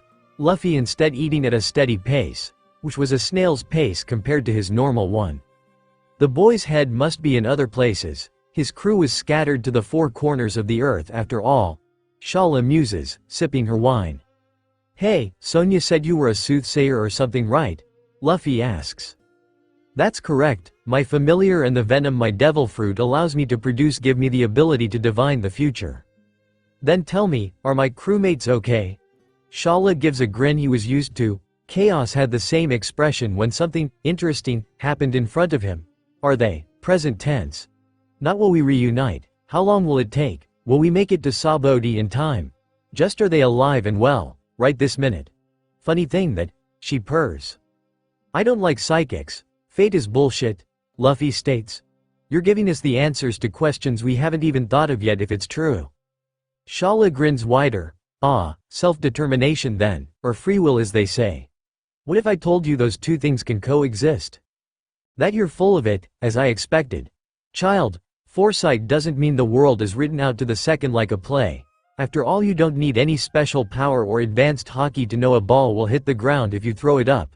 Fate isn't a cheat sheet, it's the consequences of what's come before. We're reading the same book, I'm just on the next page. But that's the problem, you skip ahead to the end result, so they don't do things as they're meant to, instead because you told them to, Luffy growls. Except it isn't, Shala coos, giving a wide grin. Would you like to know why I'm vague and cryptic when giving predictions? So by the time they understand the answer, they've already made the decision for themselves. I don't understand. I told a guard my purpose was to get the princess ready for the father. Hancock is too smart not to figure out what that means. However, if she never hears it, she'll get there on her own.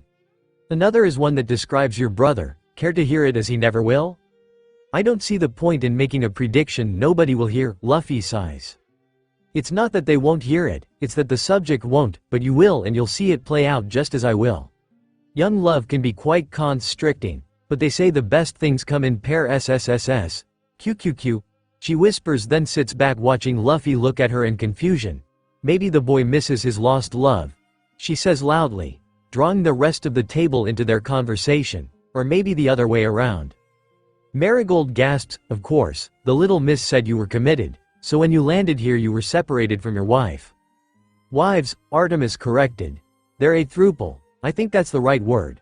Luffy, Miss Olivda and Vivi, Luffy says softly, twisting the ring around his finger. Princess of Alabasta, and wife to two pirates. We didn't even get to say goodbye, the last thing I heard was her scream as Kuma bubbled her.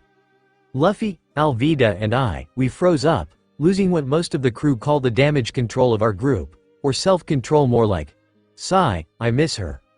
Luffy-kun, I just wish I could see her again, somehow.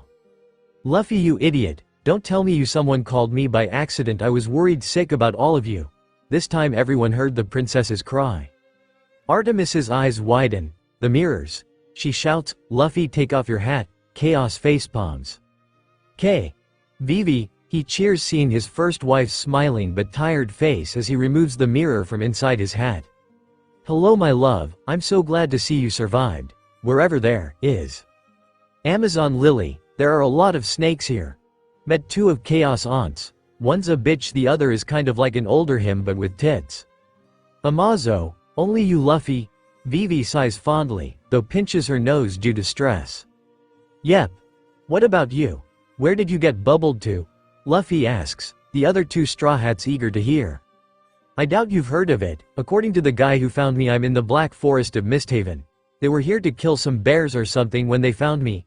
Vivi explains, looking confused by Luffy's wide-eyed expression. while the others note Chaos looked the same. What? You went home? He mutters. Miss Vivi, Misthaven, is in the East Blue. We've never been, but I believe it's about 2 weeks south of where we grew up, on Dawn Island, Chaos explains. Wow, I had no idea, Vivi gasps. So you're a Grand Line girl. And here we thought you were just navigationally illiterate the way you looked at our compasses. An older voice with a refined accent muses. That would be my husband, aka the reason Nami is part of the crew. The brunette teases, getting a chuckle from the boy before he moves away from the group to speak to her privately. That's quite a neat trick, one of yours I presume, Sandersonia purrs. Yes. Due to incidents of getting lost or split up over the course of our travels, I gave every member of the crew a mirror, infused with a little of mine and their blood to form a link. I suppose it makes sense nobody has reached out yet. It was a new piece of gear, plus they don't know if I'm alive to use it. They might not want to get their hopes up talking to a mirror, he chuckles. Mama, Artemis calls into her mirror, frowning when it just sits there inert. Nico Robin. Papa, the mirror's broken, she says, a hint of worry in her tone. Chaos sighs. Can't expect people to get things right away, plus you need to at least wait for her to try and answer before complaining she's not there, he muses, removing his own from his coat then placing his fingertips against the mirror, which rippled like water where he touched it, then letting his senses flick across all mirrors imbued with his blood, searching, fuck. Papa?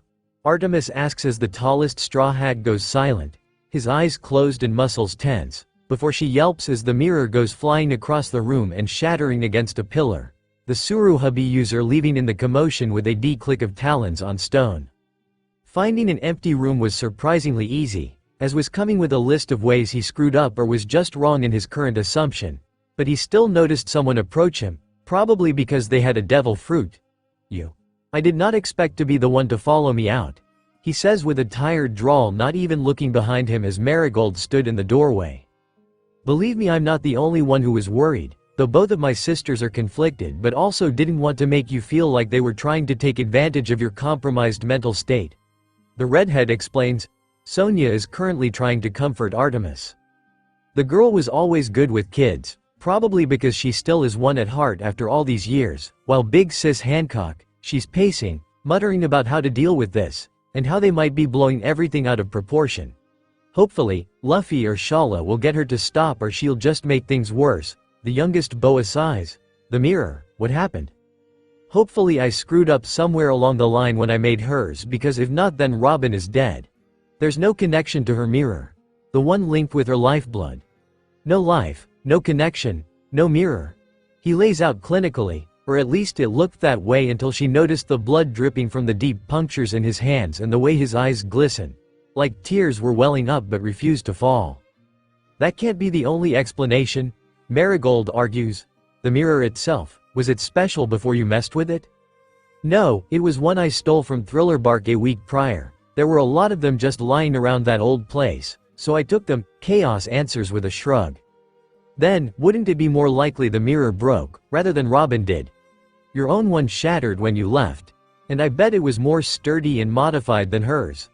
The Cobra woman smirks. She had the man pegged as a tinkerer, so of course his own gear would be more heavily modified than what he gave his crewmates, or at least he'd be in the middle of trying out new ways to work the thing before adding them to the other mirrors.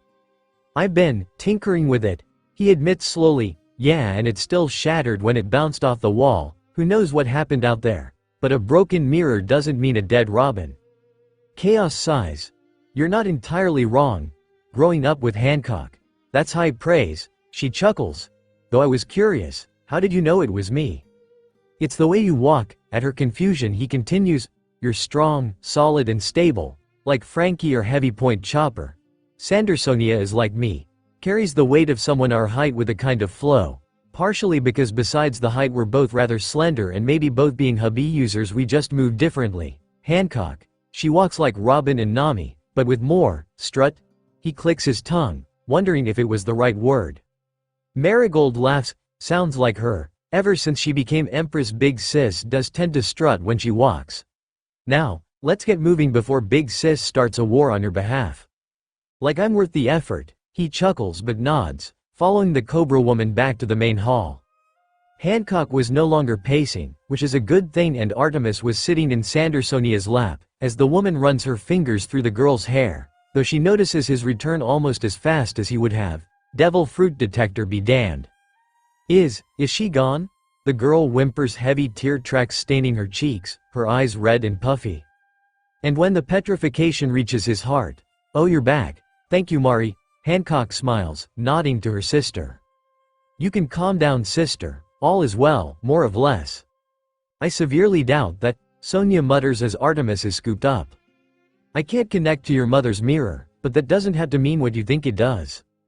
"What we think it does, I can see it in your eyes, Pops." Artemis deadpans, not even cracking a smile when Chaos mutters about how she's too much like her mother right now.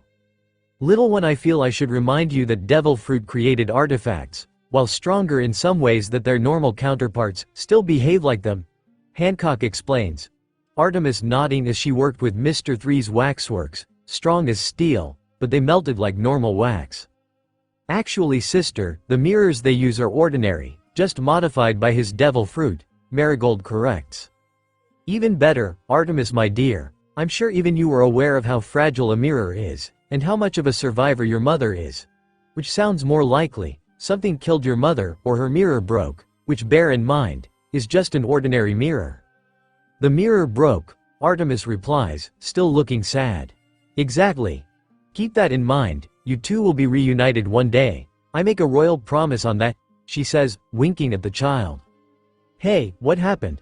Luffy asks, coming over from his corner. "Nico Robin is uncontactable at present," Shala answers. These two immediately jump to the worst scenario. "We're trying to calm them down." Luffy's eyes widen, then he walks over and pulls both of them into a hug. "Artemis, your mom's okay. If we could survive all this, Robin can too. Honestly, the only person we need to worry about is Zoro. He was pretty banged up even before Kuma bubbled us all. Robin was basically in perfect health." She. Chaos smiles. "Thanks, Luffy, I think we needed that. Sometimes the simple answer really is the best." Artemis giggles, leaning into the hug. "So, how are your wives?" Chaos asks, hoping to change the subject to something lighter. "I spoke to Alvida. Apparently she got her ass kicked by a leprechaun and then healed by an angel. Then they fed her and were really shocked when she liked it, cause the leprechaun is a worse cook than me." He laughs. "Did they say where she ended up?" South Blue I think. Where's Leon's?" "No clue, you can check the next time you call, K." "They got over it pretty quickly." "They didn't, they just aren't letting it be the only thing they're thinking about. Plus the entire crew appears to be a single family unit. Hearing that one of their own is okay does at least help soothe the ache a little." That evening, banquet time, "Bring on the food," Luffy yells, arms snaking around the table pulling plates towards him. It seems speaking to his women has relit the boy's internal fires, Sonia chuckles. "And his appetite, at this rate we might run out of food before everyone's too drunk to care," Marigold hums. Chaos laughs. "Yeah, that's Luffy for you. Word of advice, guard any plate containing something you actually want to eat," he explains, grabbing the hand a moment before it tried to slink away with his own plate. "Men's bodies are so strange. Did you see the way he can stretch all over?" "Yeah, I saw it in the arena. But maybe it's not all men. The other one didn't stretch, but he did transform like the Boa sisters." "Oh, maybe he killed a Gorgon too. They say there are men out in the Central Seas as strong as the Kuja pirates. Do you think Luffy would mind if I pulled on his face? See if all of him is stretchy or just his limbs. Know what I mean? P. Did you say Luffy? That's his name, right? I think I heard the other man and Lady Shala call him that." "Maybe. Hey Luffy. Slam, watch your mouth. It's unbecoming to address a man in such a way. Would you cast aside the law of the land so easily?" Bitchy Kuja shouts, drawing attention to herself. "Geez. In that case, Kikyo, why are the men at our banquet?" one of the whispering Kuja asked directly. "It is a good point. They were supposed to be executed, and now they're here eating our food during the celebration of the Kuja pirates' good fortune. It's weird to think the princess forgave them so easily," muses Daisy. "Unless she didn't," Rand theorizes, "this could be a trap, luring them into a false sense of security, then taking them out when they least expect it." Section, or maybe you're all just soft in the head section. The pirates freeze. Turning to look the Venomanaga dead in the eye. Section my partner and his family have caught the EU to question her. Section? She hisses angrily. But before they could respond, Luffy blows up. You guys are all pissing me off, Luffy shouts, Chaos sighing as he knew what was about to happen. While the Kuja worried. Except the Boa siblings, who like Artemis merely looked confused. You're not celebrating right. Why is nobody singing? You're an idiot, his elder brother sighs. Seriously, is this a party or a funeral? Everyone's so freaking depressed. Here, I'll start and you can join in if you know it. Yo ho ho ho, yo ho ho ho, yo ho ho ho, yo ho ho ho. Gather up all of the crew. It's time to ship out Bink's brew. Sea wind blows, to where? Who knows? The waves will be our guide.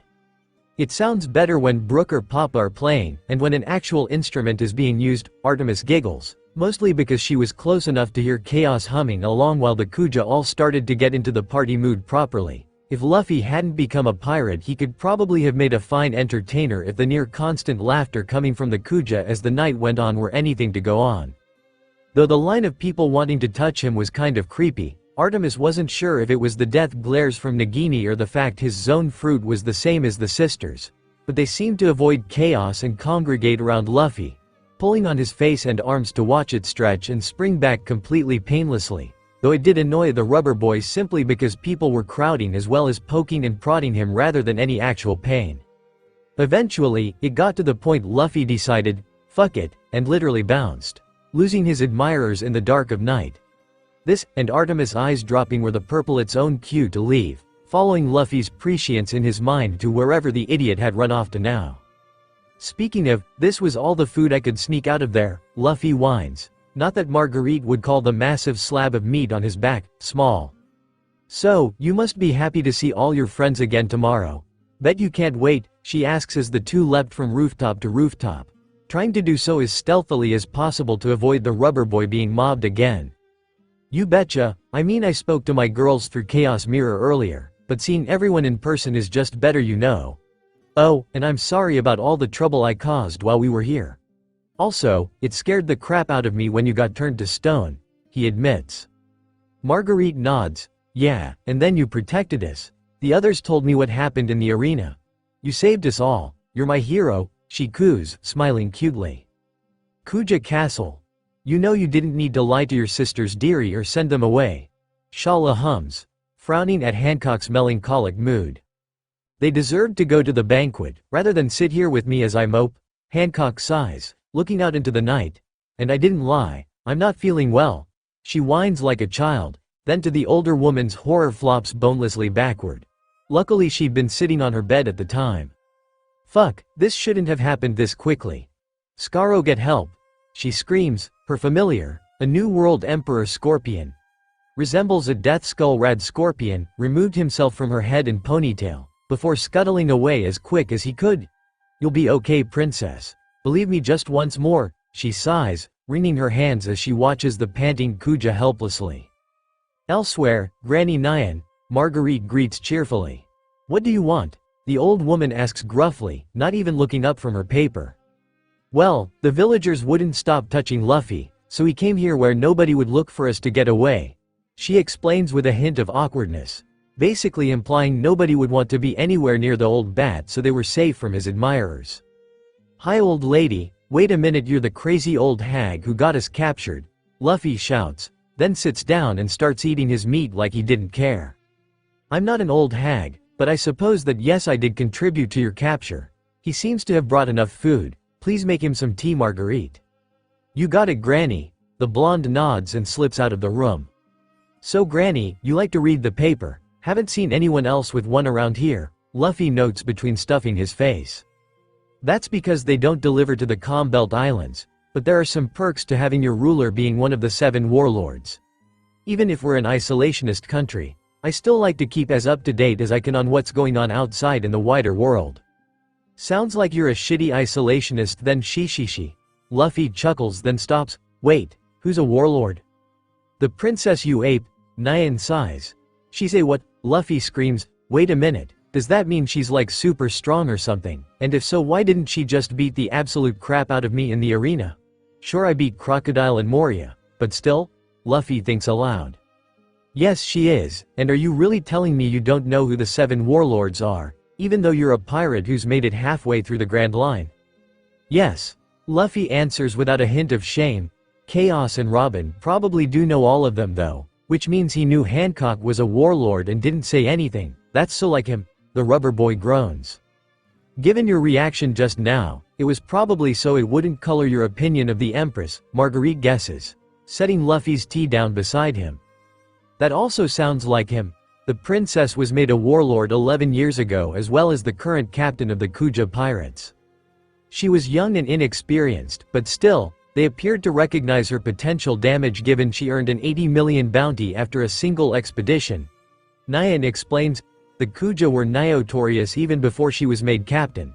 Her power just added to it, and ensured the world government would invite her to become a warlord. However, that title will soon be lost as she's neglecting her duty. Since you don't read the papers, I'm sure you've not heard. Heard what? Luffy asks in confusion, a sense of dread shooting up his spine. The government has called for the warlords to convene at Marineford for an upcoming battle with Whitebeard. You would think this to be stupid and ill-advised, but they've laid out their bait, something they know he wouldn't be able to let stand. Announcing the public execution of Portgas d'Ace, 2nd Division commander of the Whitebeard pirates, is poking the bear in the eye so hard you hit bone.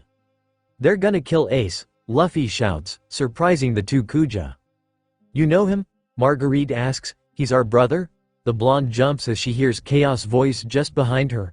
Not by blood, but we never gave a shit before, why should it matter now? Why are they trying to kill Uncle Ace? Artemis asks, now fully awake. The paper says a pirate named Blackbeard captured him and gave him up to the world government. In return, he was invited into the warlords, to fill Crocodile's old position. Nyan continues. Ace was hunting a man named Blackbeard when we met up with him in Alabasta. Luffy scowls. Bastard killed one of his crewmates and fled with the devil fruit he'd discovered. So Ace was sent out to deal with him. What are his chances of escape, or survival? He asks. The only chance he has is if Whitebeard takes the bait, and wins, Nyan replies. Where? Chaos asks, hands clenched into fists. The central square of Marineford, where Navy headquarters is located. The execution is in 1 week, that's 6 days from now. A week? Fuck. How long would it take to get to Saboti? Luffy asks in a panic. Nyan frowns. Even at top speed, I'm afraid it would take more than a week. Meaning the 2 of us are on our own for this one loop, Chaos summarizes. Sounds like it. How long would it take to get to wherever they're keeping him? Probably a week by pirate ship, 4 days via a marine vessel. Nyan's answers, getting confused looks from the pirates. Why does the ship matter that much? It doesn't. The vessel doesn't matter so much as the mechanisms accessible by the Marines, namely the Ingeni's lobby, impelled down, and Marineford together via an express waterway. Quite a convenient thing for the Navy to have for things like this. Luffy scowls, then reaches into the ribbon of his hat, retrieving a burnt scrap of paper. Well shit, that's your brother's Vivre card? Nyan gasps. Is that the moving paper you showed me before? Marguerite asks. No, that was a different piece. It was Rayleigh's. This one, Ace gave me back when we met up at Alabasta. Though back then it was probably 10 times bigger. He's been having his own adventures since then, and now, he's in trouble for sure. Ace wouldn't be happy if his little brother saved his life, but I can live with him being mad at me, if it meant he was alive to do so. Mad at us, Luffy. Besides, there's no way you'd survive if you go to Marineford alone. Chaos smirks, ruffling Luffy's hair with his tail. Marguerite tilts her head in confusion. Marineford? But I thought you were going to impel down? Yes, and that's a stupid plan that is destined to fail. The prison is inescapable, and even if it wasn't, it makes more sense to simply head to where he's going to be, and rescue him from Marineford. It's where Whitebeard and all his allies will be if I'm not mistaken. You two can't possibly be this stupid. You're walking into a guaranteed war. You'd be swept about like flotsam in a storm. Mere ants amongst the giants that would be at this battle. You're both completely insane. Yeah, tell me something I don't know, Luffy huffs. I'd say you have a 1 in a million chance, if I didn't have a few secrets to keep. You will make it to the greatest prison the world has ever seen, just as the Empress will do her duty as a warlord at Marineford. SSS's spoilers. Section also shitty move there you old crone, Luffy's destined for failure in that case. If Hancock is in Marineford, it means Ace doesn't get rescued, you manipulative bitch section, Chaos sneers. Nyan continues as if she didn't understand him, the moment Ace reaches Marineford he'll be guarded by the 3 admirals and the 7 warlords, but due to his status while he's in impelled down security around him will most likely be on high alert, after all, he is a division commander to a Yonko. It may be impossible to enter, never mind leave with your quarry. I don't care, I'll worry about that when we get there, Luffy shouts. When you get there, if you're really going to do what will go down in history as your biggest blunder ever, Chaos sighs deeply, causing Luffy to turn to him in confusion. I'm not going on a suicide mission into Impel Down, it's not only insane it's idiotic. Feel free to try, I'll be waiting for your arrival at Marineford.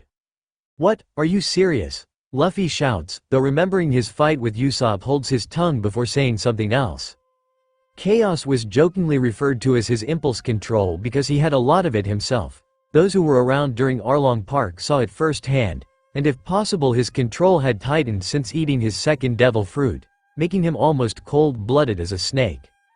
But he wasn't, Luffy knew that, and he also knew this was him picking the option most likely to actually work. It wasn't like he loved Ace any more than Luffy did. He was their big brother and nothing would change that. Plus, after the incident earlier he wasn't going to bring up the idea that if Robin was in Ace's position the researcher would have gone by himself, killing everyone he met between the entrance and Robin. He liked living after all and he couldn't rescue Ace if he was dead due to quite possibly getting his head literally bitten off by an angry Naga.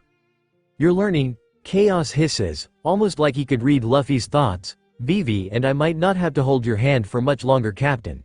So, let's go piss off the woman who just stopped wanting to kill us and make that old lady feel smug about herself for getting something right for a change, he says with a half smile. Probably ask Auntie how to do that without getting killed, I suppose.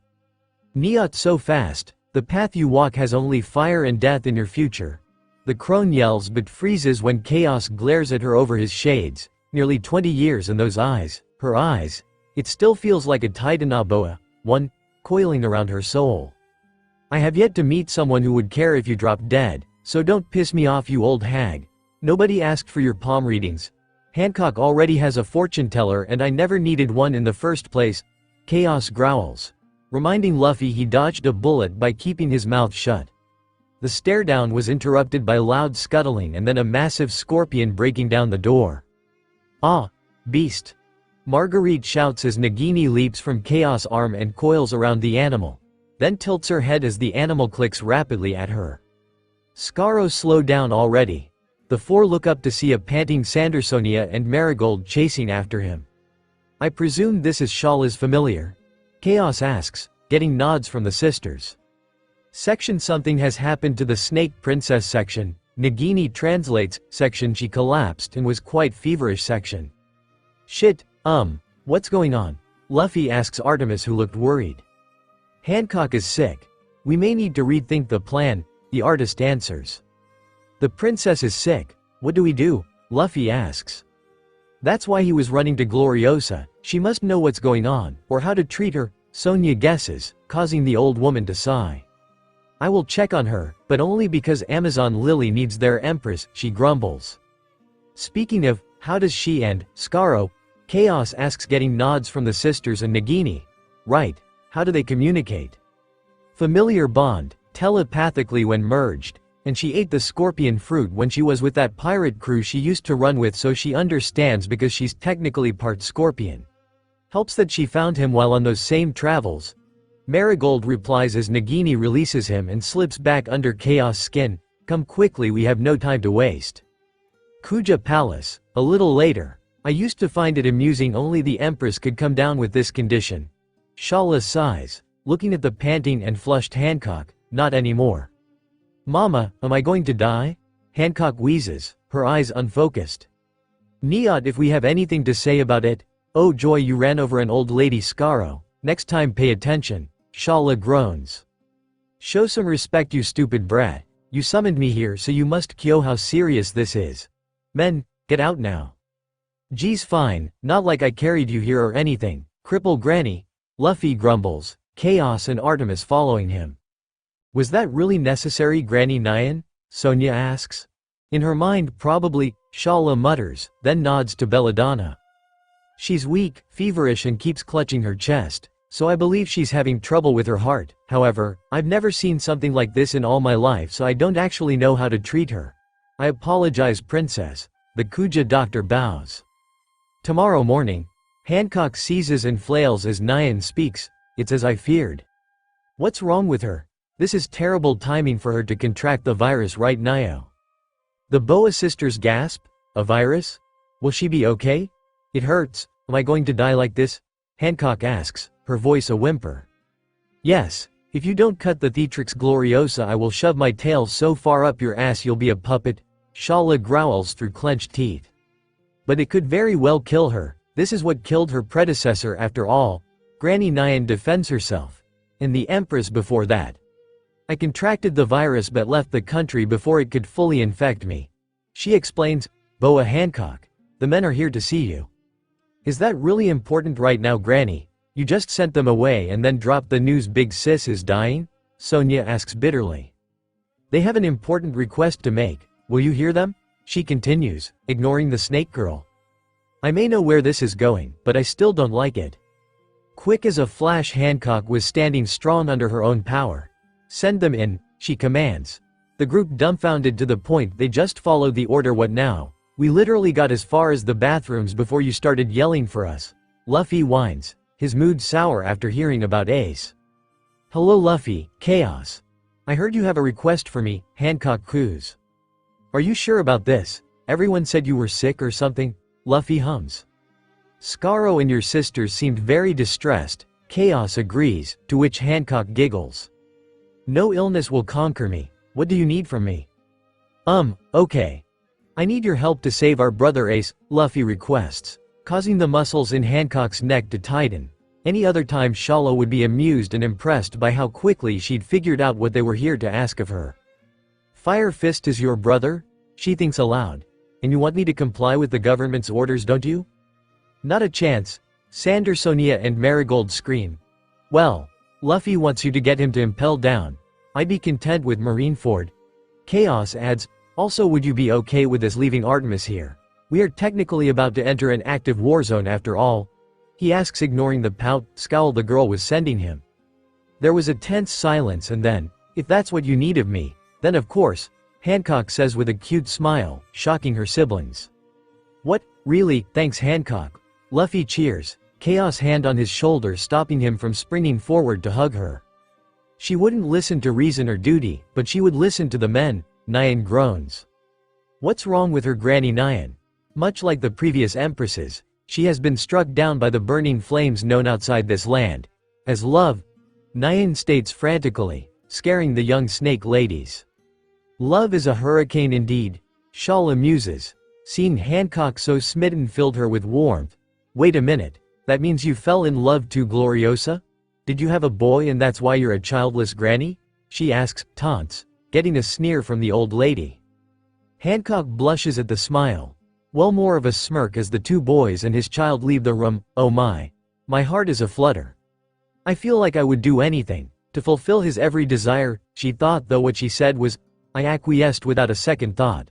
Are we sure his devil fruit isn't some kind of hypnotism? I remember reading some snakes hunt that way. She muses, then sighs. Who am I kidding? I folded like Sonia playing poker, and don't regret it one bit, she squeezes. You truly are in love, princess? Nyan states. Love? Hancock repeats. This is love? But of course. And once it takes a hold, it will squeeze your heart until you drop dead if you can't be with the man you love. Hancock's eyes widened. Sonia. Mari. Get all the chains you can find in a seastone collar. I will not let that man get away from me, she commands, fist-raised eyes blazing with determination. QQQ. Ah, Hancock's first fetish.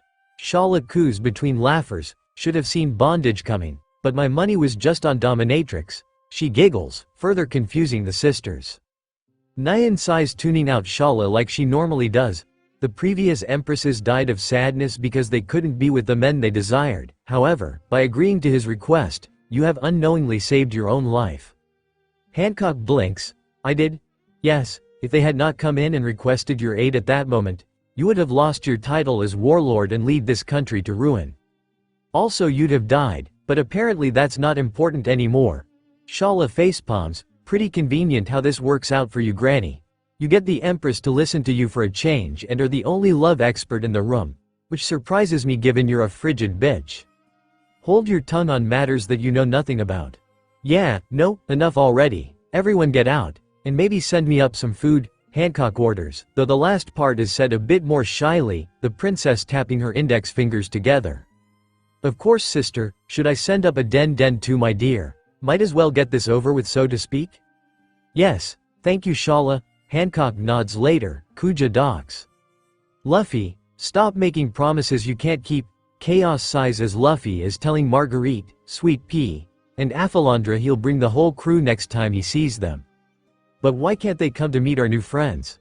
Because men are still forbidden, unless Hancock is going to change the law, if she even can. I'm pretty sure we're the exception. Fine, spoil sport, he huffs, bouncing off the snake and onto the ship's deck. Also, I think Brooke would like this place. They don't appear to have a problem with showing someone their panties. He hums, ignoring the facepalm Chaos did the moment he heard, though at least it distracted both of them from Hancock's arrival, signaled by random animal abuse. Oh good, you're both ready to leave already. Well, no time like the present. Thanks for this, by the way, we know it's difficult for you. Chaos bows lightly, also thanks for letting Artemis stay with your sisters until this mission is complete, he adds. Yeah, especially cause you sounded pretty sick earlier. Glad you're feeling better though. Luffy grins, which widens when he notices she was blushing. Think nothing of it, you have enough to worry about without bringing a child onto a battlefield. Hancock waves off, avoiding his eyes as best she could. A little later, you've certainly kept us waiting, Empress. I'd almost started to believe you actually wanted us to revoke your status and hunt you down. Momonga huffs as the perfume Yuta pulls up beside his vessel. Hancock standing on one of the snakeheads, stone-faced as usual. Will you honor the promise you made earlier? She asks. As long as we're quick about it. My superiors have no problem with us taking a short detour to impel down. The man nods, getting one in return from the snake princess as the Yuta lowers its head, and 3 Kuja step aboard. Excuse me? While I am a warlord, the residents of Amazon Lily know me as Snake Princess, is a royal not entitled to retainers. They won't step off the ship when we dock at Impel Down if that's what you're worried about, Hancock replies. Momonga gives both hooded figures a sneer. The taller one sprouting metallic gray horns from just beyond her hairline was odd, but he didn't care what those Kuja freaks fucked, but the smaller one made him uneasy. These were not part of your original crew yesterday, he notes. Correct, Gloriosa thought serving as my escorts would see if they could handle a battle scenario adequately though, rather than freeze like some Navy petty officer. And I'd keep my eyes off Miss Marguerite Vice Admiral, she's spoken for. You're a Vice Admiral? Squeaked the smaller girl. Yes, hard-earned that, Momonga preens. Lame, you'd not last a single punch from Garp the hero. She huffs, causing the man to choke. How do you know that name? Granny Nyan collects newspapers and I like to read. The man who took down the king of the pirates and could win a fistfight with Whitebeard, that's the man who should be escorting the Empress, not some no-name who probably begged daddy for the position. I too earned my position. I even partook in the Buster Call of Eni's lobby, so hold your tongue, you little brat. Marguerite gasps. It's true then, sociopaths are chosen for Buster Call duty. No wonder Mistress Hancock couldn't freeze you like the others. Actually, he stabbed himself, overriding his lust with pain. It was actually quite impressive, Hancock corrects her subordinate lightly. Damn it, other theory ruined, she huffs. Section, are you going to do this the entire trip? Section? Hancock asks, hoping they couldn't hear Luffy's muffled laughter. Section, just try to fucking stop me, Section. Marguerite grins, while Shala titters behind her. By the way, before we go, unless you intend to steer my ship yourself. Hancock laughs, of course not, I have people for that. She then turns to her retainers, either of you know how to steer a ship? No, mistress, Marguerite replies, sending a shiver down the Empress' spine. Neither do I, an oversight I will correct before taking an official position, my Empress, Shala. Then I suggest you restore my crew so we can leave. Hancock sighs deeply, fine. Section, awaken section. Wow. Men really are simple beasts. Marguerite muses. First time off the island then? Momonga asks, yes, only the Kuja pirates ever leave so everything's new to me, the blonde chuckles. Then I apologize on my crew's behalf for being such poor representatives of man's world as some of you call it. I kind of saw it coming to be honest, she shrugged, everyone's like that around the princess. Quite. Men, Momonga bellows, get us moving, we're making a quick stop at Impel Down before reaching our final destination of Marineford. Sir, yes sir, Amazon Lily, Kuja Palace. I'm worried about Papa, Artemis sighs, laying on the coils of Sandersonia's hybrid form similar to Hancock with her familiar. Of course you are, but he's fine, he has Big Sis and Mama Shala with him for one, the anaconda replies, petting the sleepy little girl on the head. Speaking of, I'm a little worried about Shala myself, Marigold hums. You saw it too? Saw what? Sweet Pea asks, the trio here to help watch over Artemis for Luffy and Chaos while they were gone. Shala exiting her home just on the edge of town, with a case muttering about doing right by her captain and her sister. So she's finally going to off herself, took her sweet time, Nyan huffs. Don't be so rude and crass, especially around Shala's grandniece, Sonia scolds. You do know she's not his real daughter, correct? The old crone asks. Luffy and Ace aren't Pop's real brothers either. What's your point? Artemis sighs as she sits up. Because I wanted to confirm my suspicions. I've seen those eyes before, child of Apophis, Nyan yells, jabbing her finger in Artemis's direction. The girl hums and tilts her head. So that's where I got the snake tongue from. Good to know. Now to discover how Papa can read poneglyphs, she thinks aloud, then looks over as the old woman faceplants. Are you okay? The boy can do what? Wait, I think I've heard of them. They're some kind of ancient glyph or something, but nobody can decipher them, Marguerite muses. Almost, some people can, it's recessive in certain families on Amazon Lily. None that I know of in the current generation can read them.